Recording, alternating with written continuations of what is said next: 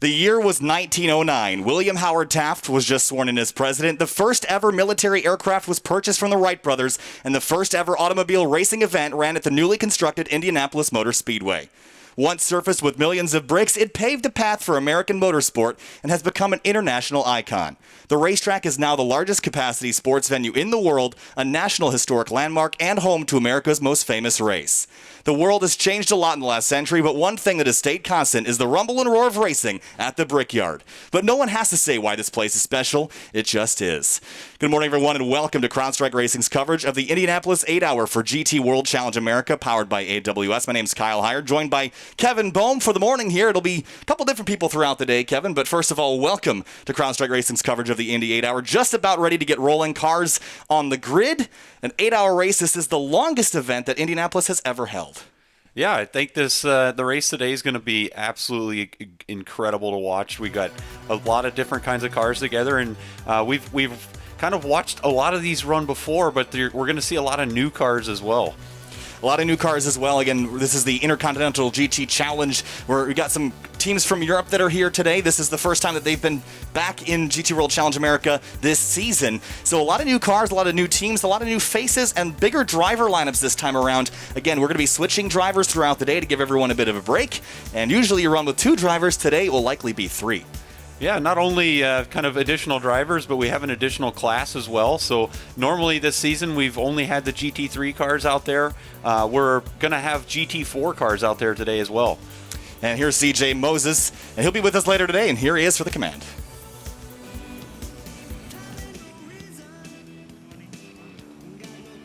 Looks like he's just waiting, hanging out. He's waiting for his command to give the command here. But as we wait for CJ, an 8-hour race this afternoon. And here is CJ finally. Moses, the Deputy Chief Information Security Officer at Amazon Web Services. Drivers, start your engines!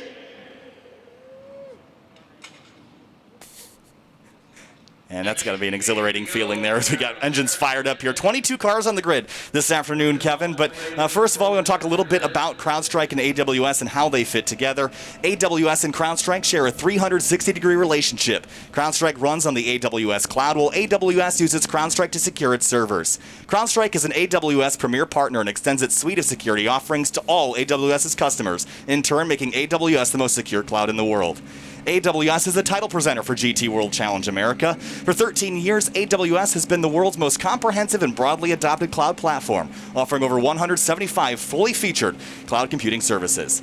Last year, the firm entered into a new collaboration that saw AWS become the official cloud and machine learning provider for SRO America, as well as a series partner of Pirelli GT4 America and TC America. And speaking of TC America, I'm sitting right next to the 2020 TC America TCA champion. We didn't really mention that at the beginning here, Kevin, but you are now a champion at a national level of motorsport. How does that feel? And tell me a little bit about your weekend. Well, I mean, it still doesn't feel real.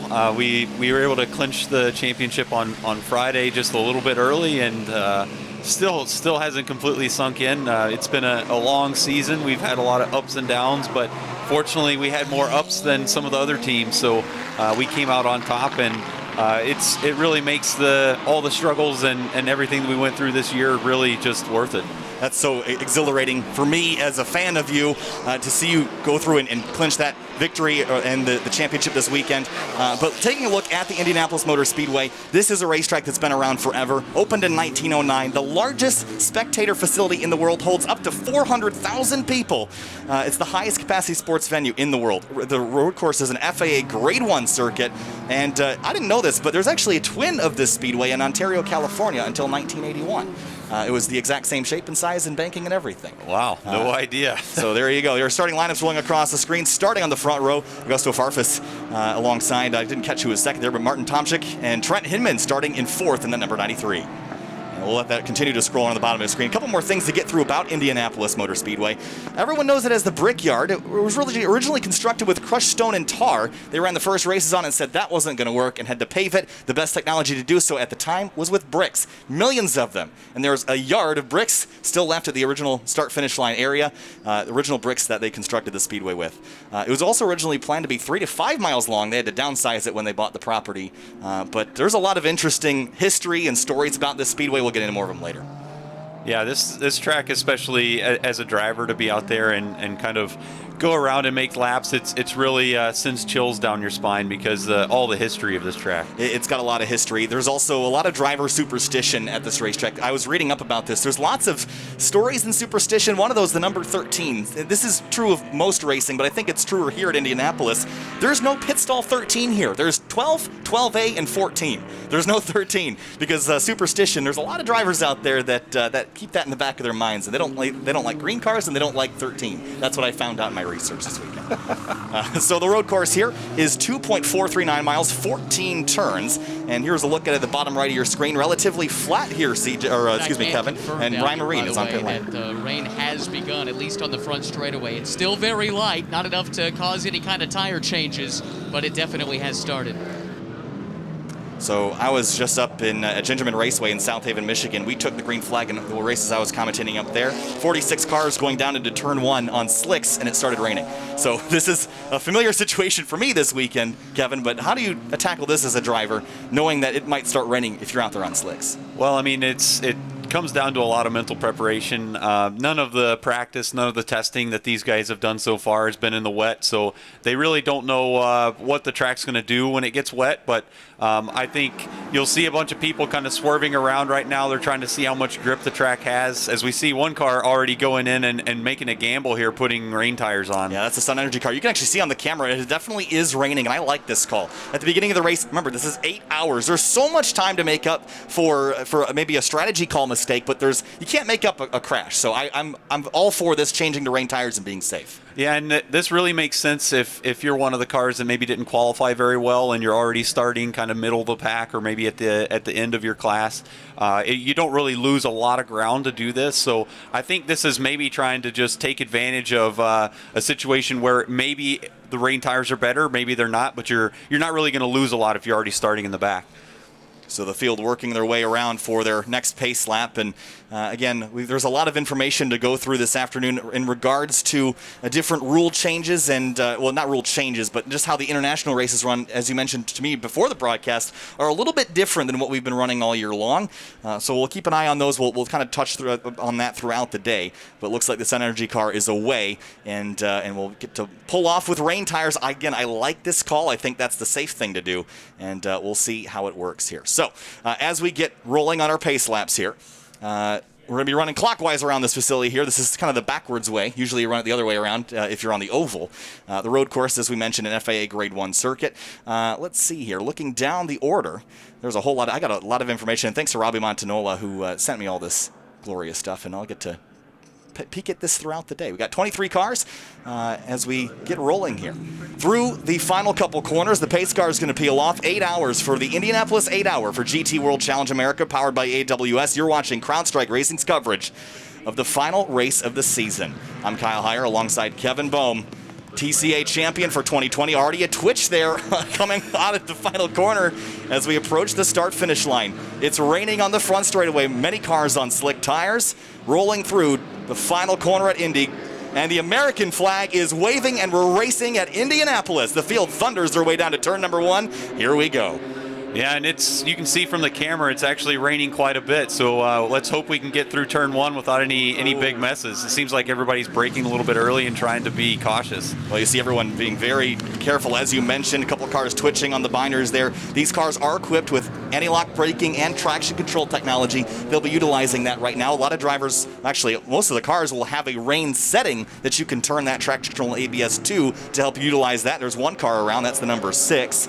GT3. They've looped it, but I think we'll see probably some more of this here shortly. It's difficult to drive on slicks in the wet. Yeah, I don't think this rain is supposed to rain very long, but it looks heavier than it's been earlier this morning already, so it'll be interesting to see who stays out and tries to kind of manage the situation and who makes a gamble to try to get a little bit more speed out of getting a tire that can deal with the water. And through the middle sector of the course. Now this is kind of the tight and twisty portion. I think everyone else is still going straight. We're going to be following the number 04 and the 63 this afternoon. Those are our DXTT racing buddies for CrowdStrike Racing as we come through the tail end of the first lap here. I'm impressed with everybody, and I wonder, do you think there's more drivers out there on wets?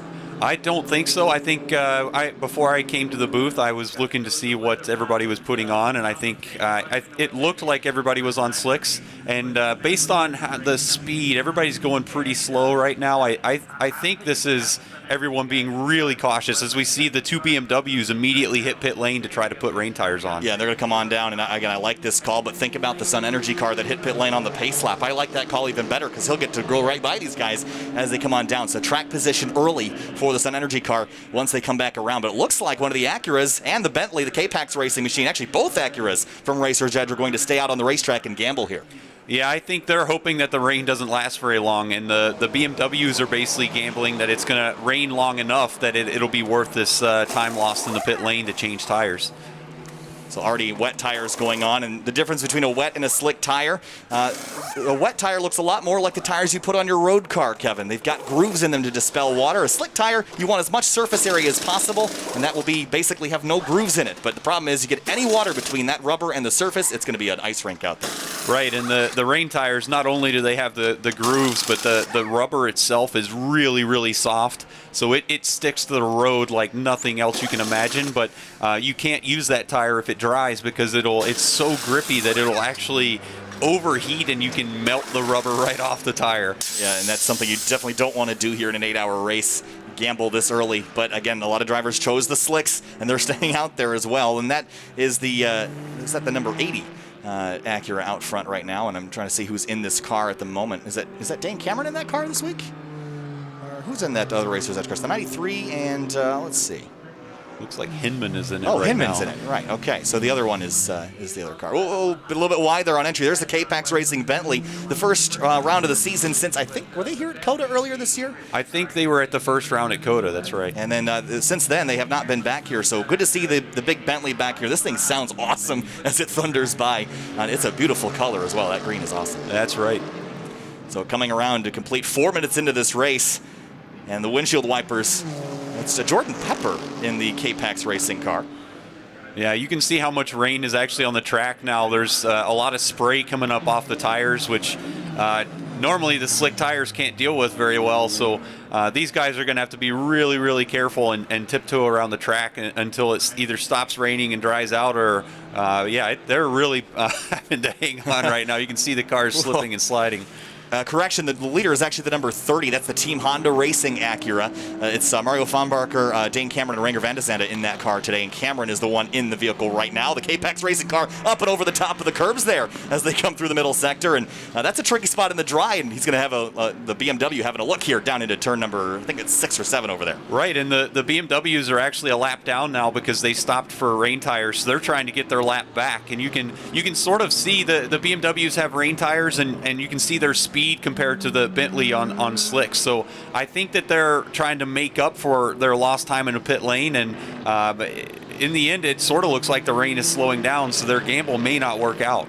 And again, the weather, I drove down from Michigan this morning. It was just constant rain, and I'm not exactly sure which way the weather pattern is moving, but I heard that it was supposed to be a fairly wet day. I'm not really sure if that's changed since the last time I looked at it, but so far, it seems like that's confirmed my suspicions.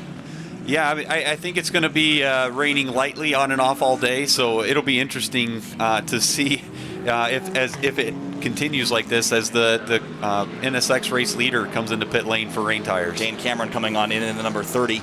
And he'll hit pit lane. And this is an interesting call because the sky does look like it's lightning. So I got to say, guys, I'm surprised by that as well. The rain has all but stopped here on the front straightaway, just spitting ever so slightly. I really think if they can hang on a little bit, the guys out there on slicks still are going to be in the catbird seat. So wet tires on for the number 30. And I don't know, I think I would have kept the slicks on. The sky looks like it's lightening up just a little bit here, Kevin. Yeah, I mean, it seems like the rain is almost stopped at this point, and if they could have stayed out for 2 or 3 more laps and even let the BMWs kind of drive away a little bit, they're still almost a lap up on them. So I feel like this is a little bit too cautious. So we've got P1TS to look at today, and again, this is an excellent software to analyze things throughout the day and strategy and all that sort of stuff. Take a look at the lap times, 1:43. That's almost 20 seconds off the pole time that we saw the other day. So the rain is definitely slowing the field on down. Yeah, that's right, and believe it or not, in the dry, my car, a little Honda Civic, was a little faster than that. So you know the track doesn't have a lot of grip when these cars can't go faster than I can in the dry. So coming back onto the front straightaway now, and not even 10 minutes into this race, and I feel like we've got enough strategy going on for a whole event, but still a long, long way to go.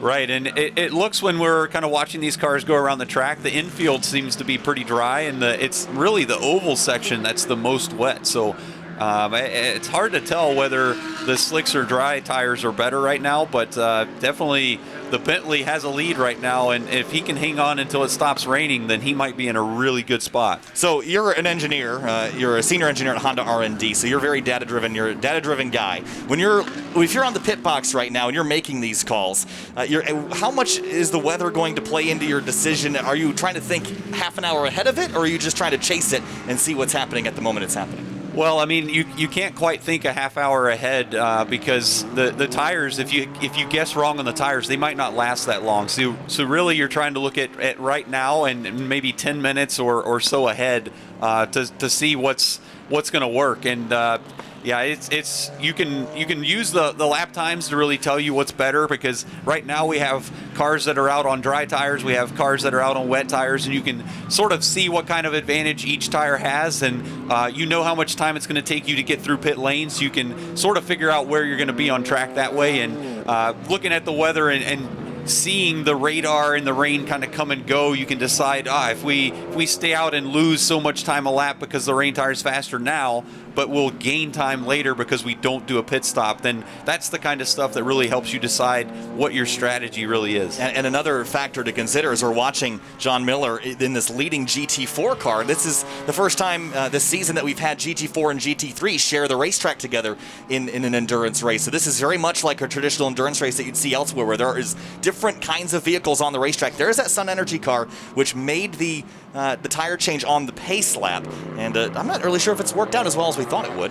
Right, I expected the Sun Energy car to kind of catch up and pass most of the guys in pit lane, but I think because it took so much time to do their change, they may not have caught the end of the field before the race actually started, so they might not have actually been able to fully take advantage of that tire change. Yeah, they're running in fourth place right now in their category. That's Conrad in it right now. He heads in this very tight chicane, and what I noticed, I got the chance to drive a little bit at Road America in the wet, is it seems like where there's a rubbered in line, the rubber is bad in the wet, and you want to kind of drive the exact opposite of what the normal racing line would be. How much experience do you have driving in the rain, and how much do you have to adjust your racing line? Yeah, I've fortunately been able to race in the rain quite a bit, and really it's kind of track dependent. Some tracks are absolutely just diabolical in the wet, and others are more normal. This weekend, because we've had lots of racing going on, there's all kinds of rubber already down on the track, but even more importantly than that, we've had multiple types of tires out there. We shared this weekend with IndyCar, and IndyCar uses a different tire than Pirelli, and basically those rubbers they're not so compatible sometimes. So even in the dry, we've had some difficulties finding grip. So several turns here, you can see the cars kind of going around the outside and not coming all the way to the apex, and that's the cars trying to get away from that rubber so that they can kind of get a better connection with the road and get more grip. So the K-Pax racing car with Jordan Pepper behind the wheel continues to lead in GT3. The second place car is the number 30 now. That again is being driven by that's Trent Hinman in that car at the moment in the number 30. I'm trying to see where we're looking at the number 30 car. That is the Team Honda racing vehicle with Dane Cameron in it. And they are down, where are they on the grid? Down farther than they were in the beginning of the race when they were out front. So. Yeah, I think they're in 15th right now. So they dropped from the lead all the way to 15th because of that tire change. So they've got a lot of ground to make up. And joining us here in just a minute, I saw CJ Moses outside. We'll see if he can find his way in. Door's a little heavy.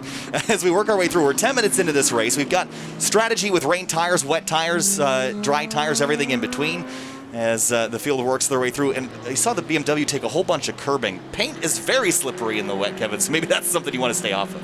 Yeah, believe it or not, these curbs, the way that they're kind of designed, some of them you go over the curb so easily that it doesn't. I don't expect it to be that big of an impact even in the rain.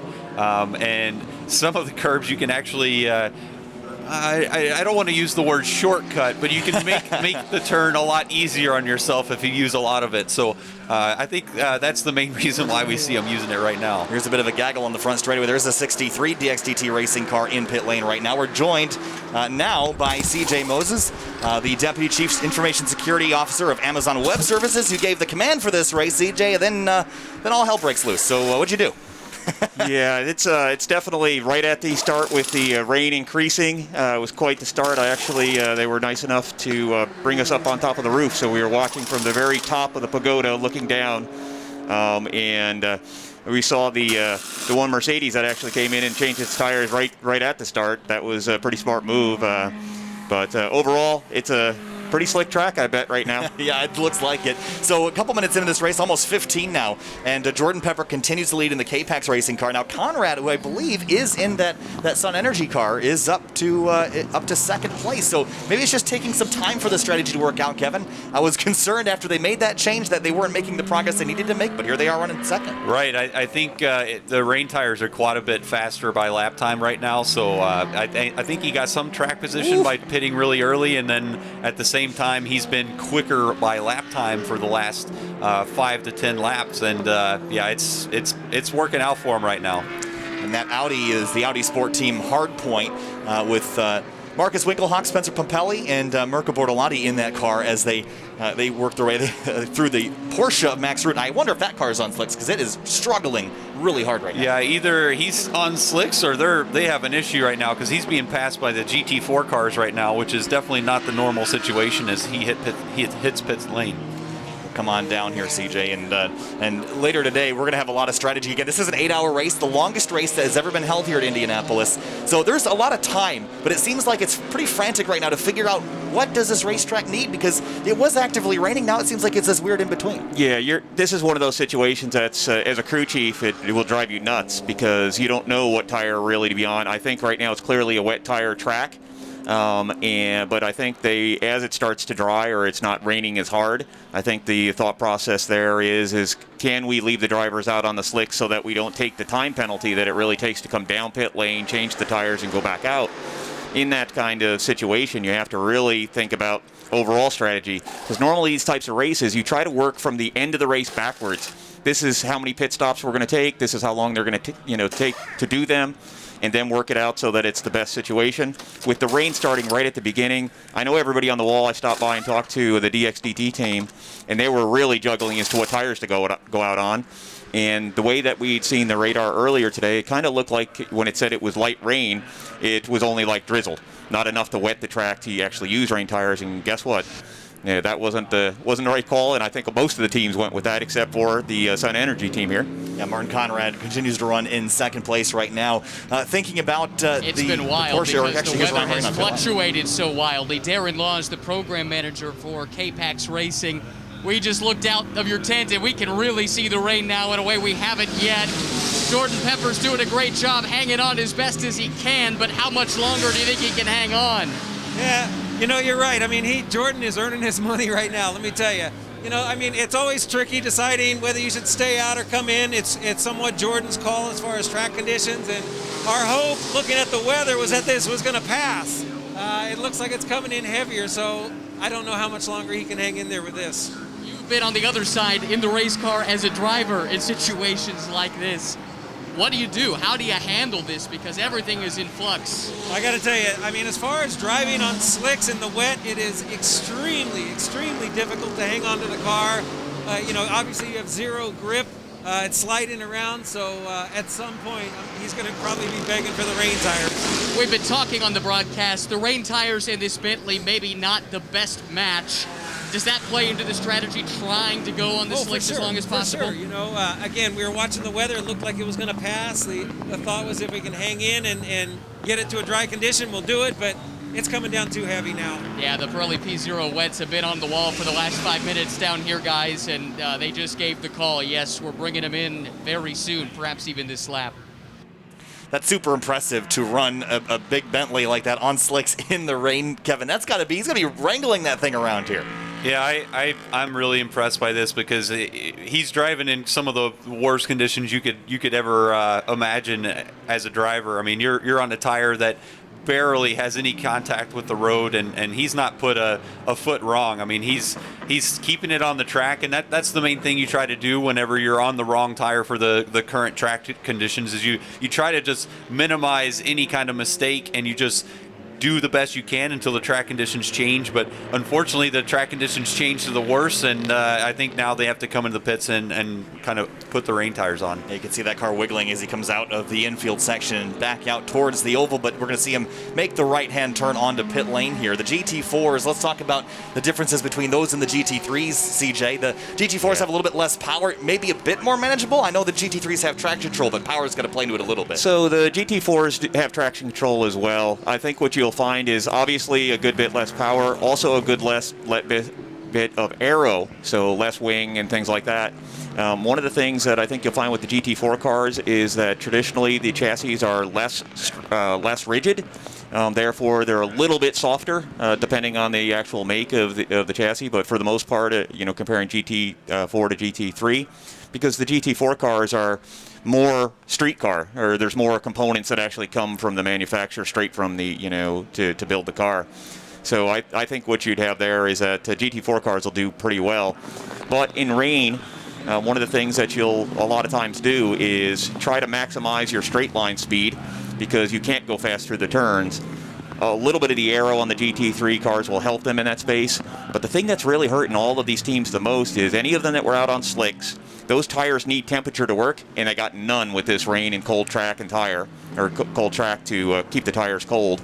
The rain tires are a softer compound, will allow them to get more grip as they get a little bit of heat in them, and actually will get enough heat to be able to be useful. And we see cars that are going off through infield and all kinds of different places now, so this rain is catching them out. That Ferrari doesn't look happy. No, it doesn't. That's the number 6. That's the Vital Speed Ferrari. Yeah, I think he caught the wall on the last turn coming onto the front stretch. Yeah, so I think this may be our first yellow of the day. It could be. Yeah, here it goes. He's just offline here, getting around the GT4 BMW, and just there's so much water right there, and it just steps out, and he's probably going to back it or tag the fence here. Wow, just look at how much it spins and caught the wall there on the left. Almost had it. And that broke some stuff. Yeah, so I don't think he's going to be able to drive back. Well, he's trying to drive around, so, it looks like the full course yellow comes out now. And, what does this do for the K-Pax car on pit lane when the caution comes out? Does that help them or hurt them? It looks like they've already lost their track position, but it may actually help, because when they come out of pit lane, cars won't be able to pass them anymore, so maybe it'll be a few less cars to get by them. And you'll also have the other cars that during the full course caution decide to come in that will end up behind him, so it may work out. The 93 car here. It may work out. It's one of those things you can never tell.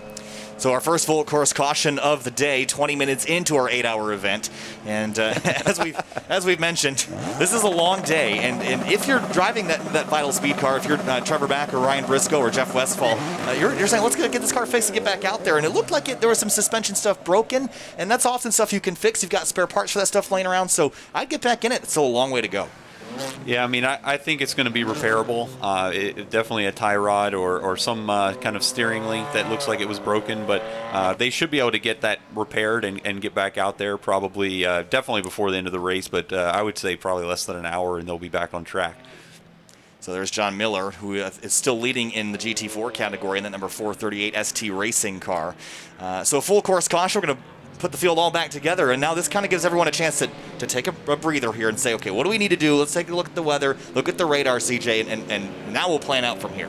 Yeah, absolutely. I mean, looking at the weather a little bit now. Co-driver for we got Ryan on pit lane. Driver coach as well for the last several years. Tell you what, couldn't have been more difficult conditions for a guy with not a ton of racing experience outside of Ferrari Challenge. Can you give us an idea, first of all, from what you saw, what might have happened with Trevor there on track? Yeah, it's a real shame. I mean, the rain started coming down really heavy seconds before that happened. And it looks like as he was coming up onto the banking, the transition to the circuit there, he just aquaplaned and the car spun on him. So yeah, it's a real shame. I mean, we're just trying to get him experience out there. He was doing a great job till that point, but just unfortunate for the whole team, you know. You've done plenty of laps in the wet in your career. How harrowing do you think that experience might have been? Can you imagine what the conditions would have been like? Well, I think he was building on his speed, you know, and the rain all of a sudden came down really hard. We were about to get on the radio and tell him to watch for aquaplaning on the front because we saw other cars lifting down the front straight. And then we looked up and he was already in the wall. So, you know, it'll be a learning experience for him, but we wish we could have got more laps in today. Do you know, is the damage significant enough that it's terminal for the day? I don't know. I mean, it looked pretty bad. He just said it was shaking pretty hard. It looks like it's the left front suspension. So, yeah, I don't know. I think we're trying to drive it back in, but we'll look at it. If we can get some more laps in today, then I think that'd be great, but I'm not sure. I'm sorry to hear it. Thanks for the time under difficult circumstances. So we were talking earlier about how CrowdStrike and AWS are, partnered with SRO America, but there's also some other little tidbits that AWS can do. And CJ, there's a lot of awesome things that run on the AWS cloud. One of them is our P1TS software where you can use to analyze the race. One of the other things, I think the pace car was just sliding through that corner. Yes. I'm pretty sure I just saw that. Yeah. Just wanted to point that out. CJ, you were showing us during that interview that you have an app that runs on AWS called RainAware. Tell me a little bit about that. Yeah, RainAware. Well, first things first, we're always amazed at what AWS customers will do with the technology that we have, because we give the building blocks and allows them to create. It's an innovation platform just as much as it is providing, the technology to be able to do so. And one of our customers, RainAware, actually has an app called RainAware, imagine that. And what they've done is they go ahead and they take your actual GPS coordinates, and then in the cloud, using all the normal weather capabilities, they then compute the weather for your exact location. And I was just using the app. Right now it's saying, rain ending in 6 minutes. Sometimes it's, obviously a little bit longer, a little bit less, but it's proven to be pretty good as far as trying to predict the weather, specifically at racetracks for me.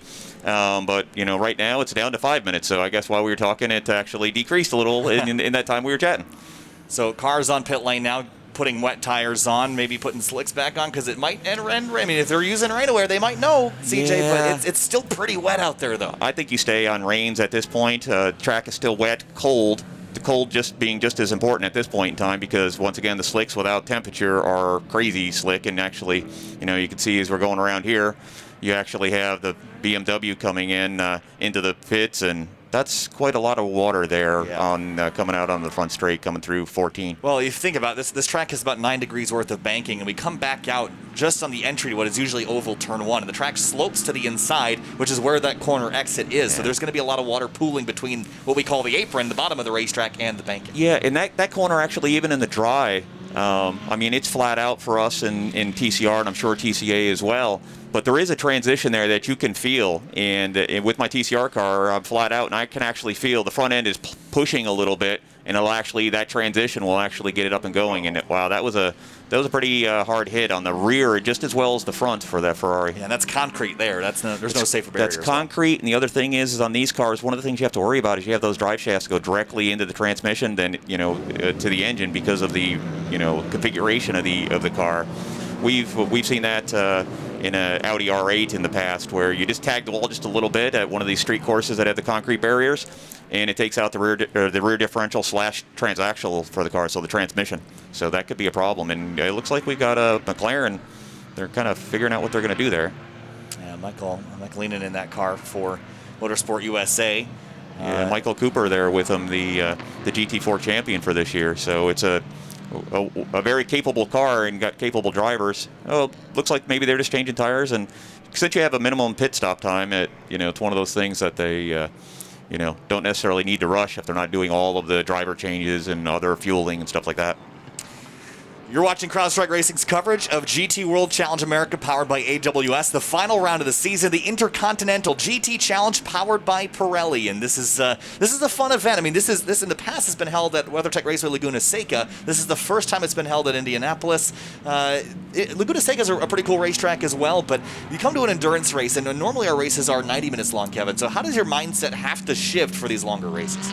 Well, I mean, you definitely can't win the race in the first 90 minutes when the race is 8 hours long. So you have to be a little bit more cautious and a little bit more kind of conservative as you start the race, because you have to make it all the way to the end to have a chance. But at the same time, you really don't want to be giving up much time. So it's basically trying to find a fine balance of speed versus kind of making no mistakes and giving room to other cars and really just trying to be there at the end so that you have something to fight with.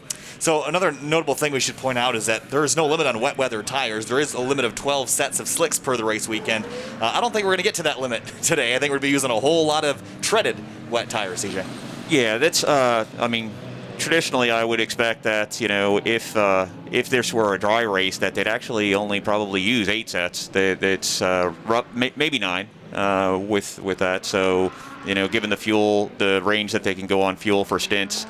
Changing the tires each time should be in that range, and I think there's no issue at this point with being able to have enough dry tires, because once you start burning time on wet weather tires, you got all the drives you can possibly throw on the car. So they'll use them whenever they can now in order to gain whatever time is possible. So in an endurance race, there's a lot of strategy that plays out. We've seen that already so much in the first half an hour of this race. You used to be a crew chief for an SCCA National Championship Touring 2 team. Tell me a little bit about that, CJ. Yeah, actually, my friend Marty Grand and I both had Mitsubishi Evo 9s that we campaigned in the National SCCA series, which is now called the Majors, and I had a bad season and actually had some damage to my car, and decided that I would actually help Marty out, and we teamed up along with a few others, and we ran for the national championship a few times. One of those events, actually, so in 2009, he was leading the race with 3 laps to go, and the left rear wheel assembly all shattered off the car and took off. So that kind of crushed us. But we gave us the resolve then the following year to continue on with that crew chief driver combo, and Marty went out and ran an amazing race, and I won't say dominated, but he definitely put in a showing.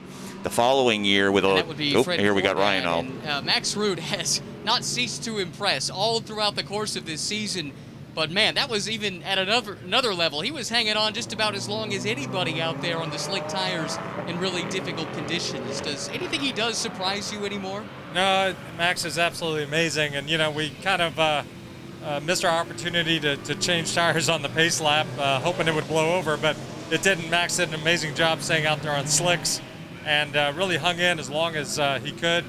And then, of course, the yellow comes out after we came in to change tires. But nevertheless, I mean, this is going to be an exciting day one way or the other. We got a lot of time ahead of us. So Max is amazing, Jan is amazing, and Wright Motorsports always gives us a very competitive car. It's going to be a long race. Attrition is always a factor, but maybe you don't expect to go into total survival mode this early in a race.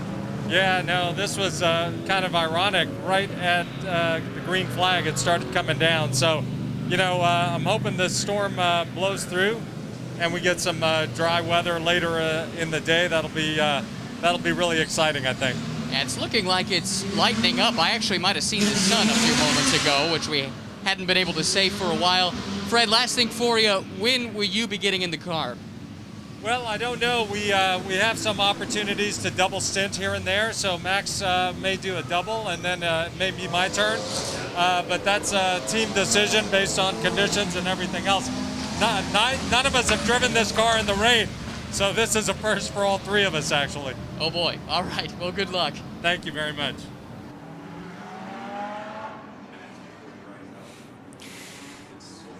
Back here at Indianapolis, as we've got our first caution about to be completed here, would be my understanding. We've been under yellow for about, 12 or 13 minutes now, so we were just noting how much pooling water is on the pit lane here, which just goes to show you it's probably collecting other places on the track too. Yeah, pit lane for sure, and as we were talking about earlier, the turn 14, which is the turn coming up onto the straightaway, has a bit of a river going down it, so I think you're definitely still rain tire weather for now. There may be teams that are crazy enough to go out there and try to run slicks because they see that, even according to my my weather app here, RainAware, rain ending any minute, and drizzle to continue, which obviously means we still have moisture in the air dripping down, but that should still allow the track to dry some, at least the puddling, especially where the cars are going, because those tires with treads on them the tread is actually pumping the water out and away. That's what creates the spray and gets it off of the racing line. So in due time, if we don't see any further rain, you'll get a drier or drying line around the track, and you'll see the cars going around. Real quick to finish the story on the SCCA stuff, actually talking about rain, after Marty won in 2010, we decided obviously we're going to defend that championship. Went on to 2011, and it was a tire call right at the last minute as to what you went out on. The track, it had rained earlier, it was damp, but it was drying, but there was rain coming, and it was a call as to whether the rain was going to get there. I used RainAware as well as a few other apps trying to jam the data together, and between Marty and I, we decided to go out on rain tires, the only car to do so. He was in a Mitsubishi Evo all-wheel drive car, and net, he screamed at me for about 6 laps as the track dried, and he was battling up front. At the end of the race, or towards the 7th, 8th lap, it started downpouring like crazy, and Marty moved forward and ultimately ended up winning the national championship for Touring 2 of SCCA by 1 minute and 35 seconds. And they actually shortened the race because all the cars were wrecking off the track. So turned out to be we made a good call there. This is the type of situation that you run into where you don't know what tires. Right now it's still rain tires. Somewhere in this stint, if the rain stays away, they're going to want to come in before the stint is over and get those tires off there and probably put dries on. At least that's my guess. We'll see how it plays out. So checking in on our DXDT racing drivers, currently George Kurtz is sitting in 8th overall right now in the 63, which I believe has Richard Heistand behind the wheel of that car. Yes. They are running a little bit behind that. I think they're down in 17th overall. There's Max Root hitting pit lane in the Porsche. And they debuted this car last year at WeatherTech Raceway Laguna Seca. And so far it's been a bit of a struggle as they hit pit lane here and drop towards the tail of the GT3 grid, Kevin. Yeah, that's right, and it looks like they're just coming in for a splash of fuel, just making sure that they can run a really long stint after the track goes back green. So you're going to see stuff like this all day to try to kind of think about the end of the race and start thinking backwards to kind of minimize your time in pit lane over the course of 8 hours. So I think this is just a little one of those tweaks to their strategy. So they're going to roll off a pit lane again, and we'll get back rolling here just shortly, but going back to the strategy at the very beginning of the race, we saw Conrad hit pit lane in the Sun Energy car, and look where he is now. He's put himself in a great position in front of Winkelhock, Farfus, Tomschick, and Cameron. Balzan, Pepper, Kurtz, Hinman, and Davis rounding out the rest of the top 10, but Conrad in that Sun Energy Mercedes is in a great spot here for the restart. Yeah, that's right, and that's exactly what you want to do when you kind of make a gamble. When it works, it really works, and he's in the lead now, and to some extent, the field is all packed up right now, so it'll be interesting. The BMWs that are kind of behind here, they've been fast all weekend, so I'm curious now that the field's bunched back up if they can kind of take advantage of their dry lap speed and see if that translates to the wet track to try to get back to the front. CJ, you mentioned earlier about the SCCA racing that you were telling me about. Evo with all-wheel drive. What about drivetrain here? Let's more specifically talk about where the engine is located, because we've got front engine and mid-engine and rear-engine cars in this field. Yeah, so, optimally in the rain, I mean, there's a lot of setup differences in the cars, but just from an engine location perspective, the mid-engine cars would have an advantage to some extent. It's between a mid-engine car and a rear-engine car, because what you want to actually have is as much weight as you possibly can over the drive tires to be able to get you off of the corner and going. That's good for that part of it. If you have a front-engine car over the front tires, it's good in the rain to be able to turn. So there are advantages both ways, and we've been actually amazed at some of these newer designs on a lot of these cars at how well some of the rear-wheel drive cars actually are in the rain, where you can drive very confidently. Kevin's the engineer here, so I'll defer to him on a lot of the technical details of how that makes this all work.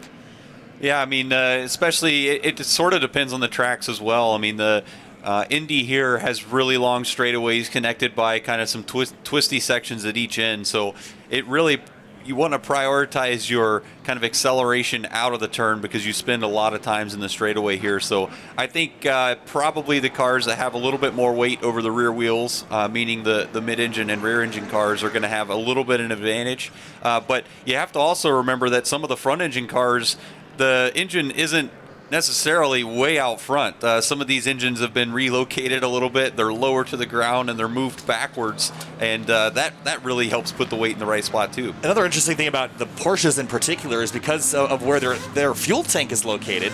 Are some of the Porsches still fueled out in the front? So as they burn off fuel, they're losing that weight off the nose of the car. So throughout the stint, that car might drive very differently, especially in low grip conditions. That's right, and basically it's going to change the handling kind of characteristics of the car quite a bit from the time they start a session to a stint until the time that they end. Probably more so than most of the other cars out there. And the crazy thing is that these cars they have quite a bit of fuel in them, so the weight changes more than you think. I want to go back a little bit about, we were talking about your TCA championship that you just won this weekend, Kevin. Tell us a little bit about the progression, the ladder system that is in place, not only in World Challenge, but also what Honda has with their program. Yeah, I mean, the car that I was racing this year, it was a Honda Civic Si turnkey race car that HPD manufacturers, and it comes completely race ready to just show up at a racetrack and just hit the ground running. And it was a great experience to be able to race that car all season and get out of, I think we won 6 times, so quite a bit of time spent on the top step, which is great. And the neat thing about that car is that it's not only eligible here in TC America, but it's also eligible in the Sports Car Club of America, which is one of the most competitive amateur racing series in the U.S. And to be able to use that car and kind of cross over between amateur racing and pro racing is a great stepping stone to kind of go from amateur racing to pro racing. And I think this year, by winning the championship, we showed that car can be competitive and you can be successful with it. And then the neat thing is, once we've been successful there, there's more options. So HPD also has a Civic Type R turnkey race car, which runs in a faster class than the car I was racing this year. And that car is also built by Honda, completely race ready, and it's just another little bit more difficult car to drive, a little bit more adjustability, and you can start expanding on some of the things that you learned in the TCA Civic Si. And then there's another step after you have some success in the TC Type R. Honda also has the Honda Civic Type R TCR car, which is, let's just say, it's a complete prepped race car with no compromise. It is a legit car, and that's what CJ runs in TC America as well. So CJ, you're quite familiar with how awesome those TCR cars are. Yeah, I actually have grown to love that car this season. I slowly got up to speed in it, and this weekend had had the best race of my season without a doubt in race 1. Ended up, battling it out with Tristan Herbert right at the end for the top step. Came up short by 0.28 seconds, and I'll remember that number for the rest of my life. But the car is quite amazing, and to tell you the truth, it was the class of the field as far as the car is concerned. I came up a little bit short in driving it, but the car itself was even more capable than I driving it. And again, for DXCT Racing, which we're actually going to talk to a couple different people from DXCT CrowdStrike later today. And coming up, if you're curious who's going to be joining us later today, we got CJ Moses, Kevin Bone with us right now. We'll have Bob Page joining us at 11 o'clock, which is in about 20 minutes from now. Jason Leach from Operation Motorsport will be in here at 11:30. And hopefully we'll have Ben Keating from Mercedes, who will be joining us. And I believe he's running in the race today. We'll see if we can get him in here, but he's tentatively on the schedule. Robbie Montanola, who's the marketing guy at SRO, he's up watching everything and tweeting and Facebooking right now. He'll be joining us at 1 o'clock. Ken Lin from P1TS Software, which we've been using to analyze our races this season. Lee Niffenegger from Honda Racing NSX. He'll be joining us at 2 o'clock. It'll be, I think, Bob Page again at 2:30. Adam Saul from Mercedes AMG Customer Racing at 3 o'clock. And CJ and Kevin wrapping up the day. So a lot of people going to be joining us here. It's going to be a fun one. But we've been under caution for a long time now, CJ. So this kind of recalibrates everybody a little bit. They're just antsy to get back going. Yeah, they're antsy to get back going, and I think one of the other things is that it's as you look outside the window here, it's not raining. It may still be some drizzle or light mist in the air. You could see it on the feed that it looks really like crazy out there, but essentially what it is that it's all the rain getting all the wet on the track getting pushed up by the tires. So they're actually cleaning the track right now. It may not look like it, but every one of those race cars as it goes by is actually drying the section of the track. You see them weaving around. They're trying to put temperature in the tire in order to be able to, restart with some temperature in there so that they can try to pass the people in front of them. Well, waiting for the restart here, we'll go over what happened in TC America on Friday.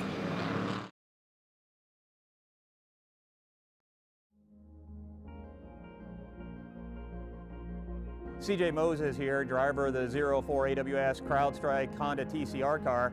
Just after the first race here at Indy, it was an amazing race. At the beginning, it was actually a bit crazy because cars were spinning all over the place in front of me, and it felt like I was dodging things left and right. The good news is that dodging through all that, was able to move my way forward, and with a little bit more action on the track, was able to maintain really great pace. Towards the end, we had a full course caution, which stacked me up in second place, just behind Tristan Herbert in the Audi, and we went toe to toe for the remaining laps. Right towards the end, I was right on his butt. We were working that last lap, and I needed just that much more in order to be able to get on the top step of the podium. But all in all, a great day. Second place, our best finish of the season for me. Looking forward to qualified in third position tomorrow, and looking forward to a great race. So please tune in or come out and see us here at Indianapolis. Hey guys, I'm Kevin Boehm, driver of the... Back live here at Indianapolis, the Indianapolis 8-hour here as we approach the restart. Finally getting back going again after quite a long time under full course yellow for an incident. The spin, the number 6 Ferrari lost it out of the final corner, got into the fence, was stopped. We got that car cleaned up. The track is starting to dry out just a little bit as we come out of the final corner, and up front it's Martin Conrad in the Sun Energy Mercedes and tiptoeing through the final corner, and the green flag is flying once again in the Indy 8-hour here for the Intercontinental GT Challenge, powered by Pirelli, as we stream down towards turn number 1. Class is mixed up. There is the number 04 CrowdStrike Mercedes coming on through. I'm not sure it's on the same lap as the leader, but there's the Audi diving big deep on the inside into turn 1, 3 wide with the GT4 car on the outside, going to squeeze each other down in turn 1, and somehow they get through it. Right, I think definitely Conrad used the GT4 car that was behind him a little bit as a pick, because the GT4 car can't accelerate as fast as he can, and there's no passing until you get to the start-finish. So he accelerated really early, and the other GT3 cars had to stay behind the slower GT4 car until the start-finish line. And now it's a gaggle behind him. There's the 04 again. That's the CrowdStrike Racing DXDT 04, which has, I think, who's in the car right now? Should be Colin Brown, I believe. Colin Brown in the car. Would be in the car? Actually, I can look right here. I've got P1TS on another monitor. I can have a look right here. No, George Kurtz. That's right. And he's 3 wide again with one of the Acuras and a BMW on the outside as they head through turn number 7 and sweep on through this very flat, tight section here. And it's getting wild out there. Dive up the inside for the Acura, backs out again. But the Audi is the Audi Sport Team Hardpoint car. With, I think that's Winkelhock in the car right now, and he's actually got it up in another gear, and he's charging towards the front right now. Absolutely. Also, it's interesting that George is in the car. He's, safety car again. Full course safety yellow. car. Oh, that's just GT4 car stalled on the front straightaway. And that looks to be the 25 car, which is the CCR Team TFB car driven by, I think, it's Tim Barber, Cole Cerullo, and Parker Chase. And it's Parker Chase in the car right now. That car just looks like it has no power. Yeah, it's strange. Yeah, it makes you wonder. Sometimes these race cars have a lot of exposed electronics, and I wonder if all the time spent going low speed with it raining got some water in the car, and maybe something malfunctioned from that. But that's just a guess, because that's actually happened to me several times. So who knows what actually happened. So back under full course yellow for the second time after about a half a lap of green flag racing. And this will probably, would we do a quickie yellow for this? There's kind of a short and long cautions typically, but he looks like he got back rolling, Kevin. Yeah, it's probably going to be a short caution, especially since it looked like the GT4 car is going. Ryan Marine was there for a moment. I'm not sure. he was really excited about something, so when he comes back, we'll get to talk to him. But there's that 25 car. Got back rolling. Sometimes, CJ, you got to cycle electronics. I was checking in on something when you said that. But yes, you're right. They definitely see the value in pitting when the field is moving rather slowly. If we go back a little while, we saw the Motorsports USA McLaren on pit lane, stationary for a bit, and we were wondering what was going on with that. And evidently, they were having a problem with the air jack, so they were never able to get that car up and actually get off of slicks until just a few moments ago when they came in on the restart. They did get that change made. They're now on wets, but they might have lost a lap, I think, with the way that this all played out. So that's the update down here at the moment. I think we might be able to grab a word here with Robert McGinnis in just a moment as well, so I'll be in touch on that. All right, so while we're waiting for Ryan here, we're back under yellow flag. Without a doubt, he's without right a doubt, it certainly has. In fact, we're starting to see maybe some signs that the sun might be breaking through the clouds here in a matter of moments. And I did find Robert McGinnis, by the way, so we're going to go ahead and speak to him. Open wheel background with a little bit of sports cars this year, but you get drafted in to run a GT3 car for the first time here at the Indianapolis Motor Speedway with the Racers Edge group joining Trent Hinman and Shelby Blackstock. What has the experience been like so far? Honestly, it's been nothing but positive. My first time ever in a GT car and a GT3 car was here in practice. So that definitely took some getting used to, but you know, by the end of, by pre-qualifying yesterday, I feel like I was up to pace, and Shelby and Trent have done such an awesome job showing me the way, helping me, and really passing along all the experience that they have to me. So I appreciate that so much. The team's given us a great car.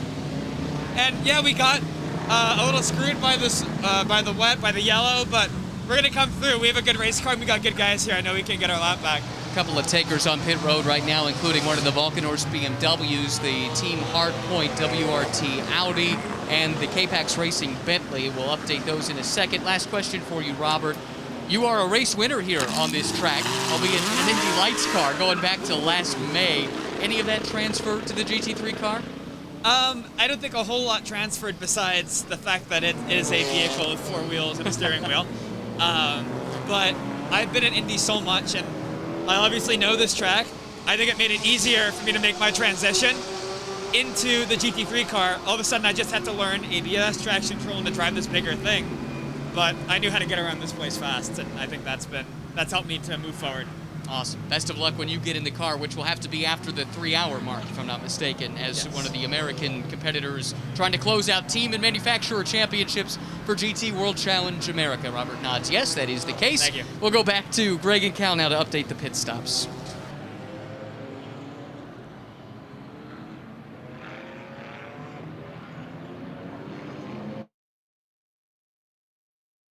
Back at Indianapolis Motor Speedway for the Indianapolis 8-hour, joined by Kevin Bowman, CJ Moses. Well, the field's still pacing under caution for the second time today, as we've got cars rolling around and some strategy going on. And you mentioned, Kevin, that it looks like they're just doing some splash and goes right now. Yeah, I mean, when it's really, really wet outside, the rain tires don't actually wear very fast. So we've seen a lot of cars come through pit lane and just kind of top off their fuel tanks to try to spend less time in the pit lane while the track's green. So I think they're trying to take advantage of the fact that the tire wear is going to be really low and try to make these stints really long and hopefully save a pit stop over the course of the 8-hour race. So rolling on through here, and we've got GT4, GT3 intermixed here on the restarts, which that was a key point of discussion previously, CJ. So how does that kind of force drivers to be maybe more or less aggressive on these starts to maybe try to grab some spots or avoid a collision? Yeah, so your GT3 cars are obviously going to try to clear any of the GT4 traffic that's there, but trying to do so in the wet isn't as easy as even in the dry, because a lot of the speed advantage that they normally have is taken away with the wetness of the track. So it does make it a bit more difficult. Not to mention that even just being able to turn down into the corner and things like that, going offline you normally don't want to do, but in this case you actually kind of really need to in order to stay off the rain. All right, so there is one of the GMG Audi GT4s hitting pit lane. So much standing water hanging around here. I think what we're going to do is we're going to take a very short break. We'll be back for the restart here in just a moment.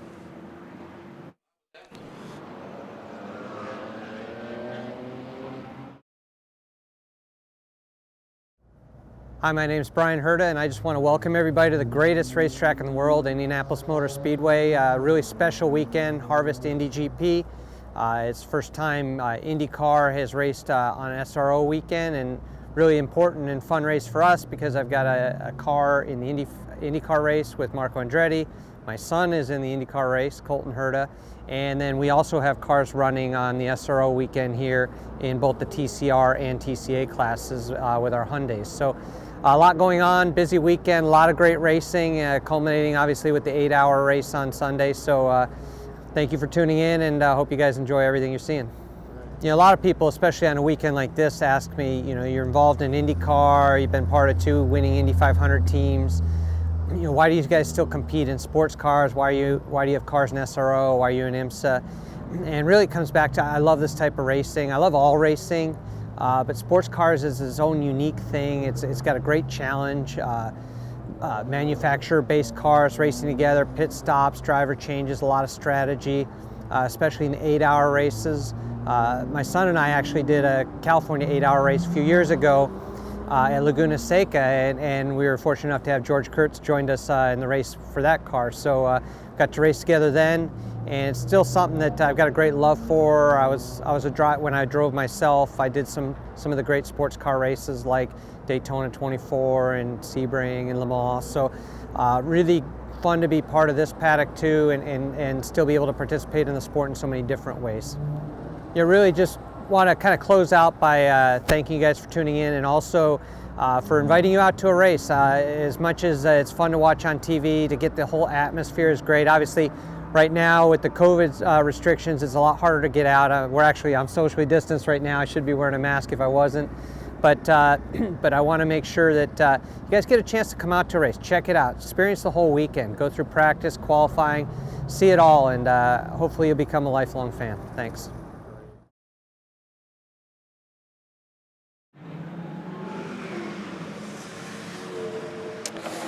Back live here at the Indianapolis 8-hour, Martin Conrad hits pit lane, and they were on pit lane for the opening pace lap here, changing out tires to the wets. Just looks like a splash of fuel now here, CJ. Strategy thinking about the long run now as we're about an hour into this 8-hour race.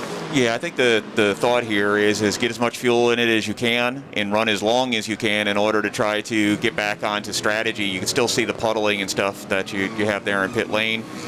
So it's going to be one of those things that the drivers and the cars will run as long as they possibly can, provided that it goes back green and stays green.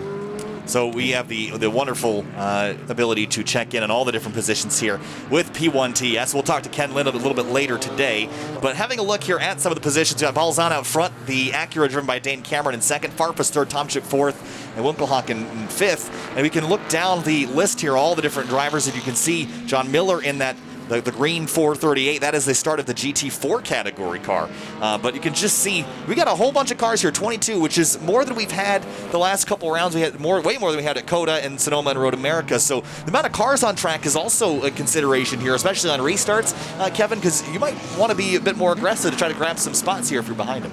Right, it's definitely tricky conditions between the weather, the extra classes, and then Indy, the track is actually fairly short compared to some of the other tracks we've been on this year, so that basically makes you kind of encounter lap traffic much more often. And having a look here at our track map, and we actually get a pretty good look here at the Indianapolis Motor Speedway road course. 14 turns around here, CJ, relatively flat, but it's got a bunch of different things. Really tight corners, a couple of chicanes here and there, and big tall curbs to jump over. Yeah, absolutely, and unlike other tracks, you need to use the curbs here to be fast. Use as much of the curb, as actually as they'll allow. They have this thing called track limits in some places, and you're not supposed to use too much or go too far over them. But the chicane that you speak of, you're essentially jumping over the curbing on both sides, trying to straighten that completely out. At least for me, it's flat. You just go through there and kind of dance through there, you get back into the back section there, after turn 7, and you're essentially mowing the lawn on either side. You go to the right, you're over the rumble strips mowing the lawn, as Kevin's actually taught me to do. Mow the lawn to the left, and then you dive to the right and try to keep a little bit of the tire still on the other side of the white line. But other than that, you're diving through there wide, back wide open. And that's where, you know, a little bit of a straight starts and you carries you all the way up onto the banking. That transition that we talked about earlier in 14 going out on the front straight, you're going to have the same thing, or river, if you will, or water that would be puddling on that transition going up the hill. So that's also a bit treacherous. Seeing a driver change here for the 438, and we're going to be switching drivers throughout the day. I'm not sure, did they actually change one, or are they just messing with gear on the inside there, I think? They've been adjusting something. Didn't see anyone hop out of that car. Yeah, I didn't quite catch that, so maybe there was a little bit of a problem, maybe some radio communication issues, and just trying to get some of that figured out. Yeah, and well, that was our race leader as well, I believe. Yeah, that's what it looked like. Wow. So there's the one car, and that car this week is again, that's the Squadra Corsa car driven by Martin Fuentes, Balzan, and Mark Issa. And Balzan is in the car right now. They are currently the race leader. Cameron in the Acura NSX is in second, then Farfus third, Tomczyk fourth, Winkelhock in fifth. Our DXTT guys, George Kurtz in eighth, and Highstand in 10th right now. So still waiting. Again, these caution periods give everyone a chance to kind of plan things out a little bit, but I'm not really sure how much you can plan.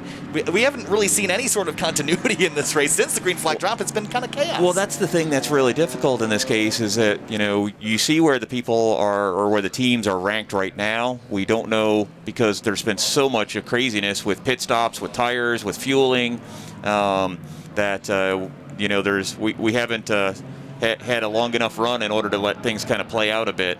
But that's the great part of endurance racing is that you may see the leader and think, okay, this person or this team is going to be the one that's you know, ultimately leading and going to win in the end. But oh yeah, you know, they're 5 laps short at the end in order to be able to reach the end with fuel, and then that changes the whole dynamic. You know, all of these cautions and rain just makes it so dynamic that you really have to watch the whole race in order to see, you know, what not only what occurs but what happens. Here's Ryan. The pit lane official, and the issue is the puddle in turn 14. The drivers are reporting that it is different each time they come around. So the plan at the moment is just to keep the cars circulating, running through that puddle until it disperses to the point that the officials feel like the track is safe enough to resume racing.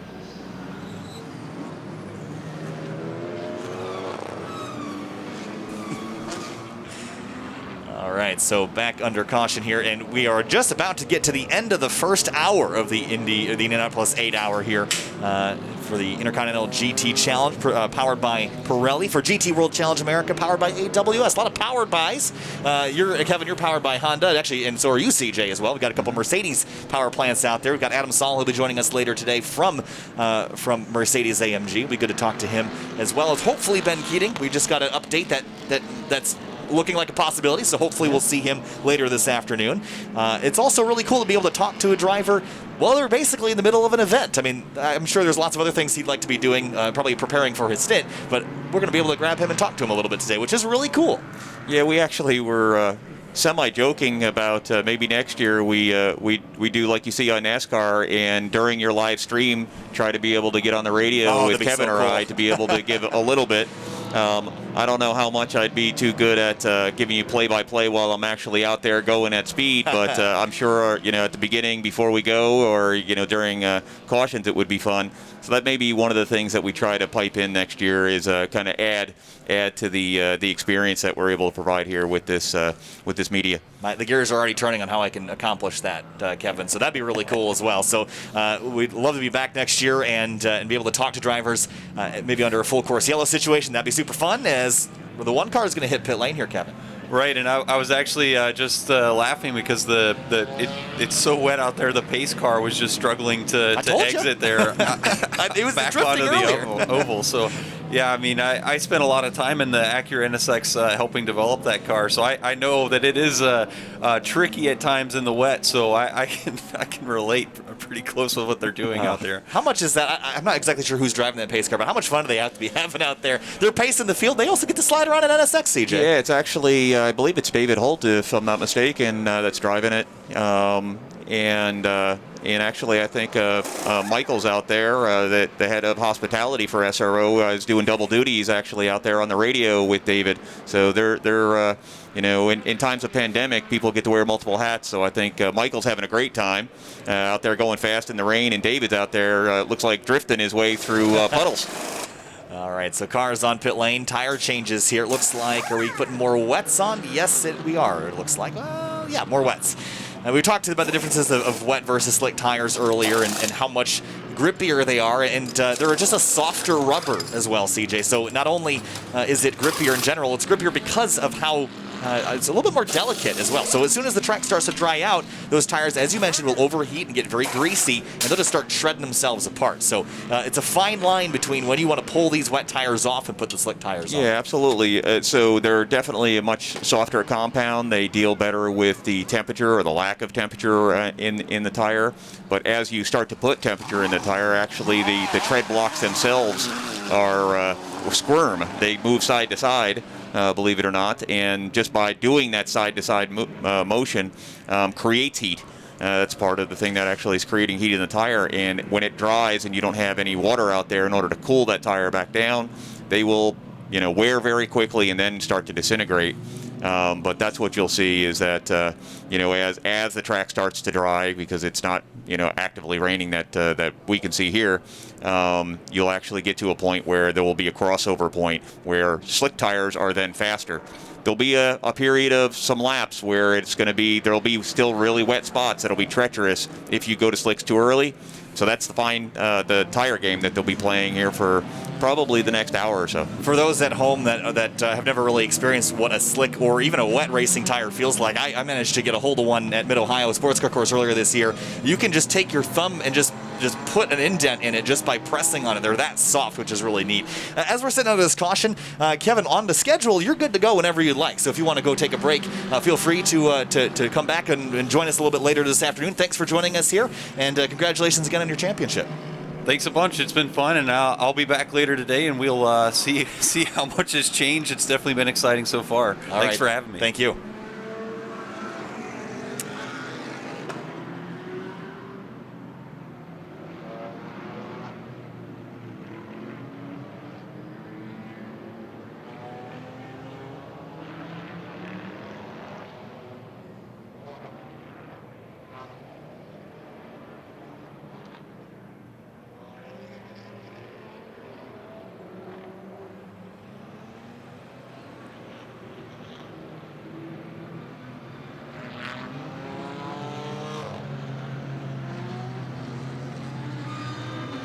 All right, back live here at the Indianapolis 8-hour. Joined now, we got CJ still here. We've got Bob Page joining us. Bob, what's your official title? I'm not sure if I know the official title that you've got, but it's probably a very important one. I'm the guy that runs around and accomplishes all the crazy tasks. That's an awesome title. Yeah.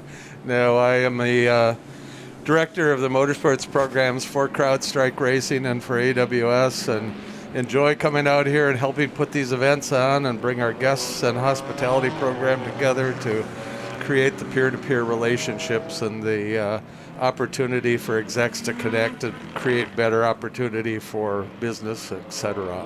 Well, I want to thank you very much for joining us here this afternoon. Been kind of a wild one so far, and CJ, you've been watching since, well, from the drop of the green flag. You were up on top of the buildings here taking a look at it. We've seen quite a bit happen in this first hour, even though most of it's been under yellow. A car on pit lane, again, we were discussing this earlier. Usually I think you see a light here, but we got a person with a red flag. That means the same thing. Yes, I think they've that person is serving a penalty. Yes. For something, and looks like we're about to get ready to go back green here. Yeah, with a couple of GT4 cars out in front of, I think that's the number 30. That the Acura NSX is in third place as we're talking about the GT3 car in the third place position. As we take the green flag again, the Aston Martin out front, and here comes the Acura GT3 up the inside. It's Dane Cameron in that car, the overall race leader, working through some lap traffic. Look in the background, the Audi popping out of line on the BMW. They're going to try 3 wide off into turn 1, but think better of it. The Bentley, the K-Pax car, the GT4 so slow into turn 1, up and over the curbs. Yeah, and you got the difference. You can see the difference in speed between the GT4 and GT3 cars. It's not as big as when in the dry, but you can see here that, I think it's Andrew Davis maybe in the number 2 Porsche from GMG. He stayed tucked in and let the GT3 cars go wrapping around as the true pro that he is. And there the Bentley just shortcut the chicane in order not to hit the GT4 car. So you go where you can. And in these conditions, they're not going to call track limits because it's basically make your way through however you can and not hit each other. Oh, the Audi's in really deep into turn number 7. He managed to keep it on the course somehow, but everyone weaving and bobbing here on the restart. This is a tense moment for everybody, especially when you've got this class mixing. Yeah, absolutely. But what you could actually see there in that shot was that you actually have a drying track.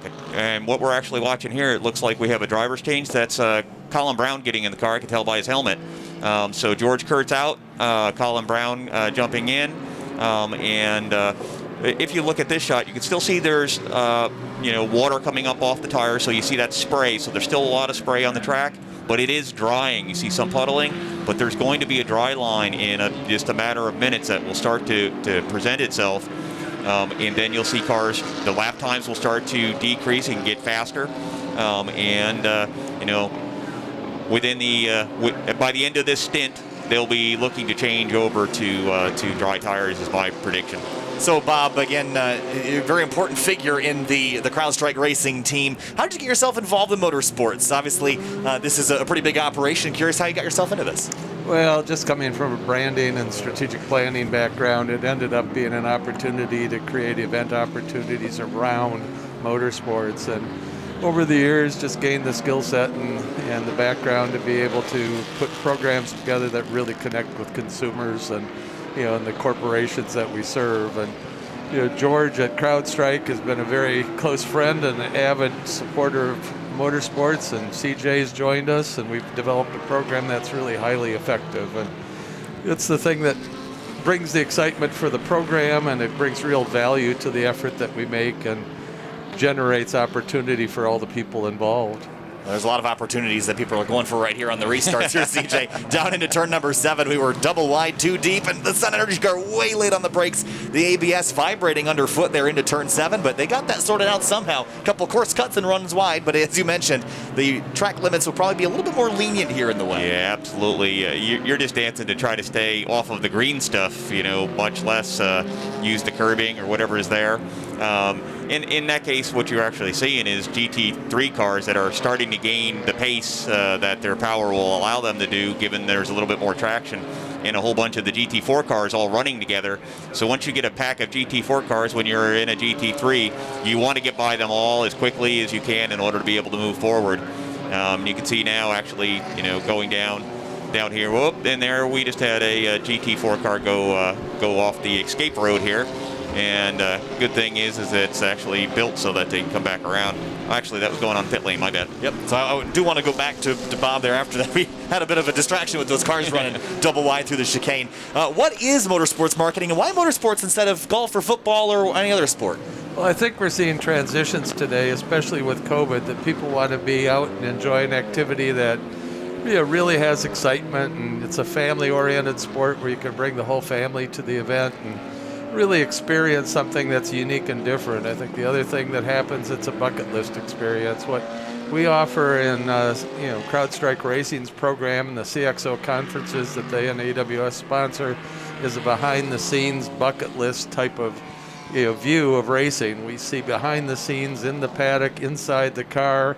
We have a great weekend of entertainment and experiences that very few people get to perceive over the course of their lifetime. So people leave excited and enthused over motorsports once they have the opportunity to participate. Well, you touched on the CXO summits. What are those exactly, and how has CrowdStrike and AWS kept up with those leadership events for CXOs while you haven't been able to host people at the racetrack this year? Well, we've had to flip the switch pretty dramatically, and it's involved programs like this with you, Kyle, and we've been able to try to find alternative ways to keep in touch with our friends and our guests and our clients. But most importantly, too, is it's allowed us to get connected more closely with our employees, for them to understand why we race and why we're out here on the track and building these experiences. And so we're really thrilled to have found alternatives, looking at things like sim racing, looking at other types of virtual CXO opportunities. And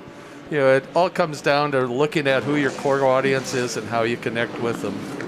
And we saw George Kurtz jump out. You mentioned how important George Kurtz has been to the CrowdStrike Racing and that organization. Tell us a little bit about George's racing history and how he's ended up at CrowdStrike Racing. Well, George, for 8 to 10 years now has been involved in some kind of motorsports and has been an enthusiastic person related to motorsports because George is a competitor. Whether it's in business or whether it's on the track, George is out there to win, to defeat the adversary and really have an impact on the activity, business, or sport that he's involved in. And so he has progressed up through the ranks, starting with Radical Series and evolving over into the GT racing. And now that he's been successful in a number of different avenues in GT racing, he absolutely loves it and is now looking to broaden his reach into endurance. And of course, George and CJ and Kevin Boehm all driving for DXDT Racing. But tell us a little about Kevin Boehm with his Boehm Racing and Operation Motorsport, how they work together and how they've gotten Kevin to a TCA championship in 2020. Well, I think CJ and I can talk to that jointly because CJ has known Kevin for a number of years through SCCA racing and has seen him at the track and become friends and contacts and built that relationship on one side. And interestingly enough, Kevin's dad, who's involved in this program, is a very good friend of one of my good friends. And so when Kevin was looking to get engaged in the SRO program, we both got contacted via both relationships and friends to have a chat with Kevin. And we found out he's such an incredible guy. We were really thrilled to try to put something together for him and bring him to our team to also help expand what we were doing with the new TCR program. Yeah, Kevin's obviously got quite the SCCA resume, and that's how I met Kevin was through SCCA, the Sports Car Club of America, and the thing is that it's very rare that you have such a good driver, an actual race engineer / regular engineer, mechanical engineer, for Honda Research and Development, that also is just a great guy. I mean, he's just the kind of guy. He's very humble, and it's amazing what he's been able to accomplish. But even more so that he's such a good person as well. Between him and his family, his wife Sharon and his dad Herb, the team has been amazing to work with, and it's really a family team. Added on to DXDT, which is a family team itself, because we have a lot of the family both involved in driving and crewing for DXDT. So we like to, have that family atmosphere, and bringing Kevin, his wife, and his dad into the mix has been quite amazing. And then adding Operation Motorsports on has been a great, addition. Obviously, I spent 12 years in the United States Air Force myself. So doing whatever we can for veterans that need that kind of camaraderie and sense of purpose, giving that back to them by allowing them to be part of such a team that is family oriented, I think has done a lot, at least for the service members or veterans that we've actually worked with. It's been very rewarding, even to me personally, but working with them and seeing how it's helped them is also an amazing thing. And they've done a great job because Kevin went out there, and with all their assistants, both his family and both his family, DXDT, but Operations Motorsports were able to bring home the championship. And I don't doubt that Kevin will turn around and we'll have something great for next year and put that same team to play.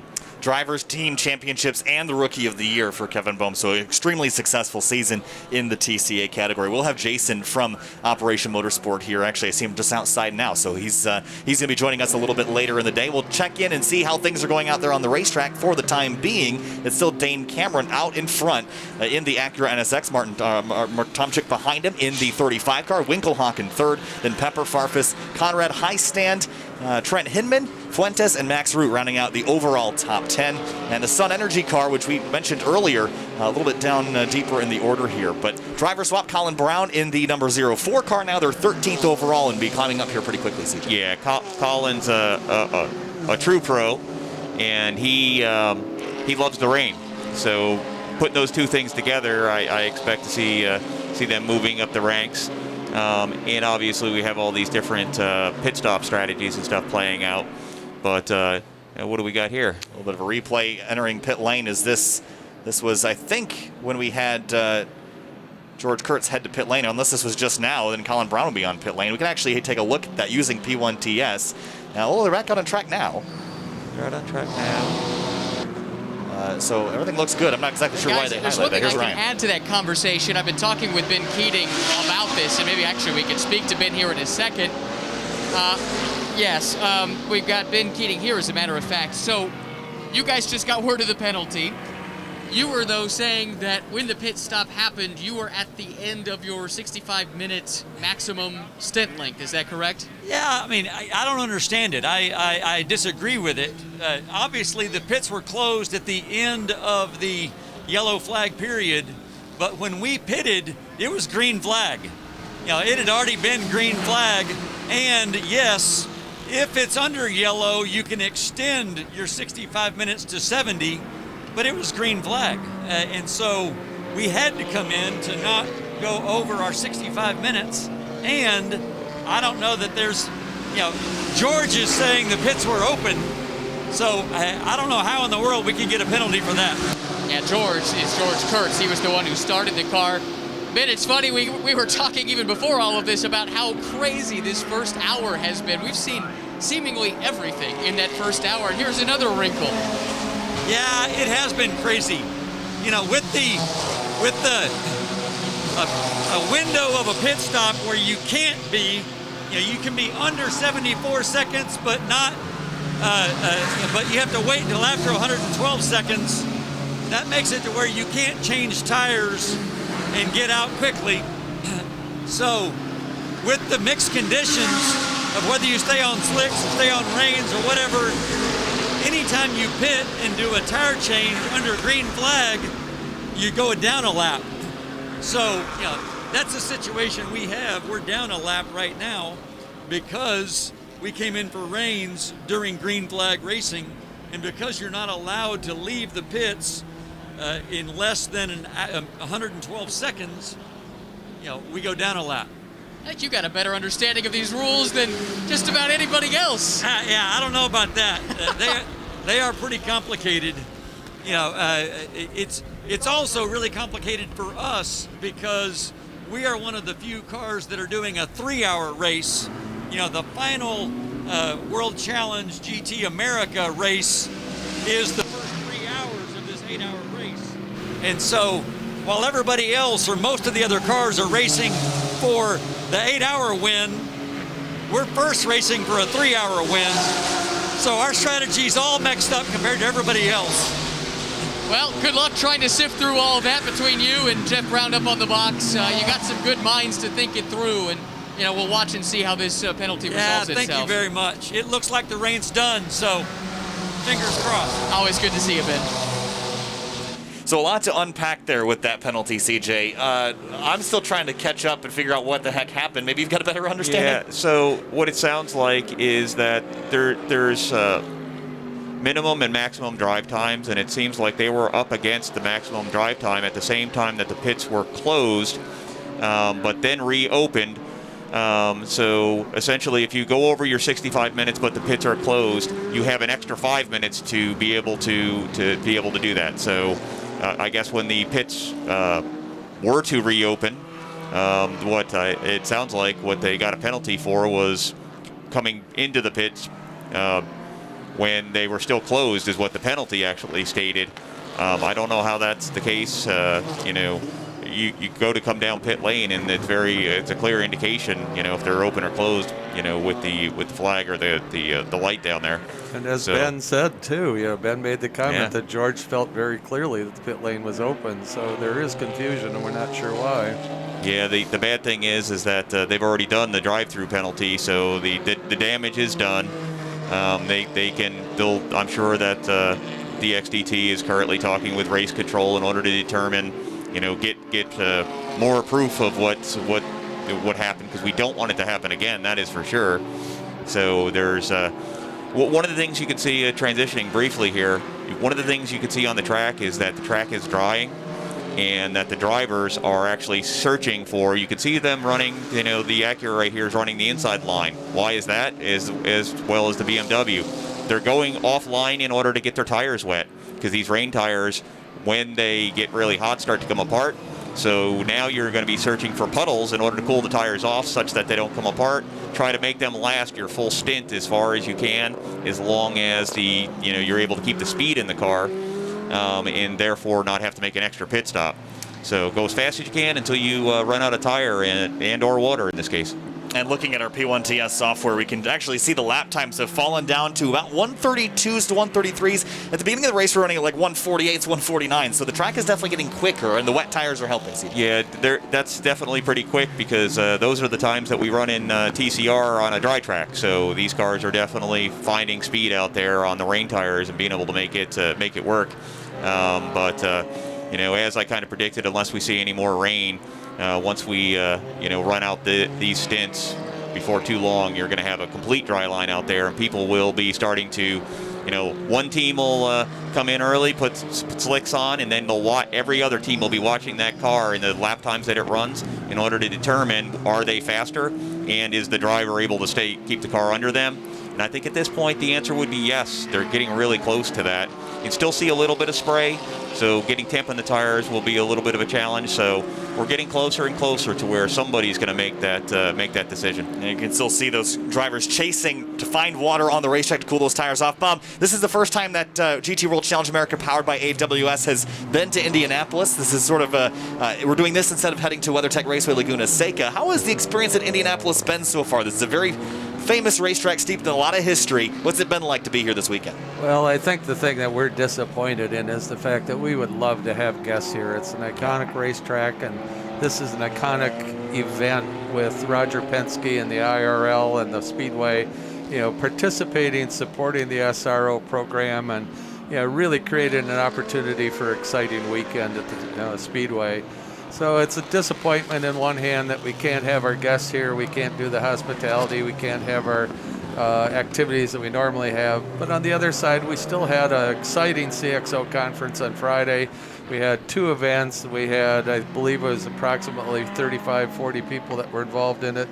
So we've continued to do the things we always try to do on these weekends. Unfortunately, we just couldn't have the participation we normally would have due to COVID. Yeah, CJ, I think when I walked in here, I'd never been to Indianapolis either, and walking in the gates of this place and you see the bricks and you see the pagoda, there's nothing quite like this place. And while WeatherTech Raceway Laguna Seca is a great racetrack, I feel like this place just feels like the right place to end a championship. Big slide there for the race leader. Yeah, absolutely. These are hallowed grounds. The history here goes back so long. The yard of bricks and all the history that encompasses that. It's quite an amazing place to race. I mean, especially you're coming down the front straightaway. There's a battle going on out there now with between the GT4 cars, it looks like. That's for the race lead. That's Bill Oberlin in behind Whitmer in the 438 car. Stop and hold. 99 seconds for the number 82 pit stop time infringement. And the 82 car is the second place GT4. That's Bill Oberlin. So penalties handed out left and right here. 99 seconds. That's a long time. That is a very long time. So Given the amount of time that they're actually having to serve, I have a feeling that there was a calculation done up in race control for how bad their infraction actually was, which equates to almost the entirety of a full other pit stop as well. Because we were just hearing from Ben Keating the elapsed time of the pit stop. So that's going to hurt. That's pretty close. I just took the race lead in the category as well, so that's going to go away very quickly as Whitmer tries to get back by. But trying to maybe reduce the pain just a little bit. But 99 seconds, that's that's a long time. That's over a lap that you'll be sitting on pit lane for. And that's essentially what it's doing, is putting them a lap down. It's an easy, I shouldn't say an easy way, but it is the way in order to right whatever wrong that was done. So you have a battle that's going on out here right now that shouldn't be.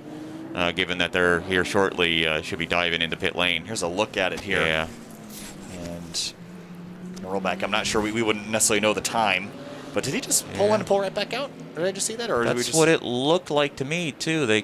So maybe if you stop in your box, once you make that move to the pit box, then you're on the minimum clock. Yeah, and that's what it looks like. And because of the minimum stop time, that's probably why making up the difference. And here they're coming in order to do that. But look at the road going on in there. The track, there's very little moisture. I mean, you still got some spray, so there is some, but better we get on the binders quick here. So a couple minutes left here until we're going to have Jason from Operation Motorsport jump in here in just a couple minutes. Just about 6.5 hours left in this race. We're about an hour and a half in so far. It's been a little bit of everything so far. I thought when I came here this morning, I was driving down through the rain, and I was like, okay, it's going to be a wet day, but I didn't expect it to be this weird. It's this in between. We had this all weekend at Gingerbread Raceway as well, where I was this weekend, as we got a battle in class here between the number 30, and that's the one car Fuentes, and that's one of the BMWs. I don't think the BMW is for position, or maybe it is. Who's that? What number is that car behind? I'm trying to see if that's the 35. 35. So that would not be for at least the. Oh no, it is. It is for position. So that would be the 30, the 35, and now I think the. Who's the other car in that? There's a whole bunch of cars all mixed up right now. Fuentes was one of them, yeah. So yeah, I think he's down a lap from the race. Yeah, they're looking like they're actually going by him. Yeah, Fuentes is one of the cars that's actually they're running for the GT World Challenge America Championship. So you have the Ferrari, obviously both of the DXDT cars, including George's car, that are actually doing that. And you can see you got a little box there showing the stop and hold penalty. That's 99 seconds.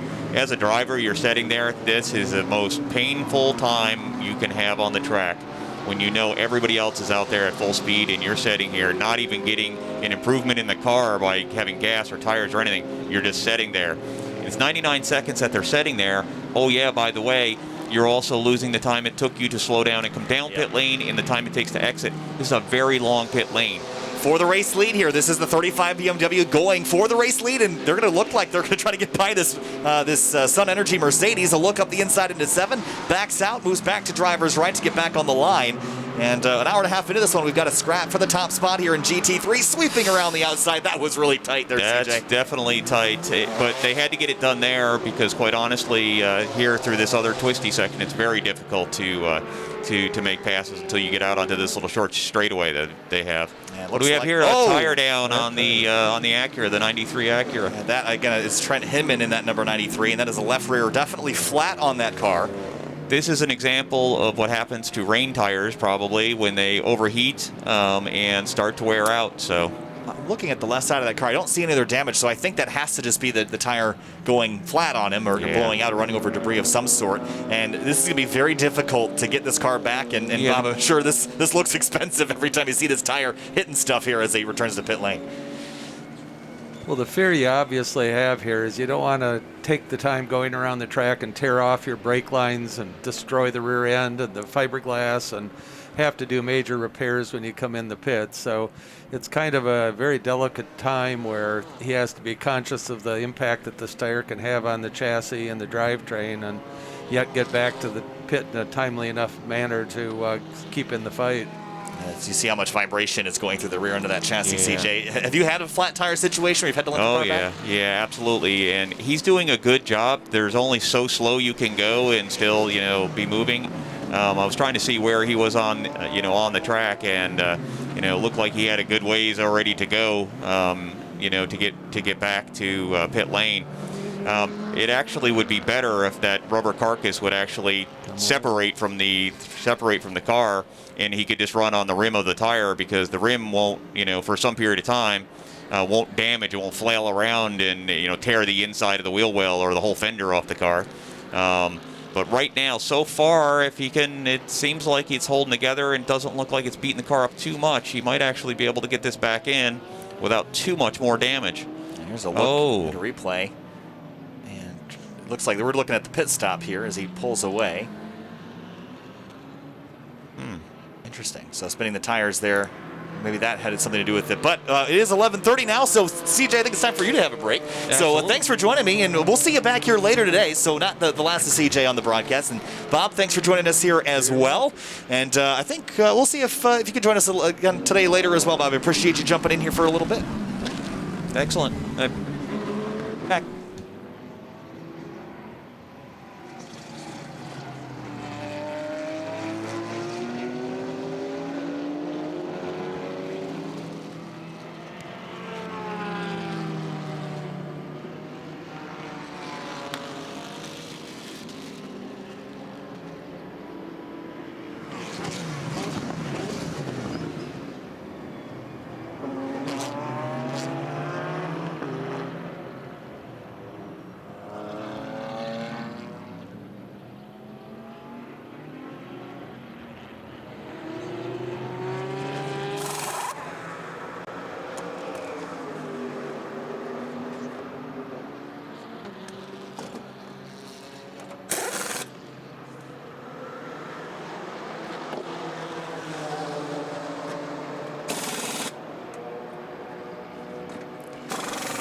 back at the Indianapolis 8-hour, joined now by Jason Leach from Operation Motorsport.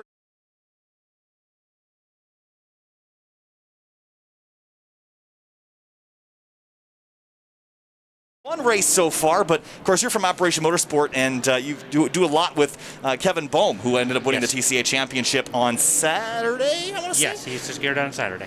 So tell me a little about Operation Motorsport and how it's helped Kevin get there. Okay, great. Well, first, thanks for having me on the broadcast today. Really greatly appreciate it. So Operation Motorsport, for those that are not familiar, we're a 501c3 foundation in the United States.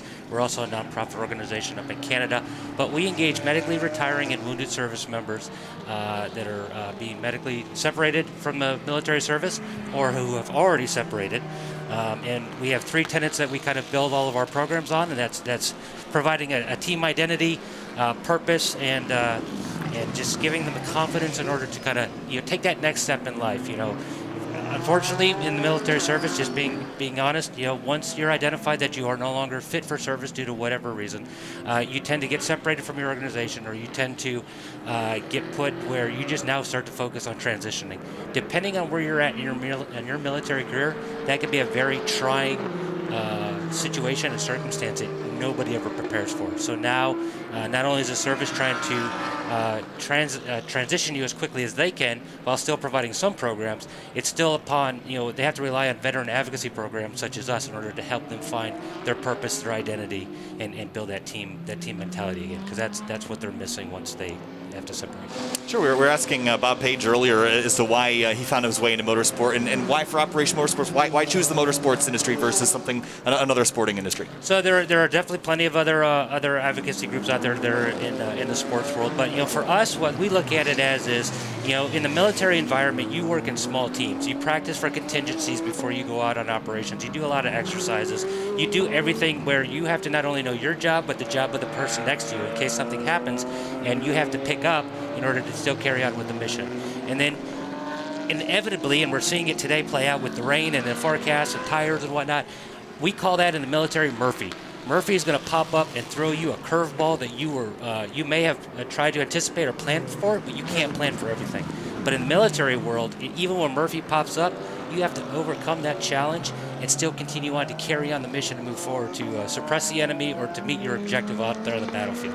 In the sports world, it's not a whole lot different, except your enemy out on the track is your competitors, but at the end of the day, you're just trying to get to that top spot on the podium and achieve it. That's your objective, that's your mission, that's your accomplishment.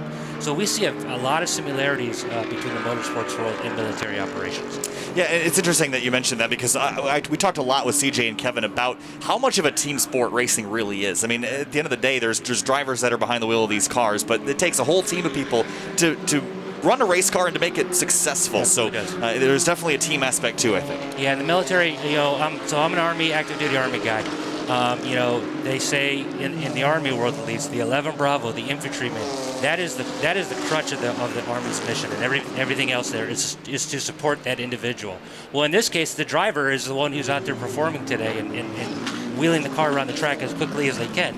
But it's the crew members, it's the fueler, it's the fire bottle, it's the flagger, it's the hospitality, it's the marketing and branding, everything that goes on in the backside that we don't get to see here on TV today.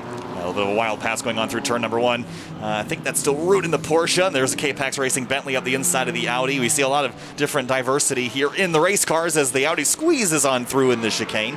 I sort of come from a sim racing background, sort of broadcasting iRacing. That was where I came from, and I hear that Operation Motorsports also has an iRacing league. We do. So, like a lot of folks in this world, 2020 and COVID-19 really kind of put us a little bit back on our heels, where we had to become innovative and find new opportunities to engage our beneficiaries and our supporters. So, in May, we started kind of a test bed of an iRacing program, knowing that the premise behind it, a lot of these drivers that we see here in another series, they use the platform to learn tracks and master and craft their skill. For us, we used iRacing in order to virtually engage with our beneficiaries when we could not physically be at the track. So we ran about a 5 or 6 race test program to see if we could build a foundation. We had about 9 or 10 average people joining us on Tuesday nights. That didn't cause us to go ahead and let's go ahead and start our official league. Right now we're Got to thank Recaro for their sponsorship and support in that. And we're in race 6. We just finished up here actually virtually with Indianapolis a couple nights ago on Tuesday night. We've aligned our schedule with SRO and other series in order to kind of help cross-promote what's going on in the real world and what we're doing in the virtual, but also give our beneficiaries a sense of what they could expect or maybe what the drivers may see. So it's been a great program, and we're really excited to the point that we're already planning for a winter league and looking into 2021 to continue the iRacing. Tell us a little about the beneficiaries and some of your favorite positive outcomes for those beneficiaries for Operation Motorsport. Yeah, there are so many. So in some cases, if I'm being frank, I think our programs have lifted guys' spirits and confidence up to where they're still with us and on the earth today. Unfortunately, veteran suicide is increasing, and also in the military ranks. And it's been a very trying year from that perspective, but I do know that our programs have helped people give that confidence to move forward. So that's a very near and dear and right in your face.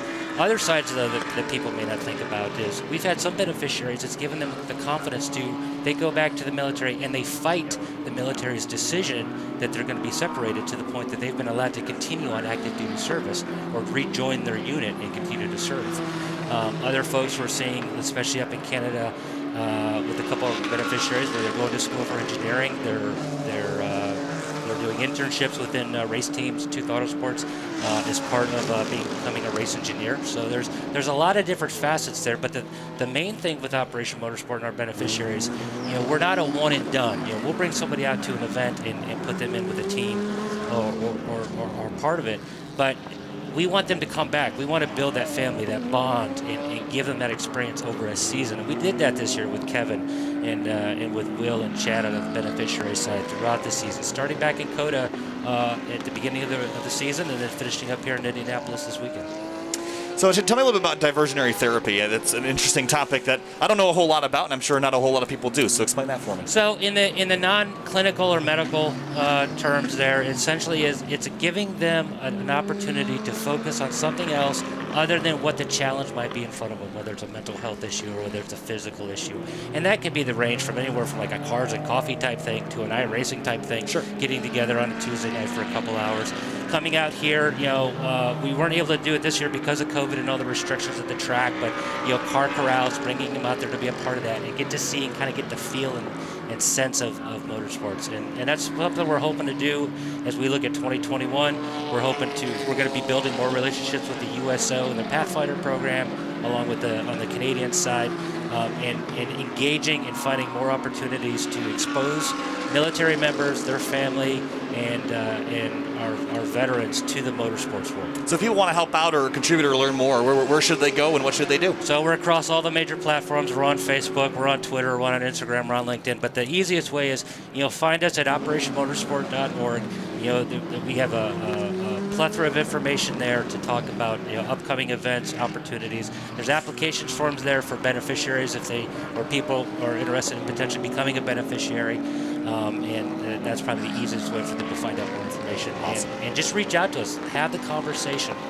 That's the easiest way too. Awesome. That's so awesome. And what else is awesome here is the racing that we've been seeing. It's been a pretty fun weekend so far. Is this your first time to Indianapolis?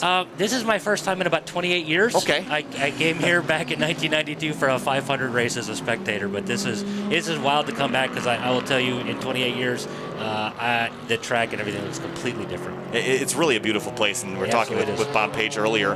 This is my first time to Indianapolis, and I just find this place so fascinating. I was looking up some fun facts earlier about the superstitions around Indianapolis Motor Speedway, how there's no pit stall number 13. It just goes 12, 12, 8, 14. I thought that was kind of funny, but there's so much history at this racetrack, and it just feels like a cool place, the right place to end a season for SRO. I absolutely agree. I was fortunate enough to be with SRO at the end of season last year in Las Vegas, and Las Vegas is a great track. Sure. It was a great city, and the awards banquet and everything was phenomenal.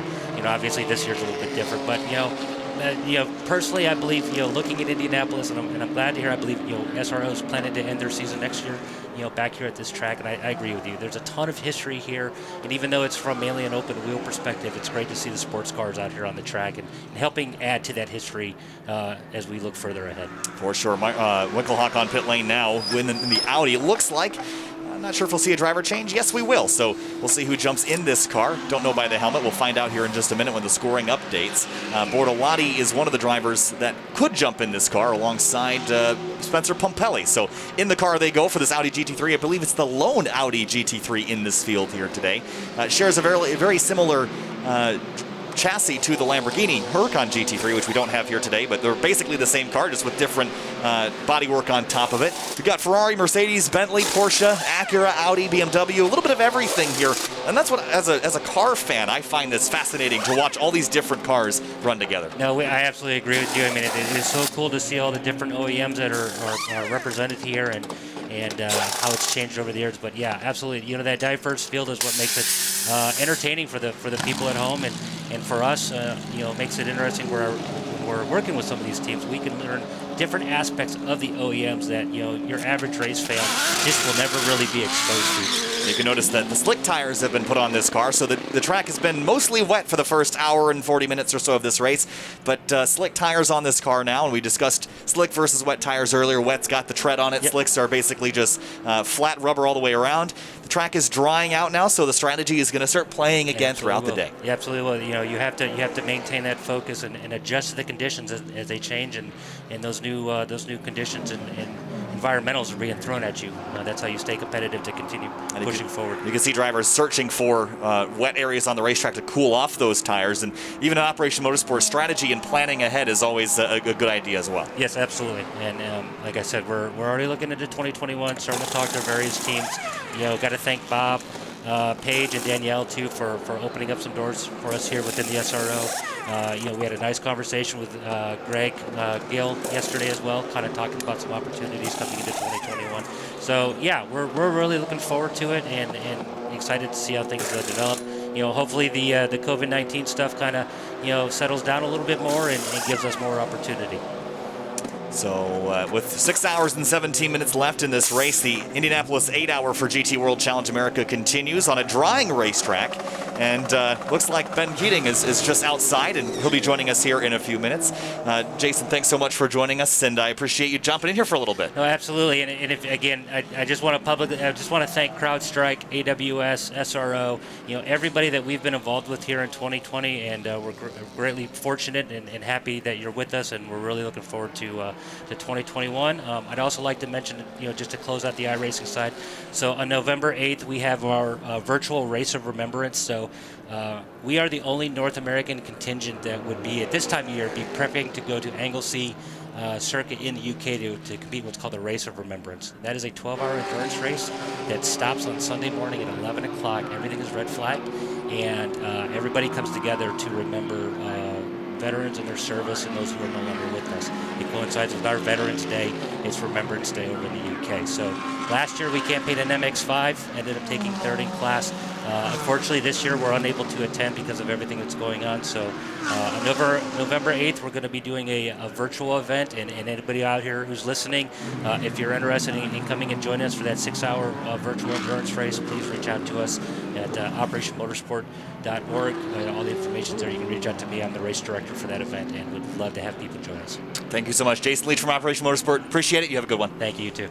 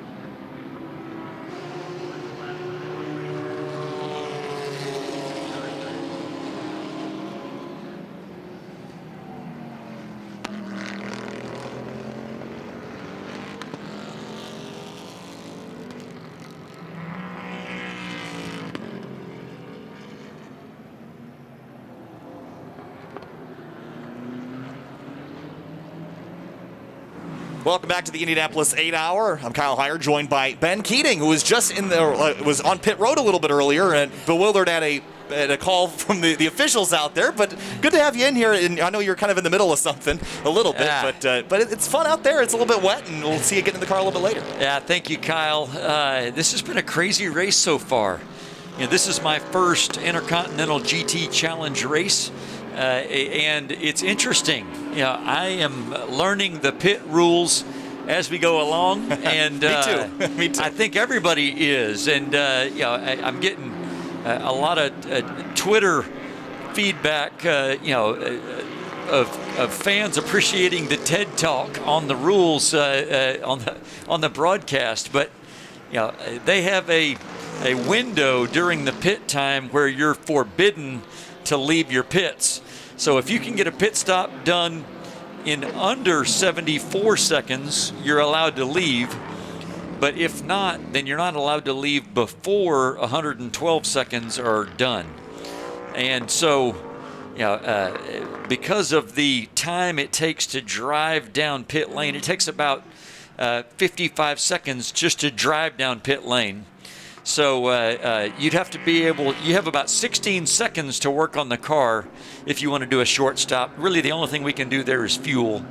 And so, just in case the viewers might not realize this, a lap around here in these conditions is about a minute and a half. Guys, so I can say about 90 seconds for a lap. So if you come in for a full stop, which means if you take full fuel or if you take tires, under green flag conditions, you're guaranteed to go down a lap. And at the beginning of this race, because of the mixed conditions, nobody knew what tires to be on. And amazingly, the race went green for a long time before there were any incidents.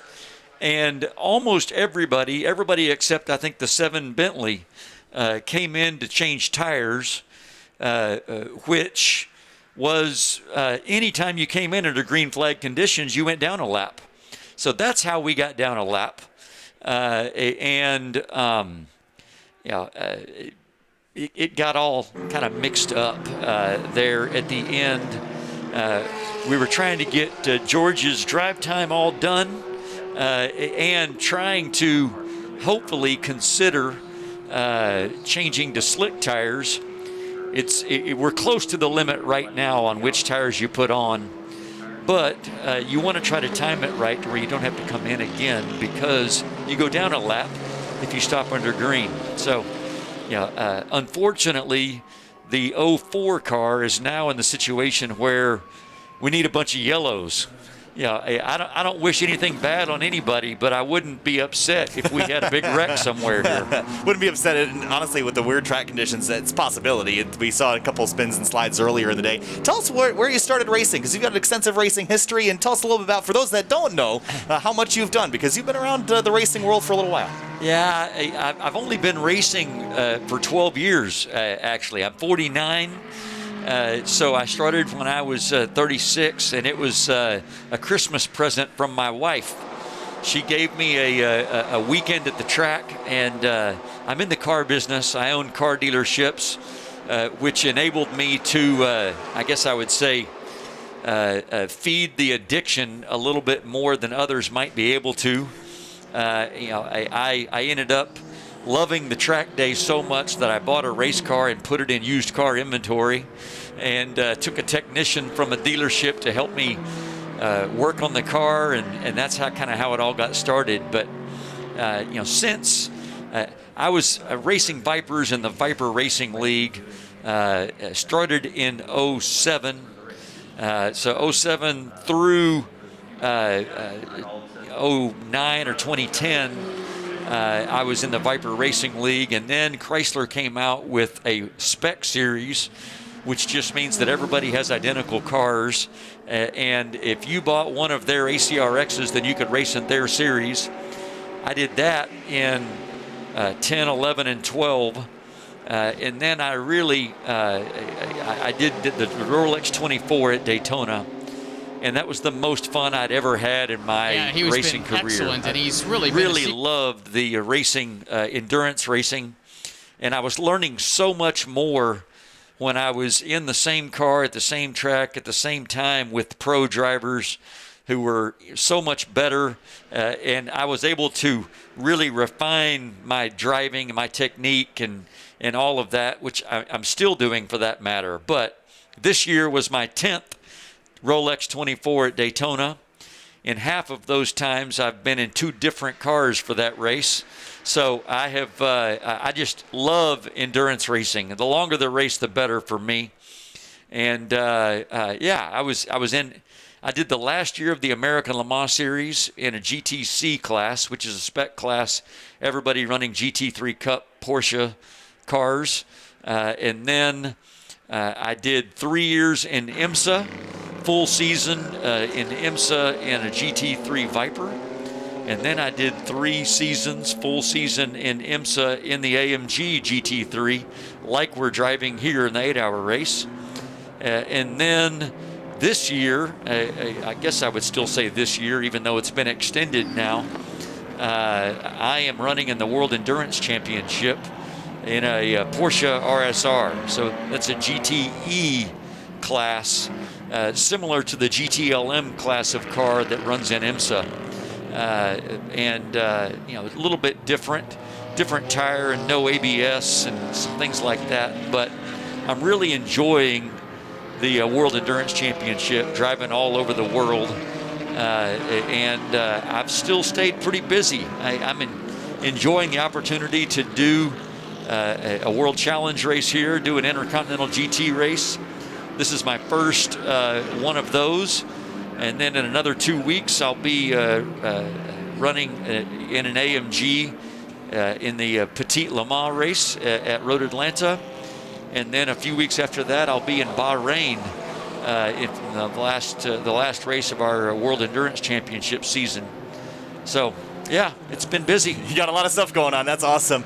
You mentioned driving the Porsche GTE car. How different is that to jump from the Mercedes AMG GT3 to a GTE car? Is there a lot of recalibration that has to go on, or does it feel? Are you able to jump between the cars pretty easily and be right up to pace? I'm able to jump in between the cars for me. I spent 3 years in the AMG. I still do quite a bit of AMG driving, so that's not really difficult for me. To me, I'll say it depends on what level of driving you're at as to which one you prefer. For years and years and years, I greatly preferred the GT3 car, especially the AMG. The AMG's got so much downforce, and the traction control and the ABS and all what I call the electronic nannies help an AM driver, help a guy who is, learning how to be as quick as the pro, and it keeps you from wrecking the car. It helps. Helps you recover from a mistake, and the AMG is great at that. And so, guys, that my lap times compared to my Pro and the AMG are a lot closer than they were in the Viper. The Viper was a great race car, but the AMG makes me look better as the AM driver who's still learning. The biggest difference when you get into the GTE car, 2 big differences. One is we raced on a different tire, and on the one hand, it's pretty hard to believe that a tire would make that big of a difference. But the flip side of that is you think about, it doesn't matter if you're getting traction out of a corner, or if you're cornering, or if you're braking. No matter what your race car is doing, it's all happening through the contact patch of the tire with the pavement. And we run with some really specialized tires on that car, and that makes a huge difference. The other big difference between the GTE and the GT3 is no anti-lock brakes. And so you have to get really comfortable in the braking zones. You have to get comfortable with it locking up. and being able to manage how far you can push that brake zone and not completely end up in the barrier or completely miss the corner. And early on, I hated that because I made a lot of mistakes, and now I love it because I'm in a Pro-Am category with GT in GT Am in the World Endurance Championship, and really I'm competing. When I'm doing my drive time, I'm competing with other AMs like me, and because I'm comfortable now without the anti-lock brakes, and I feel like I'm really good managing the brakes, I feel like it's a competitive advantage for me. So now I like it. So that's why I say it depends on your skill level. Sure. Now I've come to the point where I don't appreciate as much the anti-lock brakes because I want to be able to manage it and I want it to be a competitive advantage. With the anti-lock brakes, I won't say, there's still some skill to it to be managed, but the penalty of locking up with the ABS is not very big. You're not going to wreck, you're just going to miss the apex. Sure. So. Gotcha. Obviously, Indianapolis, for a lot of these drivers in this SRO America event, this is a new track for many people here this weekend. Have you had experience running the road course here? I have. Yeah, I ran here for the first time in 2012, which was the first year that they did the North American Endurance Championship. I ran it in a GT3 Cup car, but a Grand Am spec. The old Grand Am series, I was running there in GT. And what's interesting for these conditions for me is that it rained for that race, and it rained so hard they had to stop the race. That same place where you see people spinning as they get up onto the speedway, this track just doesn't drain very well. And if you get very much rain, the rain seems to collect where the speedway comes down to the infield. It was a total mess in 2012.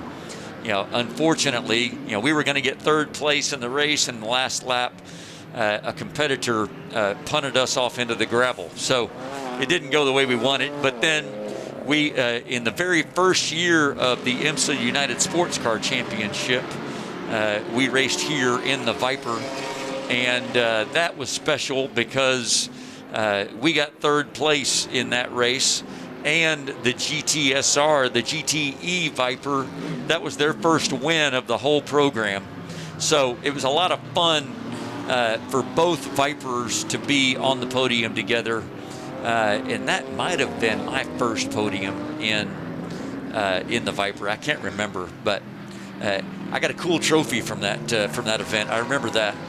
Well, you're running for DXET Racing in the 04 with Colin Brown and George Kurtz this weekend. Have you driven with Colin Brown before as a co-driver, or is this a new pairing? I have not. I was joking with Colin yesterday. I've only driven against Colin as a competitor, usually in different classes. So I've always been in a GT class, and a lot of times he's been in the prototype class in IMSA, and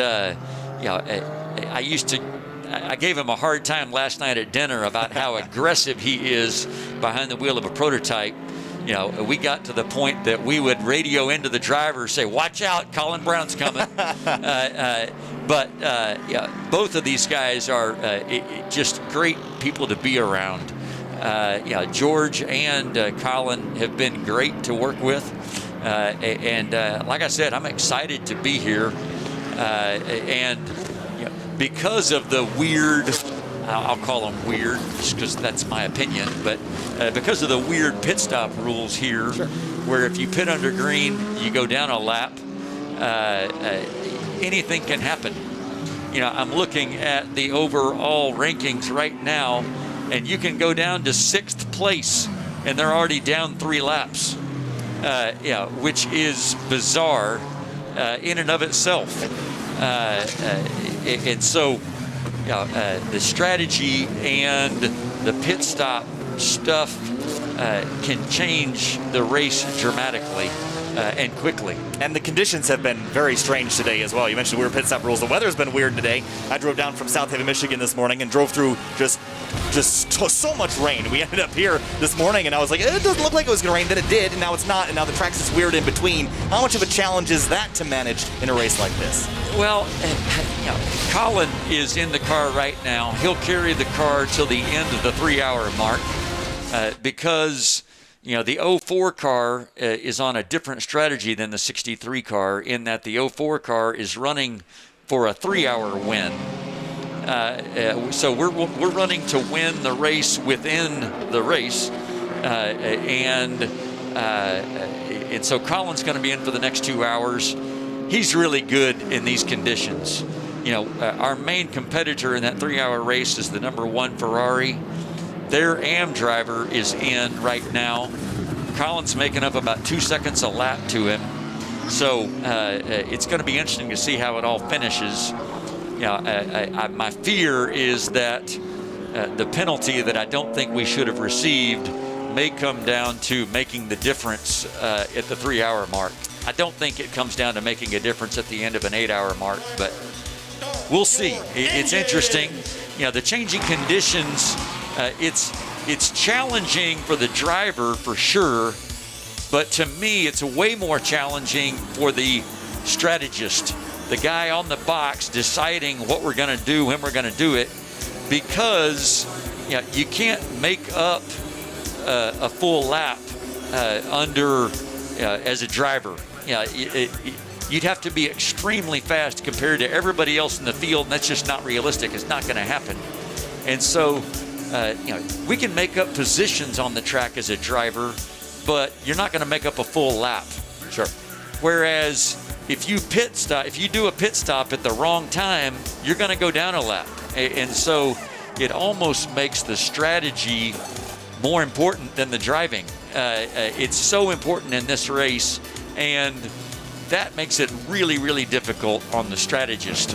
The changing conditions, it makes it really difficult to decide, am I better off to stay out on the racetrack and be slow with slick tires, but avoid doing an extra stop, or am I better off to change to wet tires and be fast and hope that everybody else decides to come in later also?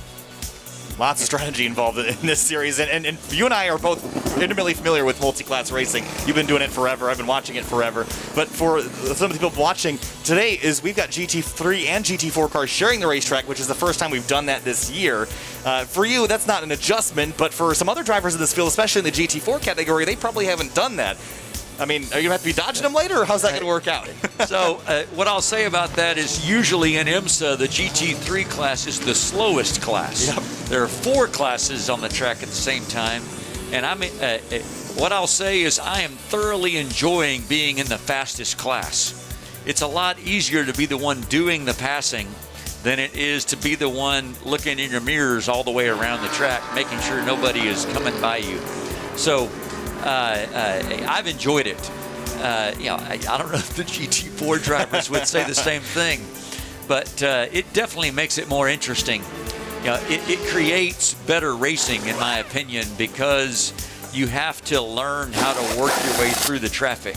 You're having a hard time getting around somebody. You might be half a second a lap quicker than another car, but being quicker and getting around them are 2 different things.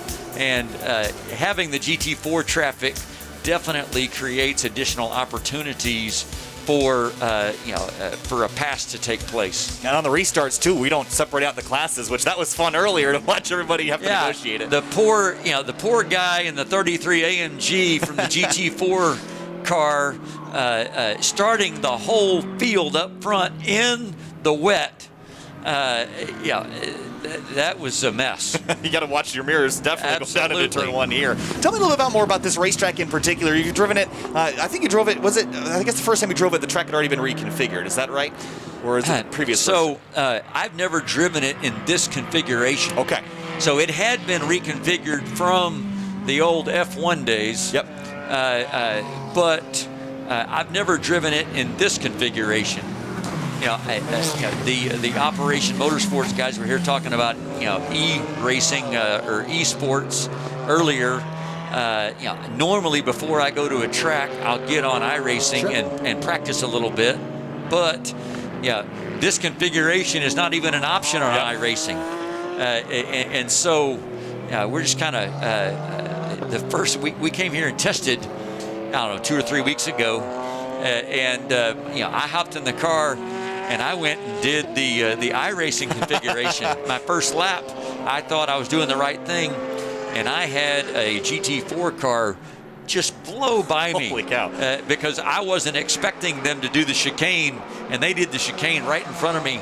So I got in behind him and I followed him around to figure out what we're doing here. But I like the configuration. Sure. I like this configuration better than the one that I've run before.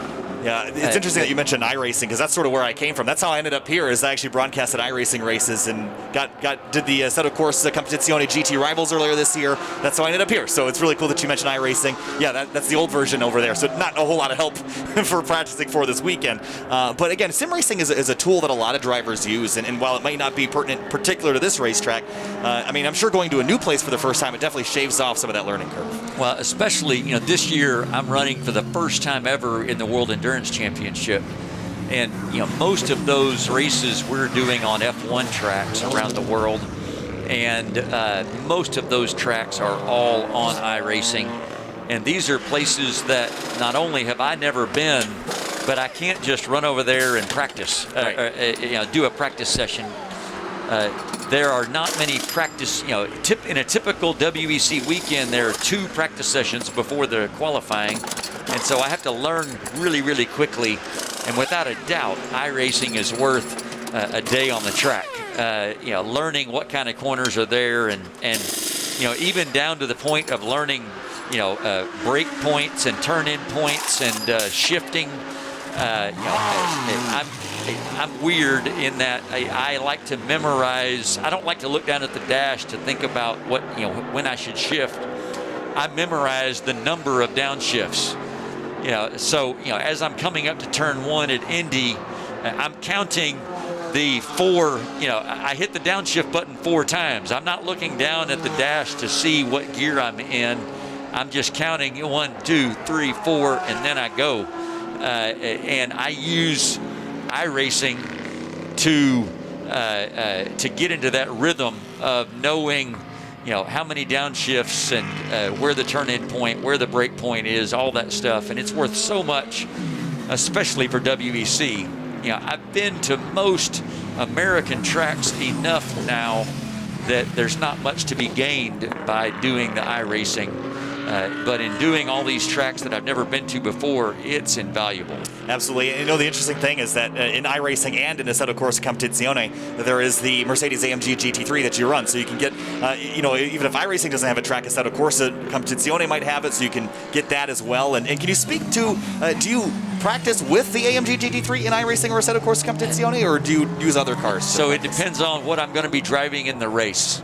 Because most of those programs also have the Porsche RSR, and that is what I'm racing, I'll usually drive whatever car I'm going to be racing in. Hopefully they have, all the gearing proper, the tire model is good, but just the way each car drives is a little bit different, and to me it's valuable.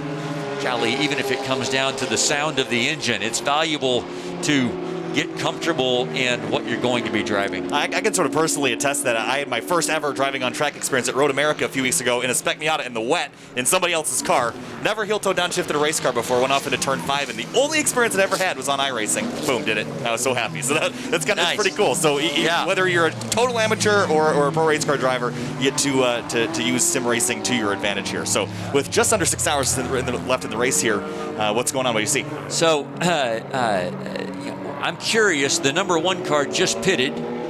That is our chief competition. So Martin Fuentes is still in the car. Is that proper? Is that correct? Should be.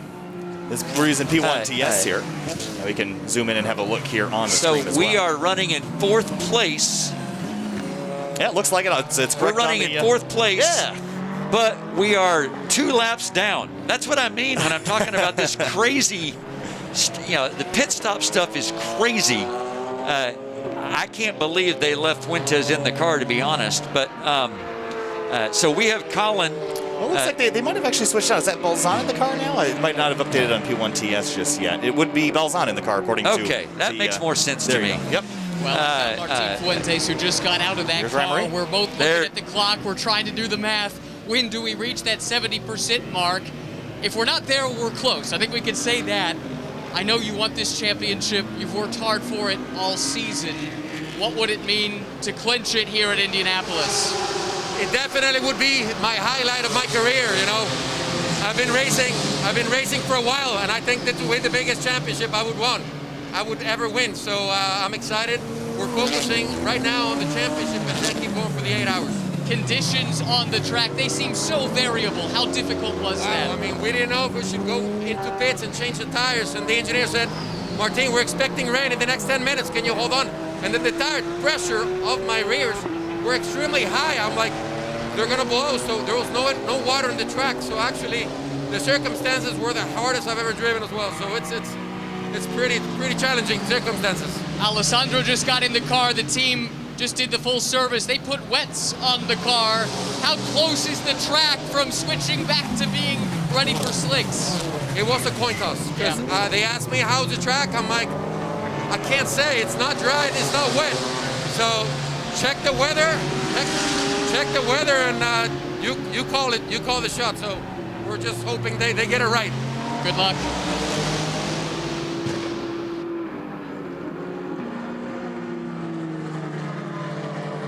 So we're just watching the pit stop there for, the one car had just changed drivers, and you were just noticing their strategy. They put wets on the car here. Yeah, I think that is going to be really, really good for us. Colin is going to have to come in for a stop really soon, if he's not there now. But Colin's going to have to come in for a stop. The number 1 car put wets on the car, and if I were calling strategy, I think I would try to put dries on the car. Even though they might be slower right now, I would expect that it's going to be a green flag for the next hour, and I would expect that the slick tires will become faster at some point in the next 15 or 20 minutes. There's definitely a dry line on the track right now, and I think that Balzan is going to burn up those wet tires. There's how Colin lost the position. Yeah, he actually did just... That was a great save. Well, it was a good save. He did also just hit pit lanes. That car has been to pit road recently. And my guess is they put... Hey, look at that good-looking guy on the left. My guess is they put slicks on. And it's probably very difficult to drive right now because it's going to be on slick tires on a wet track. Oh, man. Yeah, really difficult. But that's what I mean. Even if we're 3 or 4 seconds a lap slower, I still think that's the right call. Yeah, I don't know what we put on the car. I hope we put slick tires on the car. It's going to be super, super difficult to drive, but we're going to avoid having to come in for another stop when the 1 car... in my opinion, right there behind us, going to put us down a lap again. But it doesn't matter because they're going to have to come in, and we're going to make that lap up plus some. My guess is that so everybody else is coming over for the wet line because they have wet tires. Colin's staying on the dry line trying to get heat in his tires. This is exciting for me because it's fun to watch. I really think that we made the right call. I think that. Balzan is going to have to come back in for dry tires because he's going to burn those off if he doesn't, and he's going to be really, really slow.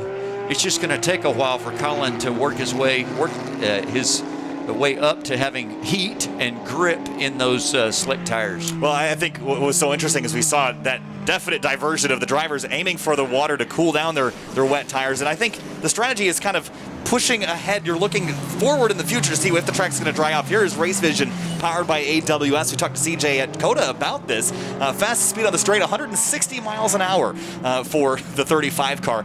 We're getting up there. The lap times keep falling as the track is drying out. And again, I think the slick tires is the call here because this track is not going to get wetter without more rain, and we don't have that right now. That's right. I'm excited. You can see a dry line forming. And like I said, it's going to be really difficult for Colin for a few laps here, but it's going to be the right call. And in a minute, once Colin completes a couple laps, we'll have a look at P1TS to show us the lap time differential for Colin Brown. He's struggling to get these tires in the right spot here. Yeah. Right now, we are, call it 5 seconds a lap slower than the other cars. But as soon as Colin can get heat in those tires, I think that's going to flip around. And pretty quickly as well. I mean, that's right. The wet tires are so soft that you will just melt them as soon as they find dry track. And the puddles are running out. I think there's still some on the front straightaway, maybe coming off of turn 14, but everywhere else, the track is looking fairly dry. The slick tires, just a little bit of water will make them not do so great, but there's definitely a dry line that is forming. Here's Race Vision again. Fastest corner speed at turn number 5. This will be interesting. Winkelhock 106.3. Dane Cameron, wow, 3 drivers all at 106.3 miles an hour. If that's not a good indicator of how close all these different cars are, that's pretty amazing. Yeah, it's going to be interesting to see. I think that is a pretty good measure for the tire performance also. And here's a look at P1TS here. Colin Brown's last lap, a 143.132 compared to 34s, 31s that we're seeing for Winkelhock as well. So definitely off pace, but that's going to flip-flop pretty quickly. Yeah, no, I think so. I mean, obviously, if a lap around here is taking 90 minutes, call it, you can only be 9 seconds a lap slow for 10 laps. But I think, like I said, I think this is the right call. But the mixed conditions make it the hardest on the strategist. Yeah, that's for sure. This is not an easy race to call. Oh, we got a tire going down. Yeah. This might be a wet tire, so talking about the degradation. This is going to be a yellow flag. You think? I bet. Debris out there maybe that could be throwing a full course yellow. But again, we saw this earlier. One of the Acuras had a tire go down, and I think it was a wet. And if you don't cool them off, they'll overheat and they'll start to kind of fall apart and shred. And this is maybe a concern for the one car that put wet tires on. If the track's not wet enough to cool it down, you're going to have this happen. That's exactly right. That's exactly right. I'm going to be interested to see if that tire stays on the 31 car. It might. That is the Audi Sport Team Hardpoint car. Spencer Pumpelli is driving that car. Yes, so Pumpelli working his way around. You can see the tire flapping there. Looks like the bodywork, the rear, Audi doesn't have a huge rear bumper to begin with. It has the rear end pretty open still. I don't think we've seen a ton of bodywork come off. Now, there's some carbon fiber parts, kind of fell off there. I don't know what that is hanging out on the right-hand side, but we don't have it on the left-hand side. Yep. So that can't be good. might not be a race engineer, but I can tell you that's not what's supposed to happen. So he'll hit pit lane again. We saw the Acura limp around earlier with the flat tire. We never saw yellow, but that didn't have debris. Those carbon bits are pretty sharp and cut someone else's tire down pretty easily. Yeah, I think that was the 93 Acura. Trent right? Hinman, I think, was in that car. I think that the rain tire may have a little bit better carcass sidewall.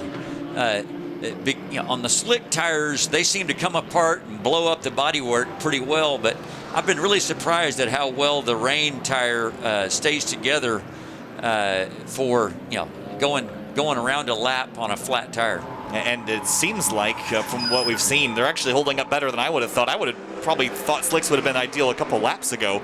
There's not big puddles anymore, and it just gets hard. Here's Ryan Marino in the pits. Doesn't seem overly significant. They're doing the fuel here first. That's step number 1. Anytime you're going to do a significant tire change, you're going to do that fuel first per the rules. Interesting choice here that they will go to the slick tires here for this Audi.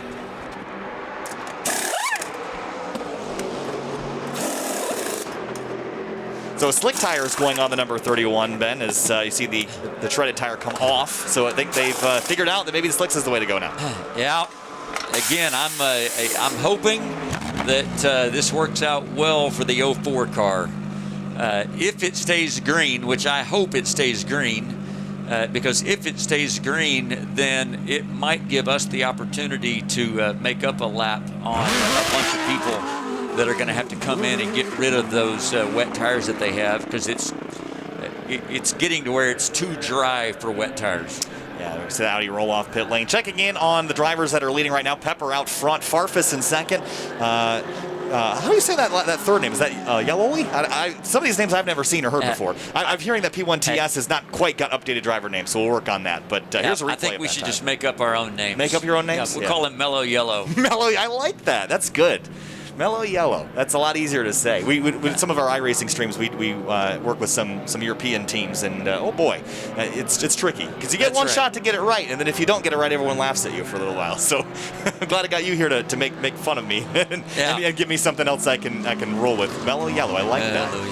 Farnbacher in fourth, Balzan in fifth. That's the car that we're sort of aiming for in the 04 today. That's right. And let's see, we're in ninth. And Colin Brown's last lap was a 1:39.3, so that was significantly faster than the first lap that he ran out of the pit. That's right. We're only 3 or 4 or 5 seconds off now. That's right.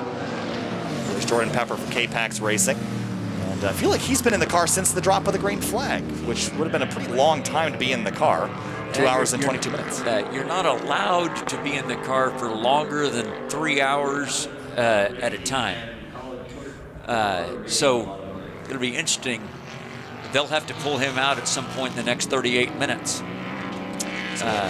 But in these conditions, especially when you've had so much yellow flag running, time in the car is not a problem. Doing 3 hours in the car in these conditions would not be very difficult. With having the break of the yellow flag, obviously driving in mixed conditions like this is difficult. Yeah, there you go. That's 35 car. That was our third place competitor in GT3. There's Mellow Yellow going off. Maybe he'll drop off the timing screen so I don't have to try to say the name again.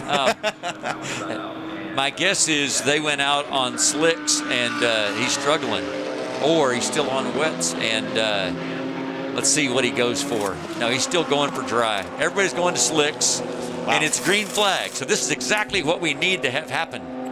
So we need it to be green flag, and to everybody to come in, because the same thing that Colin was struggling with on getting heat into these tires. The nice thing about this series is that you're able to put those slick tires out of an oven onto the car, so they're going to be hot. But as you're driving down pit lane in this wet, cold track. Another flat tire for the 93. The 93 has got tire problems. It's always the left rear, too. And you have to wonder, and teams will push, the suspension and things. You wonder how much adjustment do you get? Is there anything you can really do to these cars that might cause that issue? My guess is they're too low. And, the rain tire is taller than the slick tire. My guess is they're too low. Car off. Gummit. That's going to be a yellow. Oh, man. So that's the number 3 GT4 car. That's one of the McLarens. And having a look at the entry list here, that is the Motorsport USA McLaren, who I think it might be. Is that Cooper in that car right now? Let's have a look here. Whoa, big.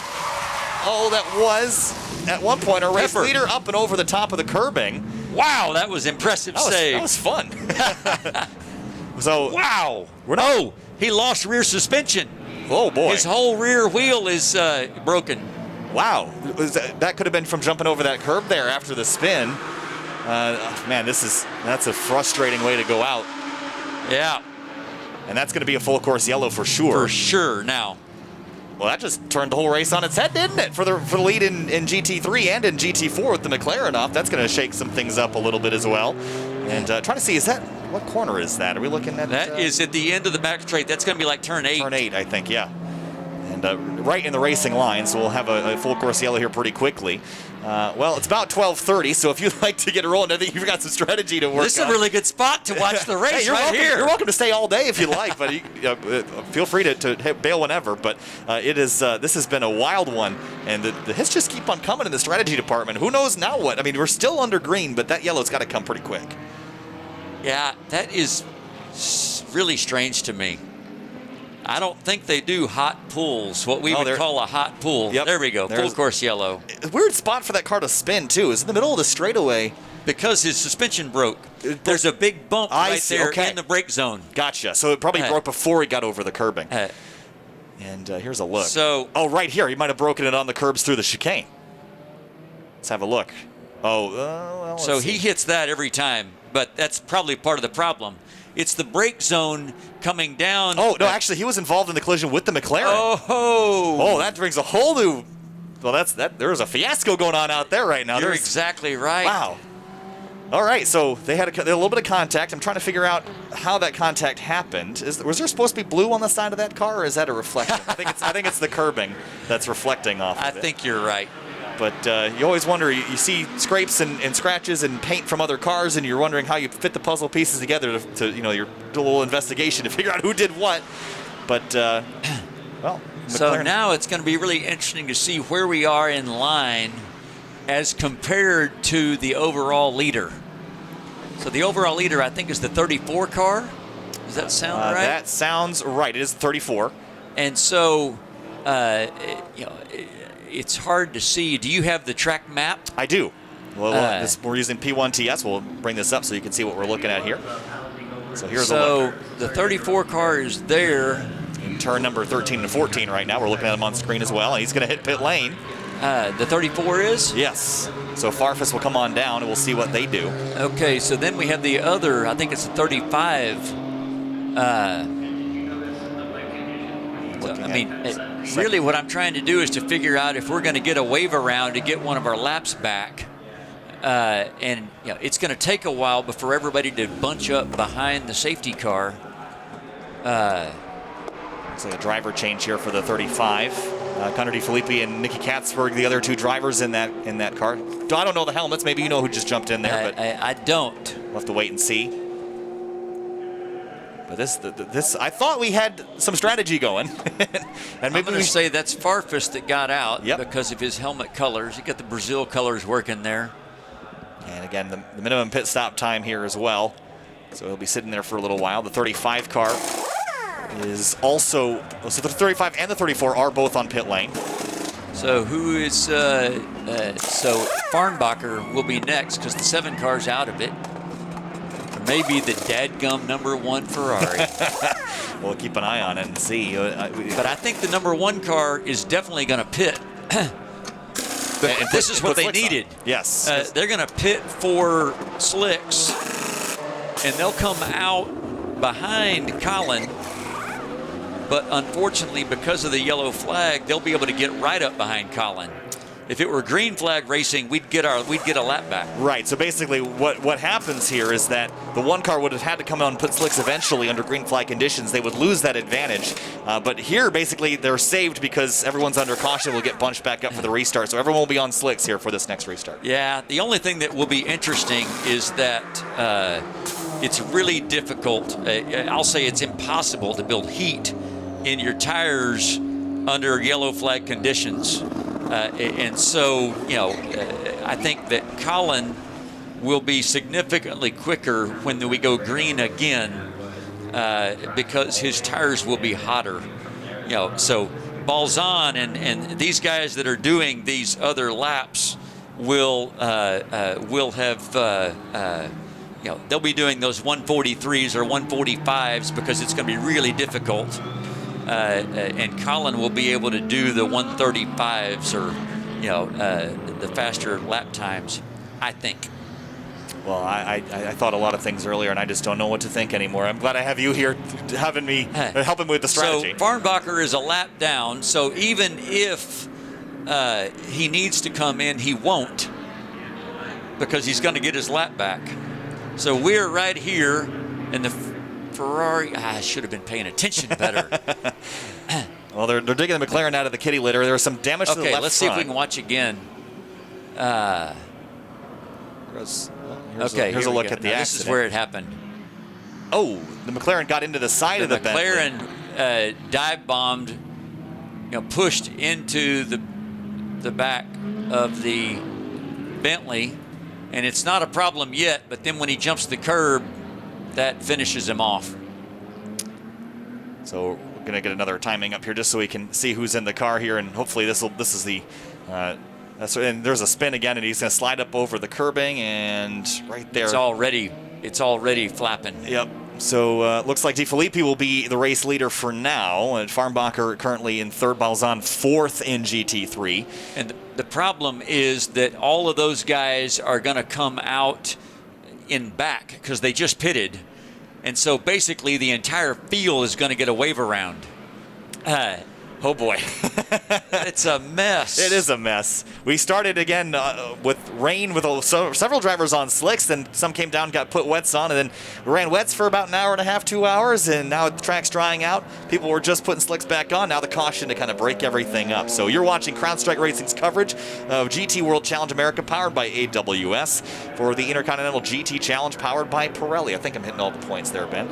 Sounds good to me. As we sit awaiting our next restart here. I think we've had 2 or 3 full course yellows now. 2 of them early in the day, parked up together, and now this one about 2.5 hours into this race. All right, so plenty of drama throughout the field. Shelby Blackstock has jumped in the number 93. Jan Halen in the Wright Motorsports Porsche. Jules Gounon was getting ready to get in that car. At one point, you had your helmet on and everything, and then when the rain came, the stint extended for Jordan. Let's start with the incident. You've seen the replay, I assume. What did it look like from your perspective? I don't know. The problem is that the team did a fantastic strategy.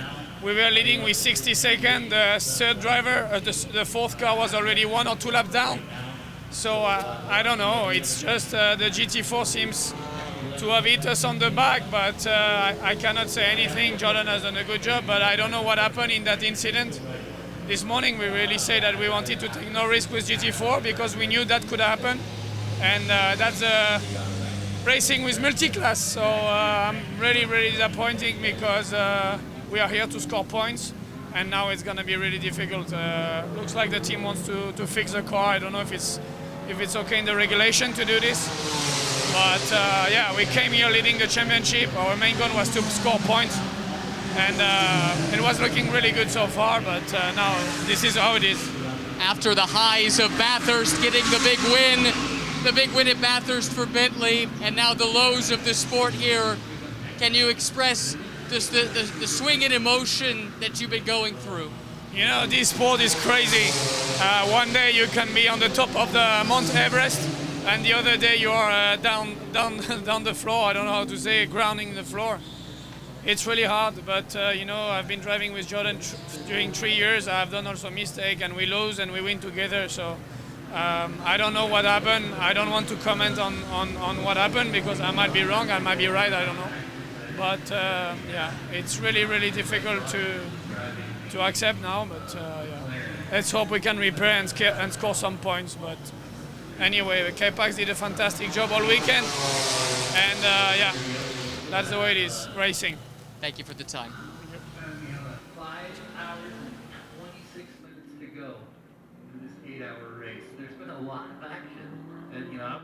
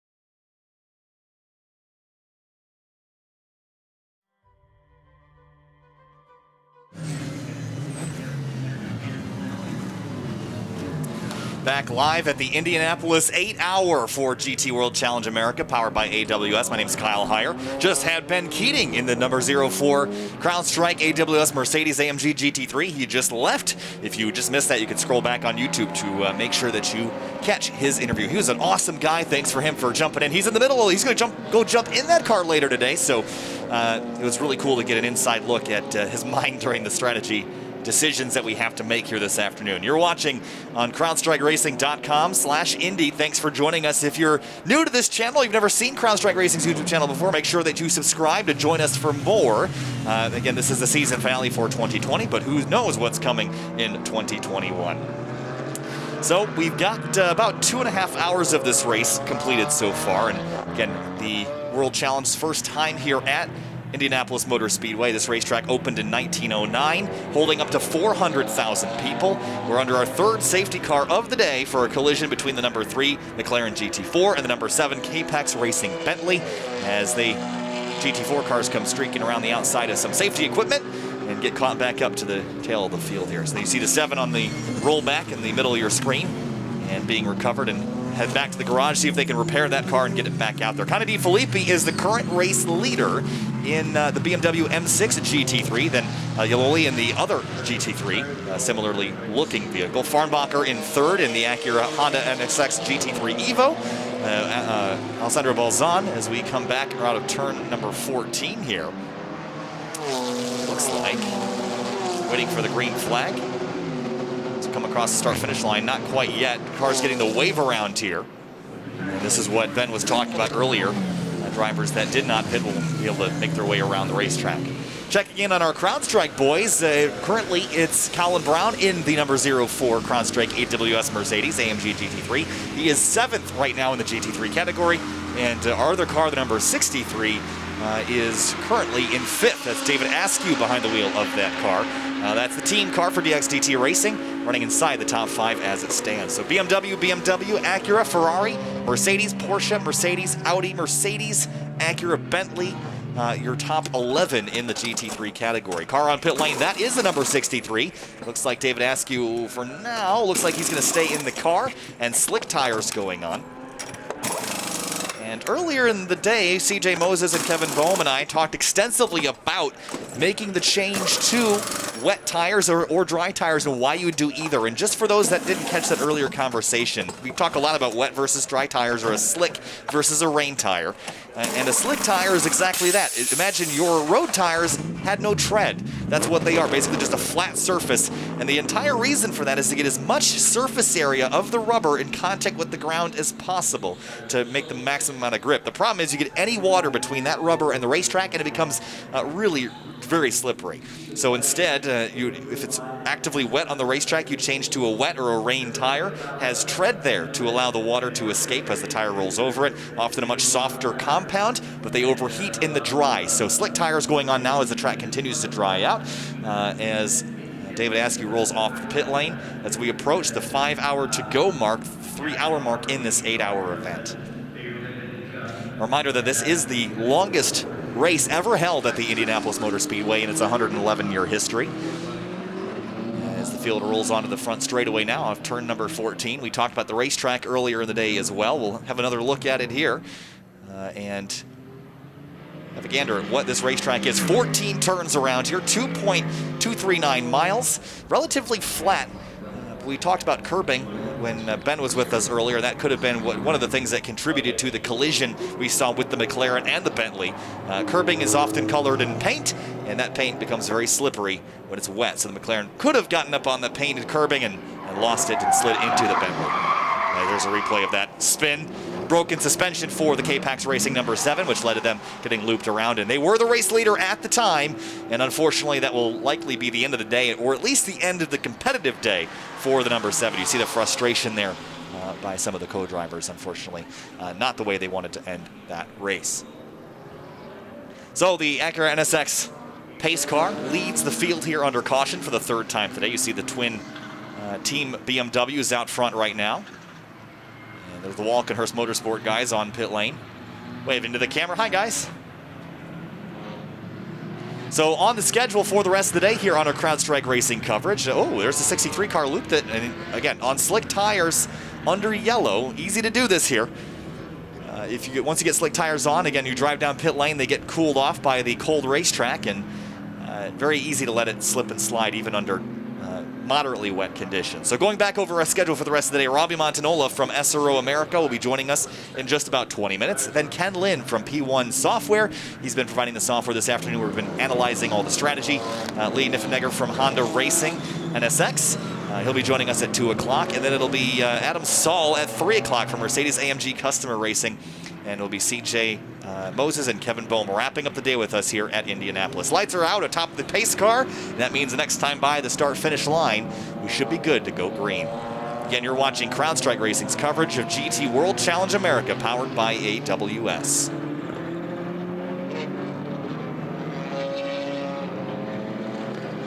And later today, we'll go over the CrowdStrike Racing fast lap where it looks like the lights have come back out on top of the pace car. Or no, it's going to dive to pit lane. So it looks like we're ready to go green again as the field lines up single file. And it's BMW GT4 Audi, the third place vehicle in that line. Again, not running for class position as we come out of turn 14.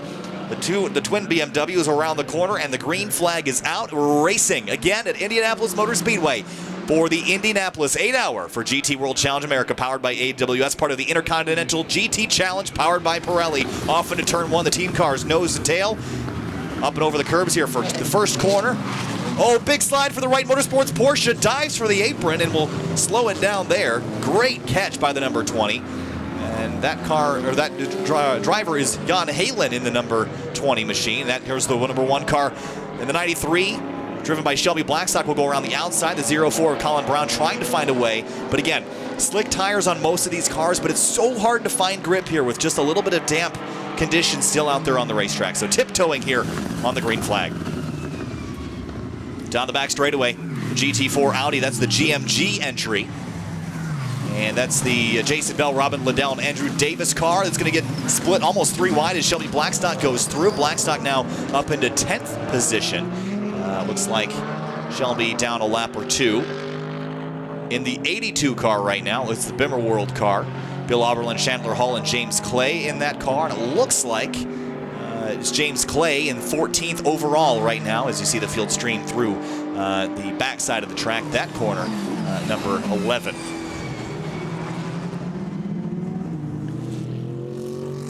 Connor DeFilippi in the black BMW right behind him. Yololi in the white BMW team cars as they come across the start-finish line here. And looking at P1TS, we can figure out how many laps we have completed. And 86 for the race leaders. Here's a pass for position up the inside. Yololi looks for the lead, but backs out, thinks better of it. The number 1, balls on driving, still searching for wet. I'm not sure if he's still on the rain tires, if he's changed over to slicks. There is Colin Brown up the inside of the Bimmer World GT4 car. He'll go through, followed by a handful of other GT4s. There is the number 2, Jason Bell and Liddell sharing that race car. Or I think that's right. Yeah, Jason Bell, Robin Liddell, and Andrew Davis. It's Liddell behind the wheel. Mario Farnbacher on pit lane in this number 30. This was the race leader a little bit earlier in the day. Ended up having to hit pit lane and got themselves back on strategy. Is that tire shredded just a little bit? Didn't get a great look at it. But it might actually, it's either steaming or shredded on that left front. And they're putting, looks like, slicks on this car. Back over the pit wall here. As Connor DeFilippi hangs on to the race lead for now through the chicane. And this final corner has been a trouble spot today. You see the cars walking all over the racetrack as they struggle for grip, accelerating back up onto the banking. And climbing back up onto the front straightaway. We're running the reverse direction from how we normally run Indianapolis for the Indy 500. Today's coverage is brought to you in partnership with Acura, with Bentley, with Ferrari.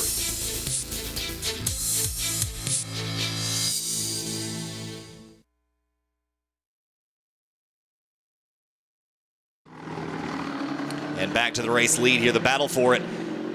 Running nose to tail, the 2 BMWs. The Walkenhurst Motorsport cars, the 34 and 35, Connor DeFilippi. And Nicholas Yololi battling for the race lead behind the 63 of David Askew. That is the lap car. And Askew right now running in fifth place in class. As they approach him, it's going to be really dicey as they head through the infield section here of this this track we normally call a Roval, this combination oval road course.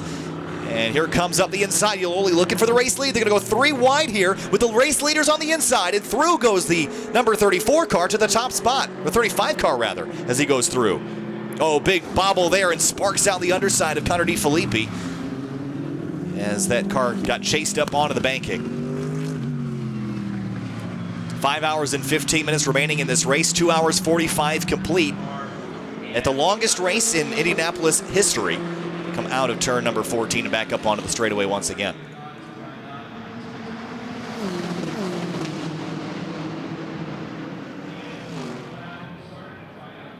Down the front straightaway into turn number 1.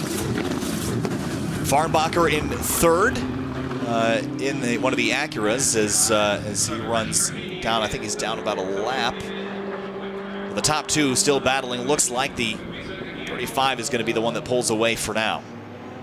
And going back to the sim racing that Ben Keating was talking about earlier, some of these drivers will use sims like Assetto Corsa Competizione, which can simulate rain to a pretty high degree of accuracy. And these drivers will, whether it's their own sim, I know BMW's got a pretty spectacular one as well. They'll practice with rain or dry conditions and everything in between, and they'll have that practice before they show up to the racetrack and have these conditions for real. There's the 82 of James Clay, the Bimmer World car, leading in the GT4 category. Then Liddell, Safronis, Taylor, and Tan, the rest of the top 5. Toby Grahovic, who competed in GT Rivals, the Assetto Corsa Competizione SRO America Championship that was held earlier this year. And Grahovic finding success in GT4 America as well as here in GT World Challenge America today in the Indianapolis 8-hour. There's the GMG racing car. That is the Audi R8 variant. James Safronis in this car. A bit of a moving around on the braking here as they head into turn number 7.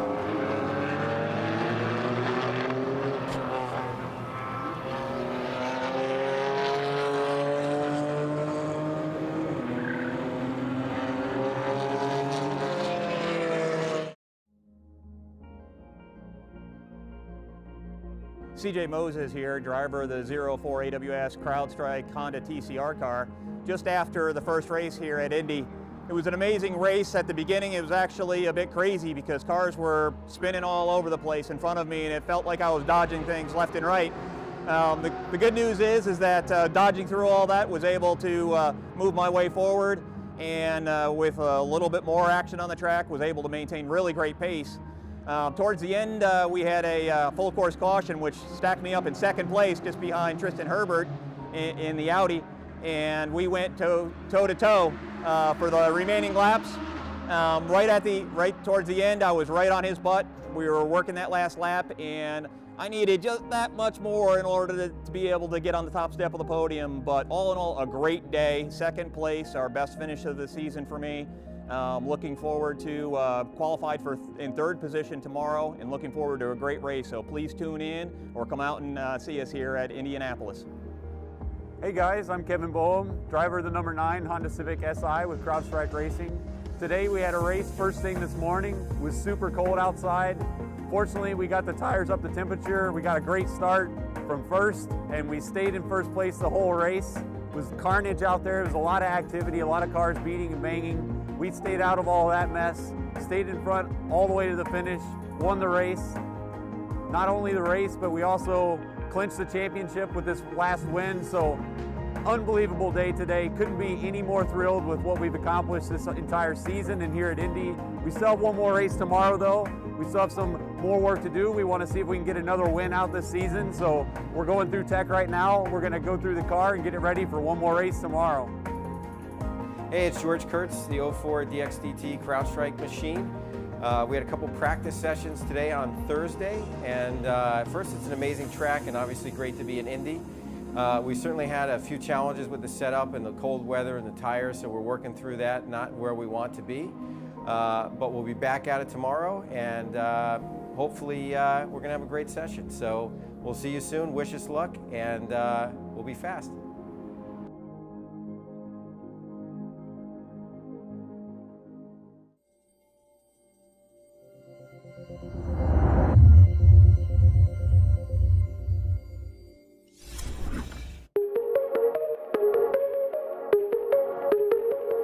Hello, I'm CJ Moses, the Deputy Chief Information Security Officer for Amazon Web Services. Coming on as title sponsor with the SRO has allowed us to create new innovation, to use our technologies in ways they've never been used before.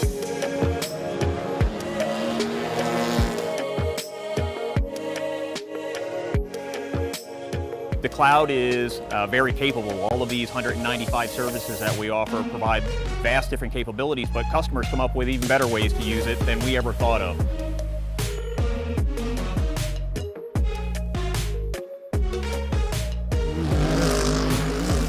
In the case of the SRO, we're going to be bringing better experiences through to the TV itself. Second screen experiences where we're going to be doing a lot of predictive analytics and things like that. These are the types of things that we want to see our customers from AWS actually do, and by partnering with the SRO, we're introducing it to a whole new venue and to sports cars.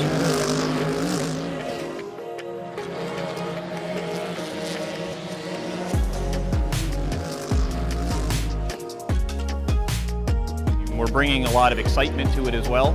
And when you have excited fans that are getting a better experience and we're able to showcase the technology that AWS has doing that, I think it's a win-win for SRO, for us, and for the fans that are actually engaged in the watching of the event.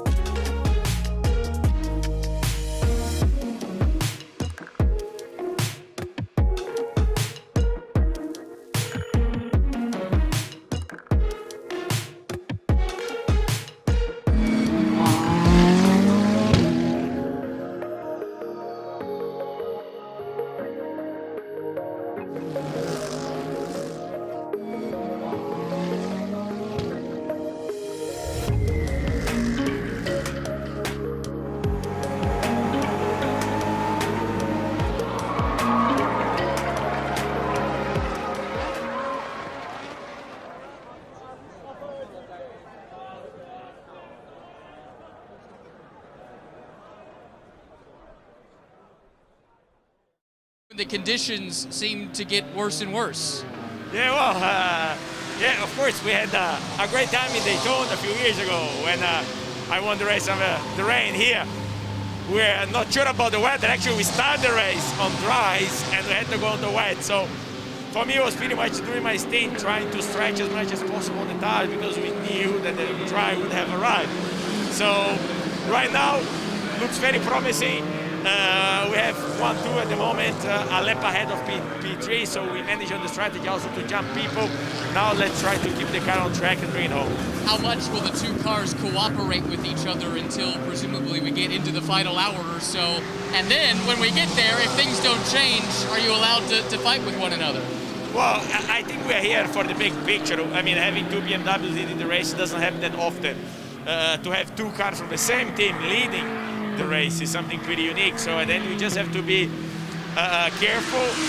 We have to be grown-ups. We are here for the big picture, and having two BMWs leading Indianapolis is quite something. So let's see what the race will bring to us. Last thing, what do you think of racing here at Indy? It's something pretty unique. I did 3 weeks ago. I was in Le Mans, then I went to Nürburgring, and now I'm in Indianapolis. So in 3 weeks period, I've seen all the biggest circuits in the planet, so it is great. It is indeed. Thank you for the time.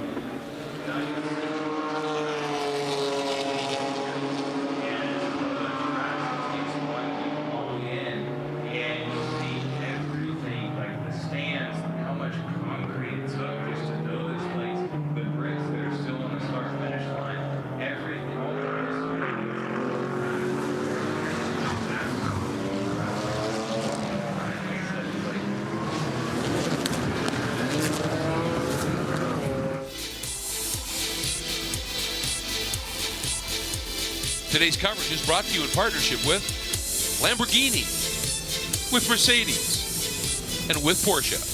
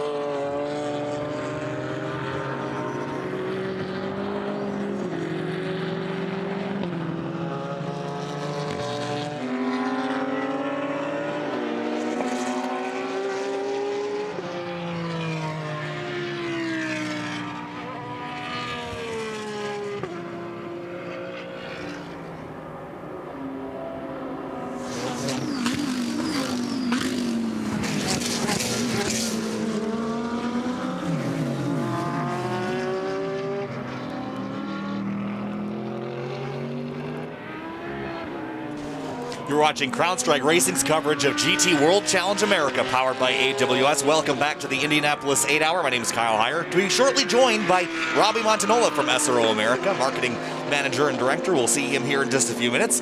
Continuing on the racetrack, just approaching the 3-hour mark of this 8-hour event. Still the longest event ever held at Indianapolis Motor Speedway.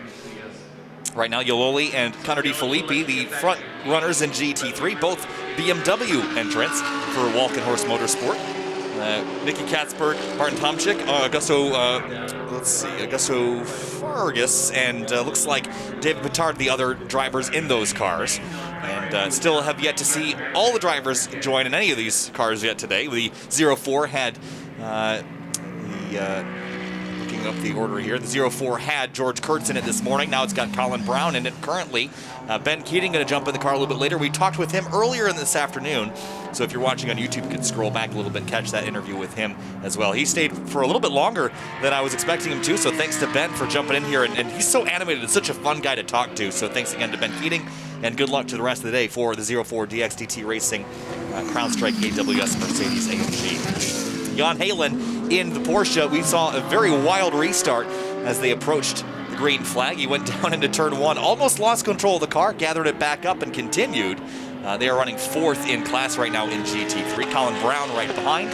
Then Martin Fuentes has gotten back in the #1 car. They run 6th. And the other DXDT car, the sister car, the 63 with David Askew, runs in 7th. Spencer Pompelli back in 8th. Shelby Blackstock and Kenny Hobble in 10th right now in overall.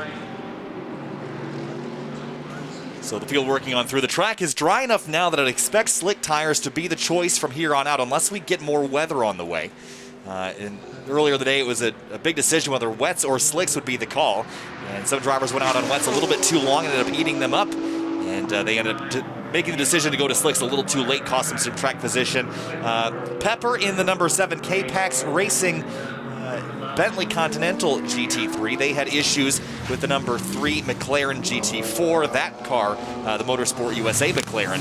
Michael McAlean, Dan Rogers, and Michael Cooper in that car. They had contact over in turn #3 and ended up putting the 7 car out of commission, at least for the time being.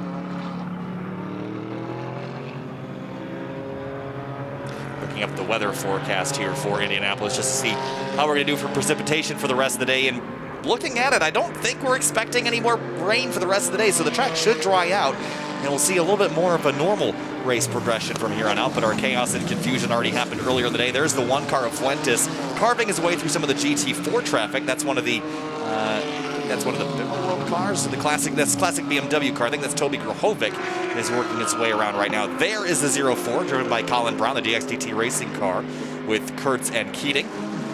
Currently 5th in class as they head through turn number 10, 11, and 12. And again, the tire strategy was going to work out to where they would leapfrog a bunch of cars in their class after they received a penalty earlier for pitting with closed pits. Since then, they have been working their way through the field. Timing and scoring showing us, let's see, down 2 laps from the race leader.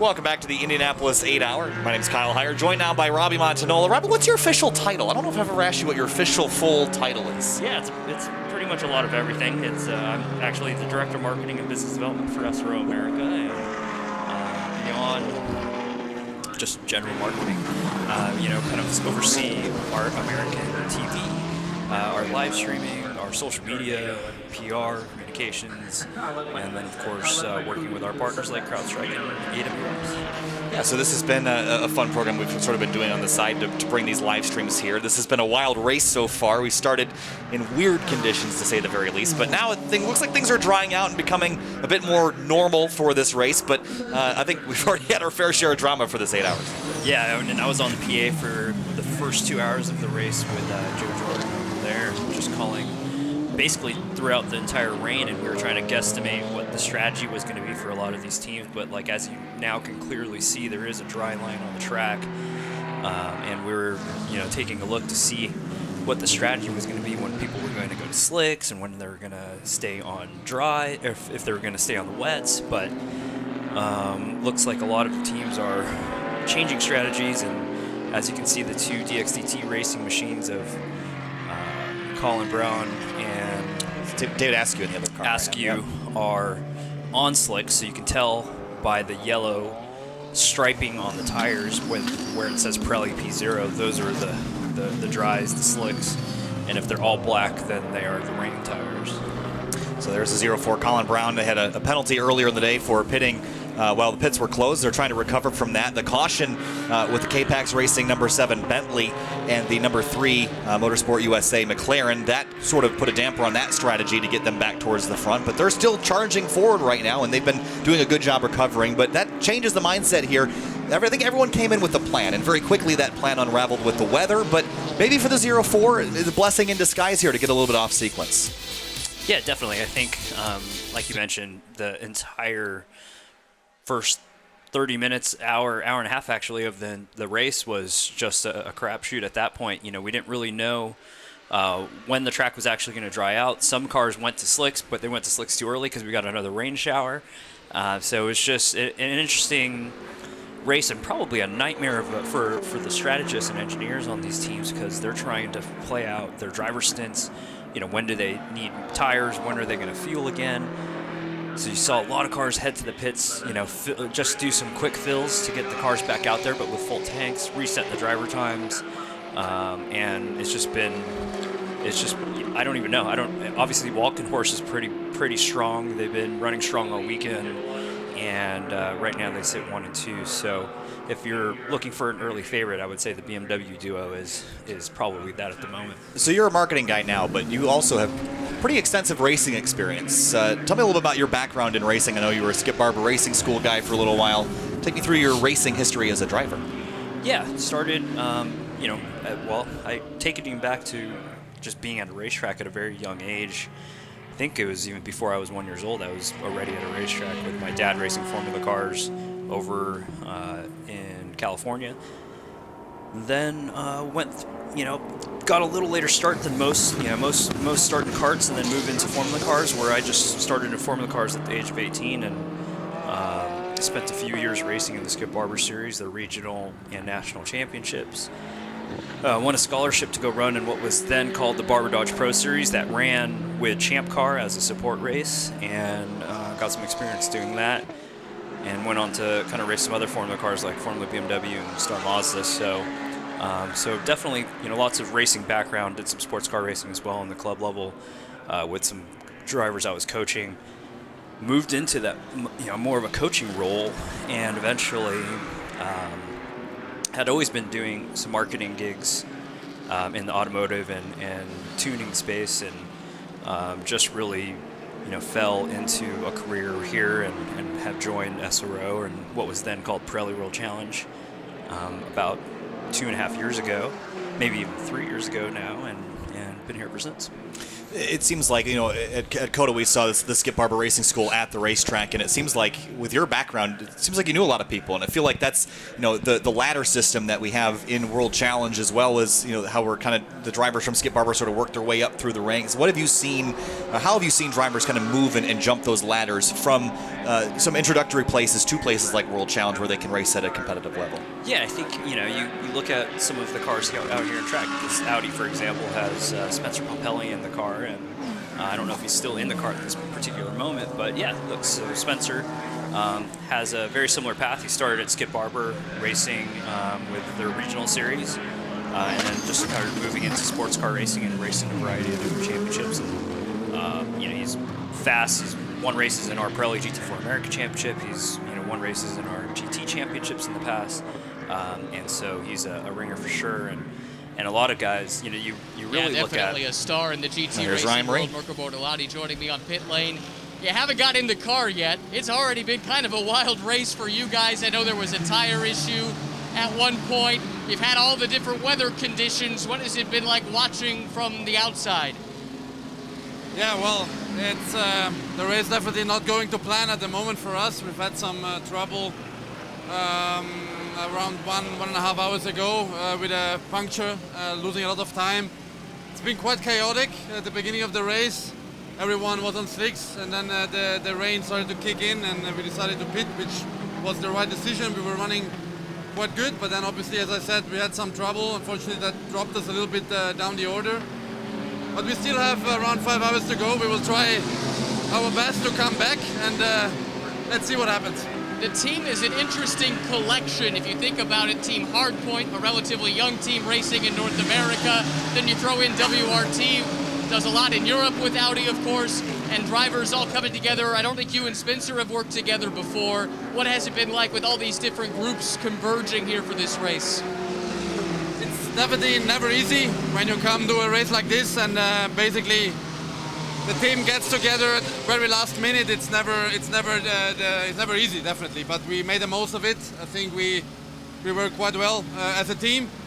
We've had some issues and troubles throughout the weekend, so it hasn't been optimal. But as I said, I mean, it's a long race. We're trying to do our best and working on the strategy, trying to keep it clean to the end, and then hopefully we can go home with a good result. When will you be getting in the car? The plan for me is to do triple stint to the end. So it's going to be Marcus next for a single, and then I will finish the race with triple. Good luck. Thank you.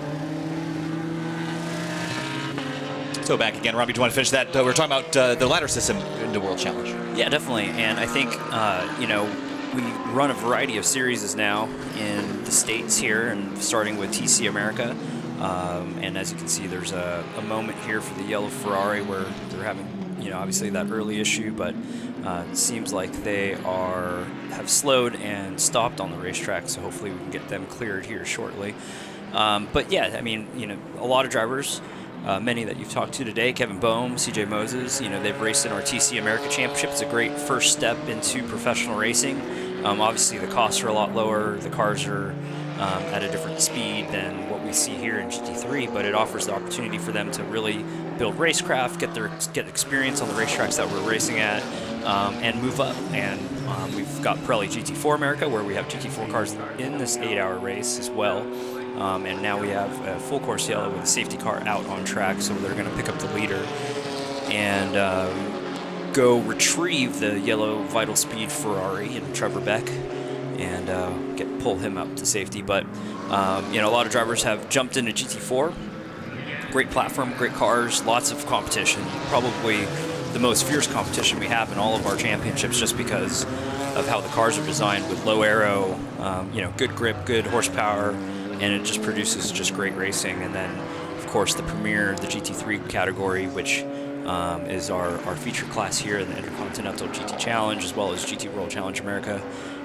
They're the big cars, the BMWs, the Bentleys, the NSXs, Ferraris, Lamborghinis, you name it. It's probably a car that you've aspired to want to drive before and have driven, and or would love to drive or own, and it's been the pinnacle of GT racing really throughout the world, especially in Europe. That's more at a customer racing level, so a lot of guys can move up into this, and you don't have to be a professional driver racing for BMW Motorsport to be able to drive a GT3 car. You can build your skills in GT4 and other series and make your way up to GT3. Well, you talked about these cars being the pinnacle of GT racing. Well, this racetrack is, I think, one of the pinnacles of American motorsport. It's an American icon, been around since 1909, largest spectator facility in the world. 400,000 people can find a spot to sit here, which is pretty amazing. And this is the first time that World Challenge has visited this racetrack, and the first time that we've run an 8-hour race here. Tell me a little bit about Indianapolis. Why here, and can we expect to see this place back in the future? Yeah, Indianapolis Motor Speedway. I mean, like you said, it's an iconic racing circuit. You know, everyone knows about the Indy 500. It's world renowned. You know, if you're a European driver or a European fan or an Asian fan, you know about Indy, and it's just been the racing capital of the world, as we can see here. Well, that was perfect timing. What a cue. They have a great museum here, of course, that has a lot of very historic Indy cars and other feature cars that have raced around the Brickyard here. But Indy is a magical place just because of its heritage. You look back at all the names who have won the Indy 500, and it's just something that's aspirational for many. So to be here, I know a lot of our drivers this weekend, they were just ecstatic. This is the mecca for racing in the United States, and this facility is giant. Like you're mentioning, it can fit a ton of people in the seats, but the infield from one side to other is so massive that it takes a good amount of time to walk from one end to the other if you were going to try to hike around. They even have a golf course in the middle of this racetrack. During the Indy 500, I know they have a big concert that takes place called the Snake Pit. I mean, it's just an amazing facility, and now that it's owned by the Penske Group, they've done some just great renovations to the facility here, and it's definitely one that we feel is I think we found a new home.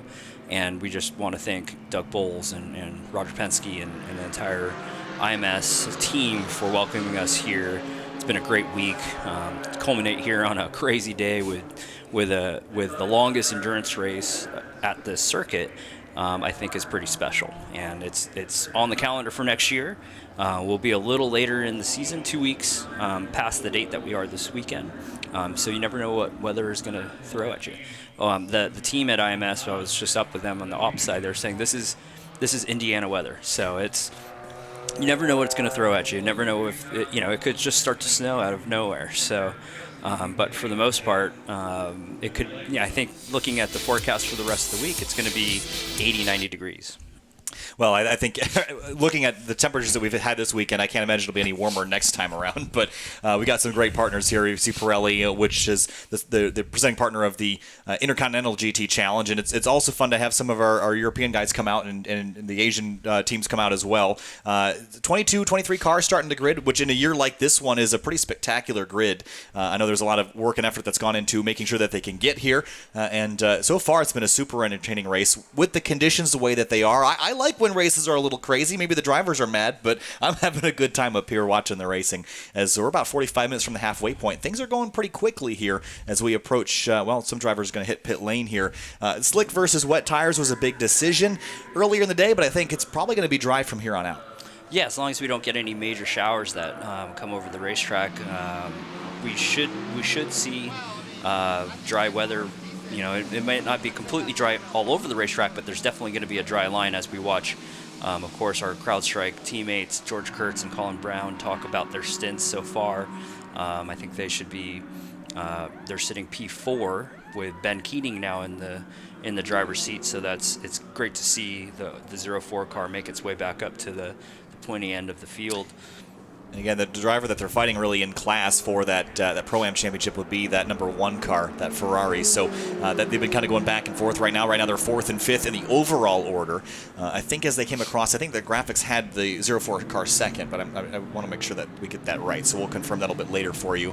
There's Samantha Tan heading down pit lane, and I love the livery on this. This is the Starry Night livery on this car, and it's a good-looking car out there. It's been up front leading for a lot of the day, but I think right now, taking a look at the timing and scoring, right now it is currently 2nd in class with Samantha Tan behind the wheel. Yeah, they've been running great. Obviously in the standard Pirelli GT4 America season, the ST Racing team has done an amazing job. They finished second and third in the Silver Championship with their 4 drivers. Today we see Samantha Tan being joined by Nick Whitmer and John Miller in the Starry Night BMW, and it's definitely a very pretty livery. It's they do actually an amazing job on their liveries throughout the course of the seasons that I've seen them racing with World Challenge. So you just expect nothing less than stellar from the ST Racing team. And Samantha's been a force behind the wheel this year. She's really come in her own, especially in the last half of the season. She's just picked it up another level and has been very, very quick out there. So to see them P2, they're behind the 511 GMG Racing Audi here of Elias Sabo, who's now behind the wheel. They're looking pretty good for this 8-hour enduro. And as we mentioned, about 43 minutes away from the halfway point of this, under our 4th safety car of the day, I believe we're on. So the first 2 were kind of clustered together towards the beginning of the race. We've had another for the K-Pax Racing number 7 and the number 3 McLaren Motorsport USA car, most recently for the stalled number 6 out by turn number 7. So these safety cars, these yellows, sort of force the strategy to get mixed up a little bit. We saw Colin Brown jump out. Now Ben Keating, who we talked to earlier, has jumped in the car. Now we get to see, we were joking earlier about the GT4, GT3 categories being mixed together. Usually in other series, the GT3 cars are some of the slower cars, the slower classes. This time around, they're passing everybody. So you kind of had, it's a bit of a mindset shift. You get to drive out the windshield a bit more in a GT3 car today. Yeah, it was interesting too. There's in some cases the GT4 cars were passing GT3 cars, since a few of them elected to go out on slicks a bit too early, and the GT4 cars were still on reins and were able to drive around them. But we've got a couple cars that have dropped out or just are back in the garage, hopefully getting back out on track shortly. But this track is pretty short. It's not a very big racetrack, not like Spa or any of the other rounds of the Intercontinental GT Challenge. So you're just doing a lot of laps, and it's got some decent passing zones. So the guys can get through traffic pretty swiftly, especially in the GT3 cars. They can outpower the GT4 cars on a lot of these big long straightaways, especially the front straight. But still, they gotta navigate traffic to be able to keep themselves up front. Well, you were mentioning the number of laps that we've completed already. 108 laps for the race leaders, the 35 and 34 BMW. 108 laps complete. Then Dane Cameron in one of the Acuras, 107 laps complete. The new pit rule, I shouldn't say the different pit rules for the Intercontinental GT Challenge powered by Pirelli. That's been something for some drivers to get used to, a little bit different rules from our normal sprint race form. I guess it's really is a sprint race. Would you consider 90-minute race a sprint race? Or? Yeah, definitely. I think anything under 2 hours really is a sprint race, maybe even under 3 hours. Sure. So, I think this format, the Intercontinental GT Challenge, it follows all of our FIA regulations and SRO regulations that we've put together for long distance racing. So much like Spa and Bathurst and Suzuka and Kyalami, this is the same rules that our international competitors Bentley came in here having won the Intercontinental GT Challenge powered by Pirelli opener at Bathurst, and the driver lineup were the leaders of that championship. Bentley leading the Manufacturers Championship. Not a great start, unfortunately, here at Indianapolis. Darren Law is the program manager for K-Pax Racing, running the car here this weekend. The car is in the garage behind us there, and the crew is working very hard, swarming all over it, making repairs. What is the prognosis of getting this car back out? We will for sure be back out on track. The goal for Bentley Motorsport and K-Pax was, like you said, to get the points for these guys for the Intercontinental Championship, and it's really unfortunate. The car was mega fast. They were super happy with it, and we were in a great position. So it's unfortunate that it took the hit it did, and it damaged the suspension enough we had to come in. For those paying attention to sports car racing, what George Pepper did probably shouldn't surprise you, but he hasn't raced on U.S. soil, to my knowledge, before. So maybe for the U.S. fans, is that the kind of star that you have in your South African driver? As far as how well he was doing in the wet, like we said earlier, he did an unbelievable job. He definitely earned his money, and like we had talked about, it's so hard to drive on slicks on a wet track, and that's what we expect. These guys are factory drivers. They're the best in the world, and obviously we knew he'd do a good job, but to be out there on slicks and do what he did was amazing. He put us in a great position. Lastly, how do you keep the morale up knowing you came here to win? That's off the table now.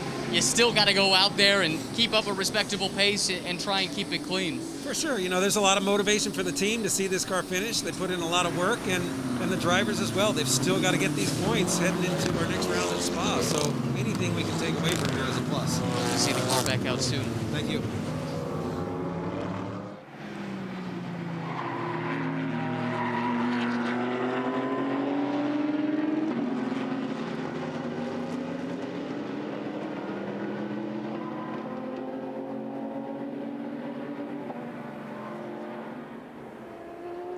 Coming to a restart here shortly after our 4th safety car of the day in the Indianapolis 8-hour. Checking on a couple things, but right now the one car, that is the Hublot Ferrari out front, in front of the number 30.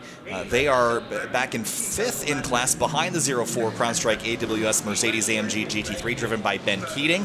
And the pace car is going to hit pit lane as we roll through turns 13 and 14. Coming back to the green flag, the 2 twin BMWs out front. Robbie going to pull away. These guys are they're 2-car tango out front right now. Yeah, they're on it. I mean, you can see how much of a huge gap, and that's kind of they've got 3 GT4 cars between them and Ben Keating's Mercedes, so you can just see how dramatic the gap is between these cars. But there goes Ben ahead of the GMG Racing. Oh, he gets slightly into the back of Ben Keating.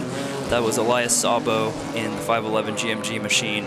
I saw a little bit of bodywork fly off there, but hopefully it didn't hurt the CrowdStrike machine too much. We were just talking during Ryan's interview about the 04. Here's a replay of it. It looks like the GMG Audi just got a little bit too deep on the binders there, and we were just talking about the 04. It came across the line at the 3-hour mark ahead of the number 1, so sort of won the race within the race. The one car has clinched the championship there with that because it was right behind. So the points worked out so that the one car has won the championship, but the 04 did win the race within a race, as we call it here in GT World Challenge America, powered by AWS. So the 511 sponsored Audi works its way through the infield section. I don't see a ton of damage on that car. We did see a couple carbon bits come off, but I'd say if you're going to get hit somewhere, the left rear bumper is probably not a terrible place to get hit, as long as it's not too significant an impact. And Jordan Pepper for K-Pax Racing going to bring that number 7 Bentley back on track after it received suspension damage from a collision with the McLaren GT4 car earlier in the day.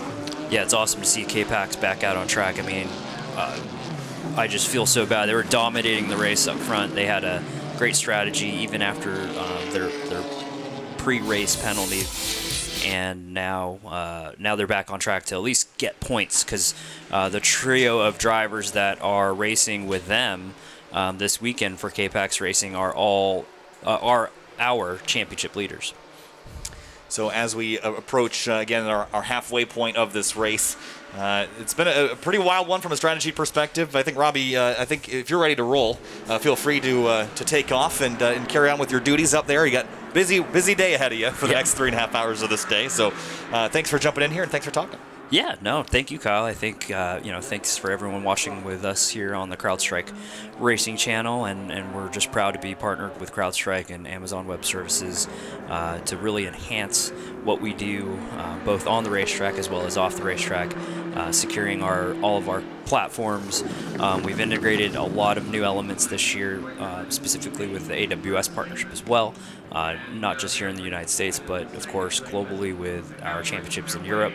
Unfortunately, our Asian championship wasn't able to get started during this time, but we are already making plans for 2021 to be at full scale again with our 3 GT World Challenge powered by AWS championships in play, and I think 2021 is going to be a spectacular year of GT racing, and we look forward to doing it again, once again, with our friends here at CrowdStrike and AWS. Looking forward to it. Thanks so much, Robbie.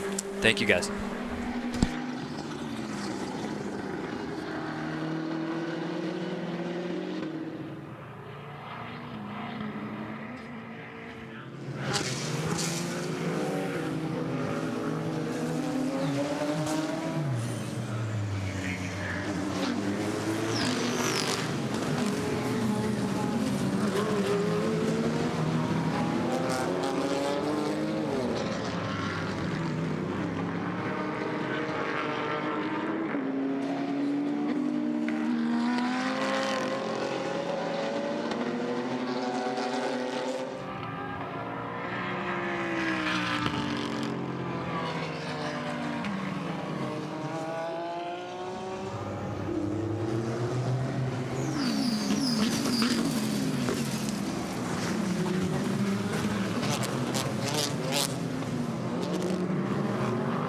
back live at the Indianapolis Motor Speedway for the Indianapolis 8-hour for the Intercontinental GT Challenge powered by Pirelli. My name is Kyle Heyer, joined now by Ken Lin, who is responsible for P1 software, which we've used quite a bit here on the CrowdStrike Racing live streams. Ken, welcome to Indianapolis. This has been a really fun weekend for me. How's it been for you so far? Oh, terrific. Thanks for having me, Kyle. Absolutely. And thanks to AWS CrowdStrike for having me as well.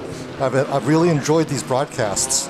And I've really enjoyed the fact that what we can do is be able to get a little bit deeper understanding of what's happening in the race. And hopefully we'll be able to explore some of those things now with some of the features that you haven't seen yet, because this is an enduro. Okay. So we've got some things where we can go over and see what everyone's pit strategies are and stuff like that. So we'll get a chance to look at that a little bit later today, in just a little while. But what's the value of P1 TS for teams and fans? I mean, we've used it on the live streams to show strategy and that sort of thing, but what's the value of it for the race teams themselves to be able to analyze what's going on in the racetrack? Well, so the longer the race is, the more strategy that there is that's involved. So this race is the perfect vehicle for using P1 TS, because versus a 40-50 minute sprint race, you kind of go off, and as long as you don't run your tires off, you just drive fast. Here, what you want to do is you need to understand what are your competitors doing? When are they pitting? What pit site sequences are they on? Things like that. And so P1 TS is really here to help people understand the race. So we've got these great videos where we see the cars going around, but what we don't understand is, like, when did that guy pit? Is he going to have to pit again? What are his lap times? And you guys have been doing a great job on this broadcast of showing and explaining, a terrific job explaining what's happening. And this is the sort of stuff that actually occurs on the pit stands that you're seeing down on pit lane. Yeah, so we've used this extensively, both the timing screen, which shows individual sector times and splits and gaps to the next car, laps, and all that sort of information. We've also looked at the track map quite a bit. We used this today to find out where we were missing a couple of cars. We couldn't figure out where they went, so we were able to look at P1 TS and get a good idea of where those cars were. I love the track map thing itself because there's so little latency in this. You can look out the window and see the car go by. This also runs on the AWS cloud. So, yeah. Tell me a little bit about that. Yeah. So all the software that's available from P1 Software runs on the AWS cloud, and it's been doing this since its inception of our products. So what this is doing is this is running on some server, and it happens to be in Virginia, and it's actually getting its data from a server somewhere else in the world, from our timing and scoring vendor. And then it's coming across and hitting Indy and wherever you are. And we actually have some of my customers are not at the stands at the track right now. They've been forced to be home. So some of them are playing armchair strategist from home. So I know of at least one customer who's doing that right now, and helping call strategy from the comfort of his home and his pajamas and whatever. It's so cool, and I think, I was here with Ben Keating earlier today, and I just saw his eyes light up whenever he was talking about strategy, because you mentioned that longer races you tend to have strategy, but you throw rain and wet conditions into the mix, and that strategy becomes really important, and we've seen that quite a bit today. Oh, yeah. And also another factor which comes into play in this endurance race, and not in any of the other U.S. SRO America's races, is this thing called waiver rounds. And so there's actually a feature in P1 TS that handles waiver rounds. And waiver rounds are like, it took me probably on and off about a year until someone's actually explained it to me with a picture. And then I said, oh, aha, the concept is very simple, but the way it's explained is tough. And that has to do with when a yellow flag is thrown, and where your car is in relationship to the overall leader and your class leader. And the simple rule is, if you are trapped between the overall leader and your class leader is behind you, depending upon how the regs are written, and I don't know the details of this particular race, you might get a wave around. And a wave around means like you get to, during the yellow flag period when cars are slowed down, you get to drive past the safety car and go all the way around the back and sort of unwind yourself so that you're not sitting in front of your class leader, but you're then hopefully stacked up behind him. We saw that in action a little bit earlier today. Great battle for the GT4 race lead right now. The 26, 82, and 33 all involved in this as they head down into turn number 1. Very unique racetrack here, Indianapolis Motor Speedway. This is the road course variant. This had originally had a different layout here. The Formula One, when they ran here, they ran a slightly different course. Now it's been modified the last couple of years. This has been a really cool racetrack to watch racing at. Big, wide, flat curbs, some tall ones to jump over as well. So strategy plays into it a lot, but the drivers have been able to take the matters in their own hands and go after it a little bit here today, this afternoon as well. Yeah. There's some spectacular over the curbing. Flying antics there. Yeah, I've always loved watching drivers jump curbs and stuff. We saw that be an issue earlier today for a couple different drivers, but GT4, GT3 multi-class racing. All the races that we've done for GT World Challenge America powered by AWS so far have been single class, at least in terms of the car structure. I mean, there's been a Pro-Am and Silver and different classifications there. But this is the first time this season that we've had two different kinds of car that were not at least remotely similar. GT4 and GT3 are pretty different in terms of their speeds, and that changes strategies as well. Yeah, and in fact, there's another variant that's occurred in this race, which we don't have in other races, which is, I believe, the first 90 minutes. The first 3 hours yep. is one race, and then they just continue, and they continue for another 5 hours yep. for the next race. And actually, that's actually caused a little bit of a fly in the ointment for P1TS, and has confused it a little bit with the sort of driver names that you see assigned to the stints. But so it's just the names that are wrong. All the other data for when you've come in and when you've gone out are correct. And so one thing about racers, which I find, is that they're incredibly resilient. So if you tell someone, so I informed my customers on pit lane, saying, oh, you know what, this problem has occurred. And as long as you give them the facts and they understand the conditions, it's like they'll just steam ahead and get their job done. And that's something which you don't find in a lot of industries where people like to complain, and not that racers don't complain. We all complain a lot, but they'll think about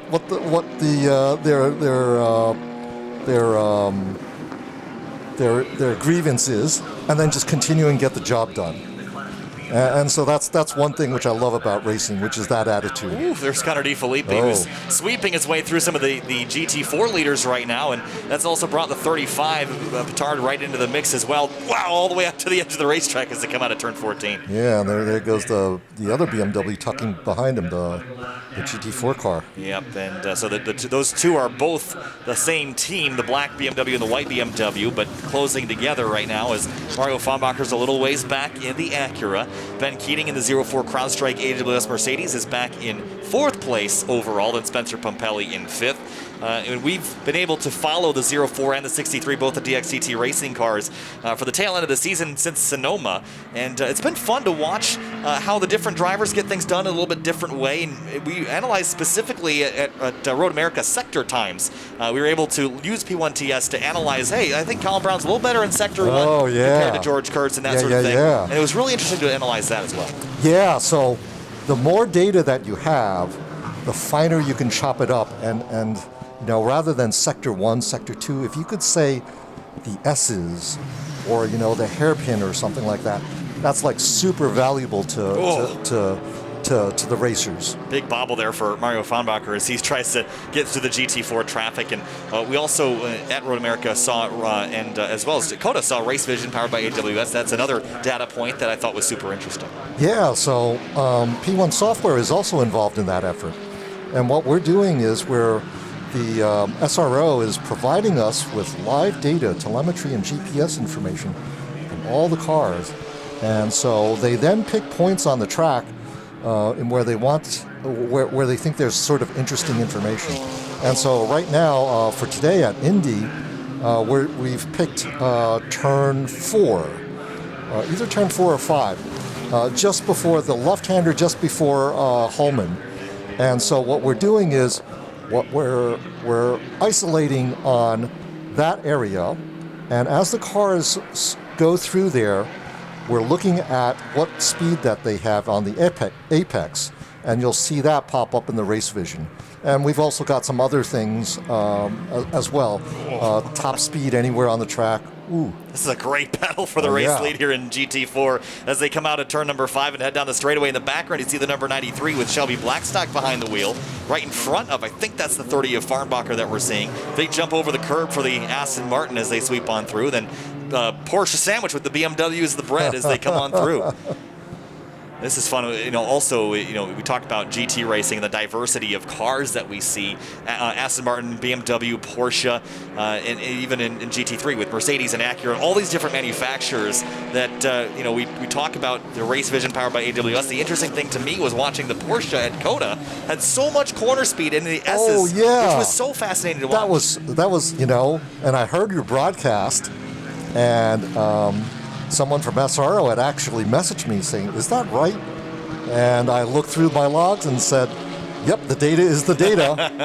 And then afterwards, after a few days afterwards, I spoke with the SRO technical director, and he verified. It's like, "Yep, that's completely true."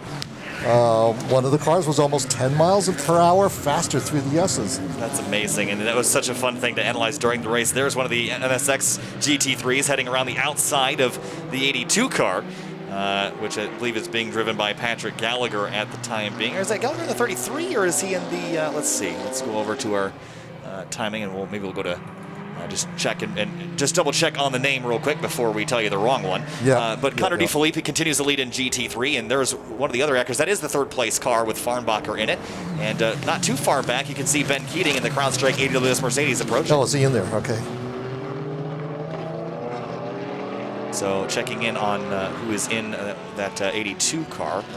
Here's a look at the replay as they came out of turn number 4 and into the chicane. Real dicey as they did a crossover there. Gallagher is in the Aston Martin. It's Chandler Hull in the M4. And in the Porsche, that was the number 17 car, which is De Boer in that car right now. So through the turn 8, 9, 10, 11, 12 complex, the whole backside of the track is you kind of climb back up onto the oval turn 2 and then dip back down into the infield for oval turn number 1. There's Patrick Gallagher there. He climbs up out of the corner. Gallagher is good friends with Kenton Cook, who runs in Aston Martin GT4 in the Sprint X category of Pirelli GT4 America. And Kenton had a really good battle on Thursday in one of the GT4s. Look at them weaving down the front straightaway. A little bit naughty there as they come down in. You get one move there, Ken, and they'll like about 6. Hey, I have an interesting story about Kenton. Sure. I was up in the media center, and this gentleman comes in and asks about something, and I didn't know the answer, but we chatted a little bit, and he said, "Oh, well, he's Kenton's dad." And I said, "Oh, great to meet you. I know Kenton from another race series." And so we chatted a little bit, and then he showed me something. He reached to his wrist, and he took off his watch, and he showed me the back of it. And he said, "Kenton gave me this. It was the Rolex Daytona watch." I said, "Man, what a great son." That's pretty cool. And Kenton, that was I think it was from a couple of years ago. I think he was running the Prototype Challenge category. I believe in IMSA. So Kenton's been around a little while, and he's a good friend of mine. And he had a good fight the other day in that Sprint X race. And he's also very data driven. He's big into using the simulator to knock the rust off before he goes to racetracks. I know that he was a competitor in our GT Rivals Esports Championship earlier in the year. So Kenton is very data-driven, and it's fun to see him kind of analyze it. And he's actually done a couple of seminars online for other people that you can check those out. I'm not exactly sure where you find him, but probably on his YouTube channel, where he goes over, it's all about data and understanding. If you can't understand it and feel it in the car, then you need to be able to take it from the data, and that's what other drivers have been doing with Kenton. Yeah, so it's great feedback, right? Because it's reinforcement of, like, that thing that I feel. What does it look like in data? And then you can go the other way around. That data, what does that feel like? And Kenton's been very data-driven for a long time, and that B Sport Racing team has found a lot of success this season. Didn't quite get to victory lane, but they were really going for it this weekend. There's the Audi GT3 coming out of the pits, and again, slick tires were the choice. At least they have been for the last hour and a half or so. The track is still, I wouldn't call it completely dry. There's still a few damp spots, but for the most part, we've seen everyone be pretty clean and green. Race control message, they're nothing to say, I guess. they pop it up on screen. Two with the BMWs out front. Continue to lead this race with Farnbacher a little ways back. So nearing the halfway point, Ken, from a strategy standpoint, what are we looking at here for the second half? But now that we know the weather is going to clear up a little bit, how does that change your mindset? So one of the things that you want to look at is where are you, when have you and your competitors pitted? Because what racers and strategists will do is they'll look backwards. They'll actually start from 8 hours, and they'll start looking backwards. The points that they're looking at are usually when would they have to fuel last, because there's this saying you want to be the first to fuel last, which means that if you can go 65 minutes on a load of fuel, then at 6 hours and 55 minutes, perhaps that is when you want to go fuel. Because if you fuel then, you know that you're good until the end, give or take a lap, and if a yellow flag comes out, you won't be caught out. Now, if you take that and extrapolate even backwards, from that point backwards, you want to pit possibly another 65 minutes before that. So those are sort of the ideal points in where to minimize the number of pit stops. And one of the things that P1TS does is it actually graphs all that stuff out for you. So you see a timeline from 0 to 8 hours, and 65 minutes before the end, you'll see a vertical line, and 65 minutes before that, you'll see another vertical line. And then what you'll see is, like, where is everyone pitting? Are they on that, or are they off that? Are they going to get screwed because they're going to have to do another stop? So that's one of the things that I think that might be starting to play in people's minds now, with 4 hours to go. When you get towards the halfway point, things start to become a little bit more real for the drivers out front. There's the 30-car Farnbacher getting after it at the exit at turn number 5. Interesting to me how dirty these cars get after running out there. There's rubber and debris and dirt all over these things. Look at how much that car dives on the brakes. The ABS vibrating underfoot for the number 30 Acura NSX GT3. As you see, look how close he cuts the corner as well. Right on the edge of the curbing. Fascinating to watch for sure. Ryan DL, it looks like he's jumped in the number 63 as they hit pit lane, the red indicating a pit stop there for that car. That's the other DXDT Racing team car. Ben Keating still running 4th overall in the CrowdStrike AWS Mercedes-AMG GT3 as we approach this halfway point. And going back to Indianapolis, this racetrack is very flat, and I think we talk about data in a lot of different ways from a strategy standpoint, but also for Pirelli when they come here and they're doing tire tests and that sort of thing. The big concern for this racetrack is the final corner is very fast, and there's a little bit of banking there. So even for the tire manufacturers, having data is crucial to making sure that they can build a tire that lasts. They've done a good job so far. The only tire failures we've seen have been a wet tire on a dry track, which never usually ends up working out well for you. Connor DeFilippi leading the way into turn number 7 with teammate in tow, the 35 car. Well, so the black hides the grime a lot better than the white. I have a white Toyota Corolla, and I can tell you I'd rather have a black one. It's hard to keep that thing clean. But I found silver to be a good color for hiding dirt. We used to have tan cars, and you could drive those things through a desert, you'd never know. But you would definitely know with a 35 car. But I think also the spray has played into it a little bit, picking up all the grime from the racetrack itself.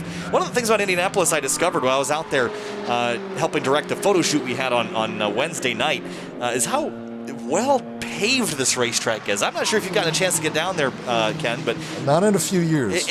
I mean, the pavement is just unbelievably smooth, and the cars curbing, are not bouncing. No, the curbing is just excellent. It looks like someone sculpted out of clay. It's just a beautiful facility. Is this your first time to Indianapolis? I've been here once before on a race team, and that was several years ago. Gotcha. Yeah, we're asking Ben Keating if he had been here before. He's been here lots, racing over the years. First time in 2012. He's returned a bunch of times and putting that experience to use. There he is right now as he comes across the start-finish line. Speeds well into the 160 mark, maybe even 170 by the end of the front straightaway, then diving on the brakes for this first corner. A team with Colin Brown, George Kurtz. Kurtz in the car early, then Colin Brown, and Ben Keating in now as they sweep through turn number 2 and 3. A lot of load on these tires as they come through this infield section, leaning on a bit of the downforce here. Then this is what I think has got to be one of the most fun parts of this racetrack. The quick left and then right. You see the sparks flying from underneath the car. Dynamic racetrack for sure. You can see a dive on the brakes here underneath the GMG number 2 Porsche, that driven by Jason Bell, Robin Liddell, and Andrew Davis. And looks like Keating is through. So going back to weather information, I had CJ Moses show me RainAware, which is an app that runs on the AWS cloud that, that allows him to know pretty much exactly, it uses GPS location data to know when it's going to stop raining, which I thought was really cool. But we were talking about track maps earlier in the week, and you were mentioning GPS location data and making 3-dimensional track maps a possibility at some point. That would be pretty cool. So the data that we have, the data that I have access to only has longitude and latitude. It doesn't have altitude. So anyway, what I do is I wind up plotting longitude and latitudes of cars. And actually, P1TS itself does not use any GPS at all. It just uses 3 timelines.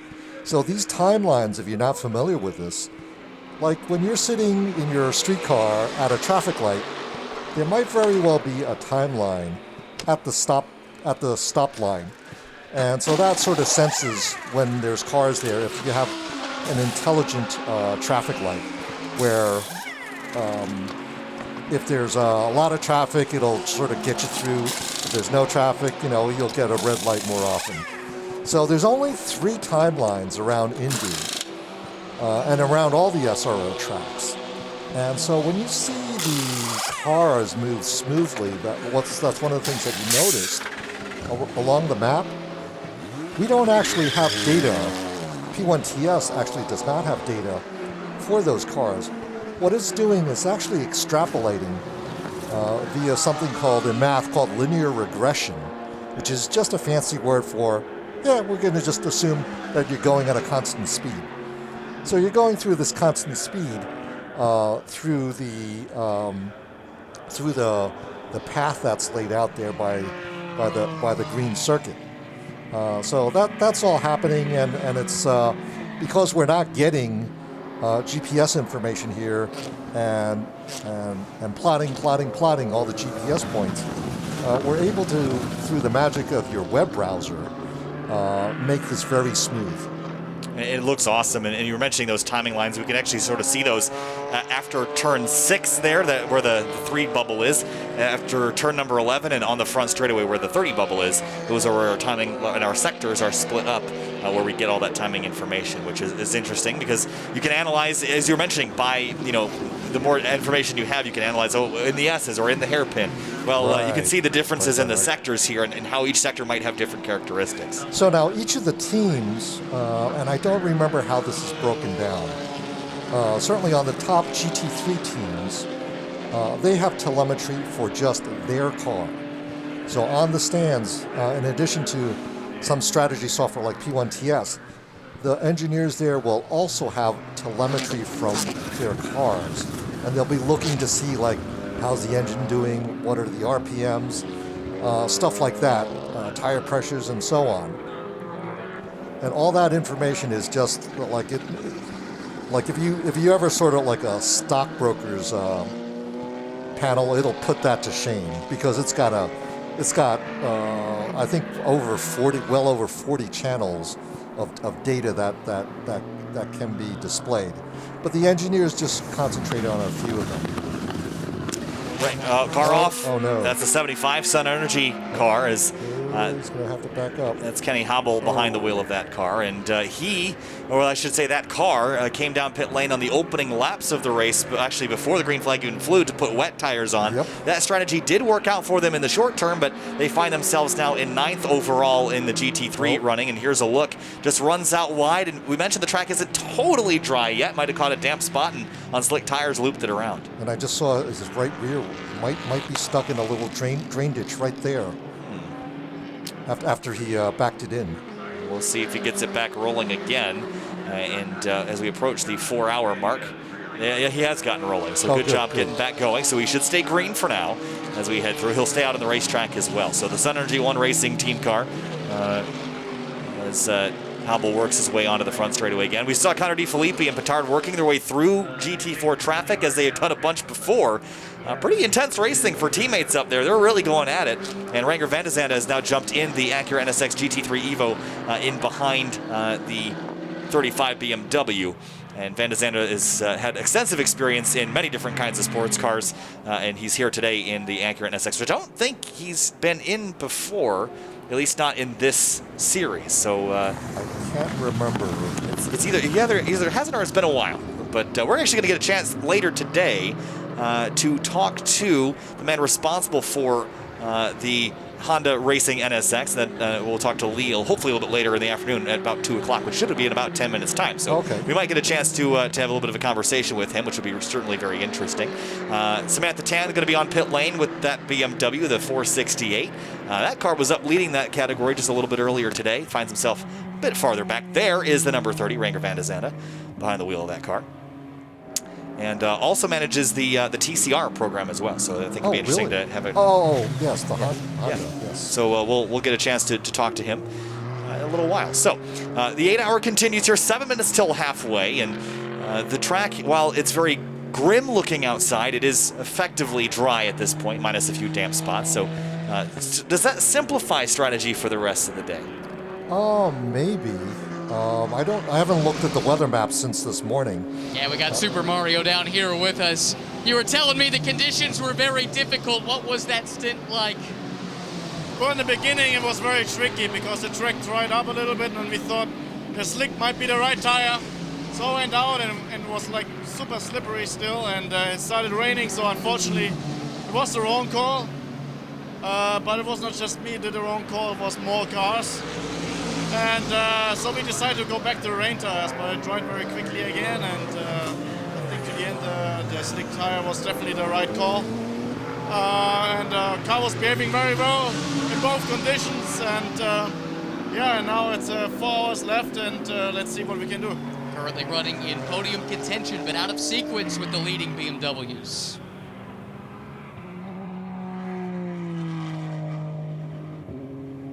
So about 6 minutes to halfway here in the Indianapolis 8-hour. My name is Kyle Heyer, again joined by Ken Lin from P1TS Software. Just finishing things up here on this segment here, Ken.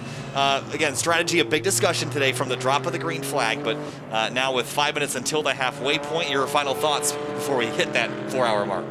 Okay, so I think one of the things that you want to look for, along with the viewers, is go to the gap chart when there's about maybe an hour and a half or 2 to go.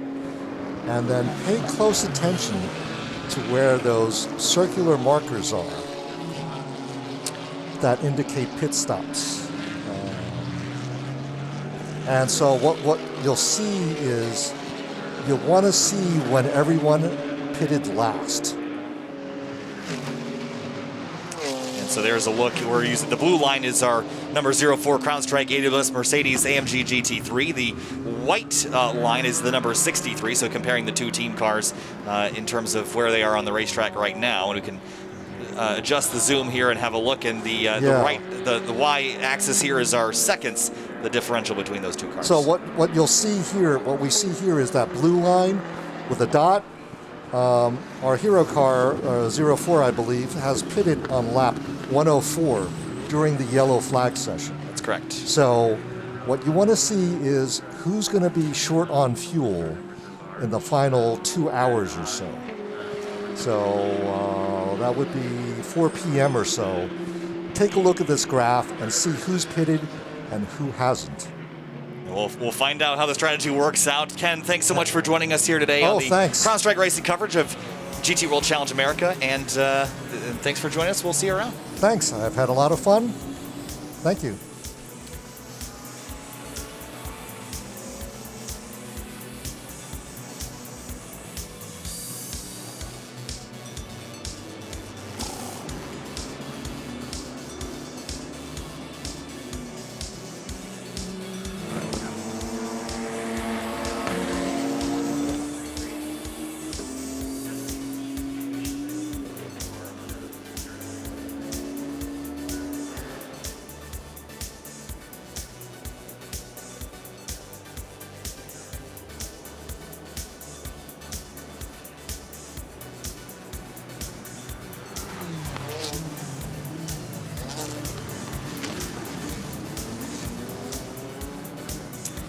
And welcome back live to the Indianapolis 8-hour here on CrowdStrike Racing's coverage of GT World Challenge America, powered by AWS. Here now with Lee Niffenegger, the NSX GT3 and TCR Program Manager.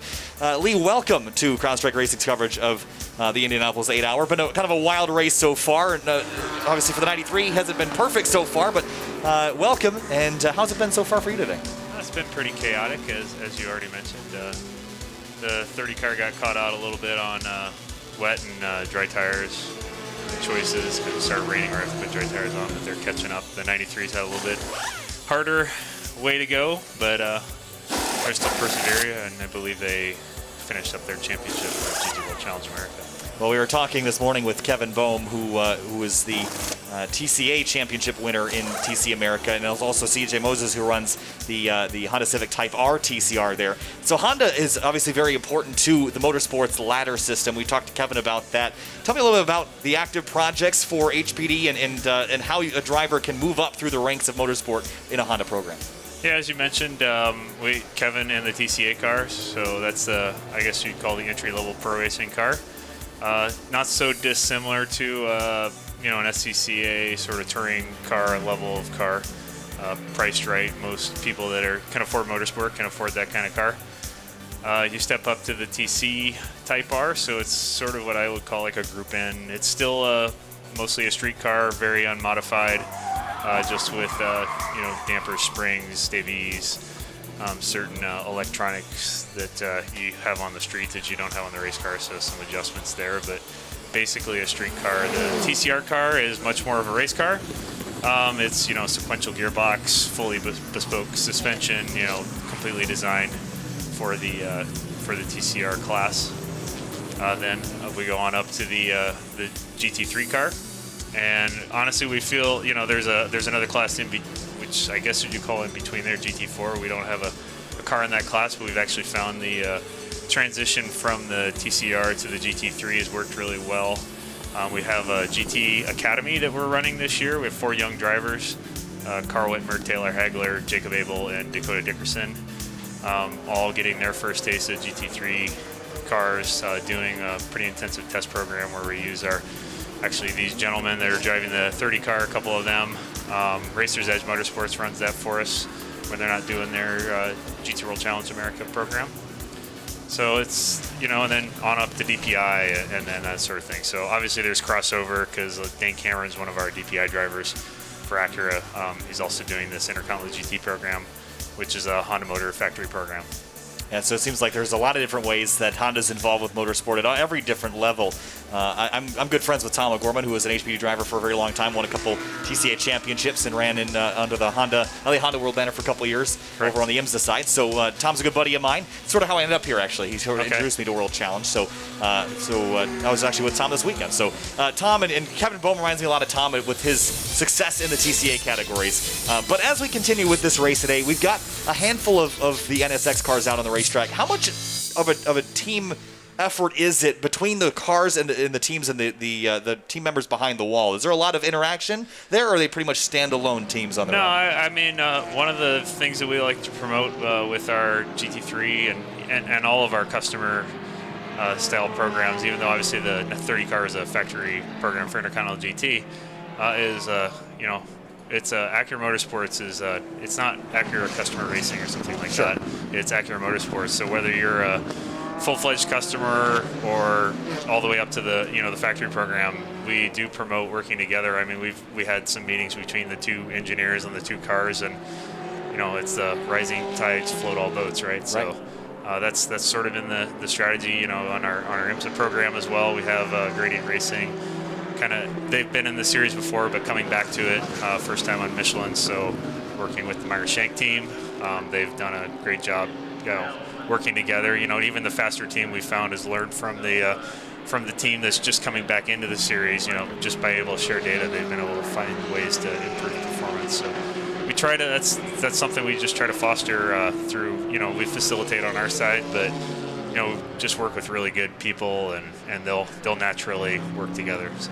Talking about the GT3 category, we were listening to Stefan Rattel the other night talk about GT racing as a whole, and he always finds that these are the coolest looking cars out there, and I tend to agree with him in several ways. But the CrowdStrike AWS Mercedes that's out there, tell me about, for some people that may not know, tell me a little bit of the differences between the Mercedes-AMG GT3 and the Acura NSX GT3. Yeah, I mean, all the GT3 cars are based upon their road car counterparts, some more than others. Generally the front engine cars are a little more modified than the mid and rear engine cars, just out of being able to equalize the performance. So a Bentley, for example, is a little more modified than a NSX, but actually the Mercedes is very similar to a lot of the mid-engine cars, as far as being, I would call, lightly modified.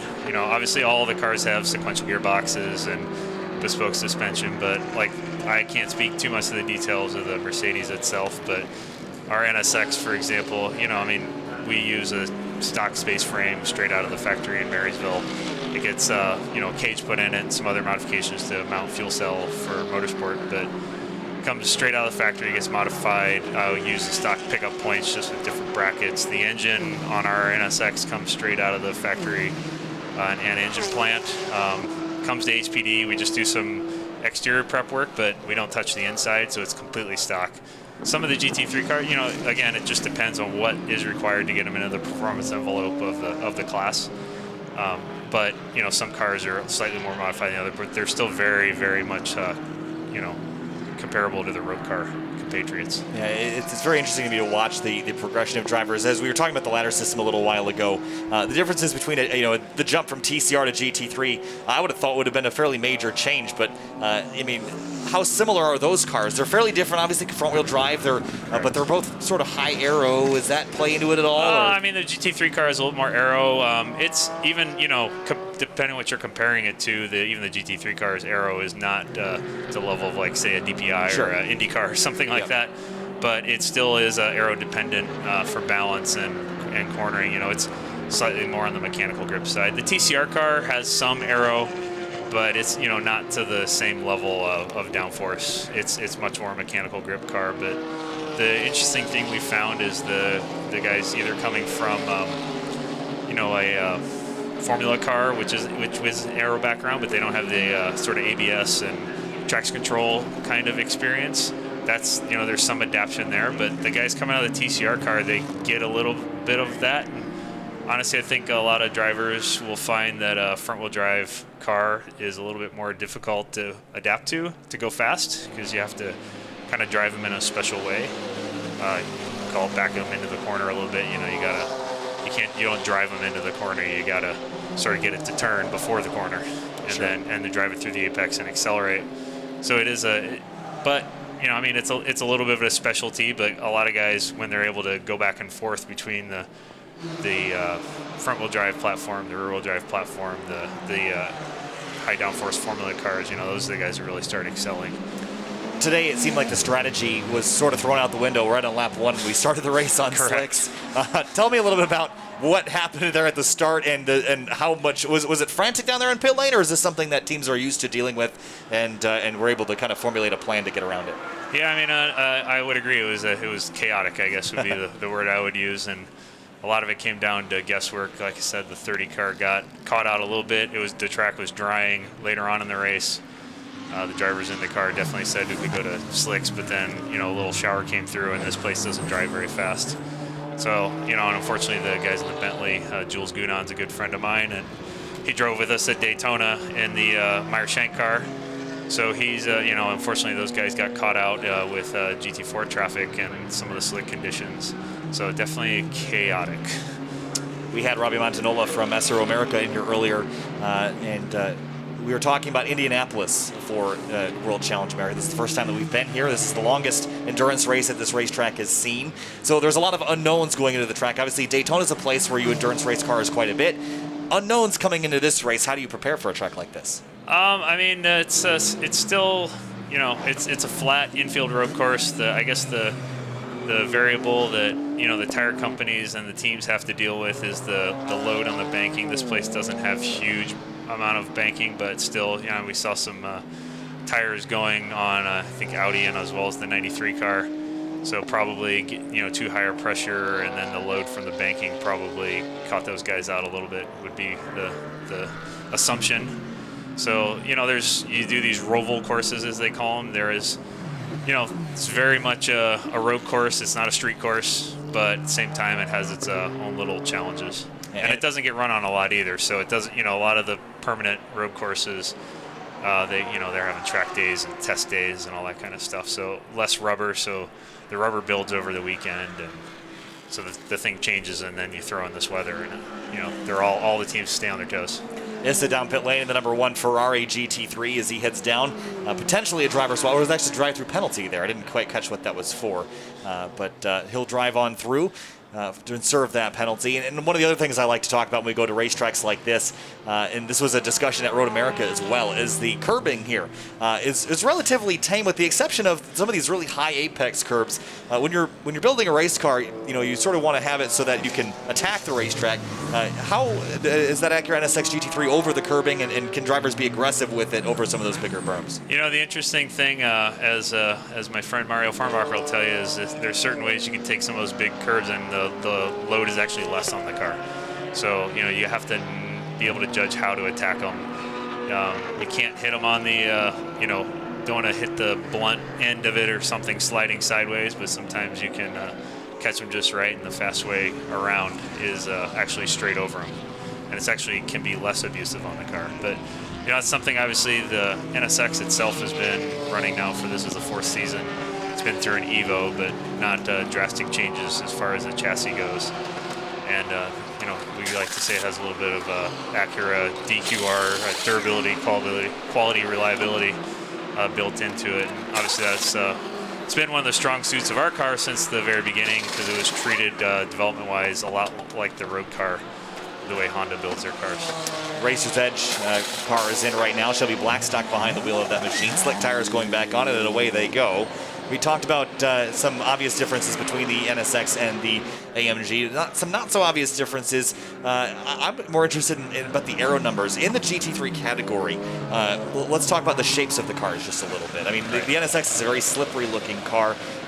We talked about drag coefficients. I mean, this is getting to some physics level stuff here. But what does the Acura NSX look like compared to the Mercedes, would you assume? And are there boxes that you have to be within in that boundary? Yeah, for so all these cars are FIA homologated. I joined the last wind tunnel test we did for the Evo. But basically the GT3 has what they call performance windows, so they're related to the power and the downforce, and the box is pretty tight. So you can choose how you want to develop the car. You want a little bit more downforce, you might end up with a little less power. So it's kind of your choice and what's going to work well for your car. How's the adjustability in these things? What can you do to them to make them go faster, and how tight is that box? From the adjustability standpoint, I mean, there's a limit for wing angles, and how much, like I said, like we talked about, total downforce you can put in there. But there is some adjustability in there as far as splitter angles and rear wings, but there's not a ton of adjustability on the aero side like there would be for a prototype. Yeah, so again, the GT3 category, I always find amazingly close battles in this class. There's the Audi which is another mid-engine car, which is very similar to the Huracan GT3, which we don't have running today, but very similar chassis underneath. There is the number 63 DXDT Racing Mercedes AMG GT3 weaving down the front straightaway, just getting heat in the tires there. I believe that's what Mr. DL is doing right now. Razzle dazzle Yeah. down the front straight into turn one, getting the heat in the tires. And we saw earlier when we had Ben Keating in here earlier, and we were watching the cars go down the straightaway. A couple of cars had wets, a couple of cars had slicks. The inside by the pit wall was completely soaked. The outside was dry, and Colin Brown was on slicks, just stayed straight on the line. Everyone else dove for the pit wall. It was kind of a fascinating thing to watch from that turn one camera. Yeah, trying to keep those tread blocks from overheating and the tires coming apart, keep the pressures down. Yeah, so it's definitely a tricky thing to manage here. I think everyone, obviously, by this point for the last 2 hours or so has been on slick tires, but there still are a couple tricky spots. You mentioned that no Acura or Honda in the GT4 yet. But again, we mentioned the TCR, the NSX program, and GT4 and TCR cars are actually really similar on raw pace. If you put them on a racetrack together, they're not all that different. We see that on the IMSA side quite a bit because those cars share the racetrack. Yeah, correct. And depending what series they run in, the TCR cars, they will run different power levels, different weights to keep them separated from the GT4 cars. But yeah, on raw pace, if you just let them both go, they'd be very similar. Obviously, they drive differently. Sure.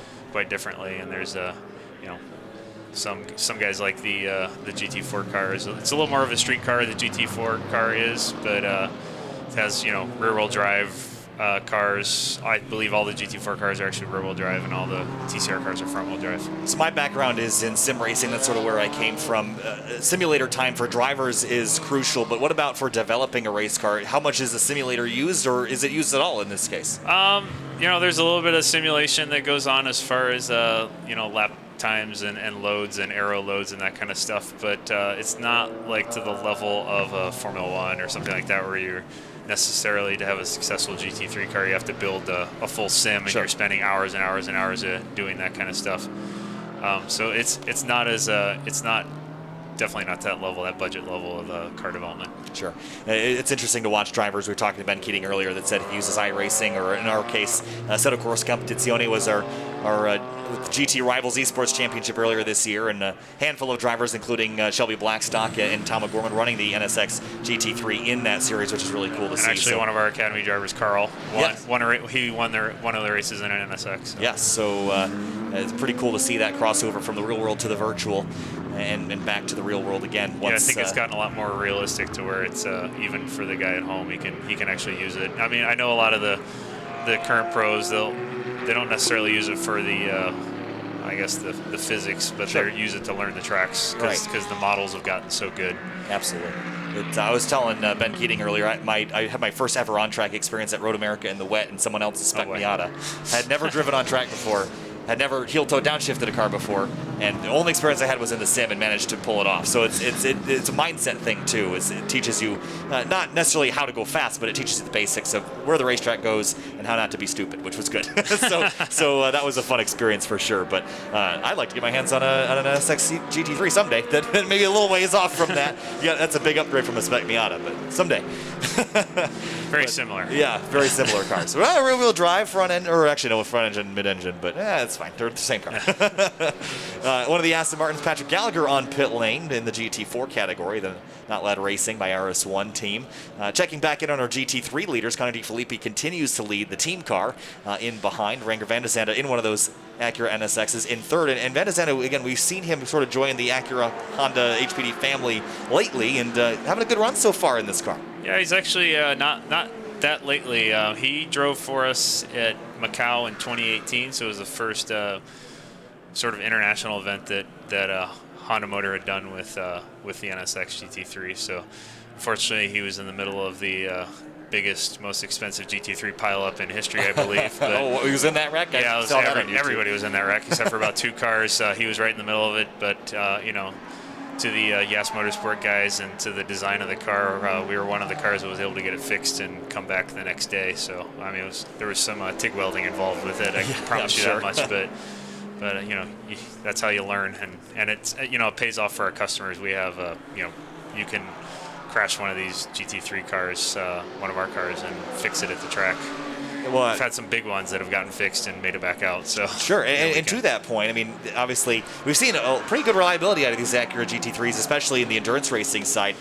What does your kit look like when you show up to the racetrack? What can you fix and what can't you fix if there's an incident or an issue? You can fix just about anything. Basically, the way the NSX road car is designed, being an aluminum space frame, it has they call them ablation castings, where the suspension mounts to, and then the front and rear of the car. So before the front suspension mounts and after the rear suspension mounts, that's actually designed to break off in a crash and protect the chassis mounts. So, you back one of those NSXs sideways hard into a wall, you might crack the rear frame rails, but we can put that back together at the track. I think the biggest one was ever fixed was at Sebring a couple of years ago.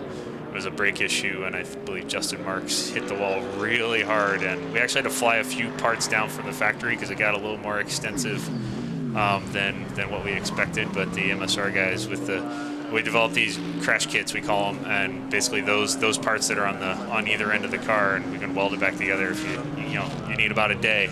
But it was done, and that car actually finished 7th at Sebring that year. So that's amazing. It didn't look good. Sometimes it doesn't need to look good; it just needs to work, and that's pretty awesome. There's a 04 Ben Keating hitting pit lane in the CrowdStrike AWS Mercedes AMG GT3. That's a mouthful to say every time. As Ben hits pit lane here, we'll see if they swap out a driver here. This could be looks like it'll just be fuel and tires. Yeah, maybe? just a drink. Just a drink. Fuel for the driver and the car. Yes, so they'll come down, and that's important to keep your drivers happy out there, especially in these longer stints. Again, the longest a driver can be in the car is 3 hours. Before the race, how much, is it pretty much set in stone who's going to drive when, or is it kind of adapt to the situation as it goes? I believe the team, they set out their driver order based on what they expect the conditions to be. They may adapt it, but the Yas guys, for example, chose to qualify Mario Farnbacher, but then they had Dane Cameron start the race. This is amazing. It looks like they were taking a photograph there. They're frozen, waiting for the ability to. I don't think you can fuel the car and also. Yeah, in this series, tires. versus they basically you have to fuel first and then tire change second. IMSA a little bit different story. Sure. I believe during a normal World Challenge America race, so a little bit different rules depending on the situation. This is a European rules like they run in GT World Challenge Europe. And there is the second place car on pit lane. That's the number 35. David Pittard in that car right now. Tomczyk and Yuloli, the other drivers in that car. On pit lane now as we work our way towards the tail end of this race. It already feels like it's been going by so fast for me sitting here. 4 hours and 18 minutes into this one. There's Connor DeFilippi, Nicky Katzberg, and Farfus in that car will be jumping in at some point later today. But DeFilippi's been in it for the last couple hours. And in terms of driver lineup, I know this is sort of a team thing, but how much do you know about the other teams' lineups, if you know anything at all, and do you react to who they have in the car for a particular time in the race? No, you just try to pick the best guys you can, and obviously we believe Mario is one of the best in the NSX in the world. Dane has proven himself, obviously, in GT cars and in the prototypes, winning the DPI championship last year in IMSA. And, Renger, he's, obviously a fantastic driver, drives DPI as well, but has experience with the NSX for several years. So, and he's, a lot of these guys have done Nürburgring and all that kind of stuff. So they're, I believe Mario said this weather here might be practice for Spa. So we'll see how that goes. We did talk to Ben Keating a little bit about making the transition because he has some experience driving GTE cars. I asked about the transition to GT3 to GTE. Those cars are fairly similar in a lot of ways, but for Renger van der Zande, going from the DPI back to a GT3 car, that's an adjustment. This is right for the lead. Wow, or no, I'll get back on the lead lap. Yes, but through goes the 30. But how is that adjustment to go from a DPI to a GT3? That's got to be a fairly big change in braking points and technologies. Yeah, I think that's probably something Dane could probably tell you about, or Renger, but, both those guys are experienced in GT cars too, and good drivers at that level, they don't really have any issues adapting. They understand you have ABS in a GT3 car, you certainly don't have that in a prototype or a GTE car like you mentioned, so being able to adapt to the driver aids and take advantage of them to get the most speed you can out of it.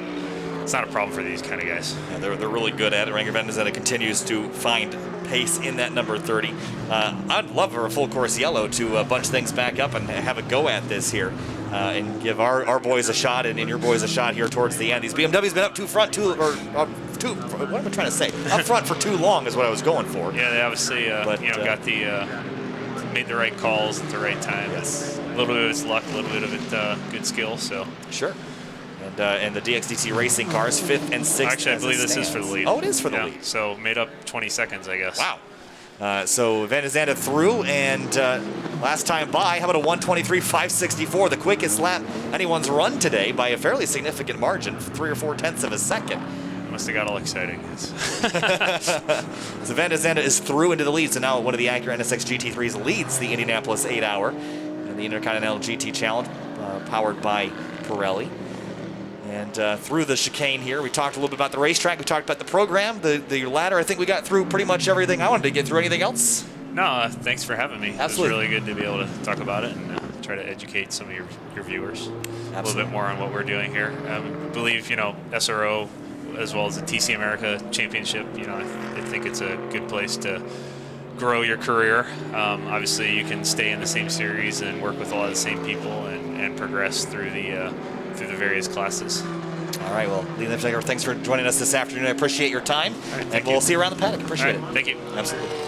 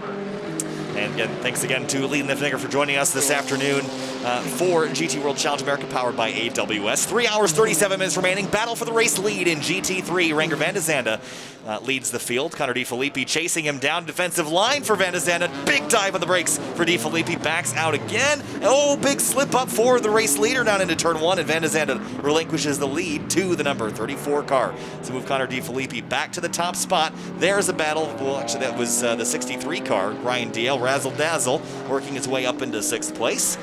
And past couple GT4 cars. For Renger Van de Zande, he just dove on the binders underneath DeFilippi, or actually vice versa. DeFilippi diving on Van de Zande spooked him just a little bit and made him check up in the mirror just enough to distract him and cause him to miss that Apex 4 turn number 1. Here's a look at the replay. Got a great run out of turn 14, then the run down the front straight, drafting in the slipstream, and 30 car is going to move over driver's right to defend, and it looks like DeFilippi saw that as an opportunity, took a dive, and just glanced up. Van der Zande did just enough to get distracted and miss the corner entrance. So move the BMW back to the race lead as Keating continues to run in the 04 CrowdStrike AWS Mercedes AMG GT3, and Ryan DL continues to run in 6th overall.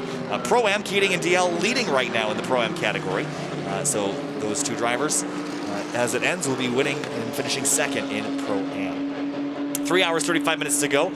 In terms of people joining us on the broadcast later this afternoon at let's see, 3 o'clock, be Adam Saul from Mercedes AMG Customer Racing. And then it'll be CJ and or Kevin Bohm joining us for the end of the race. And we'll see which of the two, if both, we get towards the end of the afternoon.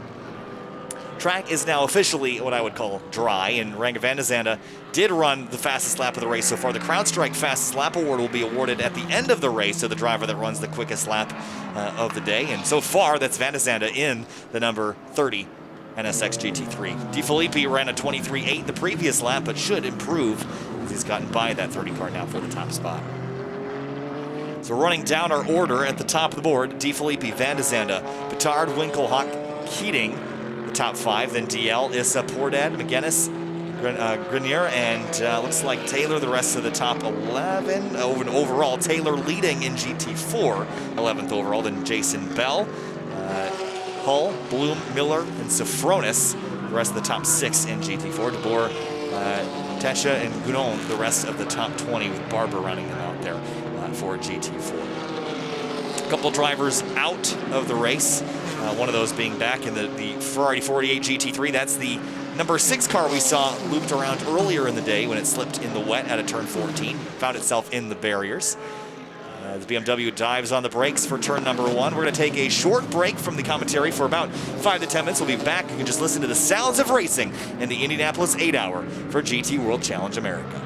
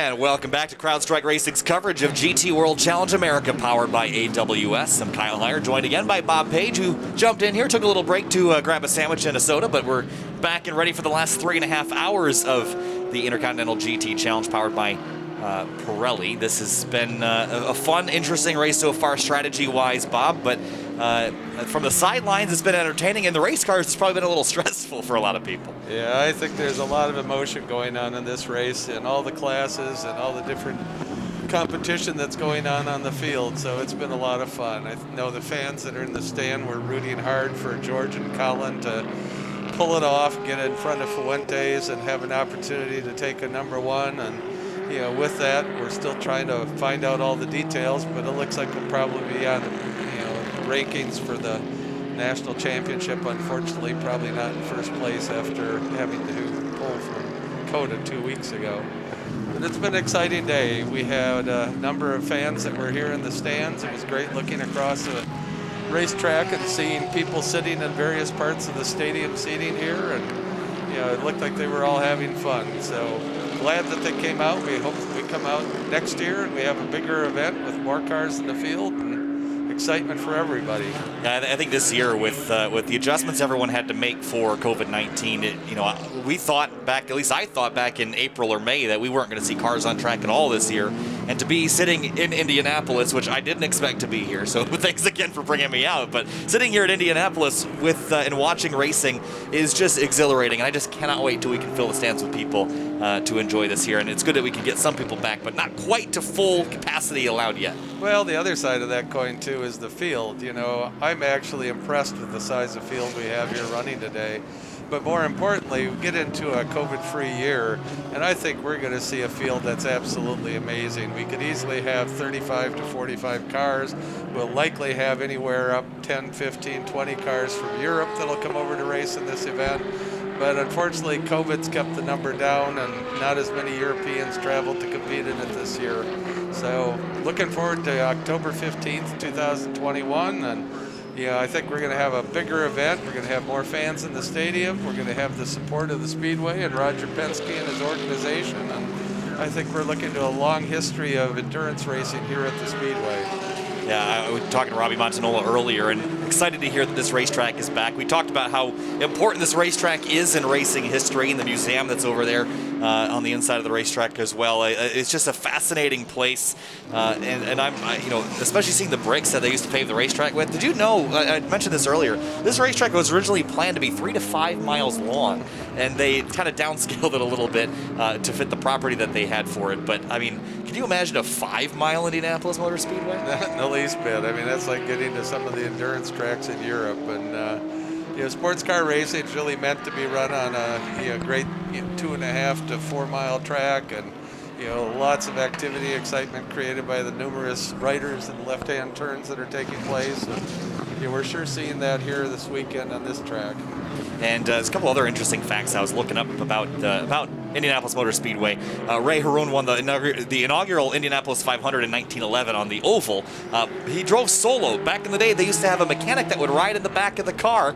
He decided that would be too heavy, so he decided to drive solo, and he used a rear view mirror to tell if there was anyone behind him, which was the first time anyone had ever used one of those in an automobile. So it's amazing. Rear view mirrors can be tracked right back here. Yeah, it truly is. But the other side of that coin is, back in that era, I don't think I'd want to be sitting in the back seat. No, probably not.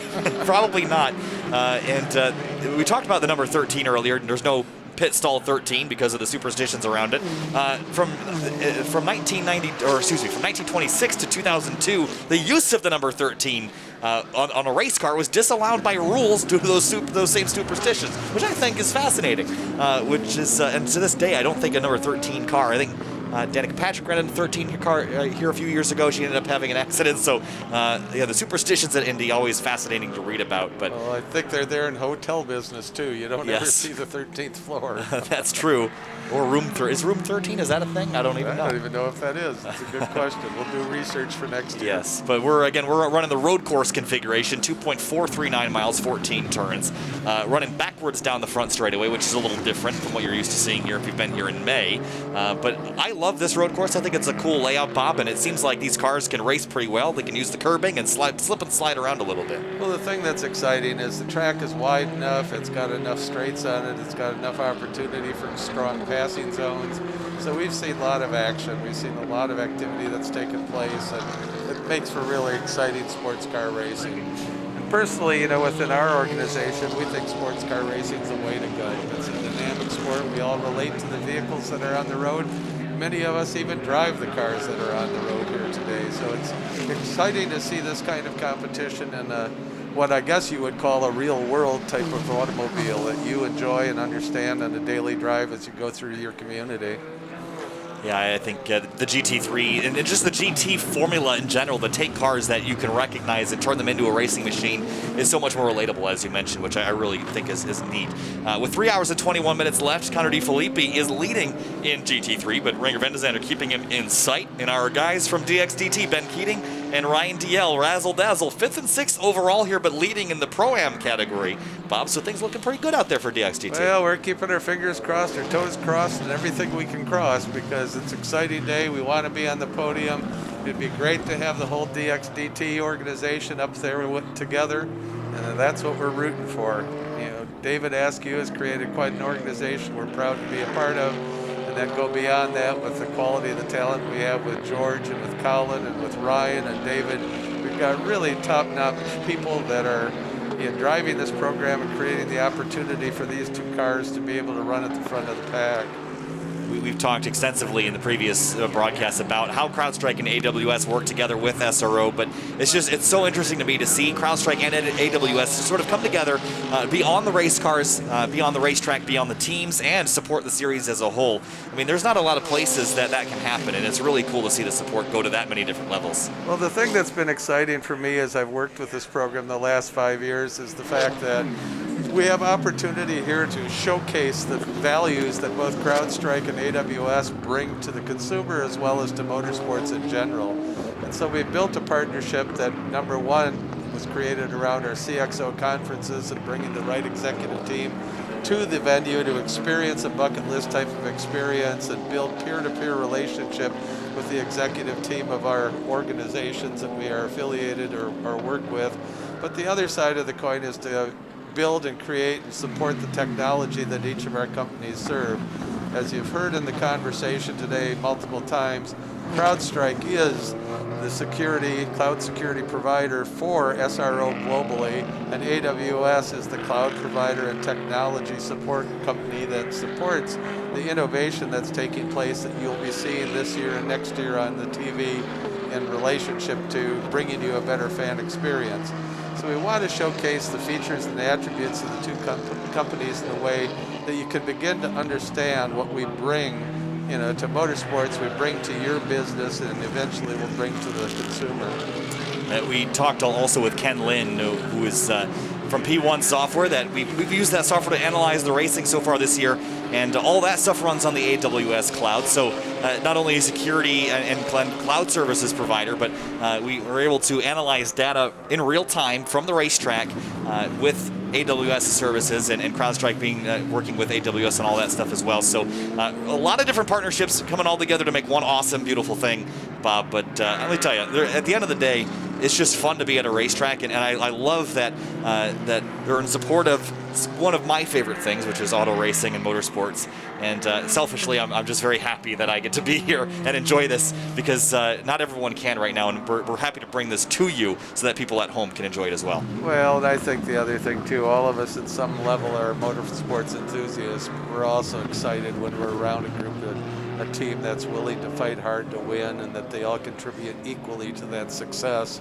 And I think that's the thing that's really, drives our motivation to be here every weekend and get involved and support the efforts that are being made.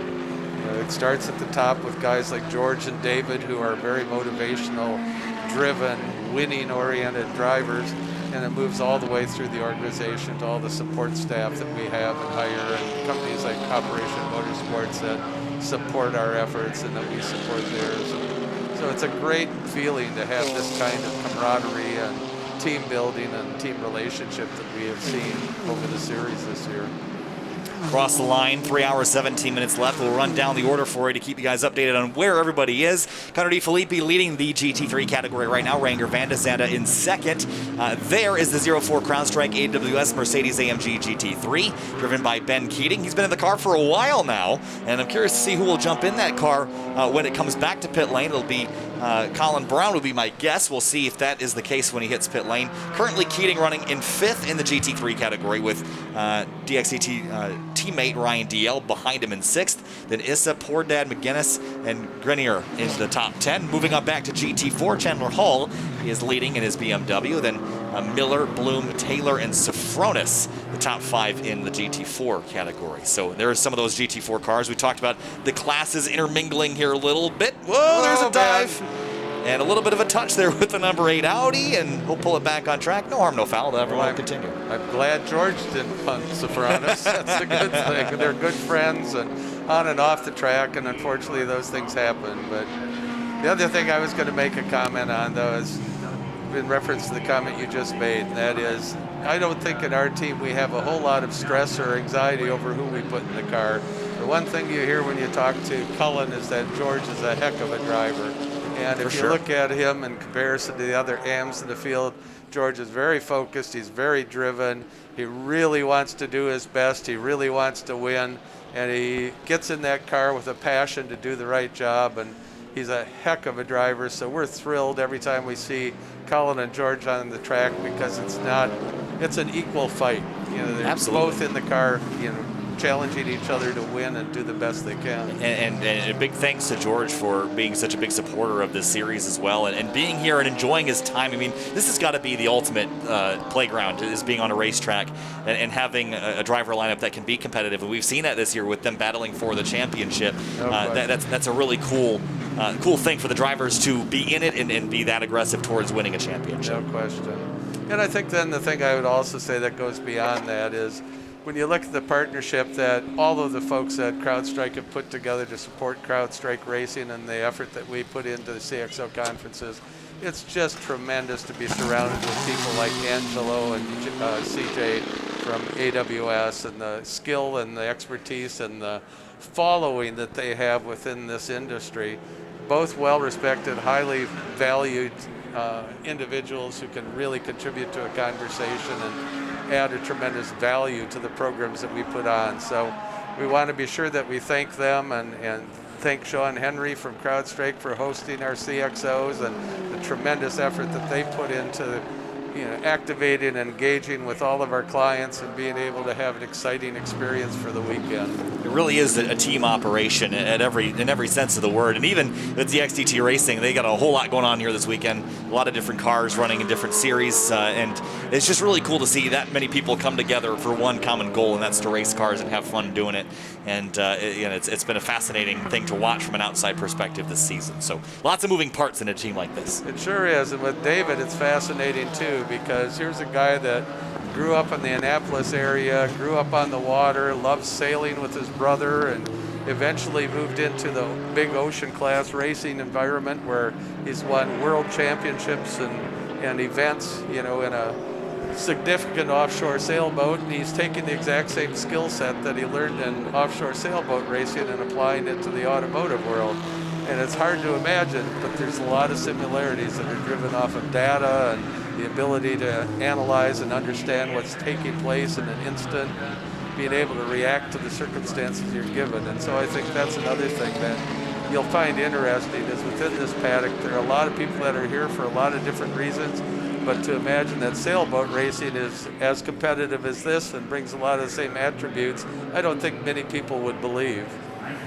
Yeah, it's really interesting that you bring up the sailing thing. My dad is an avid sailor, and I have a little sunfish back at home that we sail in the Irondequoit Bay, and I always kind of laughed because I took a race clinic out there on the Irondequoit Bay with my sailboat. I always thought it was similar to racing cars in a lot of different ways. I mean, it's a totally different medium, but the desire for competition is still there. Yeah. And so I can totally see how those two worlds kind of collide for Askew, and he's got a great thing going on for him here as well. So just super cool driver lineups for both of these cars. They both look really good.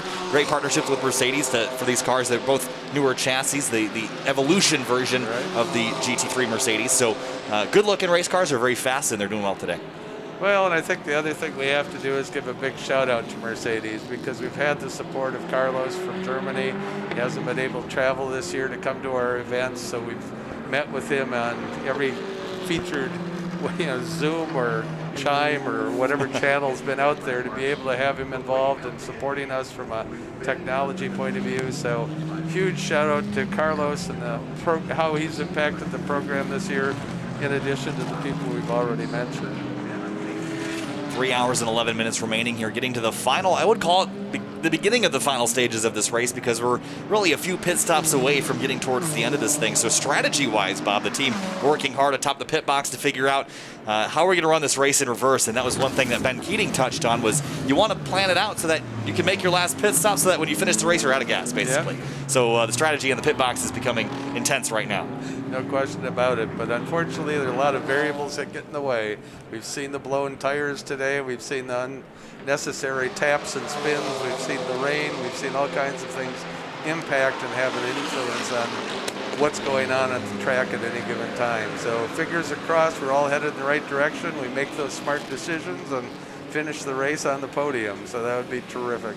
Razzle dazzle in the pit lane for the DXDT Racing number 63, and different fueling rules here this week. Can't change tires while fueling the car. This is part of the Intercontinental GT Challenge rules the International SRO Series use. Obviously, our normal sprint races, you could do everything in one go, but they're frozen in position. This is fascinating to watch, as they're just frozen like it's a photograph here. And as soon as that fuel comes out of the car, right to the tires. It's a fascinating thing to watch. I do think that it's been something that's been confusing for both the fans and all of us that follow the World GT Challenge throughout the year, because it's a whole different experience. And instead of having the 45-minute mandatory driver changes, and instead of having our traditional pit procedure with tire change and fueling going on at the same time, we've really had to try to understand what's taking place and how it's affected results, and how we're going to be able to determine who wins these championships at the end of the race. Yeah, so again, the international rule is not something that we normally use here. This is just for the season finale, the only real endurance race that we run this season. So that's been something that's been a learning curve for everybody, including myself here this weekend. So lots to learn, lots to continue. But DL back out behind the Wright Motorsports Porsche. And that is Max Root that is in that car, and Root is a lap behind, or actually make that 2 laps behind Ryan DL. So even though the Porsche is in front of him on the racetrack, in terms of laps completed, DL is 2 farther up the road than Max Root. So up in front, though, Van der Zande in the Acura is closing in on De Filippi, 9/10 of a second between those 2 cars.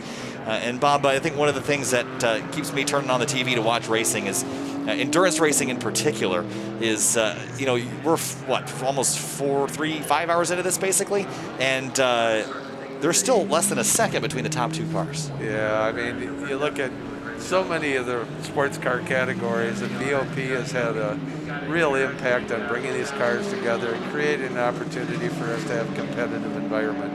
And that's another thing that we're looking at in terms of the technology and data that's being gathered from these cars, and we're pushing to the Amazon Web Cloud.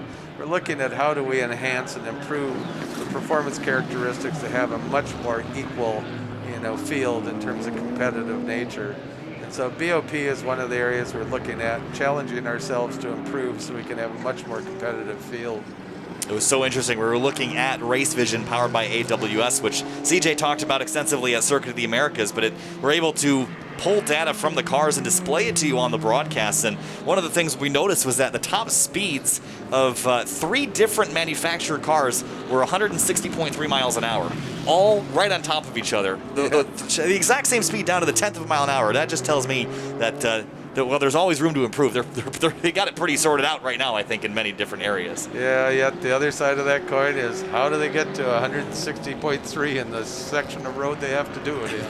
It's pretty amazing. You got to give a lot of credit to the way these cars are designed, the aerodynamics and the power they put out. And you have to also understand as a viewer that some of these cars and many of these cars are not running with the horsepower that you can buy in your own street car. Yeah, that's a good point. A lot of them have been detuned to fit the rules of GT3, and I think that's especially true of the Mercedes. I think it's actually running a different motor entirely from what you get in the street car, just so that it's better suited for the rules in GT3. So that's a different consideration. Is you can go to a dealership or Mercedes dealership and buy a car with more power just because of the way that the cars are homologated. So it's amazing that they've been able to get these cars that close, even with all those adjustments and changes. Well, one of the things we do with our guests, we take them right into the paddock. We let them sit in the car. We let them experience what it's all about.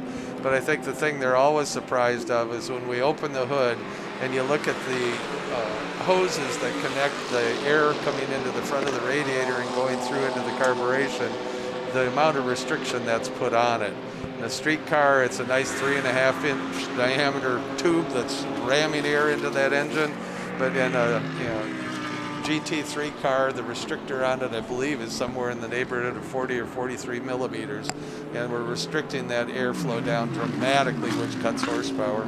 This is a battle for fourth in overall position. This is for position. Ben Keating in the 04 CrowdStrike AWS Mercedes for DXDT Racing, and right behind him is Winkelhock in the Audi R8 LMS GT3. Again, for the Pro-Am car, as Keating continues to lead in the category, but the overall position is for fourth, and then Audi stalking him. And again, front-engine rear-wheel drive versus mid-engine rear-wheel drive. You talk about the differences between the street and the race car, but also the differences between the two race cars in terms of where their engines are placed, Bob. There's a lot of technology that between these two cars that is different, and some that's very similar here as we approach the 3-hour to-go mark. Yeah, no question about it. But again, that's what makes sports car unique and exciting. We've got different platforms, different concepts.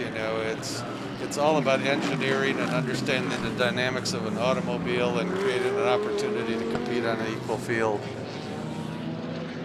So the weather continues to look better and better. You still see some puddles there on the pit lane. Elsewhere, it's been dried. If you've missed the first 5 or so hours of this race, you would have seen that the rain at the start would kind of throw everyone into a loop. Everyone was on slick tires coming to the green. A few drivers opted for wets.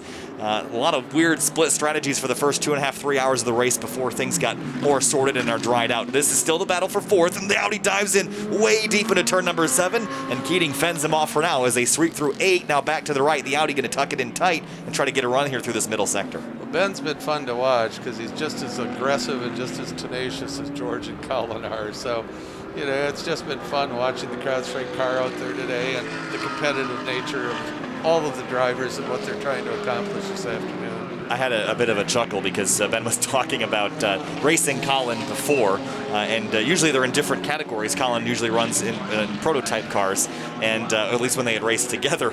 And he goes, "Yeah, Colin's pretty aggressive." And I said, "Isn't that a good thing? I think you want to be aggressive when you're running with them now." Yeah. But it seems like this is a pretty good driver pairing. It's worked out well so far. Yeah, it's interesting to hear Ben talk about the differential of being in a class that's the slower in the grouping versus being the class that's the fastest in the grouping, and it really is different. If you're overtaking slower cars, you have a much more broader field of perspective and understanding what closing rate of speed is and how you're going to handle it. The guy in front sometimes, if he's not paying attention, can get surprised big time. So Winkelhock overdrove turn 1 just a little bit, got too deep into the binders, and overshot turn 1. Sparks flying from the underside of the 04. He's getting after it there, Bob, going for every 1/10 of a second he can get. Well, let's hope we have a photographer in that corner getting the excitement of that turn. If he's going to scratch the underside of your car, you might as well make it look cool, right? Might as well look cool. Sparks flying here at Indianapolis Motor Speedway for the Indianapolis 8-hour for GT World Challenge America, powered by AWS. And approaching the 5-hour mark as the 04 and let's see, what Audi is that? That is the number 31 Audi Sport Team Hardpoint WRT car with Winkelhock, Spencer Pompelli, and Mirko Bortolotti in that car.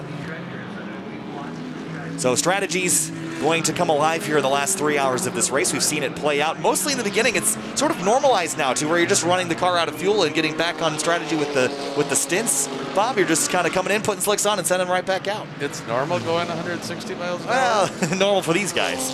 Well. So with just about 3 hours left in this race, There's the 04 having a look, and he decided not to go for the move this time. Yep. That was a good decision there, and got the Audi tucked in behind. Well, before I leave today, the one thing I do want to say is I want to thank all of the CrowdStrikers, all the AWS employees that have tuned in to watch us today, our guests and customers who have joined us. And I really appreciate the support that this program gets from all of the employees in both of the organizations, as well as all of the guests that have attended in the past. It's truly rewarding for us putting these events on to see the reception and the tremendous support we get from everybody within both these organizations. So thanks to everybody. Come back and see us at the first race of the season next year in Sonoma, and we'll look forward to having a great time. Thank you for letting me be in here today, and once again to you, Kyle, you've done a tremendous job. We couldn't be happier. It's great that we've been able to get guys like Brian Herta and Ben Keating and Adam Saul and Robbie Montanoli in here to talk to our guests today. And guess what? Adam's here, and then we go back to CJ and Kevin to wrap up the rest of the day. I'm sure you're not going to have any excitement before this is over. All right, thanks so much, Bob. We'll see you next time. Bob Page, thanks so much.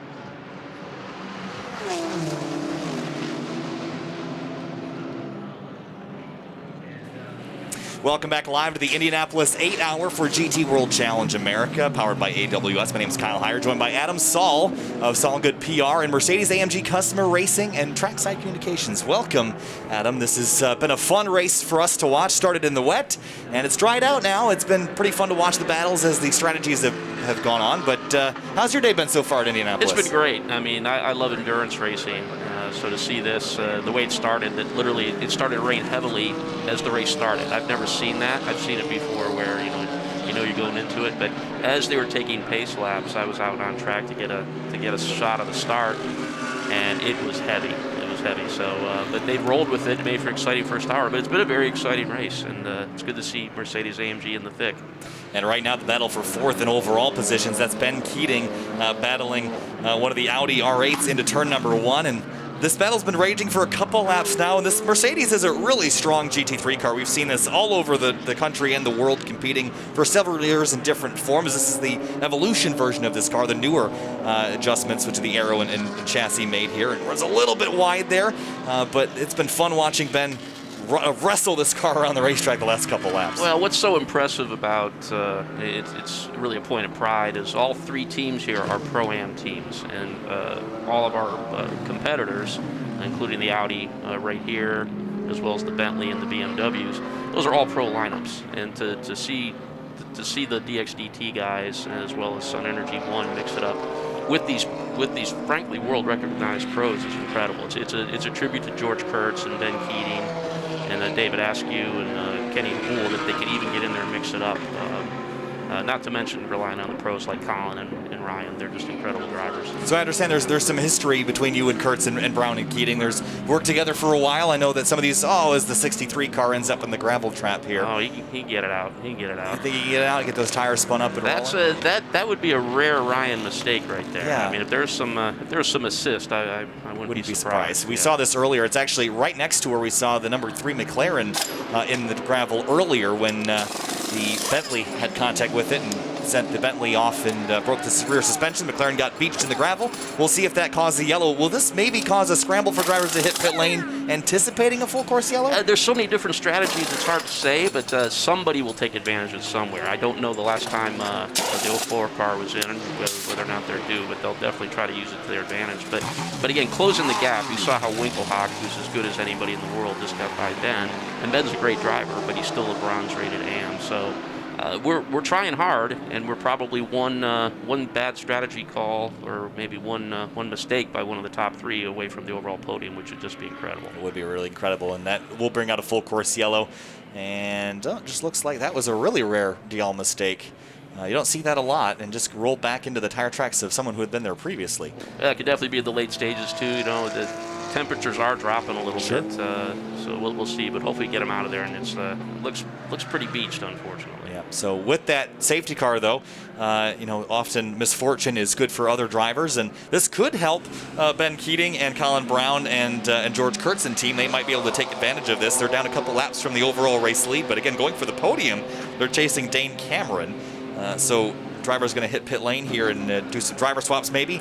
The longest driver can be in the car is 3 hours, so in theory you could put a driver in and run him to the end of the race. Yeah, exactly. And we'll see if they do that this time. Yeah, and that's where Ben wasn't allowed to drive in the first 3 hours. That's where it might come in handy, and he's definitely on at least a double stint here, and I don't know how long they're going to keep him in, but he's doing great. He knows this track pretty well.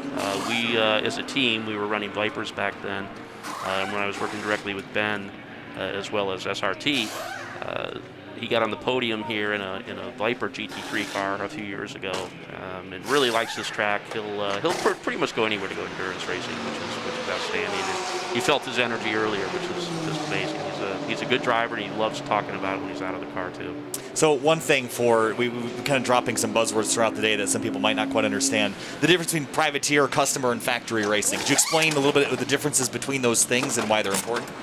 Well, it's important on several levels. Number one, the manufacturers, obviously, at the all-pro level, they wanna basically take on each other and beat the best. I mean, if you win at this level, you know you're beating other top manufacturer peers out there. So it's definitely a point of pride, and that's a key foundation of the Intercontinental GT Championship. But Pro-Am, that's where you need to have one pro driver and one AM driver, like Colin Braun and George Kurtz. That's also at the very foundation of sports car racing in general. Without what you might call, I could call them sportsman drivers. Without the sportsman drivers like Ben and George, you would really not have you wouldn't have sports car racing as we know it in North America. So there's all pro levels, and those are the top 4 cars. Well, actually no, now they're the top 3 because we've moved up a spot as we cycle through for pits. But the two BMWs that are running up there, those are pure factory-funded efforts with factory drivers, all paid directly by the manufacturer, and it shows the way they're out there running like a train. And we certainly have that as well with the Mercedes-AMG program. They race more in Europe with that format than over here. It's definitely more of a Pro-Am format in both IMSA and SRO World Challenge over here. Yeah, but it seems like from as a fan of sports car racing in general, been following both IMSA and SRO for quite some time. The Mercedes GT3 program has been wildly successful at the customer level in all the different series over here in the U.S. Tell me a little bit about what it took to get there and how much effort goes into getting that success level in international motorsport. Well, the customer racing program in total is only in its 11th year now. They just celebrated the 10th anniversary, which when you look at other manufacturers who've been doing this for years, namely Porsche. Oh, now we see what might have happened. So this might not have been a DL making a mistake. This could have been a suspension failure. It never seemed like it'd be a driver error with Ryan at that point. So we saw a suspension failure very similar to this happen to the 7 car, the K-Pax Racing Bentley, and what prompted that was damage from another car. So I'm wondering if there was contact. I don't see any bodywork damage. It looks like it might have just come off the hub. It could have. I mean, maybe they didn't get the center lock lug down tight in the pits, or maybe curbing had broken it, or that sort of thing too. So maybe we'll get a better look at it here when they remove this car. But it's going to be that car's going to have to get dragged back on the rollback. Yeah, we saw what happened with the Bentley. It's definitely not good at all. And I hate to say it, everybody, that's what I call an atom bomb. The minute I sit down and talk about how great things are. We call it the commentator curse. Yeah, commentator curse, and I got the name Atom Bomb. Yeah. So there you have it. But they'll get back in it, and very proud of them up to this point. It's incredible. Yeah, they did. We're having a really good race going, and that's going to be the disappointing part for DL was how well they were running, and unfortunately, that's going to put them back just a little ways. There's one of the Bimmer World cars coming on in. And that, I believe, is the leader. Nope, not quite. It is the leader in GT4. Hull in the Bimmer World car. And again, pit stop's going to happen here for a lot of teams as they get this opportunity with under 3 hours left. Tell me a little bit more about the customer program, though, because we got interrupted by the yellow flag there. Well, it did start in Europe. It was European-based, where, of course, Stefan Rattel started the whole GT3 format back then. Very familiar with Mercedes, AMG, and all the manufacturers over there. And it started with the kind of cool-looking SLS, the Gullwing car from a few years ago. Now pushing 10 years. A very successful car, and that's when they knew they had something with the GT3 format. The GT came out after that, and the first-generation GT car was very successful. Won at the Nürburgring, swept 4 of the top 5 spots, if I remember my facts correctly. And even at that time, they're saying we need to bring it over to North America. So in late 2016, to add to what was going on in Europe as well as in Asia, they brought the customer racing program over to North America for competition in both World Challenge and IMSA.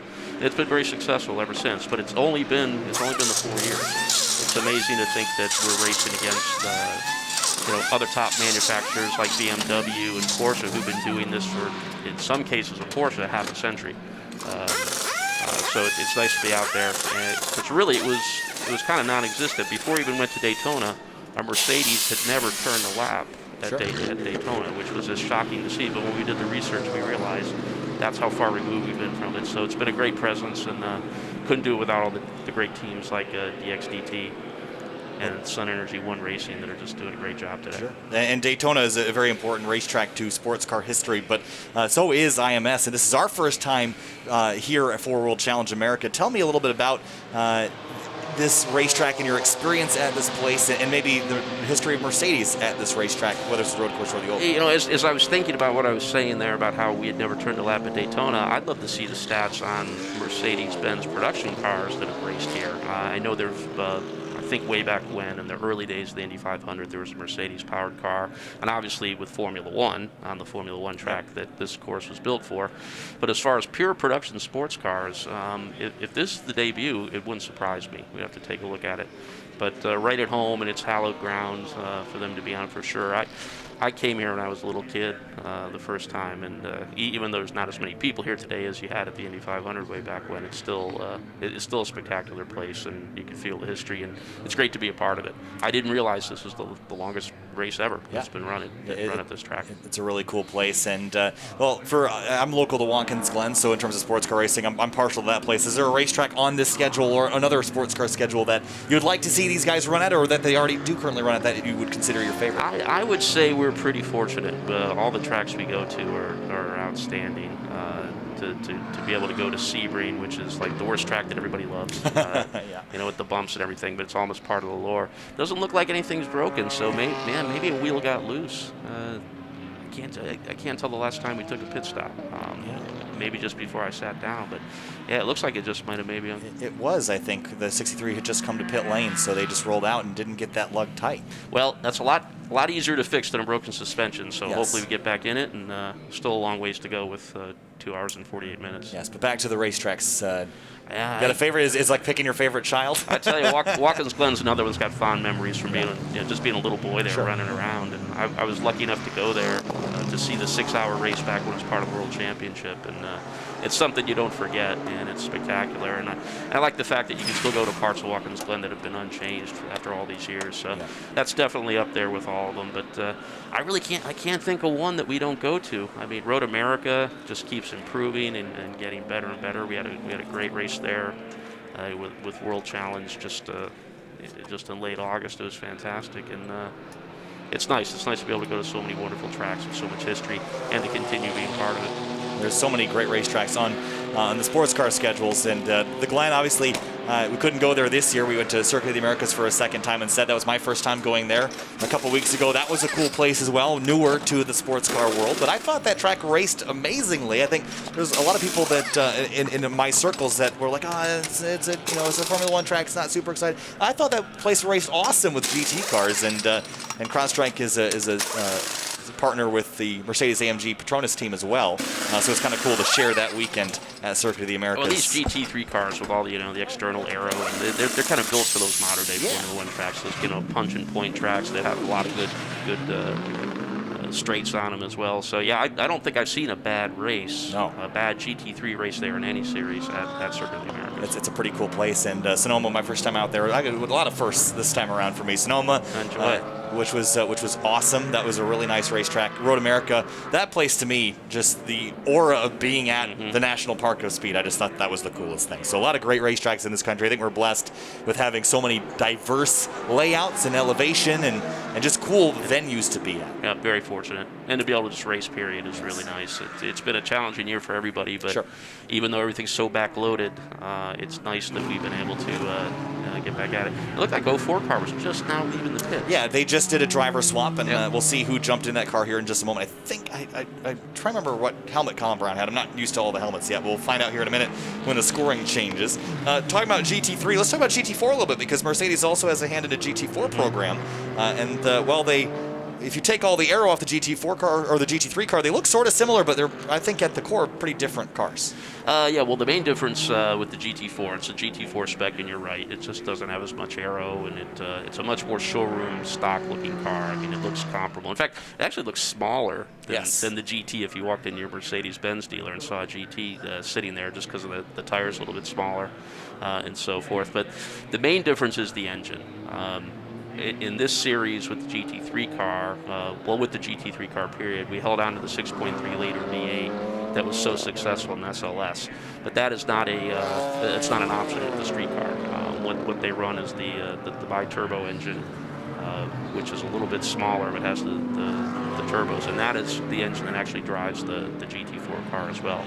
Several cars, we had two compete here earlier this weekend in Pirelli GT4 competition, and Jeff Courtney put his Rec Stuff car on the podium in a P3. So a lot of good efforts there, won a few races, and it's a good complementary program, both here and in Europe and Asia as well. We were talking earlier with some folks from Honda. We were talking about the ladder system. It seems like we got cars for Mercedes kind of on a ladder up as well, at least in the GT world. Starting with obviously the GT4 is a good place to start, and then you move to the GT3, and that can't be.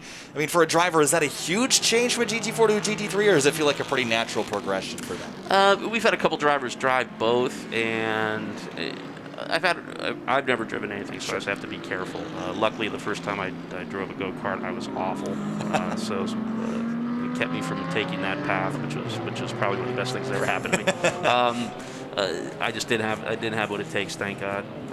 But at the same time, I've heard drivers say that the GT4, the step to the GT3 car with the brakes and the aero and just the huggability and the pure speed, it's a big jump. A lot of drivers do it. But a lot of drivers tend to prefer it too. We've had drivers say the GT4 is good, but it's more of a rhythm car. Sure. You know, you're not going to get that big bore V8 power that you have, but it's an outstanding long run car. Great handling, great ability, but you got to, it does well to rhythm tracks more so than the pure horsepower tracks. But yeah, definitely have some drivers say, "Oh man, when I'm in that GT3, when I punch it, it goes, and when I step on the brakes, it stops." I really like it. Coming back to the green flag here with 2 hours and 43 minutes remaining in GT World Challenge America, powered by AWS. The final round of the season, the Intercontinental GT Challenge, powered by Pirelli, weaving down the front straight, getting some heat in those tires. Nicky Katzberg out front in the BMW M6 GT3, followed by Tomczyk. Cameron in third in the Honda, or the Acura NSX GT3. Big jump over the curbs for the K-Pax racing car. And the 20, driven by Max Root. The 93, I think that would be, who's in the 93 car now as we take a look here? That should be, it's got to be either Blackstock or Hinman. Oh no, there's either third driver at this point. McGinnis will be. McGinnis. That's the least familiar name out there. But, yes. And if you see, George is actually he's bringing up the rear there. He passed a GT4 car and he's still flashing his lights. So we've seen a little bit of calamity, namely with the Bentley. So as he's coming up on these GT4 cars, he's giving a little wake up call. I hear some spinning, a slide, and the camera's going to pan over. Who we're going to find? Unfortunately, the 04. It is really bad luck since you've walked in this room. It is true. Occurs. I'm just it joking. is true. No, I'm just joking. But, just a spin for George Kurtz there. The conditions have been, again, we talked about the tricky conditions, the wet that we had to deal with earlier today. I'm not convinced there's still not a few weepers and puddles around this place. It just gets in a little bit hot, and it might have been maybe getting right against the edge of the curbing there could be a little bit of moisture, which could have contributed to that. But Kurtz still 3 laps down to the race leader, but a full lap ahead of Bortolotti, so that should at least keep him in where he is right now in class, which is 4th. Position. And that's about as lucky as you're going to get with the spin. He kept going, and if he even passes those 2 GT4 cars he caught right away before the end of this lap, I wouldn't be surprised. It was relatively slow, so hopefully the tires are going to be okay. And that was an old-fashioned way of telling a driver something. That's peculiar. I haven't seen that yet today. No radio. Sorry, go ahead. No, you can tell it's getting into the kind of that witching hour phase of this race where, it's well past the halfway point, but there's still a lot of ways to go where you kind of need to get on the radio and tell some people to keep their head in the game, or in their case, make a cardboard sign. Yeah, I guess it's working for him as we watch Nicky Katzberg work through the last couple of corners here at Indianapolis. Nicky Katzberg was a competitor in one of the iRacing eSports Championships earlier this year. We had here at SRO America GT Rivals in the spring. That was a really fun esports initiative that with the Assetto Corsa Competizione and the Mercedes AMG GT3s in that as well. Talk to me a little bit about the sim programs and what drivers do and what maybe the teams do. Is there any sort of simulation involved with that, and how much do the drivers utilize that? I don't believe it's an official tool that's used for the factory Mercedes AMG drivers, sure. but because we all had time to focus on it 6 months ago, I know for a fact that quite a few of them all have them. There's very few drivers that don't have a system, and one of our Mercedes AMG customer factory drivers, Adam Christodoulou, he actually ordered one right at the onset of the pandemic so he can participate and get out there. I know BMW, I don't know if they have a lab, but I know they have quite an elaborate training session that showed the way the guys were so good across all the iRacing that came out, which I thought was excellent. It came at a time when we were all trying to figure out what was going on. Sure. And there we had racing, and while you could say it wasn't real, it was still real drivers driving those cars. And I thought it was very good, and hats off to SRO and IMSA and NASCAR and IndyCar and all the groups that realized we can take advantage of this, but also give people some entertainment at home, and it was good. Real racing came back, I think, just about at the right time. We're all glad that it came but back. it was still good to see it. I don't think people should forget about it either. I'm glad you brought it up. Yeah, the interesting thing for me is that the only reason I'm sitting here right now is because of esports. That's where my background is in sim racing broadcasting. Found my way into the esports thing with SRO, and here I am sitting here at Indianapolis. So it's been a pretty cool year for me. But a lot of these drivers that participated in this, Katzberg was running the iRacing one. We had a couple of our guys from DXDT Racing run in the Assetto Corsa Competizione one. It's interesting from the engineering perspective as well. For the BMW guys, Katzberg, I know that their engineers were actually working to build the setups for their cars for those sim races, which I thought was interesting. So, for Mercedes, is there any of that happens, or do they use the sims at all in that sense? Even during those esports initiatives, or are they two separate things? I really don't know the answer to that. I've not heard of a program like that. If it was happening, it'd be happening out of Germany. Gotcha. And I have to ask one of our project coordinators, Thomas Yager, is a driver as well as a program coordinator. He would know the answer. Sure. I don't think it's there, but I know that all the guys do it and they work on it. But not to the point. Obviously the Formula One team has it. Sure. And I'm trying to think like Brendan Hartley's a very well-known sports car driver who was a sim driver who finally got his chance a few years ago to actually do the real thing. But if it's not there, it probably will be soon. Pretty cool stuff. There is the Aston Martin hitting pit lane. That was the race leader for a little while, and it continues to be the Aston Martin Vantage GT4 leading that. It's Taylor that's coming on in, and that's the number 33 car. And looking at the entry list, that is the Not Led Racing by RS1 team car, with shared by Patrick Gallagher, Joel Dalton, and Jonathan Taylor, who's in the car right now, just fueling up. And again, we're kind of planning for the last end of this race. We were here with Ben Keating earlier, and he was talking about how you try to run this in reverse. You kind of plan from the end of the race forward to the last pit stop. So I think we're getting to that point where we're starting to see drivers and teams try to get on sequence so that they can go to the end of the race and nail that strategy perfectly. Yeah, and it'll come down to, as usual, just like it does in the sprint race, who will be, first to pit last, which is something I always try to keep an eye on. This is going to be a tough one to figure out, though, because so many drivers have been on different strategies. But I just feel like something's going to give in that top three. They're running for the overall lead right now. Everybody else is battling from P4 on down, and we're leading that queue, which is great. But I just feel like there's going to be some movement up there that might open up the door to an overall podium for a Mercedes-AMG. Absolutely, and I think as we get closer to the end of the race, we'll know a bit better. But George Kurtz continues to run in fourth, up 8 spots from the start, which is always good to see. The big +8 next to Kurtz on the timing and scoring screen. And as we continue to watch the track dry out and continue, with 2 hours and 36 minutes remaining, again, I always say when we get to the last 2 hours of an 8-hour race, it feels like to me we're getting to the end. So you're starting to plan, okay, we have the driver in the car that we want to have in the car. Again, George Kurtz, Colin Brown, and Ben Keating, all incredibly great race car drivers, but it's about figuring out which driver is the freshest maybe to get in there at the end of the race. Well, if we're keeping the Colin Braun powder dry, I wouldn't be surprised at all to have him come in and finish it out. Ben drove probably at least 2 stints, maybe 3. I couldn't quite follow it. But yeah, I think Colin would be the perfect guy to get in here and bring it to the end. And they're doing a great job. Again, that's a Pro-Am effort, and we're ahead of an all-pro effort. Frankly, Audi's big hope. They sent that car over here special, from what I was told, to run with a U.S.-based team. And all 3 drivers, including Spencer Pimpelli, the American, are doing a good job. But we're ahead of them, and we'll keep it going. But just doing a great job with the Pro-Am lineups, and it will really, again, a lot of racing left to go, but if this continues, it'll generate some good points. Mercedes-AMG came in leading the manufacturer standings in Intercontinental GT. Whether or not we can even finish out the season remains to be seen. There's a race in South Africa that presents a lot of challenges.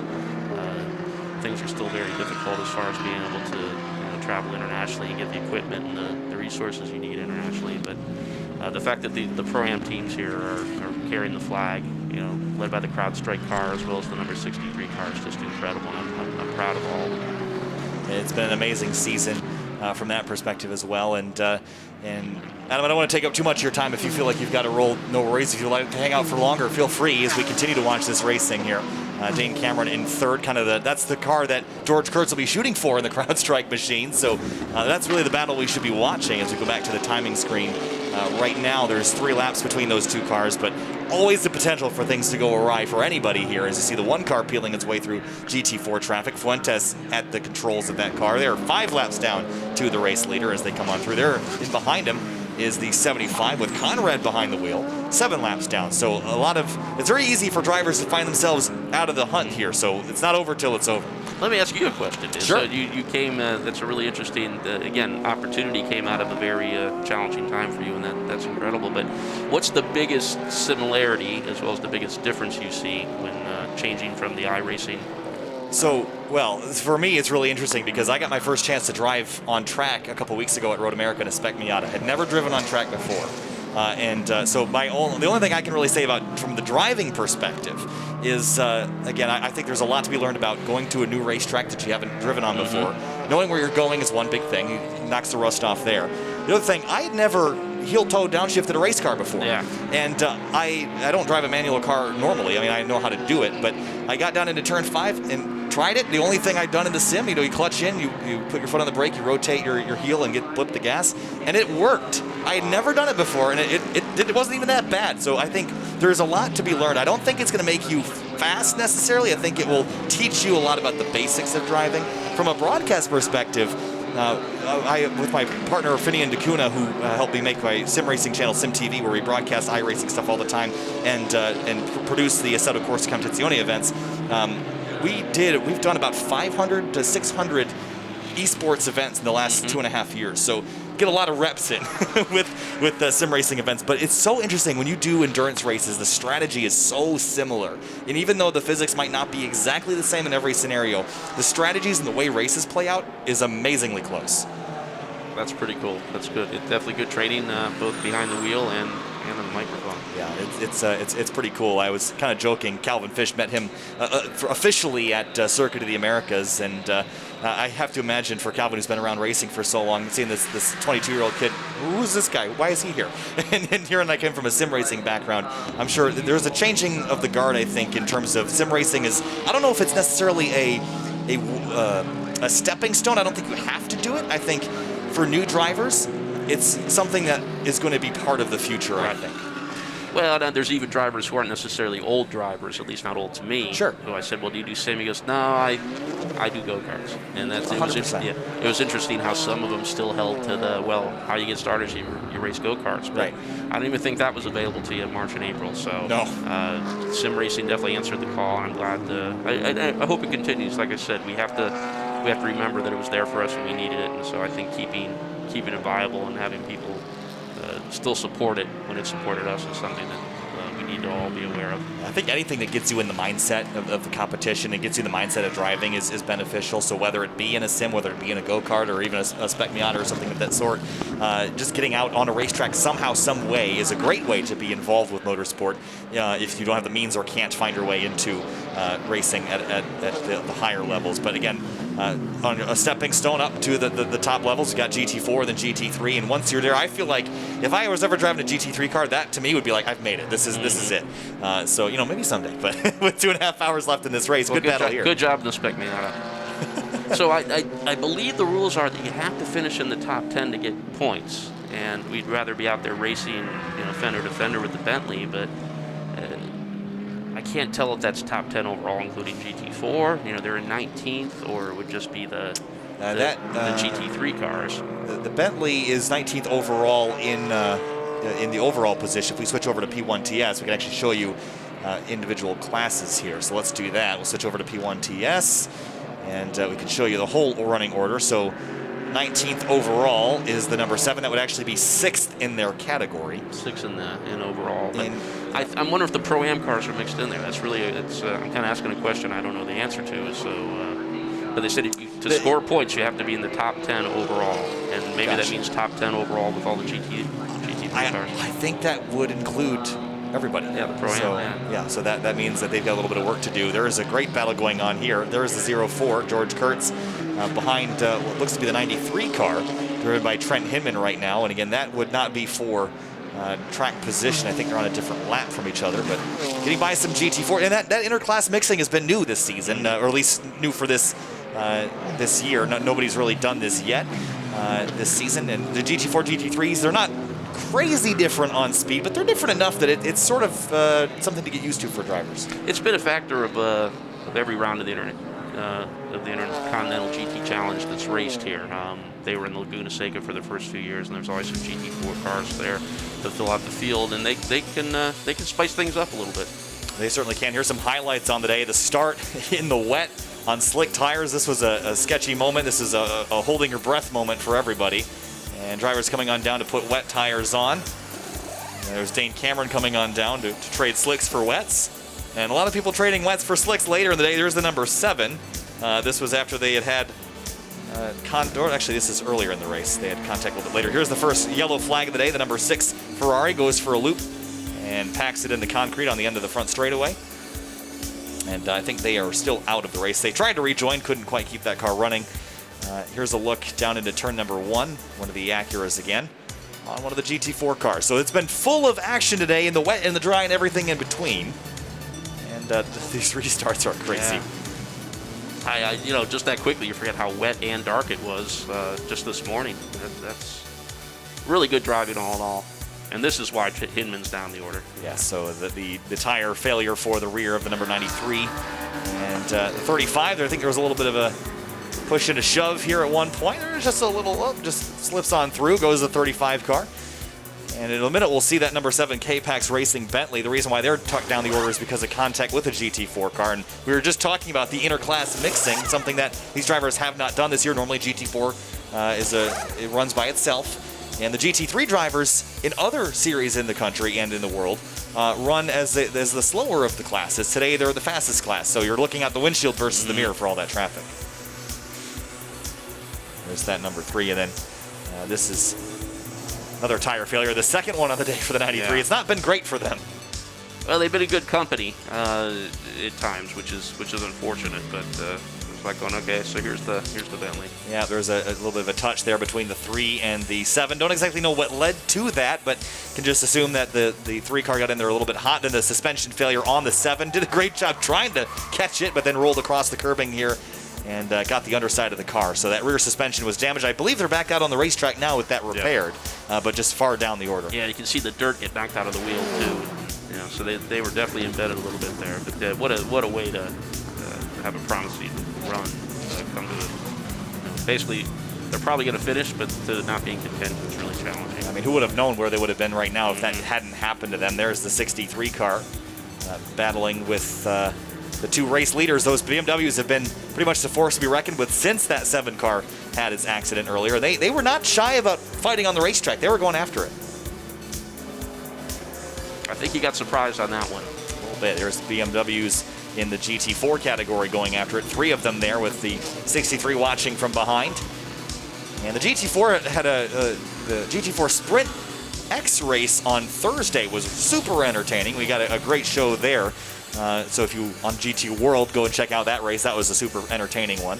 See a couple crossovers here. Lots of highlights already. Tells me it's been a fun race. There was a 75 going for a loop. I think it was Habul in the car at the time. And this was right when it was transitioning to slick tire conditions and just a little bit early on the power there for the number 7. I'd say that car and the CrowdStrike car are probably the best, among the best looking. Oh, so good, aren't they? Man, I mean, the livery on the 04 has got to be one of my all-time favorite liveries. It's so good looking. I guess orange is a color that works. It certainly is. And then there's the 30 and the 34 going after it. This was for the race lead here. And a big dive on the brakes into the first corner, and this forced the mistake out of the Acura, and they'll run a little bit wide. It's been really great racing across the board. There's that touch we saw with the number 8 car, and then the 63 getting dug out of the gravel after that left rear tire came loose. And as far as we know, we haven't really checked in on that car since the issue, but we're missing a few laps, unfortunately. Down a couple laps, but out on the racetrack running again.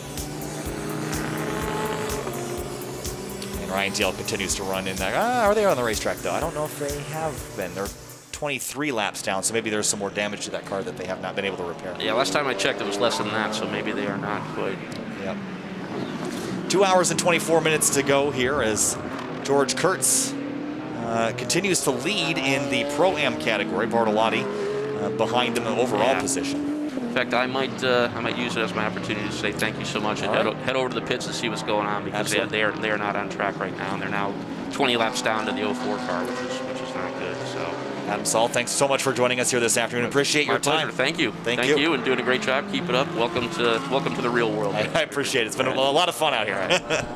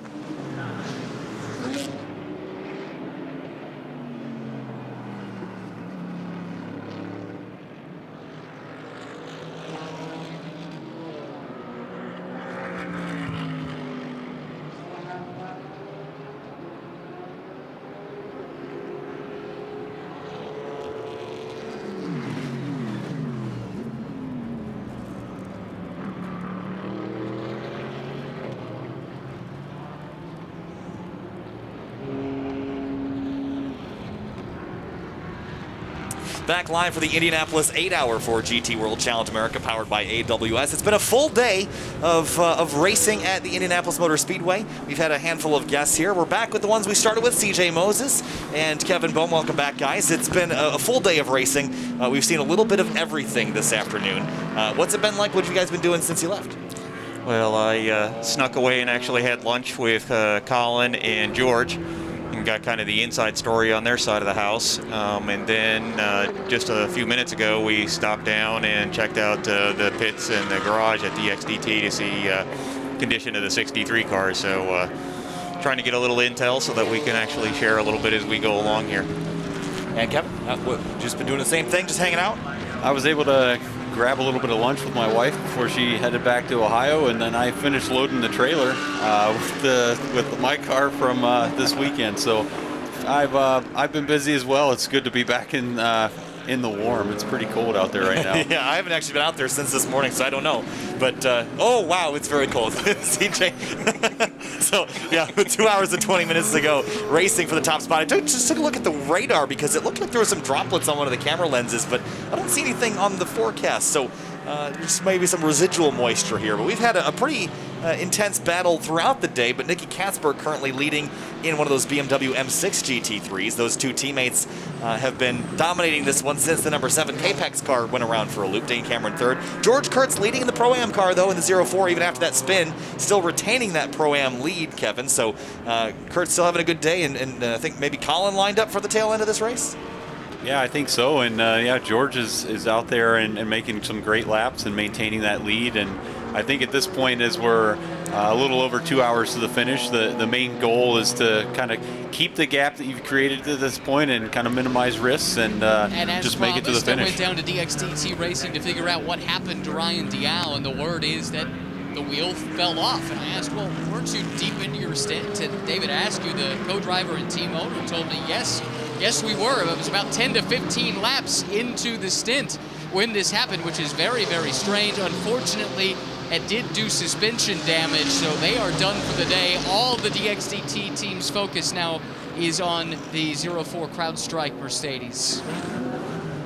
So getting an update on the 63 car there, guys. But we were talking about GT3 racing a bunch. We had a couple folks from Acura. We also had some Adam from Mercedes customer racing in here as well. Kevin, TCA, championship winner.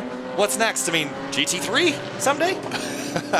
Probably in a million years from now. But yeah, I mean, really, I'm gonna take a little bit of a break for maybe a week or two, and then start thinking about next year. But yeah, I'm hoping to be back again next year in something, and then hopefully just as competitive. Nice. We were talking about the different ladder systems, whether it be Honda or Mercedes, with their different programs as well. And CJ, obviously the TCR car this year looked like a lot of fun driving that thing, and hopefully that car will be back again next year running for a championship as well. Yeah, we definitely have a few things in the works that we're actually discussing. Not only TCR, but potentially GT3. There's new classes or new new possibilities for next year. There's GT America, which is the sprint version of GT3, 2, and 4 all joined together. So that is on the range of possibilities for next year. But we, just like Kevin, I think we want to take a little bit of a breather, and not completely, taking a breather, because looks like we have Spa, not necessarily driving, but at least going over to check out Spa, and my alternate duties as the representative of the title sponsor for that. So we'll go ahead and enjoy that. And then soon after that, I think we'll have to start locking down to make sure that we get ready for next year. Because that's one of the things, you wait too late in the game to get things lined up. We have testing schedules and stuff that are already starting first week in November. For next year, so we need to know what kind of car we're going to be in and make sure that we have that all lined up. Well, I was going to ask what you guys do in your spare time, but it sounds like for you, CJ, not a whole lot of spare time available. Not a lot of spare time. The day job keeps me busy, and the wife and daughter do like to see me once in a while. So being able to juggle all that and maintain some harmony. But it's nice. I like my day job and my, I guess, night job. Doing a little bit of motorsports marketing, if you will, in my side job. Nick Whitmer getting after it there. And Nick's using a little bit more of the track than he bought. The green stuff right now is probably a little slick. The green stuff is you're not supposed to drive on that. The black stuff is what you're supposed to drive. Black stuff and maybe some of that painted stuff too. Yeah, that's right. I believe it or not, I tried the grass out in race number 2 yesterday, and I can confirm it doesn't have a lot of grip. Yeah, the white lines are there for a reason, and we obviously at COTA we were pushing boundaries a little bit because there was pavement beyond the white lines, which I thought was silly. I was like, if they don't want to drive out there, let's put grass on it. But here there's a little bit more things to run over that you wouldn't want to use. There's a 2-car. This is for second in the GT4 category right now, and Davis way up the inside. They're going to touch big time in turn number 1. Yeah, I won't call that a racing incident. I mean, he was clearly there, and the other car came and hit him.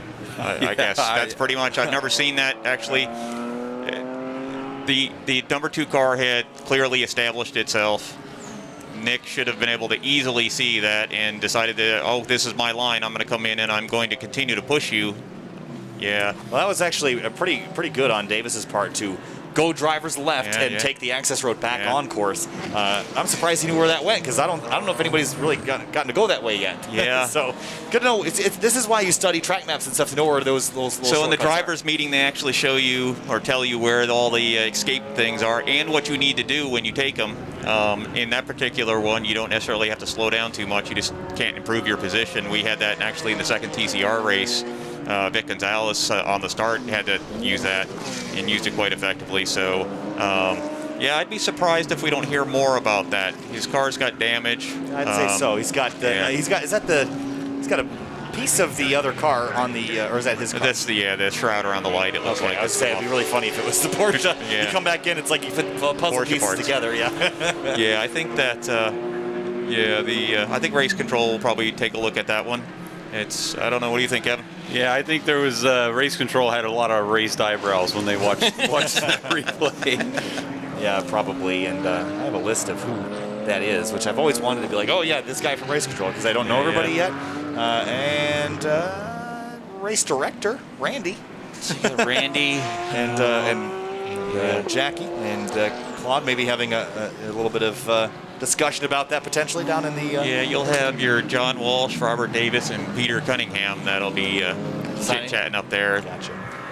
But, so 2 hours and 14 minutes to go, but a pretty wild race. We asked CJ what he does in his spare time. Kevin, what does spare time look like for you in the off season? Well, believe it or not, I don't have a lot left over either.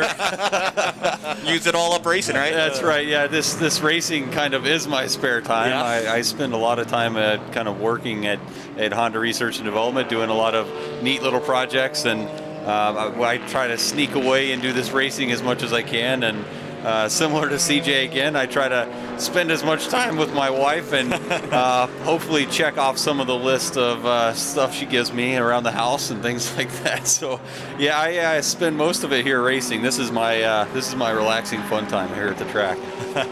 Well, mine too, actually. It's fun to hang out at these places, and I've gotten to go to a lot of racetracks for the first time this season. Here's guys from GMG. Andrew has said the car is okay after that contact. Kind of interesting, though, ST Racing and GMG, they're pitted right next to each other. So kind of interesting dynamic down here.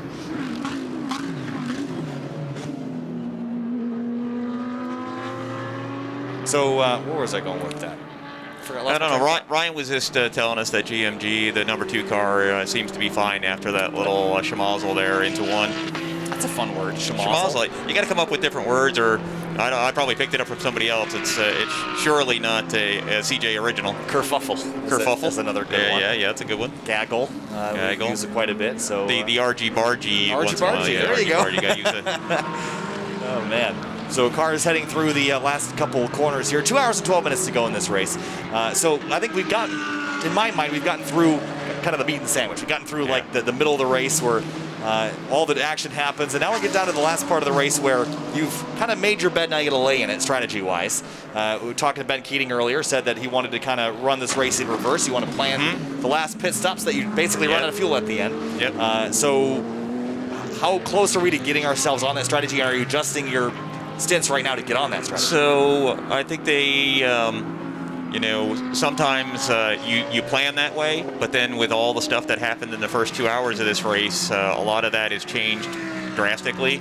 On the pit boxes, you'll actually have those plans put into some computer systems, and they will actually, as you start to do things, it'll start to highlight the limitations. So obviously you have fuel limitations, you have tire limitations, you have driver time limitations or minimums, both maximums and minimums. So you need to take all of those things into account. Yeah, they're getting a little crazy out there again. A little crazy out there.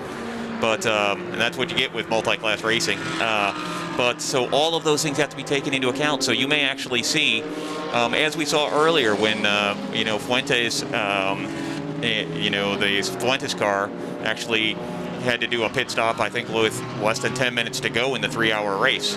It was basically because they were going to hit driver time limitations for the driver balls-on that was in the car, which basically promoted the 04 car into first place for the 3-hour for the GT World Challenge America race, which was great. I mean, that's all part of it. So they're working backwards. I expect that, depending on what happens from here on out, that you'll see Colin Brown in the race in the car for about the last hour or so. That's what we were talking about at lunch. Obviously things do change, but right now the plan would be is to get Colin in there for just about the last hour. He doesn't have much more of his driver's time that he actually can put, because he had just over a 2-hour stint or double stint this morning. For Kevin, your races this season in the TC America Series a lot shorter. They're single driver races. So when you're looking at an endurance race like this, is this just what we got right? Situation, it seems, for all of the GT4 leaders is the same. They can make it with 2 more stops. They are just past the halfway mark in their run. Similar story for the Not Lad Racing Aston Martin. They also can make it, they think, in 2 more stops. It's a little bit closer there. We've talked about their radio issues. They believe it is specific to Taylor, the driver in the car right now. So they think that will resolve itself when Pat Gallagher gets back in. He's going to finish out for them. But it does appear that the fight for GT4 is on pretty even footing from a strategy perspective. And speaking of a strategy perspective, where I was going with that, Kevin, was your TC America races are single driver, basically 1 stint from start to finish. There's a lot going on in these multi-hour endurance races, and we know that there's a lot going on behind the scenes. Yeah, I mean, ideally you kind of go into the beginning of the race with a plan, and sometimes you can actually execute that plan all the way to the finish, even after 8 hours. But I think today, after the first half a lap, that plan that they had at the beginning was already out the window. So you really just have to adapt as much as you can. And I mean, really the overall strategy doesn't change very much. You want to run the fastest laps you can, and you want to spend as little time in the pits as possible. So the whole time the race is going on, you're really just trying to come up with a combination of who's in the car, what tires are on the car, really to just make that happen. And you see the 04 George Kurtz driving. They're currently leading in Pro-Am right now with 2 hours and 8 minutes to go. And while they're 4th in class, or in overall, I should say, it'd be nice to get a couple laps back and go get that Acura in 3rd place, CJ, but might take a little bit of misfortune. However, we've seen some misfortune spread around the garage area a little bit today. Yeah, absolutely. There's definitely misfortune that's been hitting all the teams. We've had our own fair share, definitely in the 63 car and even a little bit in the 04. But it's that's the nice thing about endurance racing is that you have enough time for a lot of things to develop and play out that in a sprint race you just never would see. I think that you're 2 laps is too much to make up on track unless, and this is one thing I'll throw out there is, pit strategies definitely are the things that you can make up, laps at a time. So we still have a few pit stops left before the end of the race. So making it all up at one time is probably not likely unless we do have a major incident by the Acura. But they're putting down some pretty good lap times. So still making it interesting. For those that have just joined us, you're watching CrowdStrike Racing's coverage of GT World Challenge America, powered by AWS, for the Intercontinental GT Challenge, powered by Pirelli, the final race of the 2020 season at Indianapolis Motor Speedway. The first time that this series has come here, and the longest race Indianapolis Motor Speedway has ever held. We talked about some of the weirdness earlier about Indianapolis and the superstitions around here. The number 13, we talked about the pit stall situation. That number was banned here from 1926 to 2002. You couldn't have it on a race car, and since then the drivers that have had it on the race cars have had a lot of bad luck. So here's Race Vision, powered by AWS. Latest braking into turn 1. This is a new data point here, CJ. Look at that. Looks like we have a mixture here, because actually we have GT4 car there that's with Spencer Pompelli in there, if I'm not mistaken. Pompelli. Oh no, he's in a GT3 Audi. Yep. Yeah. Normally he runs in GT4, so that threw me for a loop there. But yeah, it looks like Fuentes and is braking pretty late, and Ben Keating there just a little bit later. Yeah, we talked about Race Vision and how it's powered by AWS. They run all that data through the AWS cloud, and that's data that Ken Lin has a finger on before it gets onto the broadcast as well. Really cool data point. I mean, we've seen the speed through the corner and the straightaway speed, but the braking points just shows you how deep into the corner they can go. These cars equipped with anti-lock braking systems, so you're going to get into that pedal pretty deep, and it's kind of a confidence thing too, CJ, isn't it? And quite honestly, there's you get into the pedal pretty deep early on, and then you actually want to bleed out of it as much as you can and still make the turn and carry all that speed through the turn. So that's one of the things. You may have some drivers that aren't as late on the brakes. They go a little bit earlier, a little bit hard, and then bleed out in order to carry, get the nose pointed and carry that speed out, out and forward. So it's sometimes a little bit misleading, but at the same time, when we were looking at highest mile per hour on the front straight, sometimes you get your highest mile per hour on the front straight because you late brake, because you're going as far. Yeah, we've got a lot of. That's dicey into turn 1. There's a bit of a touch there. Yeah, that's. We almost had a little bit of that Acura stuff we were talking about earlier. That between the 04, 30, as well as a couple GT4 cars. Yeah, that was the GMG Racing car that was back then. It was the Audi, which I think has, who's in that car right now? Sabo would be in that car. Yeah, so Elias Sabo. Yep, got into the back of, was that the TRG Porsche, potentially? It looked like it, yeah. Yeah, so a little bit of a touch there. Andy Lally in that car. And Andy Lally is a driver that we've seen in pretty much every form of American motorsport. He's run NASCAR, he's run IMSA, he's run obviously World Challenge, so that's going to be fun. Any of you guys ever thought about running NASCAR on a road course? Is that a thing that anybody would want to do? I'd love to. I mean, that sounds like fun. Oh, yeah. I've driven a NASCAR, in a, I think it was a half mile roundy round. Circle track. The circle track, yeah. The track doesn't even exist anymore. Oh, it's wow. the track that was down in Florida, associated with Disney. They needed it for some ride or something like that. Yeah. So, yeah, they had some unfortunate occurrences there with some of the sports cars. So they paved it over and turned it into a ride of some sort. But it's amazing, those cars, the way that they're so big and heavy and bulky and lack a good bit of technology, but they still get around the track really fast. I'd love to try one out on the road course, but quite honestly, I think if you're going to do road course racing in a tin top, as they like to call them, I think I'll stick with GT3 or something along those lines. Sure.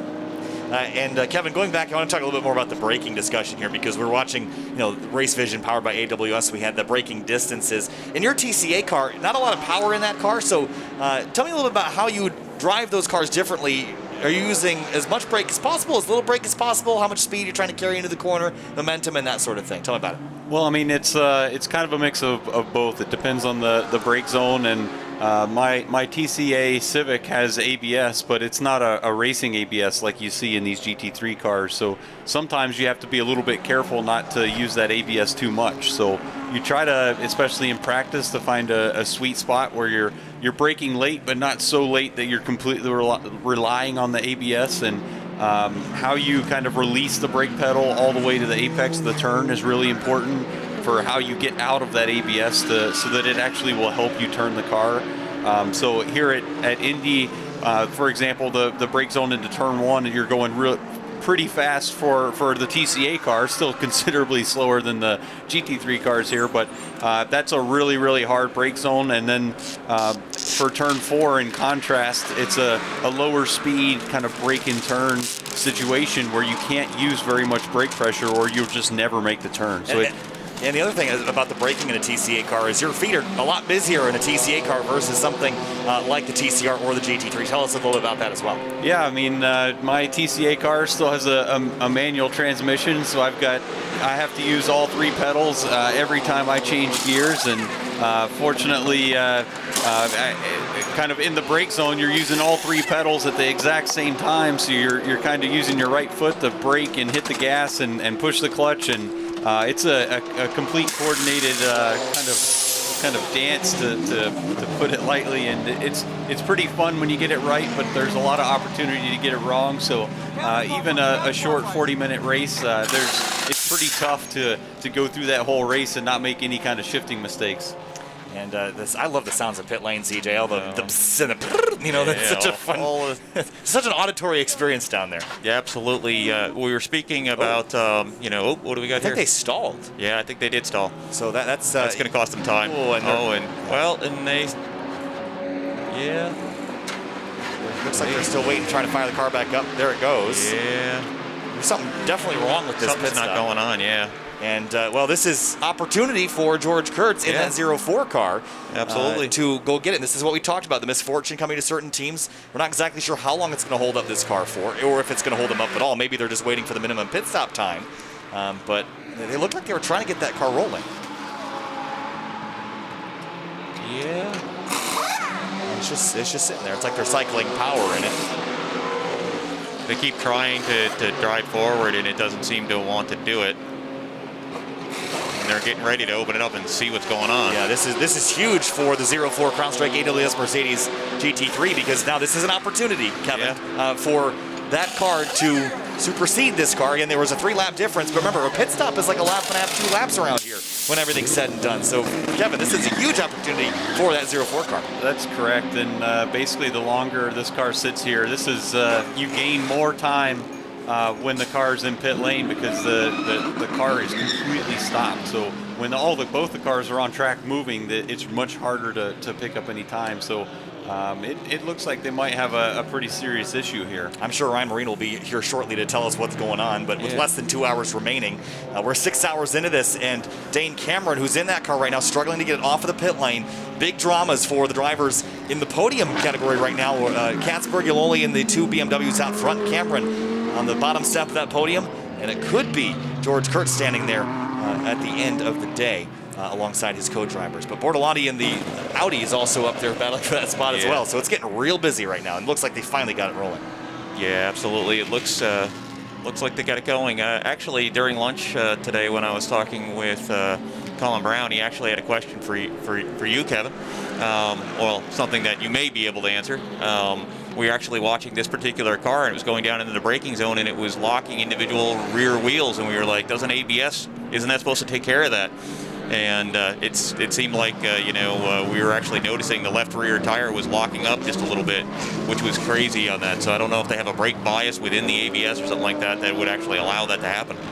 Yeah, I mean, there's a lot of different strategies you can take whenever you're trying to tune ABS, and it really depends on if the wheel was fully locking up or just a little bit of smoke coming off, but it's really interesting in how you can kind of trade different performance by different ways. So if you're kind of think of wheel lock, lock really, from an engineering standpoint, only means when the wheel is completely stopped. Gotcha. Otherwise, we always refer to it as slip. Slip. Gotcha. So different amounts of slip give you different amount of braking power and can actually help rotate the car if you have a different amount on one side versus the other. So it really comes down to how that ABS was tuned and how you're trying to use that ABS to maximize the stopping and also help turn the car once you start bending into the apex.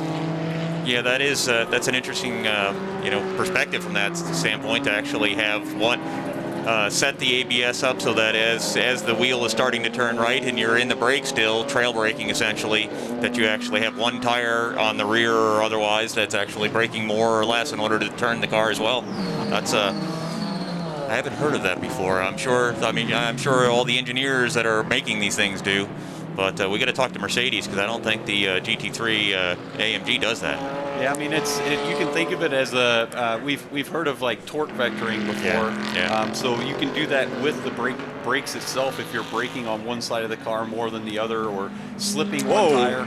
Yeah, we got dramas for the 7 K-Pax car. The hood coming up on that, and that might not stay there for the rest of the lap. No, it barely looked like it was staying there right now. He's slowed down. Yeah.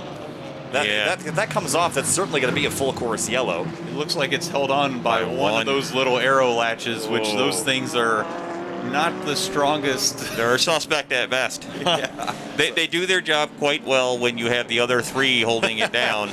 Well, they're not meant to be used one at a time. No. So again, so hopefully you can get this car back to the pit lane. Otherwise, if that comes off, that would certainly mix up the strategy, especially mid-pit cycle.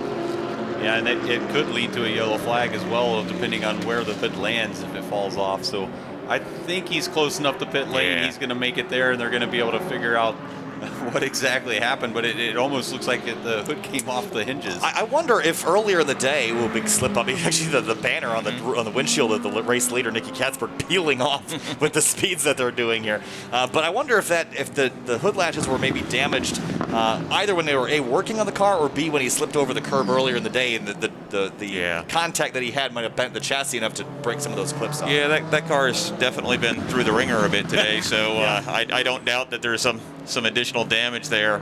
And they have been still hitting curbs and other things.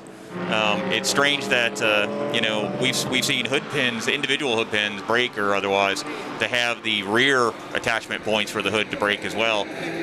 Probably indicates that we've got a little bit of a discussion here back in the Acura camp. Yeah, I think there's some confusion and maybe frustration as to what happened in the pit lane there for that number 30 with Dane Kemmer behind the wheel and Renger van de Zande now driving that car with under 2 hours remaining. I would expect van de Zande to take this car to the end of the race. We'll see really what the impact is on their positions. Right now, they're still on the podium for the overall order, but we'll see if this cycles out at all. They're on the same lap now as Bortolotti. Yeah, they did. They did run or did have a decent lead. A couple lap lead over them earlier. So. Yeah, so things have shifted very quickly now. Nicky Katzberg lowly out front in the 2 BMW M6s. That's been pretty constant most of the day. What hasn't been constant is really third through the rest of the field. It's been kind of shaken up here and there. Jan Halen had a big moment down into turn 1 on a restart a couple hours ago. That car now running in 7th in GT3, but keeping an eye on this podium battle because it's a 24-second gap, and that's not a whole lot with 2 hours left. Now it's amazing how you can run for so long and only have 24 seconds essentially there. He's definitely using the curbing. He's getting after it too, and we talked about curbing a little bit earlier. You can really get after it here at this racetrack. It's sort of aggressive in places, Kevin, but there are definitely some curbs that you can surf pretty hard, and those chicanes are a place where you can gain some time. Yeah, I mean, the curbs, there's kind of 3 different kinds at Indianapolis, and there's a few of them you really have to stay off of. We actually, in the touring car race, had a car that came about as close to rolling over on one of those curbs as you can possibly come and still stay on 4 wheels. But yeah, I mean, you'll see there's kind of these rounded sausage curbs you have to stay off, and then here in the S's, these are really flat but kind of serrated at the same time. You can use a lot of those.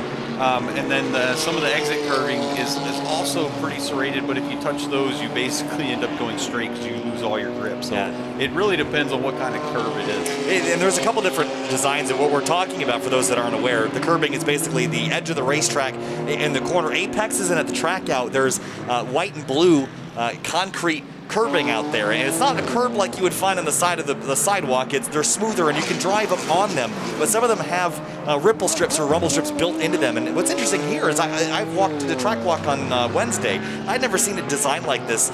Some of them, at least on the back side of the track, are done in such a way that you could run over them in either direction. Typically they're sort of like plates kind of layered on each other like shingles, and you couldn't go the other direction over them. But Indianapolis, when they run motorcycles here, they go counterclockwise. So they have to be built for both directions. But a couple different levels and sizes of curbing here compared to COTA, where we were at last time out, which is a pretty consistent curbing all the way around. Yeah, the curbing here is part of the track, except for those big ones that Mini tried to use. And it was funny that both Kevin and I had seen, as we were going around turn 3 to 4, there's that big screen up on the top, and that car was so out of shape on TV that as we're driving around in one of the more difficult places where we've actually seen people launch it off in a kitty litter, we both actually had the opportunity to see the car up and expect the double yellow flag for it rolling over. I gotta go find the video of that. It was very far up. I mean, the tires were as high as the roof of the car normally would be.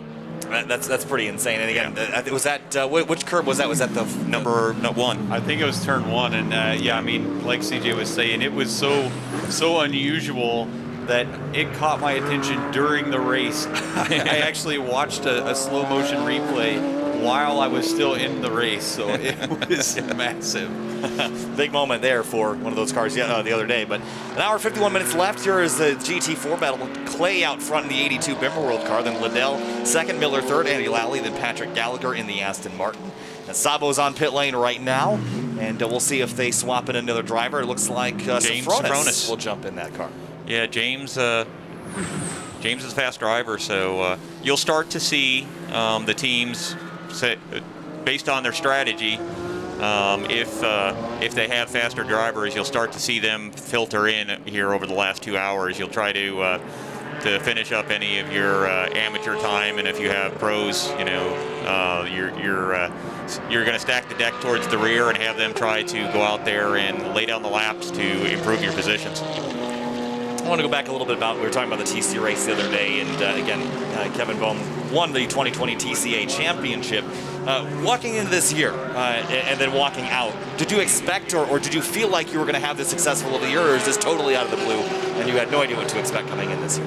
Well, I mean, I set a lot of goals at the beginning of the year. I thought, based on my previous experience, that I had a good chance of being competitive, and but I also was trying to be realistic at the same time because I knew the competition was going to be really good. So in the beginning, my main goal was to try to be on the podium as often as we could, and hopefully by the end of the year we could be kind of competing for wins.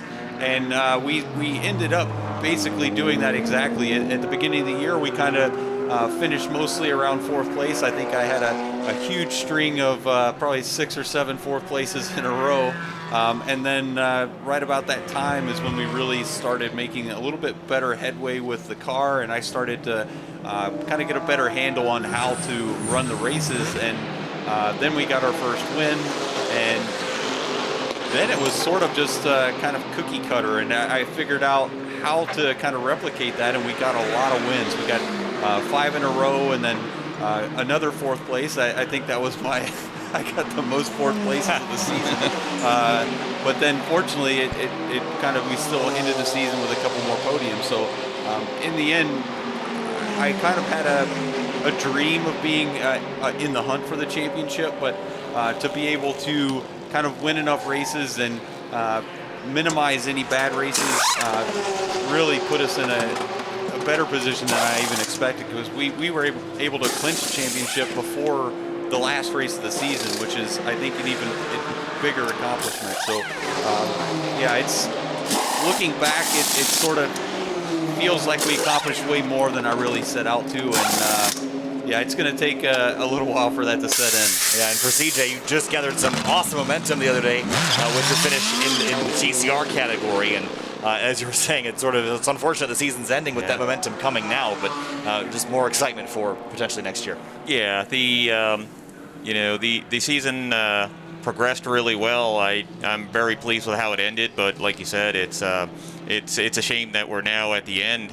because feel the momentum. I have more confidence in being able to drive the car and go out and actually drive it rather than just wheel it around in circles. With seat time comes that not only experience but the confidence to be able to do that, and I have that now, or at least some of it, and unfortunately we'll have to wait a little while. We'll be doing a lot of practice and testing between now and next year, and hope to maintain that momentum and confidence so that we can go into next year and start right out of the box with that speed to be able to be competitive.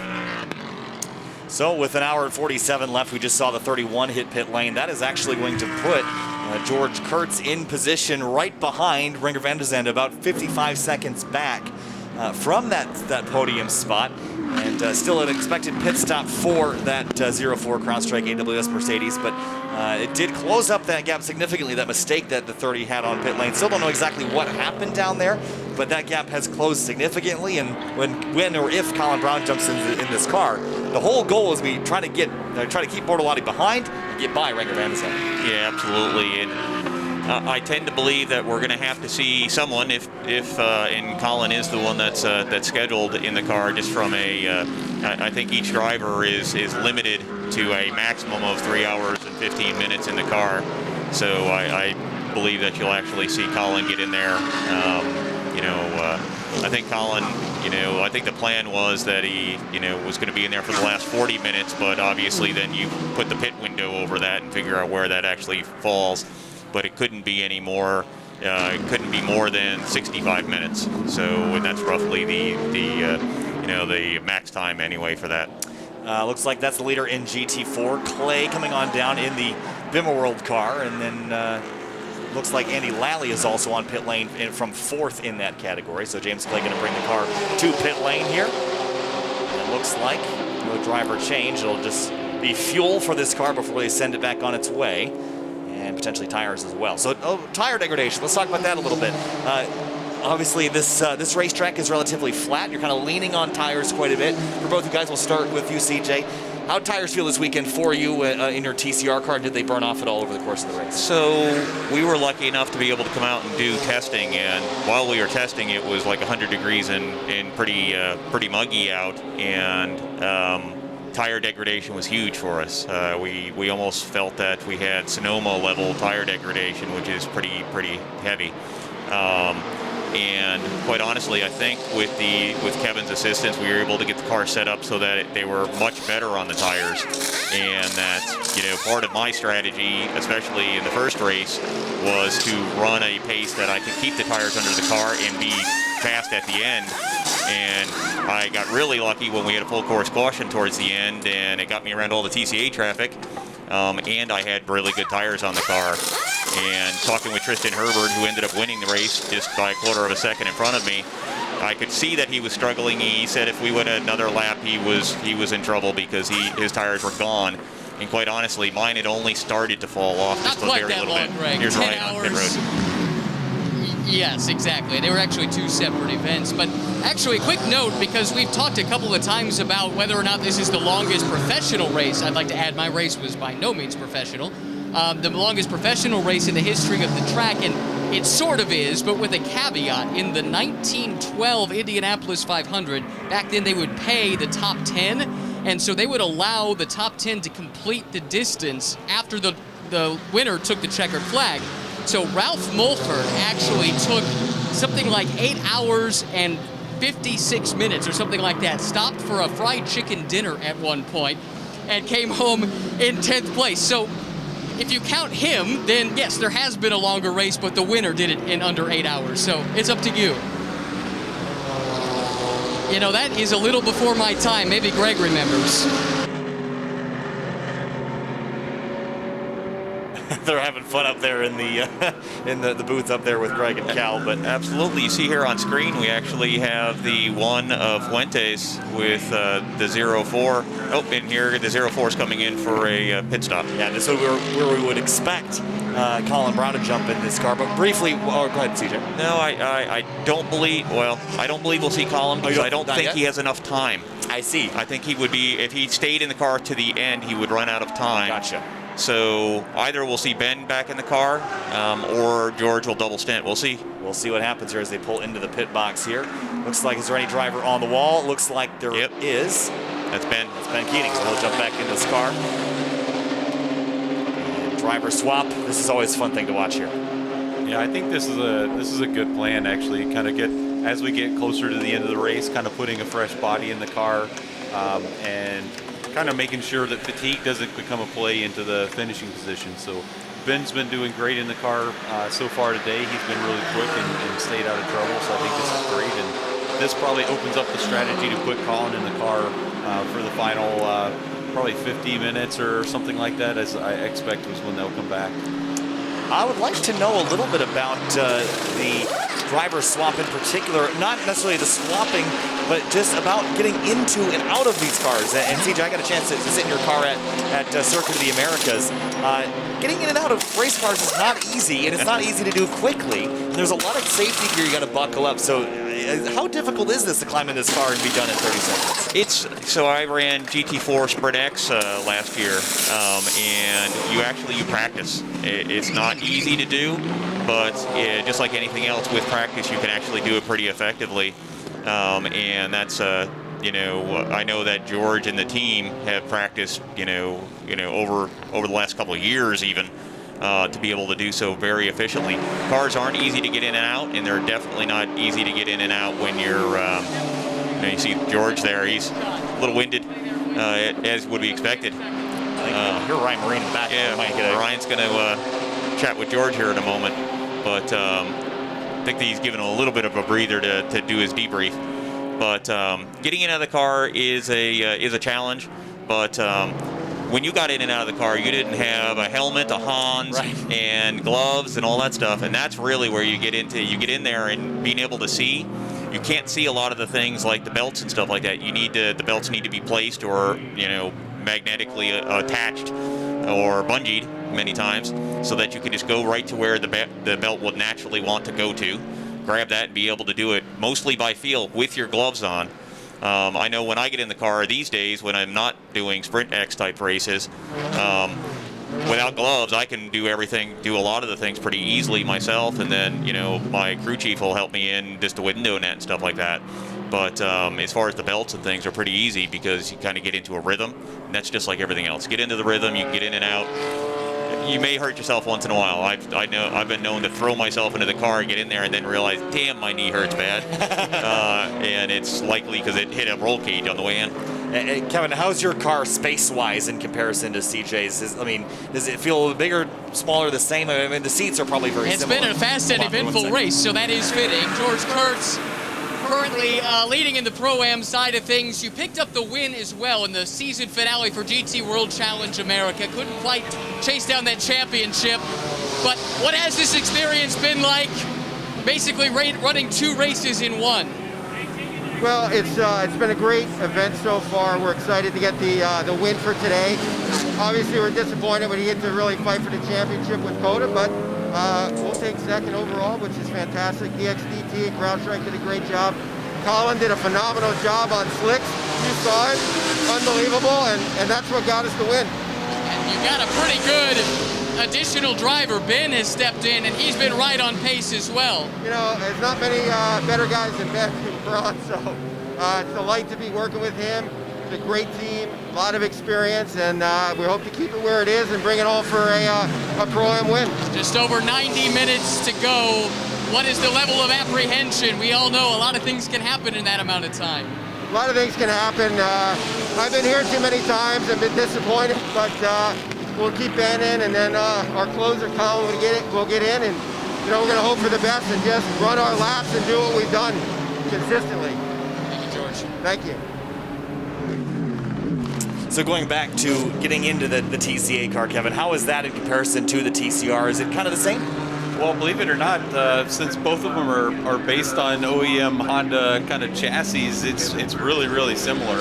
The coupe that I'm running, so the Civic Si is a two-door coupe, and believe it or not, my door opening is a little bit bigger than the TCR, so I can get in relatively easy from a door opening standpoint, but the seating position for me is the same in both cars. So the limitation actually becomes the space between the seat and the steering wheel, which is the same no matter which Honda you're in. So in the end, it's pretty much, you do it exactly the same way. And for me, it's always feet in first and then butt in and then head in, and you sort of slide in the car, and when you come out, you just do the exact opposite. So yeah, I think to build on what CJ was saying, it really, to get in and out of these cars kind of quickly, it's all a choreography. You kind of have a plan of what order you do every single thing, and you practice that plan, and at some point it just becomes second nature, and you can do it really easily. It's so interesting to me because my experience in terms of me getting in roll cage cars is I've always gotten in without my helmet. That's not really an option in an endurance race. So I feel like that would be the limiting factor, because helmets can be pretty big and bulky, and trying to get them through a tiny little window can be tricky. Yeah, it definitely can be. I actually, even now, just from the experience from running Sprint X, I get everything on except for my gloves. I leave the gloves hanging on the inside window net. And other than that, I go in fully prepped, and I have a whole routine that I go through, and some part of that routine is actually checklisted on the dashboard. And based upon my second race yesterday, we're going to add something to that, because yesterday, during the warm-up of the tires, the rear tires on my car, one of the things I do is I slap the brake bias bar all the way to the rear. And while I was doing that, I normally have in a mental checklist that whenever the safety car lights go out, I flip it back. Oh, no. And I didn't.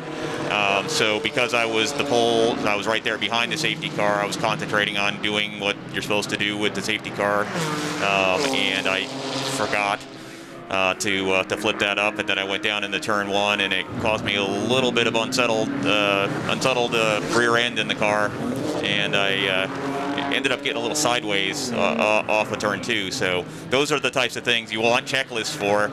I had the mental checklist, but without having the physical checklist, and I don't know that I'd probably use it. I think I talked with my crew chief, Troy, and that's one of the things that I think we'll put into the list of things that he reminds me to do. And I'm normally pretty good about most of that stuff, and I've been doing that for years, and unfortunately the one time that I forget it cost me probably at least a really good start at Indy. I wouldn't say a win, but definitely took away a good part of that chance. One interesting thing I noticed when I climbed in the car at Circuit of the Americas was on the dashboard there was a Velcro spot where we had the track map basically Velcroed to the dashboard. And the reason why you might do that, I mean, there's a lot of corners on racetracks, and naming schemes aren't always great. So, as we see, what's going on here? He pulled away, and they're pulling him back. Uh-oh. Trouble. Were they there for the minimum time? It's the real question. Or are they belted in? Oh, the window net. It looks like they forgot to do a driver change. Oh, no. That's a huge mistake. Forgot to do a driver change. Well, I was kind of joking, but it looks like that's what happened. I think he came in, and I think he actually accidentally left the car running and launched it or something? Yeah, maybe he had the car left in first gear and left the clutch out. Yeah. I think that's what happened. I think you're exactly right. And again, these cars have pedal shifted transmissions, but they do still have a clutch pedal to get the car rolling, and they're now looking up underneath the car. Well, they're looking because they just they had the ring off the wheel that went flying. They didn't want to run that over when they put the car back down. All right, so now the car gets to roll away. It didn't do too bad. Not too bad. But going back to the track map situation, there's a lot of racetracks that are named weirdly. Sonoma is a great example of this. Turn 4A and 8A and 8C. And there's so many different corners. Is that the real reason why that's there? Or what else do you use that for? The only good news for them, guys, is that they were nominated for the 3-hour portion of this race. They'd already wrapped up the Drivers' Championship for Trent Hinman and Shelby Blackstock in the silver class, but they still were going after the Teams and Manufacturers Championships, and I did get that confirmed that was accomplished. So while it has been a difficult day in the perspective of the 8-hour race, in terms of their goals for the overall season in GT World Challenge America powered by AWS, they have been able to check 2 critical boxes. So going back to the track map situation. So with the track map, one of the real important reasons to have that there is if for some reason you break down out on the track or you have some sort of issue and can't for the life of you remember what number or corner that you're actually in, you can actually look down and say, okay, I'm in 7 or whatever.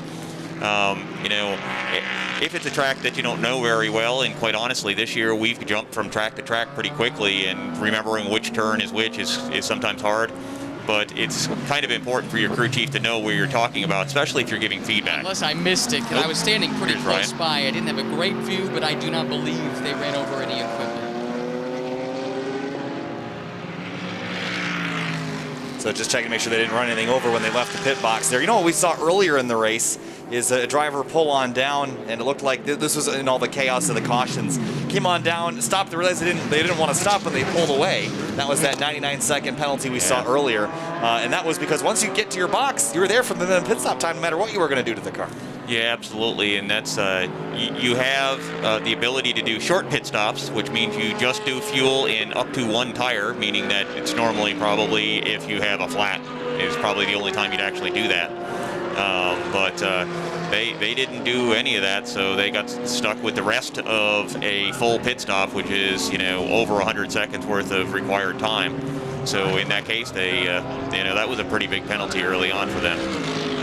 So James Clay continues to lead in the GT4 category. Liddell's second place right now in the number 2 car. That's the GMG Racing Porsche, co-driven by Jason Bell and Andrew Davis. Then John Miller in 3rd, Patrick Gallagher 4th, Andy Lally in 5th, and Sofronis, Murray, McAleer, Cerullo, and Rogers rounding out the rest of the GT4 field.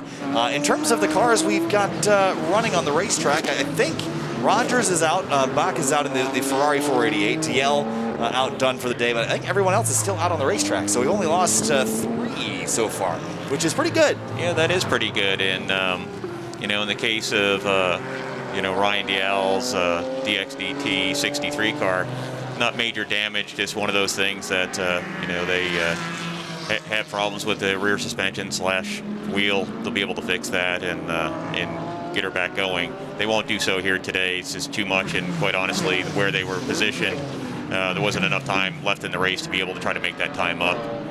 So it's good call on their part, and also they can put all the concentration into the 04 car, which is leading the Pro-Am class, which would be huge for, you know, since George and Colin were unable to really compete in this last round for the championship, given you know, the issues that were talked about earlier, where they had to withdraw the car at COTA. You know, winning the World Challenge race here, you know, the 3-hour, and then subsequently, if they're able to, and we still have time left, don't want to jinx anything here, still have an hour and a half, if they're able to be lucky enough to win the 8-hour Pro-Am, that would soften the blow for the off-season. For sure. Across the line now, 1 hour, 30 minutes remaining. Well, it feels like we're almost to the end of this race, but this is still the length of an entire normal GT World Challenge America race. True. So there's still a lot of time left to go. I think in about 15 minutes, we're going to take about a 10-minute break, and we'll listen. We'll crank up the Sounds of Motors for everyone to listen to, and here in about an hour and 15 minutes left to go. So 15 minutes away, we'll take that break. Nikki Katzberg has run the new fastest lap of the day, a 1:23.310. At some point, I just saw that pop up, so I'm not sure when that was, but pushing that 1:23 is pretty quick around here, and that's pretty much what they were doing for qualifying the other day. Yeah, that's about 10 seconds faster per lap than a TCR car, and actually even GT4 is running the fastest laps I saw them running was a 31 this weekend, so that's pretty well moving. Yeah, 1:30.844, the quickest that I see in GT4. That's Patrick Gallagher in that Aston Martin Vantage, the 33, which is the Not Lad Racing by RS1 team with Joe Dalton and Jonathan Taylor sharing that car with Gallagher. So Clay leads in GT4. This has been a pretty good fight for second. Liddell, who's got an extensive racing history in sports cars, going back all the way. I remember him running the Stevenson Camaro back in the days of Grand Am. So been around the block a couple times in sports car racing and still here battling in a Porsche today. Yeah, absolutely. You have Jason Bell, who's the AM of that team. He's essentially the Iron Man of Porsche racing this year. He's run just about every event or every weekend that we've had, he's run up to 8 races, because he runs in both Sprint and Sprint X, and because of the races that were rescheduled, if you will, we had to do makeup, so we had 3 and 3 there. Then he had the GT2 car, so he has 3 different Porsches that he was running back to back to back to back, and rather successfully. I know at the last track at COTA, they actually were able to put together a spectacular run and win the Sprint X race. So it's been a great season for them, and adding Andrew Davis and Jason Bell normally run Sprint X together. Adding Robin Liddell on that's a pretty stout team that they have. It certainly is, and as we continue to run throughout the rest of this race, 90 minutes now. Down to the last portion of this race, we've run, what do we run, 6.5 now? So we're at 6.5 hours, yeah, because it's 8 total, so. It's a long race. I mean, you think about some of the races in other series in this country. You got the 6 hours of the Glen, you got the Petit Le Mans 10-hour race. 8 hour, this is a pretty long race by endurance racing standards. I mean, obviously it's not a 12 or 24, but that's Sebring, Daytona, Le Mans, and Spa that we got for those races. So absolutely. The reason why it's not longer is because there's not lights. Yes. I mean, they got lights. Race cars don't need headlights because the track is always lit. Yeah, well, unfortunately, when you actually have spectators and parking lots, they require all that to be lit as well. Right. So, and quite honestly, if they just had headlights. Can you imagine if the Indianapolis 500 was run at night? Oh, wow. I mean, I know that would be sort of against the 2 cars running a little bit wide there in turn number 1, but that would be a spectacle within itself. That would be a spectacle, and that's something that you should personally bring up with Roger Penske while you're here. Yeah. I know Roger's around here somewhere. If anybody can make it happen, he can. Roger, if you're listening, I know we saw you at St. Elmo's for dinner the other night, but if you're listening, Ryan has decided that we should run the 500 at night here, and you need to add lights to the facility. Yeah, I'm all for it. I think there'll be some diehard Indy 500 fans that would hate that idea, but I don't know. I think nighttime's cool. Have you guys ever done night racing before? Oh yes. So a lot of the different endurance races and stuff like that. Not more recently, but some of the racing at Summit Point and VIR, they have 12 and 13-hour races and stuff like that.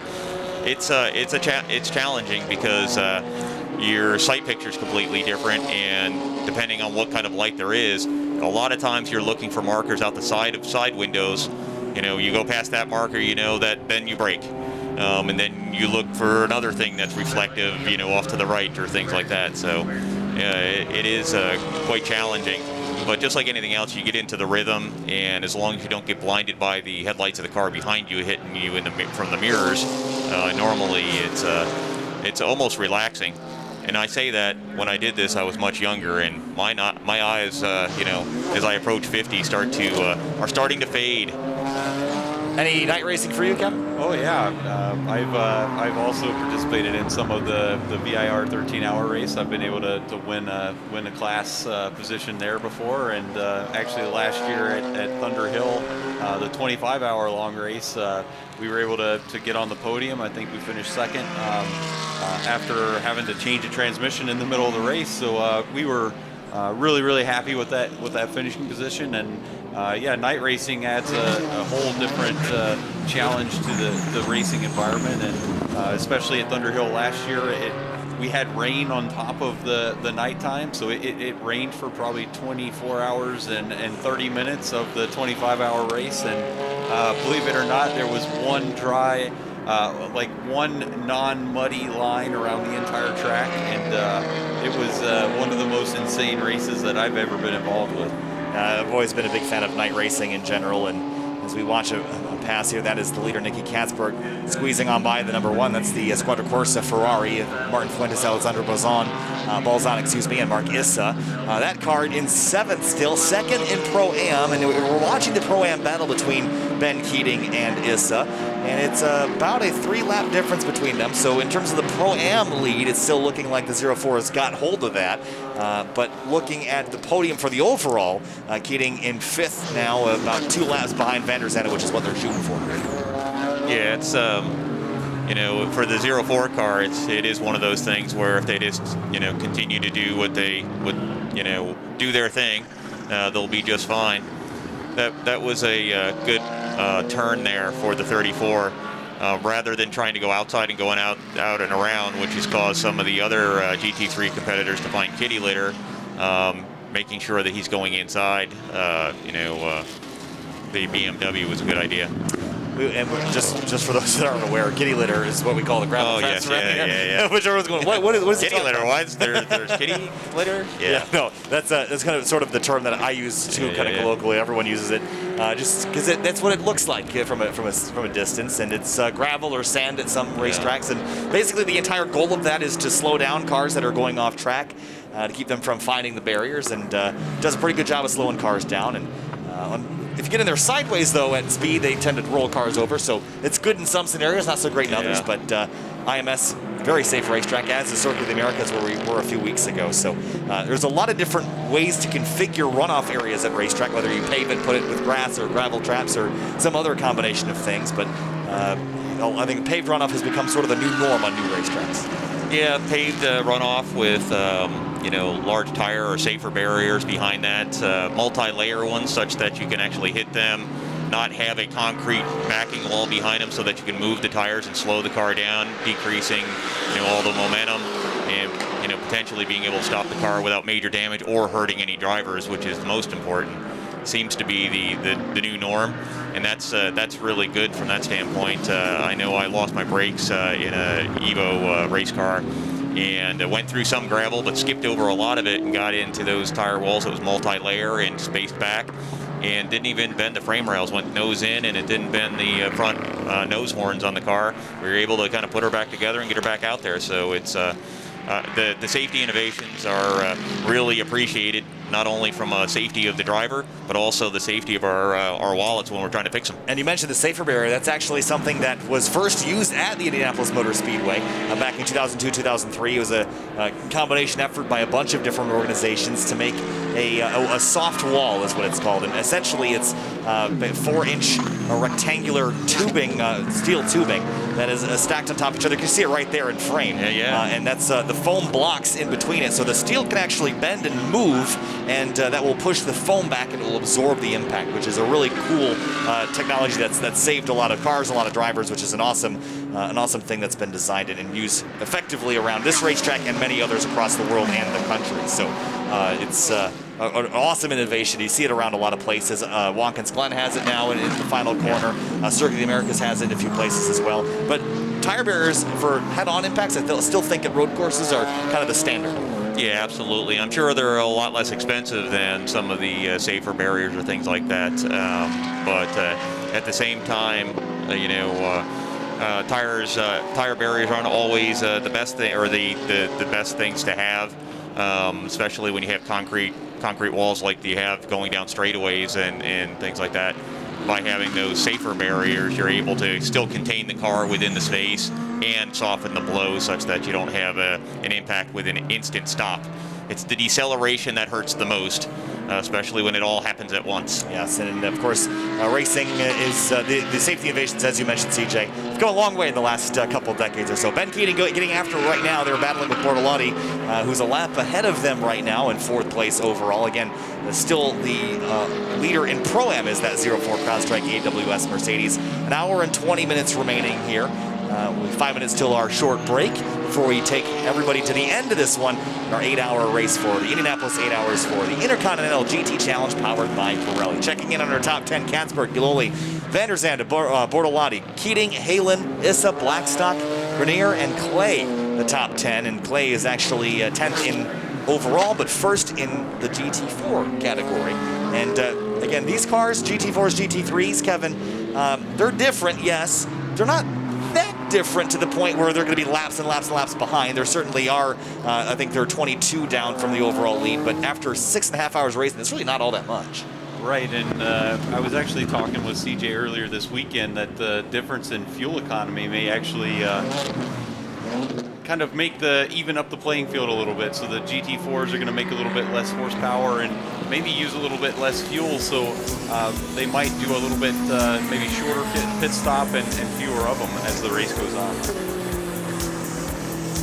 So an hour and 18 minutes to go. Katzberg out front. The two BMWs continue to run. The Walkenhorst Motorsport BMWs. Connor DeFilippi joining Katzberg in that 34 car.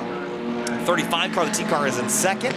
And I think I just love that banner is peeling off the car, CJ. I mean, I've seen this happen in NASCAR a couple times where the wind will literally peel a sticker off. But if there's any guess of how much force is involved with air at this speed, it's just taking the decals right off the car.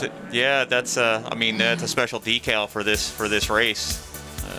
Looks like they're doing a little recap here or something. But yeah, the decals need to be applied appropriately, and I think in this case it probably was. It's just 170 mile an hour front straights and that rain. The rain actually acts as a bit of an abrasive, believe it or not, and it gets up underneath them, and then the adhesive stops working. And I think in the case of the 7 car, it's not there at all. I think the wipers might have taken it right off as well. There's going back to the opening parts of the race. Look how wet it was as the 6 car whipped around and got into the concrete there, and you can see how hard of an impact that was. That car is back out on the racetrack now. They're down 199 laps from the race leader, who has completed 245. You talk about number of laps we do around here, it's a whole bunch. 245 laps is a lot of laps. That is a lot of laps, given the number of cars you have out there and the conditions that they've had today. Without the rain, it'd be even more by the time we got to this point. But there's been a good bit of carnage, but overall, like we said, there's only 3 cars that have been knocked out of the race.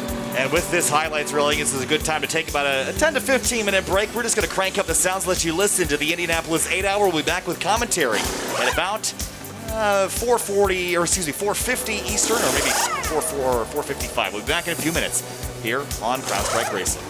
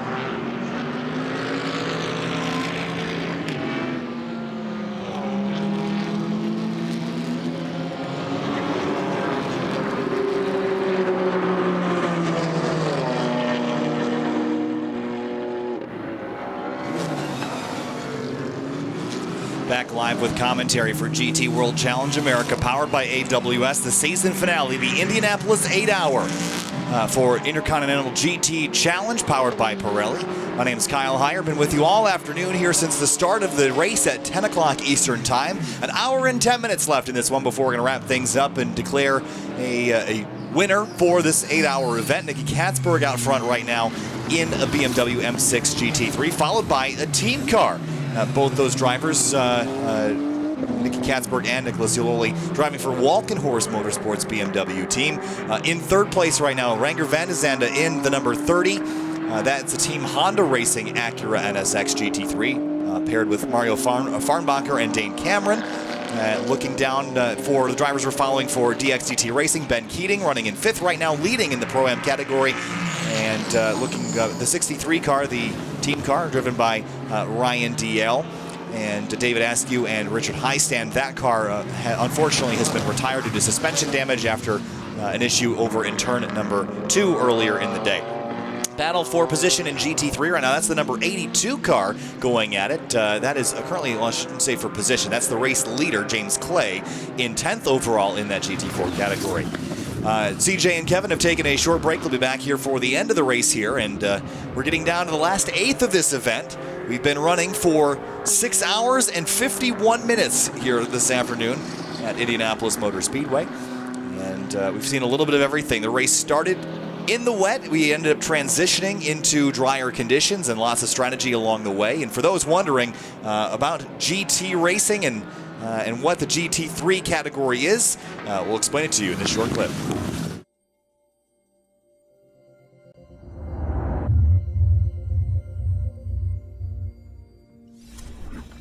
Hi, thanks for having me be part of this CXO virtual experience. My name is Adam Saul, and I'm part of the Mercedes-Benz USA communications team that supports the Mercedes-AMG Motorsport Customer Racing Program.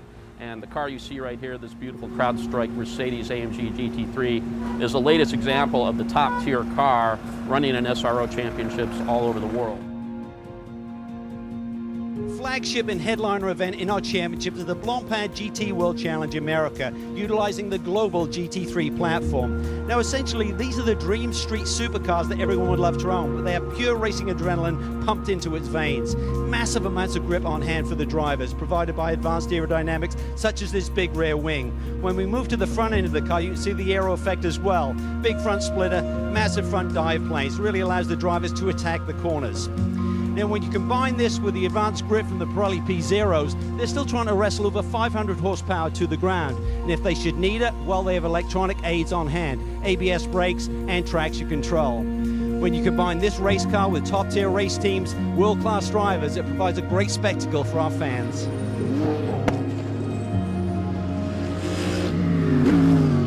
This is an Evo car. It's the newest car that we have available. It stands for Evolution, short for Evo.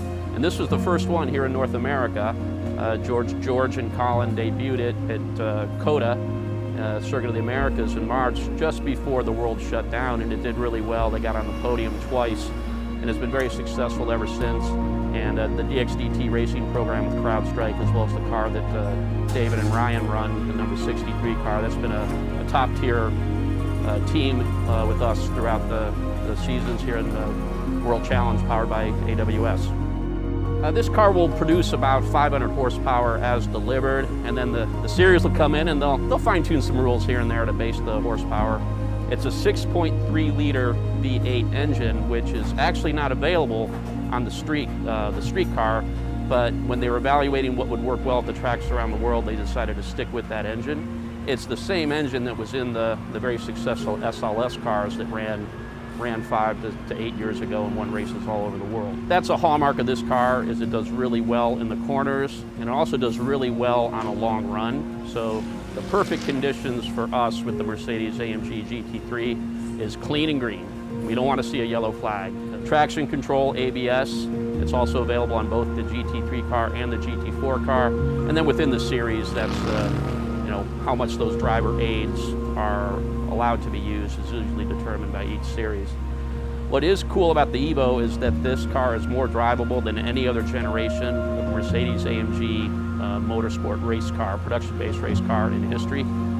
everything from a more rubberized steering wheel on down to better traction control and more improved ABS. It's all been done to make sure that drivers can still race but be relatively comfortable even within the arena of competition. It'll never be like driving your street car, but if your driver doesn't have to worry about not fitting or not being comfortable or being too hot or can't reach the pedals, you want to get all that off the table. This car checks all the boxes in that regard.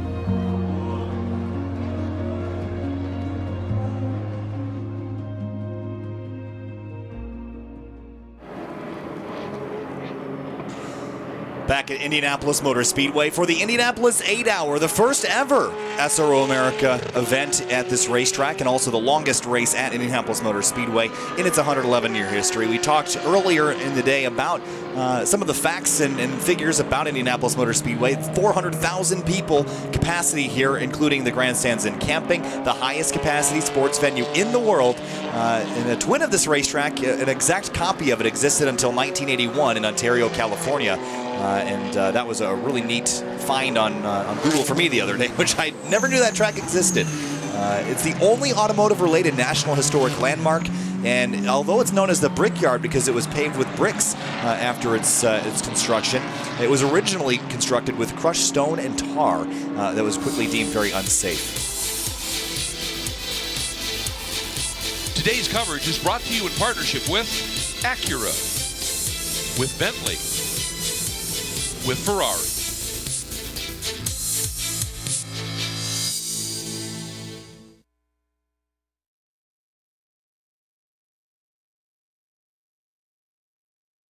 In the final stages of the race here for the Indianapolis 8-hour, looking at the number 82, that car this afternoon being driven by the driver in 10th place overall right now, James Clay. And again, that number 10 car, or excuse me, I should say that number 82 car is the Bimmer World BMW, paired with Chandler Hull and Bill Auberlin. Right now it is Clay in that car. Issa on pit lane in the number 1 Ferrari. Patrick Gallagher and Sofronis also on pit lane in their respective machines. There's the 438 of John Miller. They've been running a close second to Clay all day in that team, in that leading 82 Bimmer World BMW. It's been a scrap all afternoon. There's the number 2 car, currently driven by Robin Liddell, and that car running right now in 3rd in that GT4 category. So as we come through the infield section, Shelby Blackstock and Trent Hinman sharing that car today with Robert McGinnis, and all 3 of the Americans trading off duties driving this vehicle this afternoon.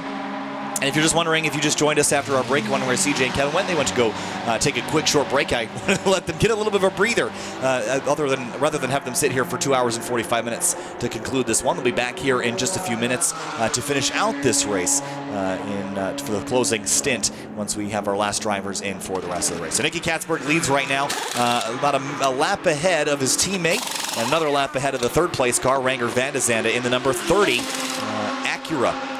That is the Team Honda Racing Acura with Farnbacher and Dane Cameron also alongside. There's the 93 car as it leaves pit lane here. Had trouble earlier. They weren't sure if they were making a driver swap, but they did that, and now they've gotten away a much cleaner stop this time through. That's the number 33 car, which is currently 4th in class in the GT4 category. That's Patrick Gallagher in that 33. That's a Not Lad Racing by RS1 team car with Joe Dalton and Jonathan Taylor in it. So 6 hours and 58 minutes into the Indianapolis 8-hour. We've seen everything. Rain, shine, clouds, and a little bit of carnage here and there, but we've only had 2 retirements so far. Make that 3. Looks like McAleer has had reported to the garage with his number 26 BMW GT4. And that is the classic BMW car with Toby Grahovic and Phil Bloom. So an unfortunate end to their day, perceived end to their day. There in front of you is the 04 CrowdStrike Racing AWS Mercedes AMG GT3, currently driven by Ben Keating, and has Colin Brown scheduled to jump in that car towards the end of this race in the next 15 to 20 minutes. He will take it to the end. There is the Wright Motorsports Porsche, the number 20, driven by Jan Halen. That car right now 6th in class, leading in the Silver Cup category within GT3. And again, the fuel tank's in the front of this car, so as the fuel burns off, the car will actually lighten up in the nose, and it will shift the balance of the car more rearward as the run goes on. and often make that car end up handling a little bit better as it squats down on those rear tires on corner X a little bit later. Slick tires coming up over the wall. Remember the rule differences between a normal GT World Challenge America race and an Intercontinental GT Challenge race. In GT World Challenge America, you can fuel the car and change the tires at the same time. For the Intercontinental races, you can fuel the car first, but you have to wait to change the tires until the fuel receptacle is out of the car, and off and away they go. For those at home wondering how they jack the cars up, you might be familiar with NASCAR where they run out there with an actual jack and pump the car up using a hydraulic system or a mechanical system. This is actually a pneumatic system that they use in these cars, and you might be able to see in the GT4 cars when it comes into the box, there's actually a hose that plugs into the car that actually jacks the car up in the air, and they pull that hose out, the car drops off the jacks and carries and rolls on. So a pretty cool way to get the car, all 4 tires off the ground at once. And you see the team frozen in position here, waiting for the fuel to be completed on this car. That's the 35 BMW, the second place car. And now the fuel is out. You can change the tires. They unfreeze and put slicks back on this number 35 BMW M6 GT3.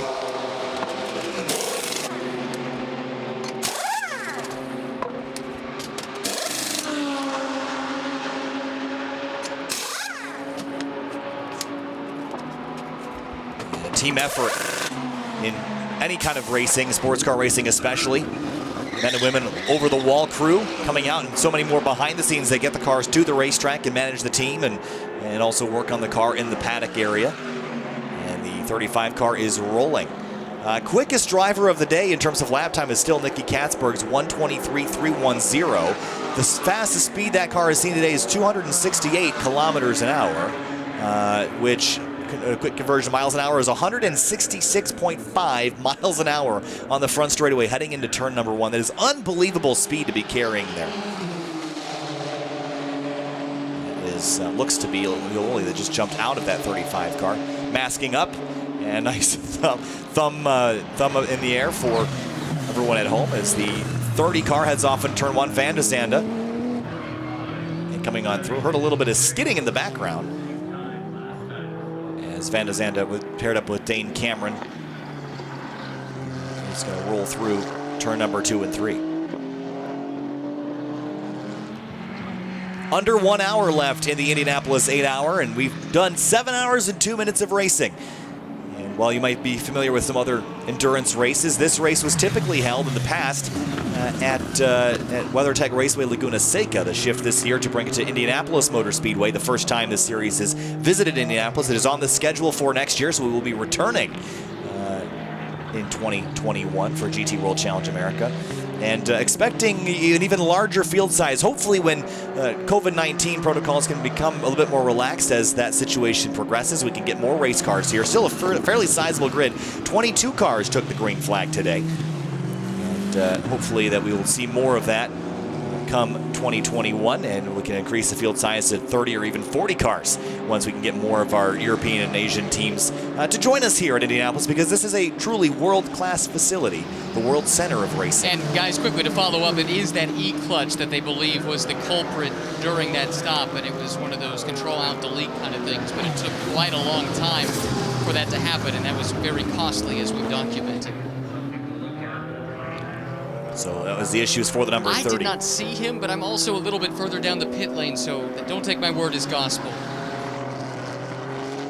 That was the number 30 car they were just talking about there, and Ryan Marine obviously talking with Greg Kramer and Calvin Fish in the big booth up there. They've been hard at work today, as we have down here in the CrowdStrike Racing booth. And thanks again to all of the people that have joined us this afternoon, and we'll run through who we've had on. And if you've just been joining us and you missed some of these interviews, we had CJ Moses and Kevin Boehm, both competitors in TC America. Kevin Boehm, a recent TCA champion as of Saturday. CJ Moses, the Deputy Chief Information and Security Officer at AWS, also drives the 04 Honda Civic Type R TCR. Finished second in his last TC race of the weekend. We had them on. They'll be returning. Both of them will be returning for the tail end of this race. We had Bob Page from CrowdStrike Racing here, as well as Jason Leach from Operation Motorsport. Ben Keating from Mercedes joined us earlier in the day. He was a fun one. Make sure you scroll back and check that one out. That was about 2 hours into the race.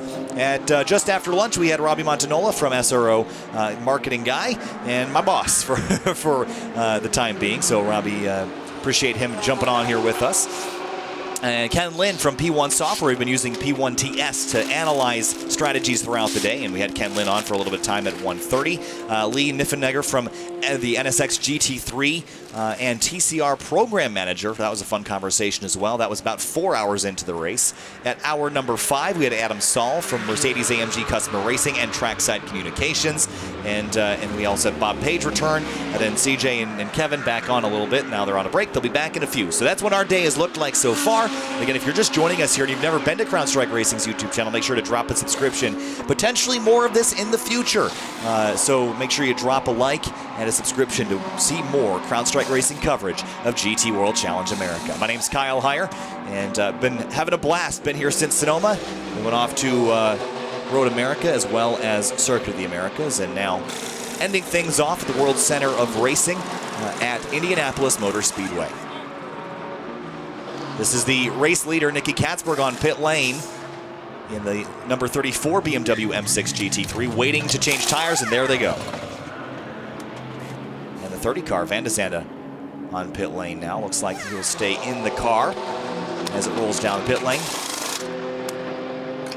And so far, so good. A clean stop for the 34, the race leader. Had a lap lead over his teammate.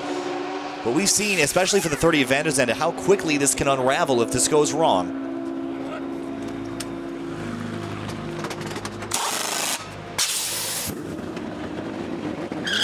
Away they go. Nice clean stop for the 34, and Katzberg will get back on track. Yuloli in second, Van de Zande, Bortolotti, and Ben Keating still in fifth for the CrowdStrike Racing AWS Mercedes-AMG GT3, leading the Pro-Am category, which is the one they're going for today. They've been trying to get on the podium overall, but Bortolotti and Van de Zande standing between Keating and getting that car on the steps of the podium here. And here's a run around to the other side of the car. Oh, bit of a trip there, and it's a lot to be carrying. Those slick tires, they're not necessarily lightweight either, and they're very heavy and hard to carry around. So glad he got up and was able to continue with that stop. So Nicky Katzberg will rejoin the racing surface. You see the GMG Racing Audi off the right side of the screen. And two GMG cars in this field. One of them a Porsche driven by Jason Bell, Robin Liddell, and Andrew Davis. The other is, of course, the Audi that you were mentioning, or we saw earlier, with James Sifronis, Elias Sabo, and Andy Lee in those cars today. There's the one car, the Squadra Corsa car. Martin Fuentes, Alessandro Balzan, and Mark Issa. They were battling pretty heavily for the lead in Pro-Am, but have since fallen off the pace just a little bit. Now they're down to 8th position overall and 2nd in Pro-Am, a couple laps behind Ben Keating. When I say a couple, they are 5 laps down. So unless there's a miracle for that team, they will be behind the number 04 CrowdStrike AWS Mercedes by the end of the race. 53 minutes to go here as the field sweeps on through. Only 2 definite retirements. DL in the number 63 DXDT Racing car we saw have suspension problems and get looped around in turn number 2. Was not able to continue. Too much damage there. And Rogers in the number 3 McLaren 570S GT4 involved in a collision with the number 7 K-Pax Racing Bentley earlier in the race. They collided in the first sector. It led to a suspension failure on the Bentley that has since put them 39 laps down. Drive-through penalty for causing a collision. That is the number 31, and currently driven by Bortolotti. That's big because that is a driver that Keating is trying to beat, and they are a lap behind that Audi right now, and that 04 might get an upper hand here on this Audi as they head down pit lane for collision penalties for that car.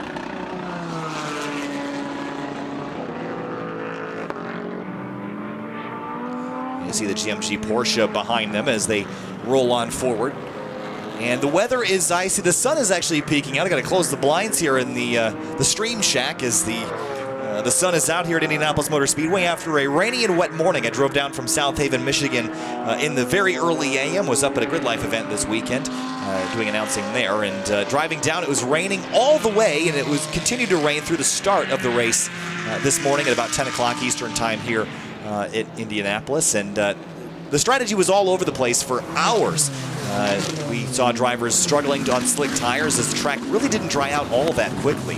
And now with 51 minutes to go, it's definitely slick tires all the way. The sun now becoming low on the horizon. This 8-hour race taking us from just a couple hours after sunrise to just a little while before sunset. We'll be finishing up right around 6 o'clock Eastern.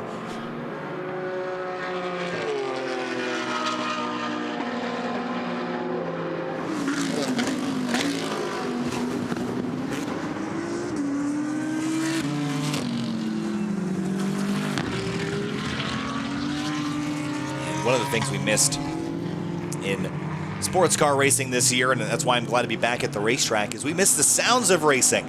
There's nothing quite like it. I've always found this kind of a fascinating topic. I could probably fall asleep in the grandstands at a racetrack. It's so loud, but I love the sound so much that it's honestly therapeutic in a way. And hearing especially that Audi engine as it screams on by, that is a great sounding race car, as is the Mercedes AMG. That car just thunders by on the straightaways.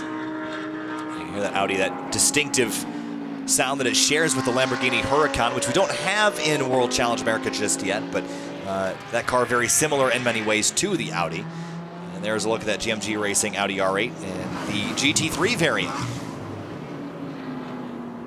We spoke earlier with Adam Saul, who is one of the people responsible for the Mercedes customer team, and had a conversation about the differences between the GT4 and GT3 Mercedes. And if you look at the GT4 and GT3 Audi, they also look fairly similar if you just remove some of the aero parts. But again, very different race cars at the bottom level. A little wide there, runs off the course and gathers up a little bit of grass, but no harm, no foul. He will continue.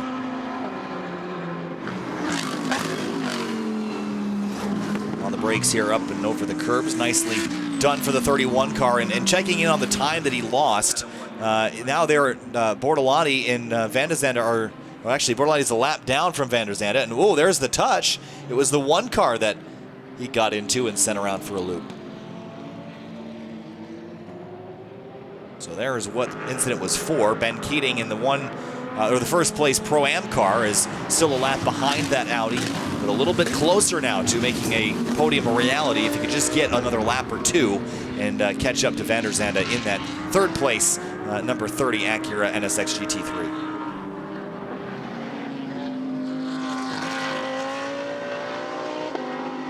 Again, you're watching CrowdStrike Racing's coverage of GT World Challenge America, powered by AWS. The Bimmer World car hits pit lane. This is the leader in GT4. James Clay in the car now. Looks like he will be jumping out.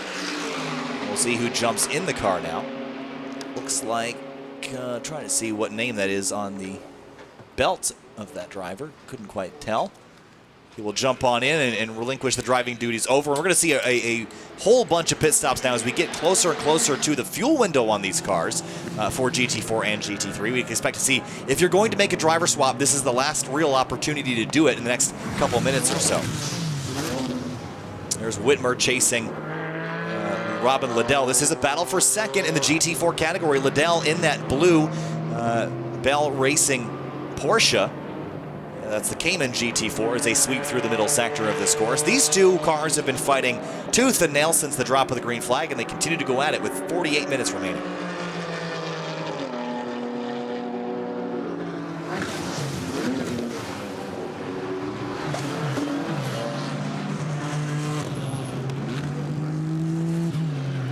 Liddell will have to drive a little bit defensively here. A little bit of mirror driving as well, and these drivers will try to focus out the windshield as much as they can, because looking in the mirror will just distract you. But you have to go defensive here if you want to keep this BMW M4 behind you. And here comes the 30 car. That is the Honda Racing Team car, as they're going to look drivers left here as these two battle for second off into turn number 1. James Clay was on pit lane. We'll see if he returns to the racetrack here shortly. The NSX now going to split the difference between second and third in GT4. And around the outside, make that look easy. The extra downforce and power available to that 30 driver will looks like that's Van der Zande, continues to be Van der Zande as the second place battle moves through turns 5 and 6 and down to turn 7, which is the sharp left-hander at the end of the straightaway. See turn 7 in the middle right of your screen. The Bimmer World car just rolling now. They did have a lap lead on the Liddell and Whitmer machine as they're going to battle off into turn 8 now. And the two car tightly tucks into the apex using every bit of the curbing, but that BMW M4, despite the damage on the right front, is looking very racy as they track all the way out to track edge here. Up the inside, a dive there, and the 2 cars going to leave him space, and through goes the 438 car, move Whitmer to second.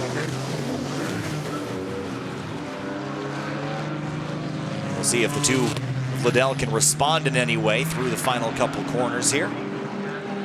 Doesn't look like they'll be able to. So move Whitmer to second, Liddell back to third, 46 minutes to go.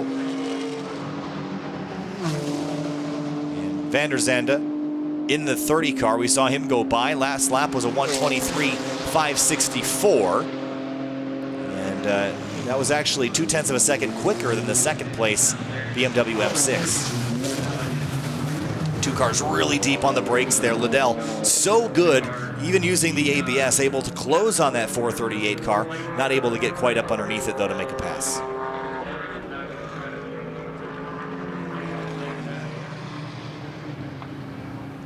Through the last couple of corners. That's right. We saw the driver exchange from James Clay to Bill Auberlen. Chandler Hall is the third part of the driver lineup. High fives all around after that pit stop and driver exchange. You guys have the lead. Less than an hour to go. What do you feel? Oh, I'm feeling great right now. Our BMW M4 GT4 is fantastic right now. We've got the winningest driver in North America in the car right now, and James Clay just put in a great couple of stints.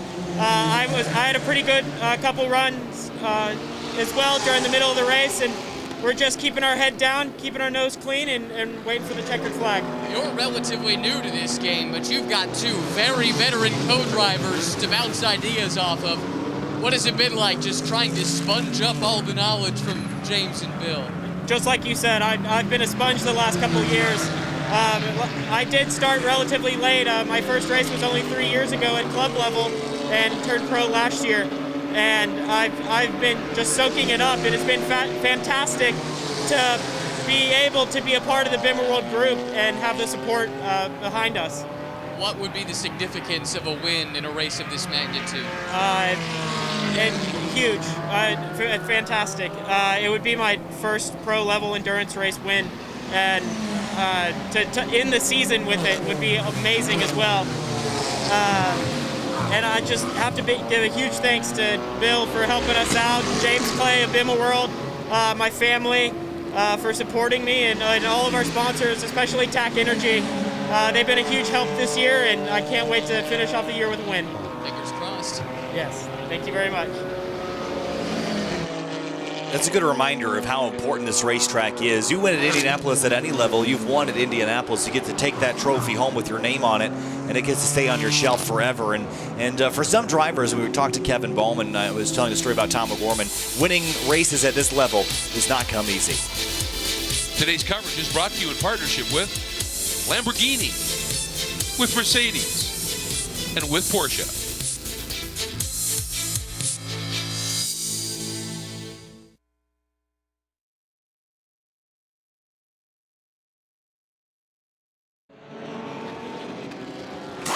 The last 43 minutes of racing from GT World Challenge America, powered by AWS, for the Intercontinental GT Challenge, powered by Pirelli, at the Indianapolis 8-hour. We are 7 hours and 18 minutes into this 8-hour event. Mirko Bortolotti in that Audi R8 GT3. They were running in 4th place. They had just served a drive-through penalty coming on down.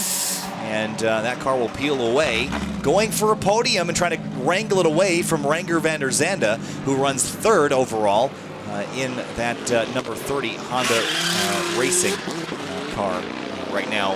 269 laps completed for the race leader, Nicky Katzberg. Ben Keating up a spot, passing Bortolotti while he sits on pit lane. And Keating again going for the Pro-Am victory for the CrowdStrike Racing 04 team in that AWS CrowdStrike Racing Mercedes. There's Katzberg working through the 2nd place car in GT4. That'd be Nick Whitmer. Bill Auberlen up the road is in front of that 438 car by about 22.5 seconds. Still anybody's race here in GT4. And Nicky Katzberg, after 7 hours and 20-something minutes, that car, while very dirty and covered in grime and dust and all things of the sort, that car is looking very well sorted, not a scratch on it, and that's the way that they intend to bring it back. to the checkered flag here in just about 41 minutes. If you're watching on the East Coast, it's 5:18 p.m. We'll have this race wrapped up by about 6 o'clock. We haven't had a full course yellow in quite some time, not expecting one either. Look at the ground to the left of the race car. Lots of what we call marbles on the racetrack, and you'll see those flecks of rubber on the track, and what those are basically little shreds of tire that peel off as the race goes on. And they're called marbles because they very much feel like driving over marbles when you drive on them. As you see the 04 hit pit lane, Ben Keating in command of it, and we will likely see Colin Brown climb into this car to take it to the end. So for the 04 CrowdStrike Racing Mercedes, it's been a heck of a day. And again, strategy didn't quite work out earlier. They had a penalty for pitting while the pits were closed. That was a little bit confusing to everybody on the race team, but now Ben Keating climbs out. Colin Brown about to jump in the car for the final 40 minutes, and this will be a fuel up and go, and this car will not see pit lane again for the rest of the race. So the team has done their job, and with all things going well, we should not see this car hit pit lane again for the rest of the race. Battle scarred, battle torn, a little bit of damage on the left front. That was from contact with a GT4 car earlier in the day. And a little bit of damage to the right front dive plane. Now, this track I really wouldn't consider super high downforce. And what those dive planes on the front bumper will do is they'll add a little bit of downforce and put some more of that air. And when we say downforce, it's basically the amount of air pushing down on the car to kind of stick it to the racing surface. Now, if you damage those components, you could shift the balance, but I don't think that's significant enough to really matter all that much. So I don't think Colin will even be able to feel that damage relatively minor. 4 Mr. Feelgoods, 4 slicks on that car, and he pulls away an excellent pit stop. And now it'll be Colin Brown trying to take the 04 Mercedes to the end and try to grab the Pro-Am victory in the Indianapolis 8-hour for the Intercontinental GT Challenge powered by Pirelli. Nicky Katzberg leads teammate Yaloli by about 30.2 seconds. It's 2 laps back to find Renger van der Zande on the bottom step of the podium for the time being. Bortolotti 4 laps down from the race lead. And so is Colin Brown. So the goalposts have shifted now to grab a 4th place back for that number 04 car. And the mission is now focused on P4. There is Nick Whitmer again in that 438, the Starry Night M4 with the Bell Racing, or the number 2 car right behind him. And that is the GMG Racing Porsche driven by Jason Bell, Robin Liddell, and Andrew Davis as they sweep through turn number 8 and into 9 and 10. Toby Rohovic and Parker Chase, both on pit lane at the moment. And of the 10 GT4 cars, it looks like a big handful of them are still running on the racetrack. The only retirements officially in this race have been Ryan DL and Rogers, who is in that number 3 McLaren 570S, which we saw get involved with a collision with the number 7 K-Pax Racing car. At the time had Pepper in command of that thing.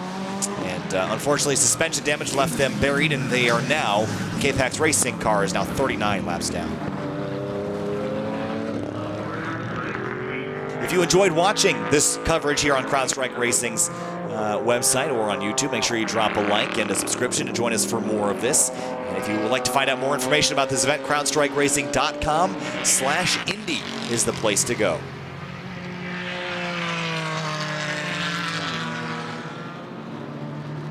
Nicky Katzberg's best time of the day, a 1:23.310. No one has eclipsed that just yet. No one's even really gotten all that close. 1:23.5 for Renger van der Zande, but a little farther back for everybody else.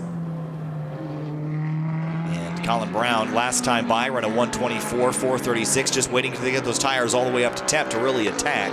Bortolotti last time ran a 1:23.9. So if Brown wants to catch that 31, he'll have to go up there and run him down.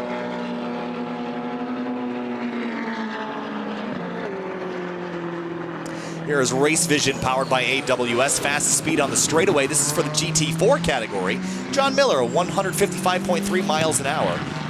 That's, again, so fast. And we'll see this again here as this graphic pops up. And overall, 168.4 miles an hour for Tomczyk. That is just unbelievably fast for the straightaway here. It's not a short straightaway by any means, but It's also not the longest one that we run here. The one at Circuit of the Americas, 1 kilometer long out there.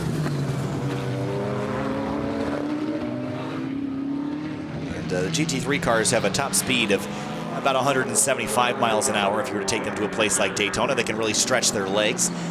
Can do that a little bit here at Indianapolis, not quite to the extent that they can at the World Center of Racing.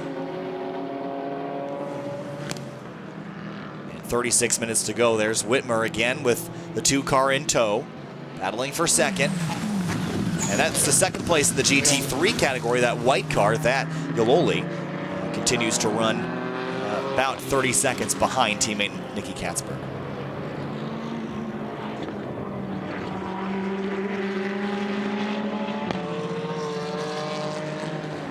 Right in front is that number 6 Ferrari. And this car had damage early. That, of course, is the Vital Speed Ferrari, driven by driver back Ryan Briscoe and Jeff Westphal. That car found the fence early as we have another look at Race Vision powered by AWS. Fastest speed at turn number 5. Farnbacher in that number 30 NSX GT3, 112.5 miles an hour. And Connor DeFilippi in the BMW, and McGuinness in another showing for the NSX, all within 2 miles an hour. Jan Halen and Petard, the other drivers in that group. All within 2 miles an hour. Unbelievable. Through the final chicane here is the number 30. As we approach the final half hour of this race, again, my name's Kyle Heyer. If you've joined us today, you've heard from CJ Moses and Kevin Bowman, who should be joining me for the last little bit of this race. We've also been joined, of course, by Bob Page, representing CrowdStrike and AWS. We've also been joined by Robbie Montanola from SRO America, Ken Lin from P1 Software, Lee Niffenegger from the NSX GT3 and TCR program, and Adam Saul from Mercedes-AMG Customer Racing.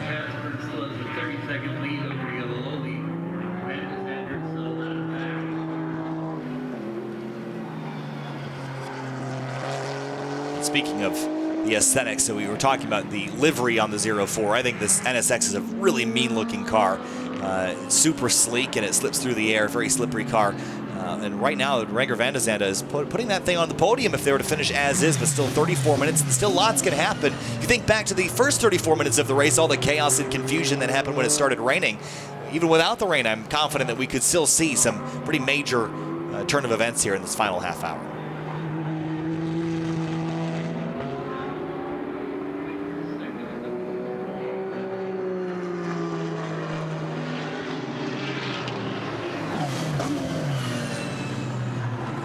Colin Brown, we'll check back in on lap times here to see where he is at.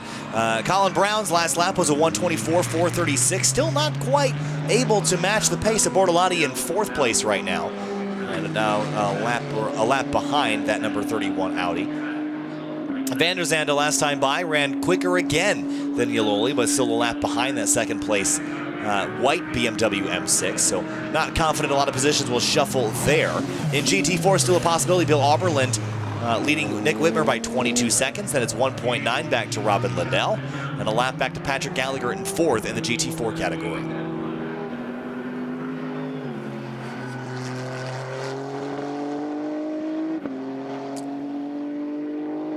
And sweeping through 5 and 6 here at Indianapolis Motor Speedway. This track reconfigured.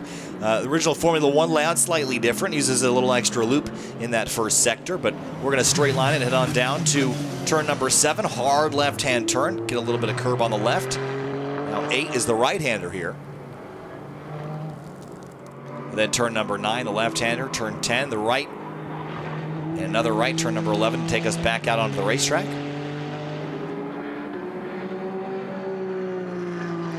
And then the final 3 turns, the right-hander turn 12, left-hander turn 13, and right-hander turn 14. There's 12.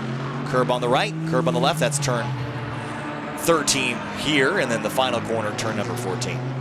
Here's another look at the track map today, in case some of you have not been here for this. There's what it looks like from the sky. Relatively flat racetrack, wide enough as well to race 3 or 4, maybe 6 wide down into turn number 1. They were certainly trying that in the rain earlier. Ask Jan Halen, who went off there out of control, managed to woe it back up and not have an accident.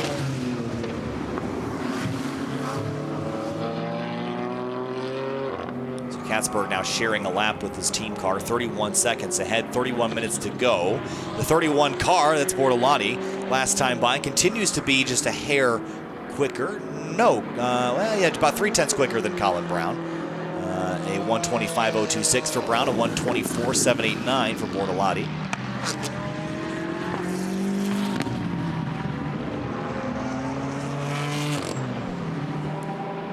As Yololi works his way through 12, 13, and 14.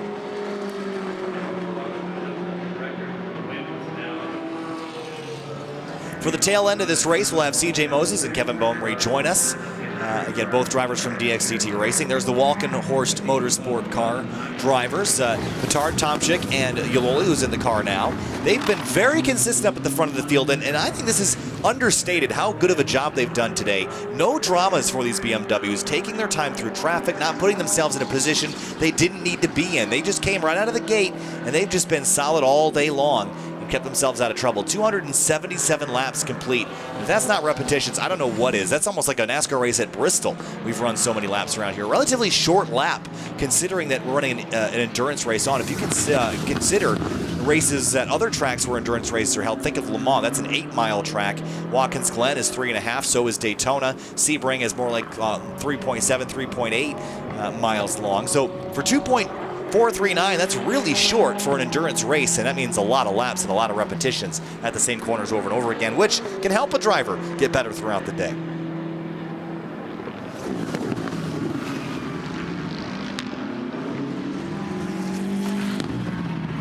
And thinking now about the brakes on these cars, and you think about these M6 GT3s and even the Acura and the Mercedes, they are run for 24 hours at Daytona, so they're quite built for the endurance racing aspect of motorsport. The one thing that might wear out over time is the brakes. So late in the race, your brakes are going to be faded a bit more than they were at the start. You can't quite lean on them quite as hard as you could at the drop of the green flag, but they're still very powerful even after 7.5 hours of driving. Katzberg is beginning to extend his lead once again. Colin Brown still about a half second off Bortolotti in that 31 car in fourth. There's a look at Katzberg. Farfus and Connor DeFilippi joining him today in this car, and they have been so consistent and consistently fast. Those are two things. You always say that racing car can be cheap, reliable, or fast, and you can pick two. You can pick cheap and reliable, and it won't be fast. You can pick fast and reliable, and it won't be cheap. There's a bunch of different ways you could go about that, but it's been reliable and fast for the M6s today up in front. And heartbreak for the number 7 as well. The Bentley Continental GT3, the K-Pax Racing entry. Think back to the opening couple stints. They were leading this race, had led laps, and were having such a great race that out of the lead were contacted by the number 3 McLaren GT4, sent them in a spin. So Jordan Pepper, Maxime Soulet, and Jules Gounon have not gotten a chance to really go out there and show everybody what they're made of because of that incident earlier in the event. Going to crank up the sounds here for a couple laps, let you enjoy the sounds of GT3 and GT4 racing from Indianapolis. We'll be back shortly.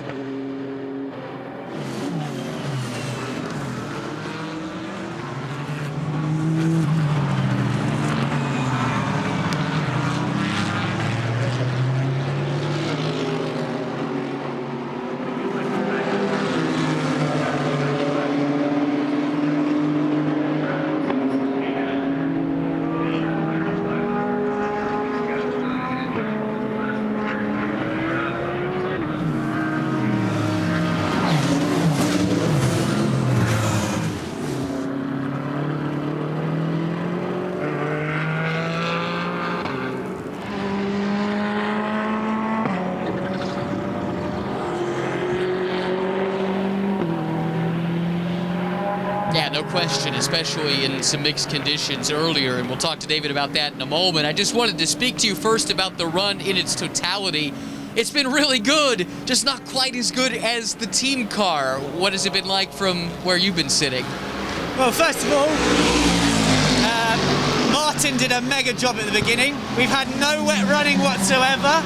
We've had very little preparation because there's been no GTs of references to go by. So I think Martin showed his class and experience to put us in a great position at the beginning. in the mixed conditions. Whilst the track was still quite green after the rain, I think the setup of our car was to an advantage, and Nick Yellow proved that by taking the lead and pulling away from Connor. Then when I jumped in, we were very even, Connor and I, and it was just important to pull a BMW 1-2 gap, so I was happy to sit behind him. And then after that, as the track sort of rubbered in, we're quite split on setup between the two cars, which is great for Volkenhorst to have two cars and two options. And I think since then, the 34 cars just had that little edge on us. And yeah, we can't quite stay in it. I mean, Nicky Katzberg in particular is absolutely flying. Can you let us in a little bit what you guys did differently on setup, at least from a philosophy standpoint between the two cars? So, again, because we've had very little reference ever since Friday morning, and the good thing that this year, the BMW project has been taken in-house by Volkenhorst rather than having the split teams like we did last year.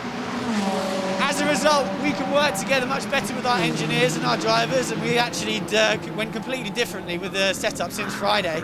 The 34 car's gone one way, we've gone the other, and with the idea of coming to the optimum setup for the race.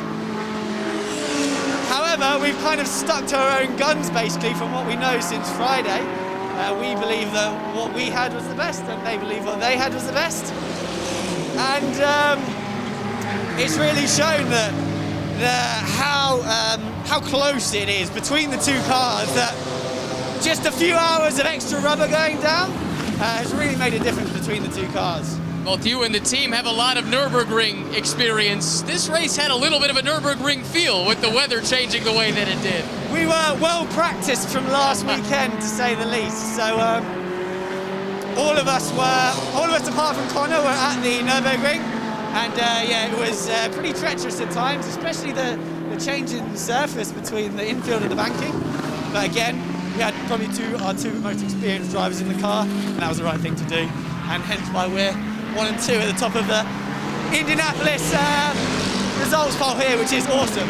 Fingers crossed for the rest of the race. Thank you for the time. No worries, thank you.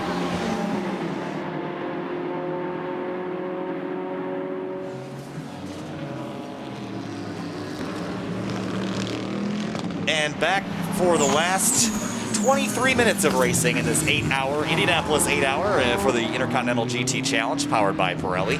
I'm Kyle Heyer, joined once again by CJ Moses and Kevin Bohm for the last 20 minutes of this race.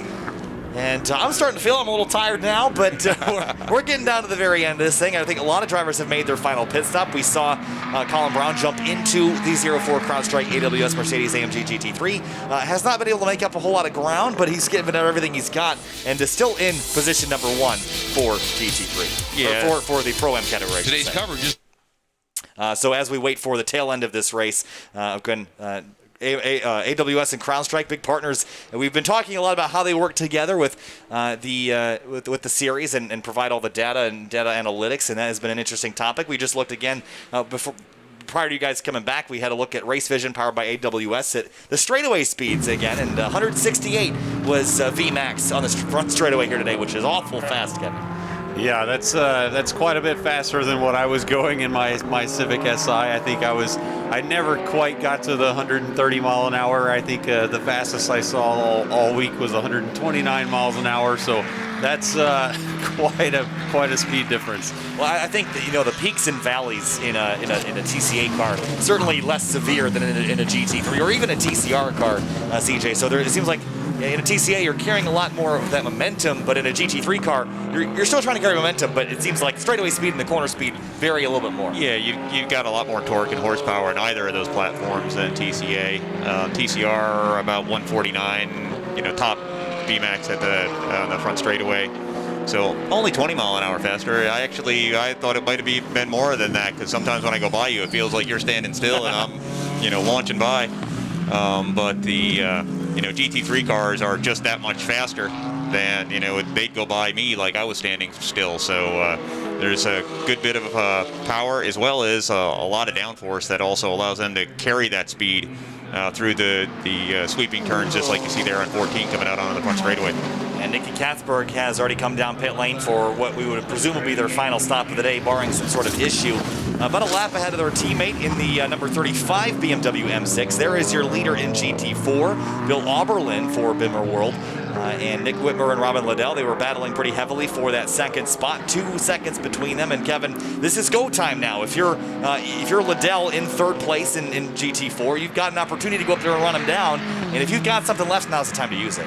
Yeah, I've been watching these guys battle it out for the last probably 2 hours, and I think they've been in a sprint race thinking just like it's 20 minutes to go for every 20 minutes to go for 2 hours. So I think they're already giving it everything they've got and really trying to beat their. I mean, these guys race each other all season in the Sprint X series already. So this is just a extended race for them, and they really have a lot of bragging rights to prove. And CJ, we've seen these battles happen all throughout the day, but for Bill Auberlin in this 82 car and for Nicky Katzberg in the leading M6 GT3, this has been a pretty flawless day so far. So how do you not mess this up at this point? Well, at this point, you want to just concentrate on hitting your marks, not really overthinking it or trying to do any superhuman things. But it looks like he has about a 20-second lead at this time. So I think the idea here is just to go ahead and continue to hit your marks and not push it any harder than you need to in order to be able to bring it home. I love watching these GT4 cars race. This has been one of the most entertaining battles we've seen. The fastest speed on the straight for Race Vision, powered by AWS. Literally, the GT4 cars, 155.3 for all those cars. How equal is that? That's amazing. No kidding. Yeah. Seems like the BOP is working on these because they're pretty well matched in the straightaway. And if you look at the cars, they're pretty different. If you look at this BMW versus the R8 that's behind it, the profile of the car is completely different. But at the same time, it seems like they're making reasonably adequate speed. And then the Porsche that came in behind them, I'm always shocked at how small that car is in comparison to some of the other cars on the grid. So, they're very different shapes, very different sizes. But, whenever we see data like that, you go, is that right? We talked to Ken Lynn earlier. We were talking at COTA. We saw corner speeds in the S's about 10 miles an hour faster for one of the Porsches there. And he confirmed that was correct. So sometimes the data even surprises us. Look at this battle here. This is the 93 and the 20 car, and having a look, I don't think that's for position on the racetrack. The 20, maybe it is for position. No, they're about a lap separated here, but still a pretty good fight here as they head down into 7th. They're racing each other like it's for position. That's for sure. They definitely going at it, but looks like the 20 has a lap or maybe 2 or a lap and a half or so in front, and now that he's in front as they cross the line, it'll be a full 2 laps. It looks like that's that's one of those ones you get out there, you get in the groove, you're going your speed, you don't feel like you're overdriving the car, and you just keep going. There's no reason to slow down, because sometimes when you slow down, you get out of the rhythm, and that's when you get caught out and end up spinning the car or have issues. That's an interesting point that you bring up. Kevin, momentum driving, I feel like has to be sort of a rhythmic thing as well. So is slowing down and trying to pace yourself sometimes a bad thing? Yeah, I mean, really, when you're really pushing to drive really fast, you kind of know exactly where you can brake, and you know where to turn in, and you know where to go full throttle. And when you start to slow down, you start to deviate from those kind of known reference points on track, and that opens up a lot of opportunity for you to get it wrong. So sometimes it's a lot better to just kind of keep doing the exact driving that you've been doing for the previous 7.5 hours, and you basically have less chance to make mistakes. And with 17 minutes to go, the last thing you want to do is do something that would put you in a compromising position. You can see on the top of your screen, Auberlin, Whitmer, and Liddell all separated by about 20 seconds apiece. With 17 minutes to go, that's not a lot of time if there's any sort of mistake for those GT4 drivers. GT3, a little bit more wiggle room for some of those drivers in that category. Katzberg looking pretty good. But again, it's still, there's still a potential for things to go wrong. We have not had a full course yellow in too long. It makes me think we're due for one. One of those random freak ones that makes everything exciting. Absolutely. In actually a full course caution anytime from here on, you're going to be wondering if you're going to be able to end under green. So I'll knock on wood on my forehead here and make sure, that we don't jinx ourselves and let this one run out green and have a great ending to the race. I'm really interested in the GT4 race, looking at second and third place, because you actually have them within just over a second from each other here. Andy Lee in the GMG number 2 with Whitmer, like I said, just 1.5 seconds up on them. So they're running for second and third in class. As you see the the GT3 car all over Andy Lee's butt. Whoa. And hopping the curves. And one of the things in our drivers meeting they talked about was that particular area in track limits. And yeah, they didn't stay in track limits at all. They're bouncing over them. But quite honestly, going over the ones to the right, if you bounce over them like that, they don't really care if you violate the track limits, because you're paying the price just by dancing through there. Yeah, and that's Jan Halen getting after it. Behind them, there's Hinman, who is in the 93 Racer's Edge Motorsports car and trying to chase after the 20. Halen had a big moment on a restart earlier in the day on slick tires and damp conditions. Almost lost the car down in turn 1, gathered it back up. But this...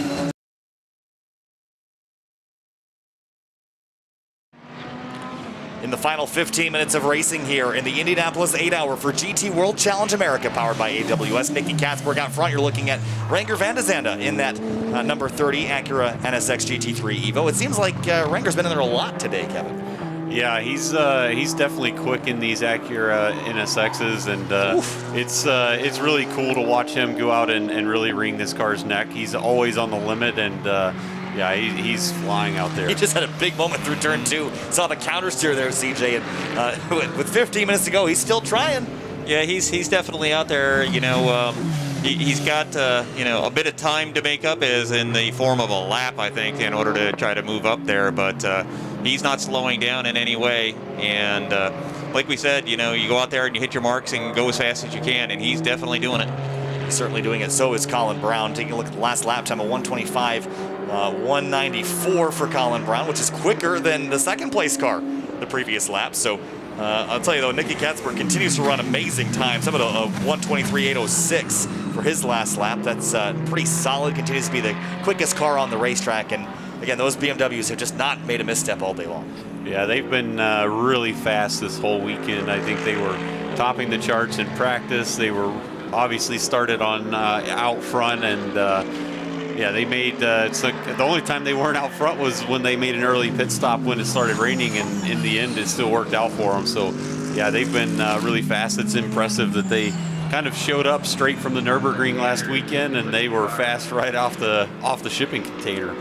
More decals peeling off the right side of the Sun Energy car. I'm just shocked. I haven't seen that happen so much, but it was so wet earlier, and some of these decals that were applied just before the race finding their way off. Also, we should talk about the number 7, the K-Pax Racing Bentley, that was out front leading this race when it had an incident. You have to wonder where that car would be had it been up front, and it's still running decent lap times. The last time it ran was a 124.604, which would put it right inside the top 5 if it was still out there, and that's not even counting the track position it would have had earlier in the race. Yeah, it's a very fast car, and last year in the series it was pretty close to dominant, and now obviously running in Europe primarily, it's been very successful over there. And you could tell when they had that incident and ended up off into the kitty litter, as we call it, outside of turn 3 with the McLaren, that the team was crushed. They thought not only did they have a really good shot, but they would have been bringing it to the M3s that are, the M6s that are out there, the GT3 cars. It would have been a pretty good shootout between them, but without them in the race, it seems like the BMWs are able to just kind of walk away and run the pace that they like, which happens to be the fastest pace on the track, which is pretty interesting. Yeah, I would like to run that pace too. Yeah, I want in on that gig. So it looks like Trent Himmin has just worked on through the leader in GT4. That's Bill Oberlin, and he's got the Audi up the inside as well. That's the 31 Bortolani behind the wheel of that car. And here comes the GMG Racing Audi. With Andy Lee in that. Andy Lee, and that car is a couple laps down in 6th place to the race leader, so no positions to worry about there, but getting kind of swarmed left and right. Kind of a dangerous moment there for the race leader in GT4. Yeah, it seems like not necessarily off the pace, but maybe the other cars around are a little bit more on the pace. Maybe they've got fresher tires or just a little bit more pace at this point in time. And once again, here we got Ryan on pit road. Full-time step up to GT3 this year. You had done a little bit before. I think that was at Bathurst, and I think that was the only other endurance race you had done before today. And I also think that didn't go very long. So has this been a little bit more successful debut, I suppose, in endurance racing? Yeah, it's been a good day. You know, we had a couple of issues. When I got in the car, we had a puncture leaving the pit, and unfortunately had to come right back in. So that cost us. Otherwise, I think we'd be up a little further along. But you know, it's been a great day. It's been a great season. We've had some adversity, like all the teams, and I really want to tip my hat to Wright Motorsports and my co-driver for the season, Max Ruud. He's been phenomenal, both as a driver and a human being. It's been a lot of fun. And of course, today we've got the pleasure of working with Jan Halen, who really puts on a great show every time he gets in the car. So we're really thrilled to represent Wright Motorsports today. Does this whet your appetite for more of this endurance racing stuff? Well, I don't know. You know, I'm getting a little long in the tooth, so we'll have to see. But I think if we continue to do well and if we continue to grow, then yeah, I think you can see us in future events. This, of course, was also the final round of GT World Challenge America, powered by AWS. So for your season, looking back on it as a whole, what stands out to you? Well, I think we had a really good season as our debut season. You know, you can point to a few things that we could have done better, and then a few things that were really out of our control. But all in all, I think it was a really successful entree into this series. So, yeah, we're quite happy. Max had to actually leave to go take a couple of midterm exams tomorrow. Poor kid. I'm glad those days are behind me. But, yeah, so we're going to celebrate tonight as a team. Sounds like a plan. We've enjoyed watching you this year. Thank you for the time. Thank you very much. We were watching during that interview, Jan Halen really chucking it up the inside of the chicane there in 5 and 6, CJ. With 8 minutes to go, whoo, that's risking a lot. Yeah, he's just throwing it in there. He had a GT4 car that was right there, and it seemed like he was hell-bent on making it through, even through the kink, which is not a place you really want to be passing. Yeah, there is the 0-4. Colin Brown behind the wheel. Now they won the World Challenge America race that's within this Intercontinental GT race earlier today. Just lost out on the championship, but still a strong effort this season by this team. And I think they'll be pretty happy with the top 5. Wanted a podium today for sure, but again, if top 5, not too bad here, CJ. Well, top 5's not bad. The other thing is that they are, going to win their Pro-Am class, yes, because, overall is one thing, but given that they actually, some of these other teams have nothing but pros on them, to show this well means that their amateurs were very strong. Obviously George, being a bronze driver, as they like to call it, amateur like myself and Kevin, are able to, we're able to put together a strong showing, and they will be, knock on wood, on the top of the podium here for the Pro-Am Series. Today's coverage is brought to you in partnership with Skip Barber Racing School and with Total.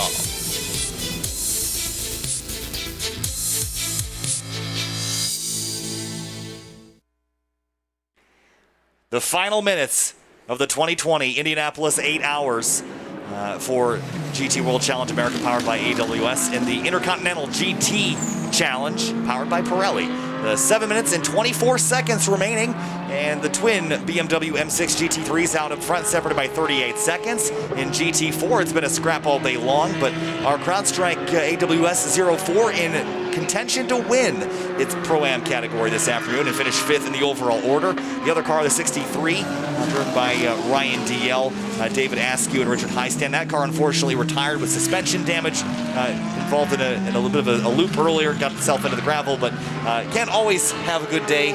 CJ, and today wasn't quite the day they were looking for. No, not at all. But DXDT as a team will be very pleased with the 04 cars.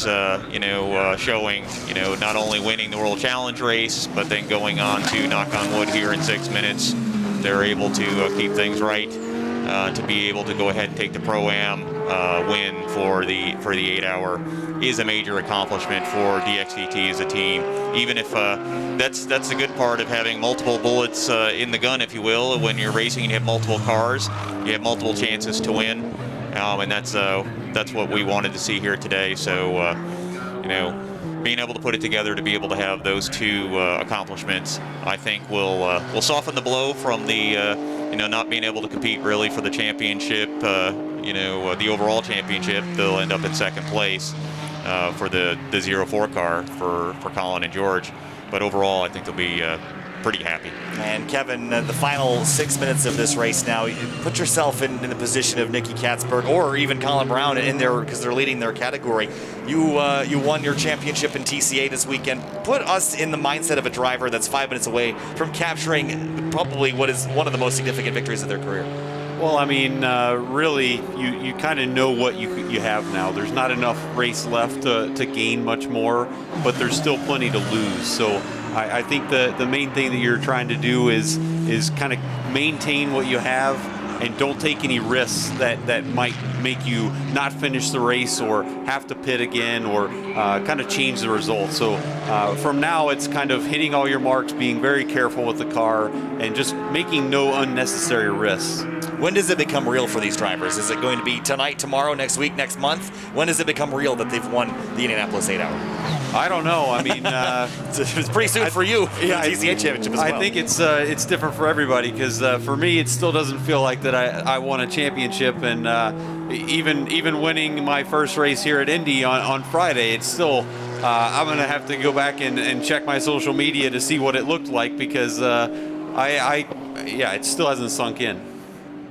So with the last couple minutes here, 4 minutes and 30 seconds remaining, looks like Nicky Katzberg in the BMW M6 GT3 will continue. We'll be right back in just a moment.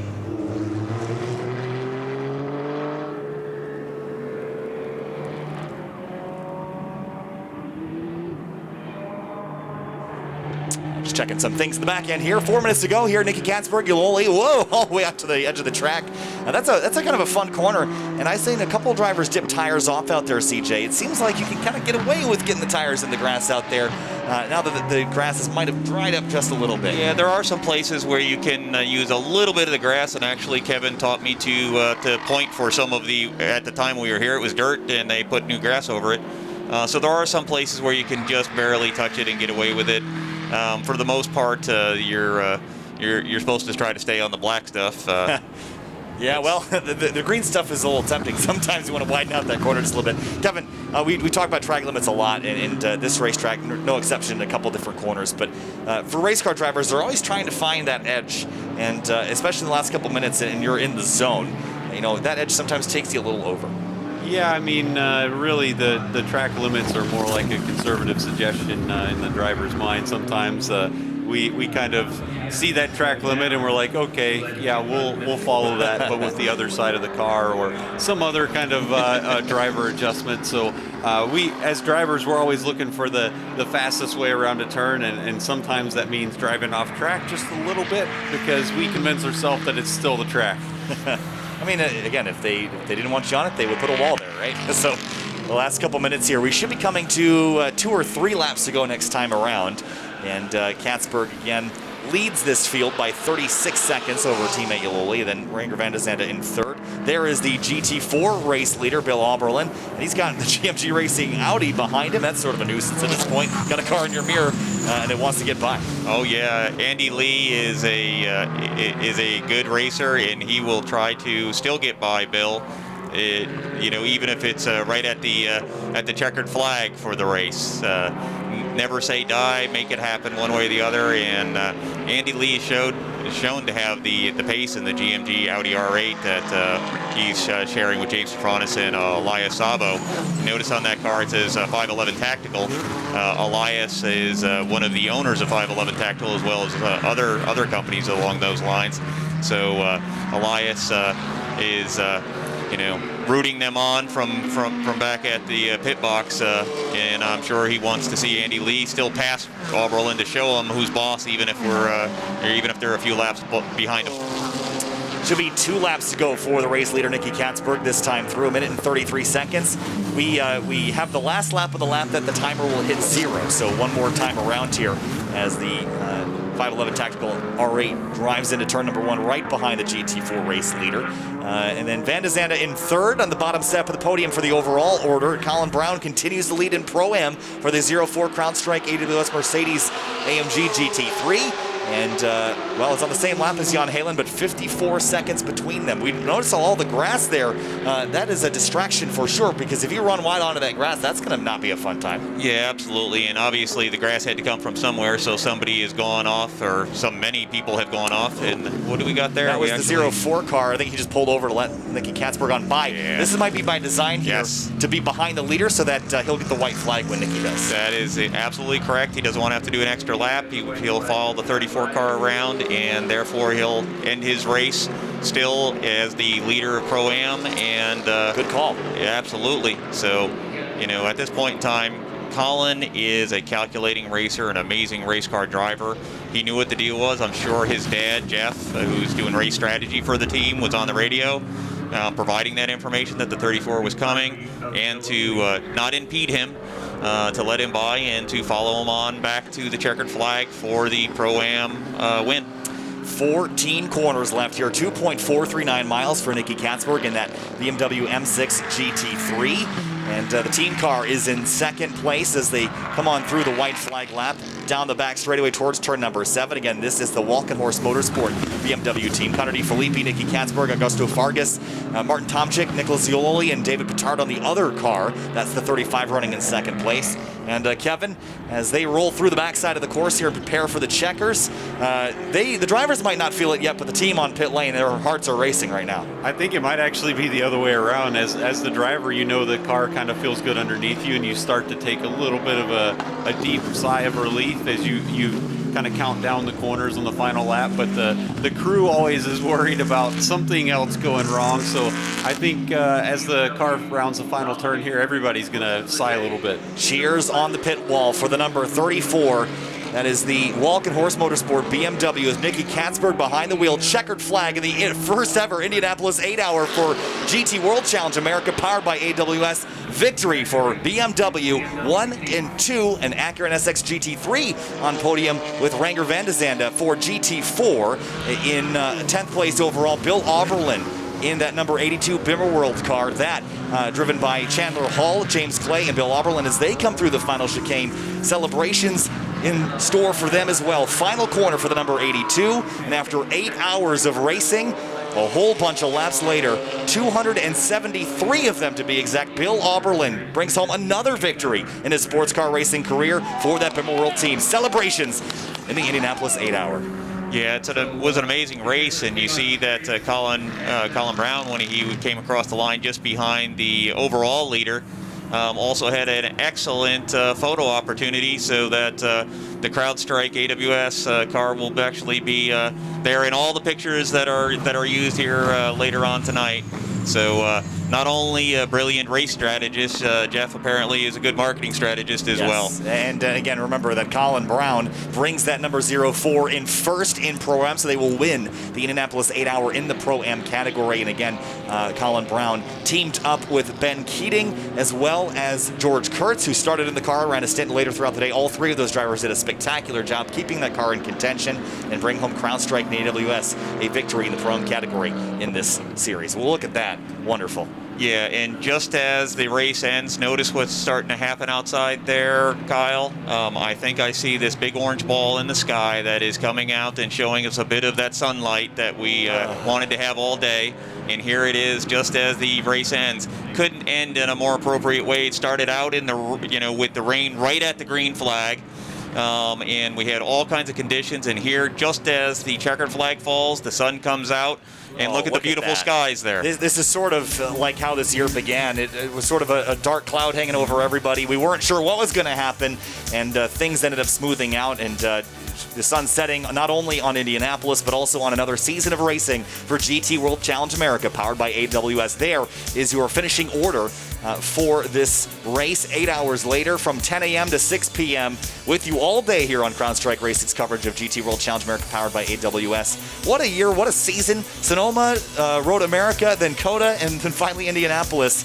4 amazing rounds to be with you guys here. Thank you so much for your time and being with me today. Absolutely. Very much thank you, but also would like to thank all of our partners and all of the customers and clients and everyone that's joined us.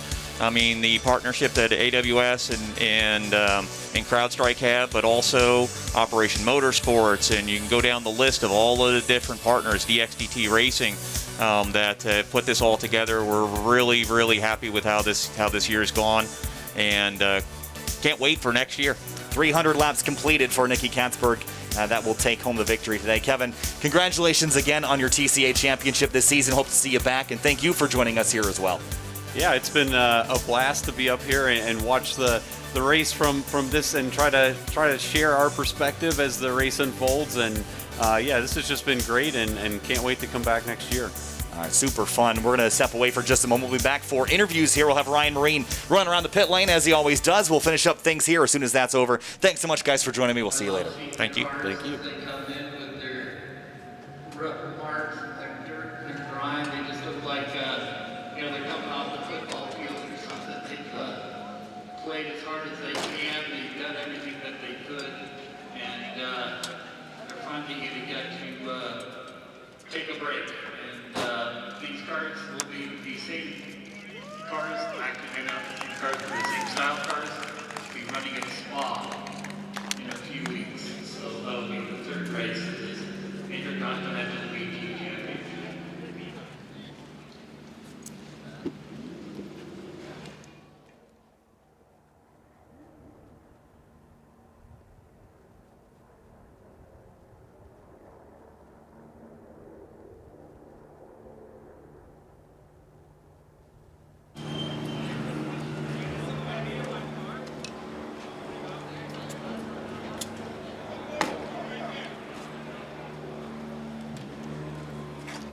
Wow, what a remarkable run it has been for BMW and for Nicky Katzberg. A win at the Nürburgring and now a win here at Indianapolis for BMW, Nicky. How special have these last 2 weeks been? Yeah, to be honest, very special. Obviously nice to have back-to-back wins. Yeah, today was easier than expected somehow. My teammates did a fantastic job. Conor De Filippi, Augusto Favus at the start. No mistakes, which was the key to success at the Nordschleife. And again today, so thank you so much to my teammates, Augusto and Conor, the team Valkenhorst. Unbelievable job, no mistakes, and I only had to bring it back home. It might have only been an 8-hour race, but we packed a lot into those 8 hours with the weather and various pit lane dramas as well. But you guys stayed largely above and ahead of those challenges. How did you do it? Well, I think, like I said, you should just make no mistakes. I think we had a really good setup for the dry. And you know what? We always joke about it. Nobody wants to do the start in those wet conditions. But then you have Augusto Favus, and you just know that he's going to bring it back without making any mistakes. And that's the key to success. So we've been doing it 2 weeks in a row now, and I'm super pleased to be here. Congratulations. Enjoy the celebration on the IMS podium. Thank you. Well done, amigos. Congratulations. Thanks, mate. Top job. Well done. And celebrations for that BMW team. And again, just coming from the Nürburgring last week to Indianapolis this week. And what a life that must be as they celebrate victory here at one of the most famous racetracks in the world. Thank you so much for joining us here on CrowdStrikeRacing.com/Indy. Make sure that you're following CrowdStrike Racing on Twitter, on Facebook, and on YouTube. Make sure you head to their website to catch what else is going on in the CrowdStrike Racing world. Even though the season is over, there'll still be things happening happening in the racing world, so keep your eye out for that. I'm so blessed to be here. Again, my name is Kyle Heyer, joining CrowdStrike Racing for this coverage at the tail end of this season. I've been blessed to be here. So thankful for CrowdStrike Racing, AWS, and all the people that have been involved in this, Robbie Montanola, and all the folks that have brought me out to allow me to experience something truly amazing and be on the other side of the fence in the motorsports world. So super thankful for that. We'll finish up a couple more interviews here, and we'll sign off for the evening and wrap things up for Indianapolis and the season. That's right. I'll do one and they'll do two. People are going to be confused. They're going to think y'all got second. Yeah, exactly.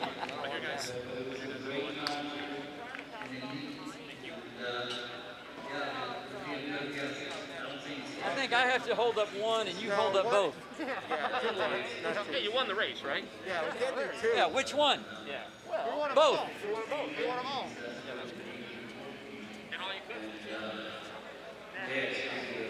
Well, good. Anything in our hands, we took care of it. That was the furnace.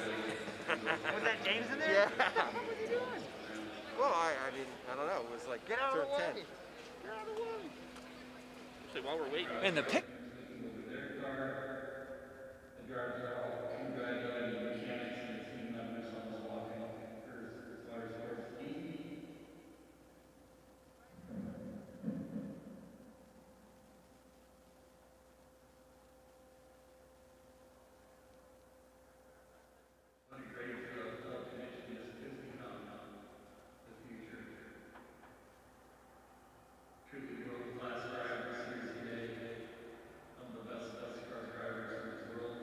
Team celebrations ready for the evening here. See the cars piled up on pit lane. We'll hang around for a few more minutes just to see if Ryan Marine can catch up with any more drivers and or teams, and then after that I'll bring that to the natural end of the season and wrap things up for CrowdStrike Racing's coverage here in 2020 from the clouded gray of the early 2020 season, where we were stuck at home running esports with GT rivals, to the beautiful sunset here in Indianapolis. It just seems like a fitting way to end things up. All right, we can do it here by their car if you like.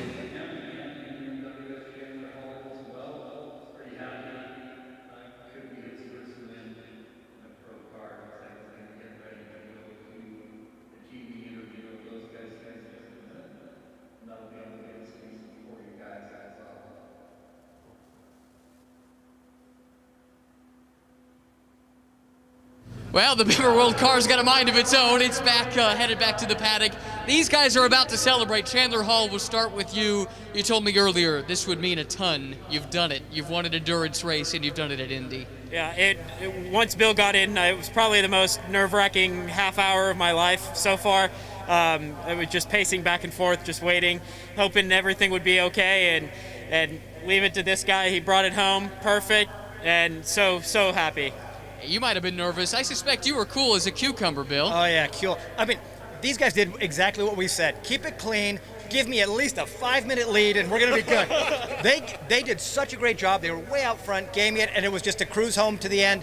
Thanks to Bimmer World, thanks to Redline Oil, thanks to Optima Batteries for giving us all we needed to win today. And James, for Bimmer World to be in victory lane at Indianapolis, what is the significance of the achievement? Man, it's great to be back here. We've been here before, but this is, to me, the most meaningful. To drive with these guys, it was just fantastic, and today was just a great time, and I loved it. What a day, what a race. Great performance. Thank you, guys. Congratulations.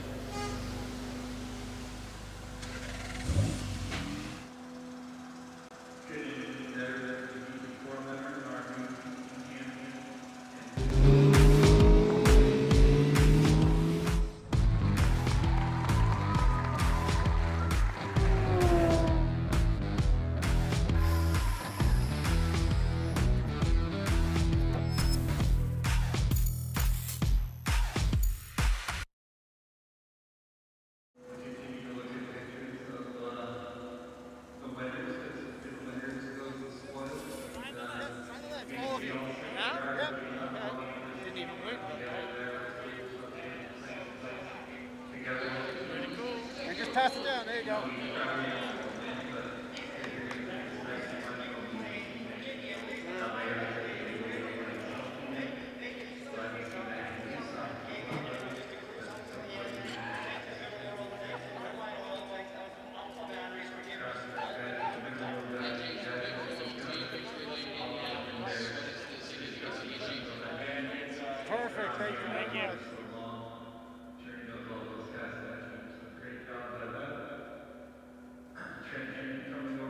with that, we're going to end the coverage this afternoon. Thank you so much for joining us for the Indianapolis 8-Hour for GT World Challenge America, powered by AWS. My name's Kyle Heyer. Thanks so much for watching.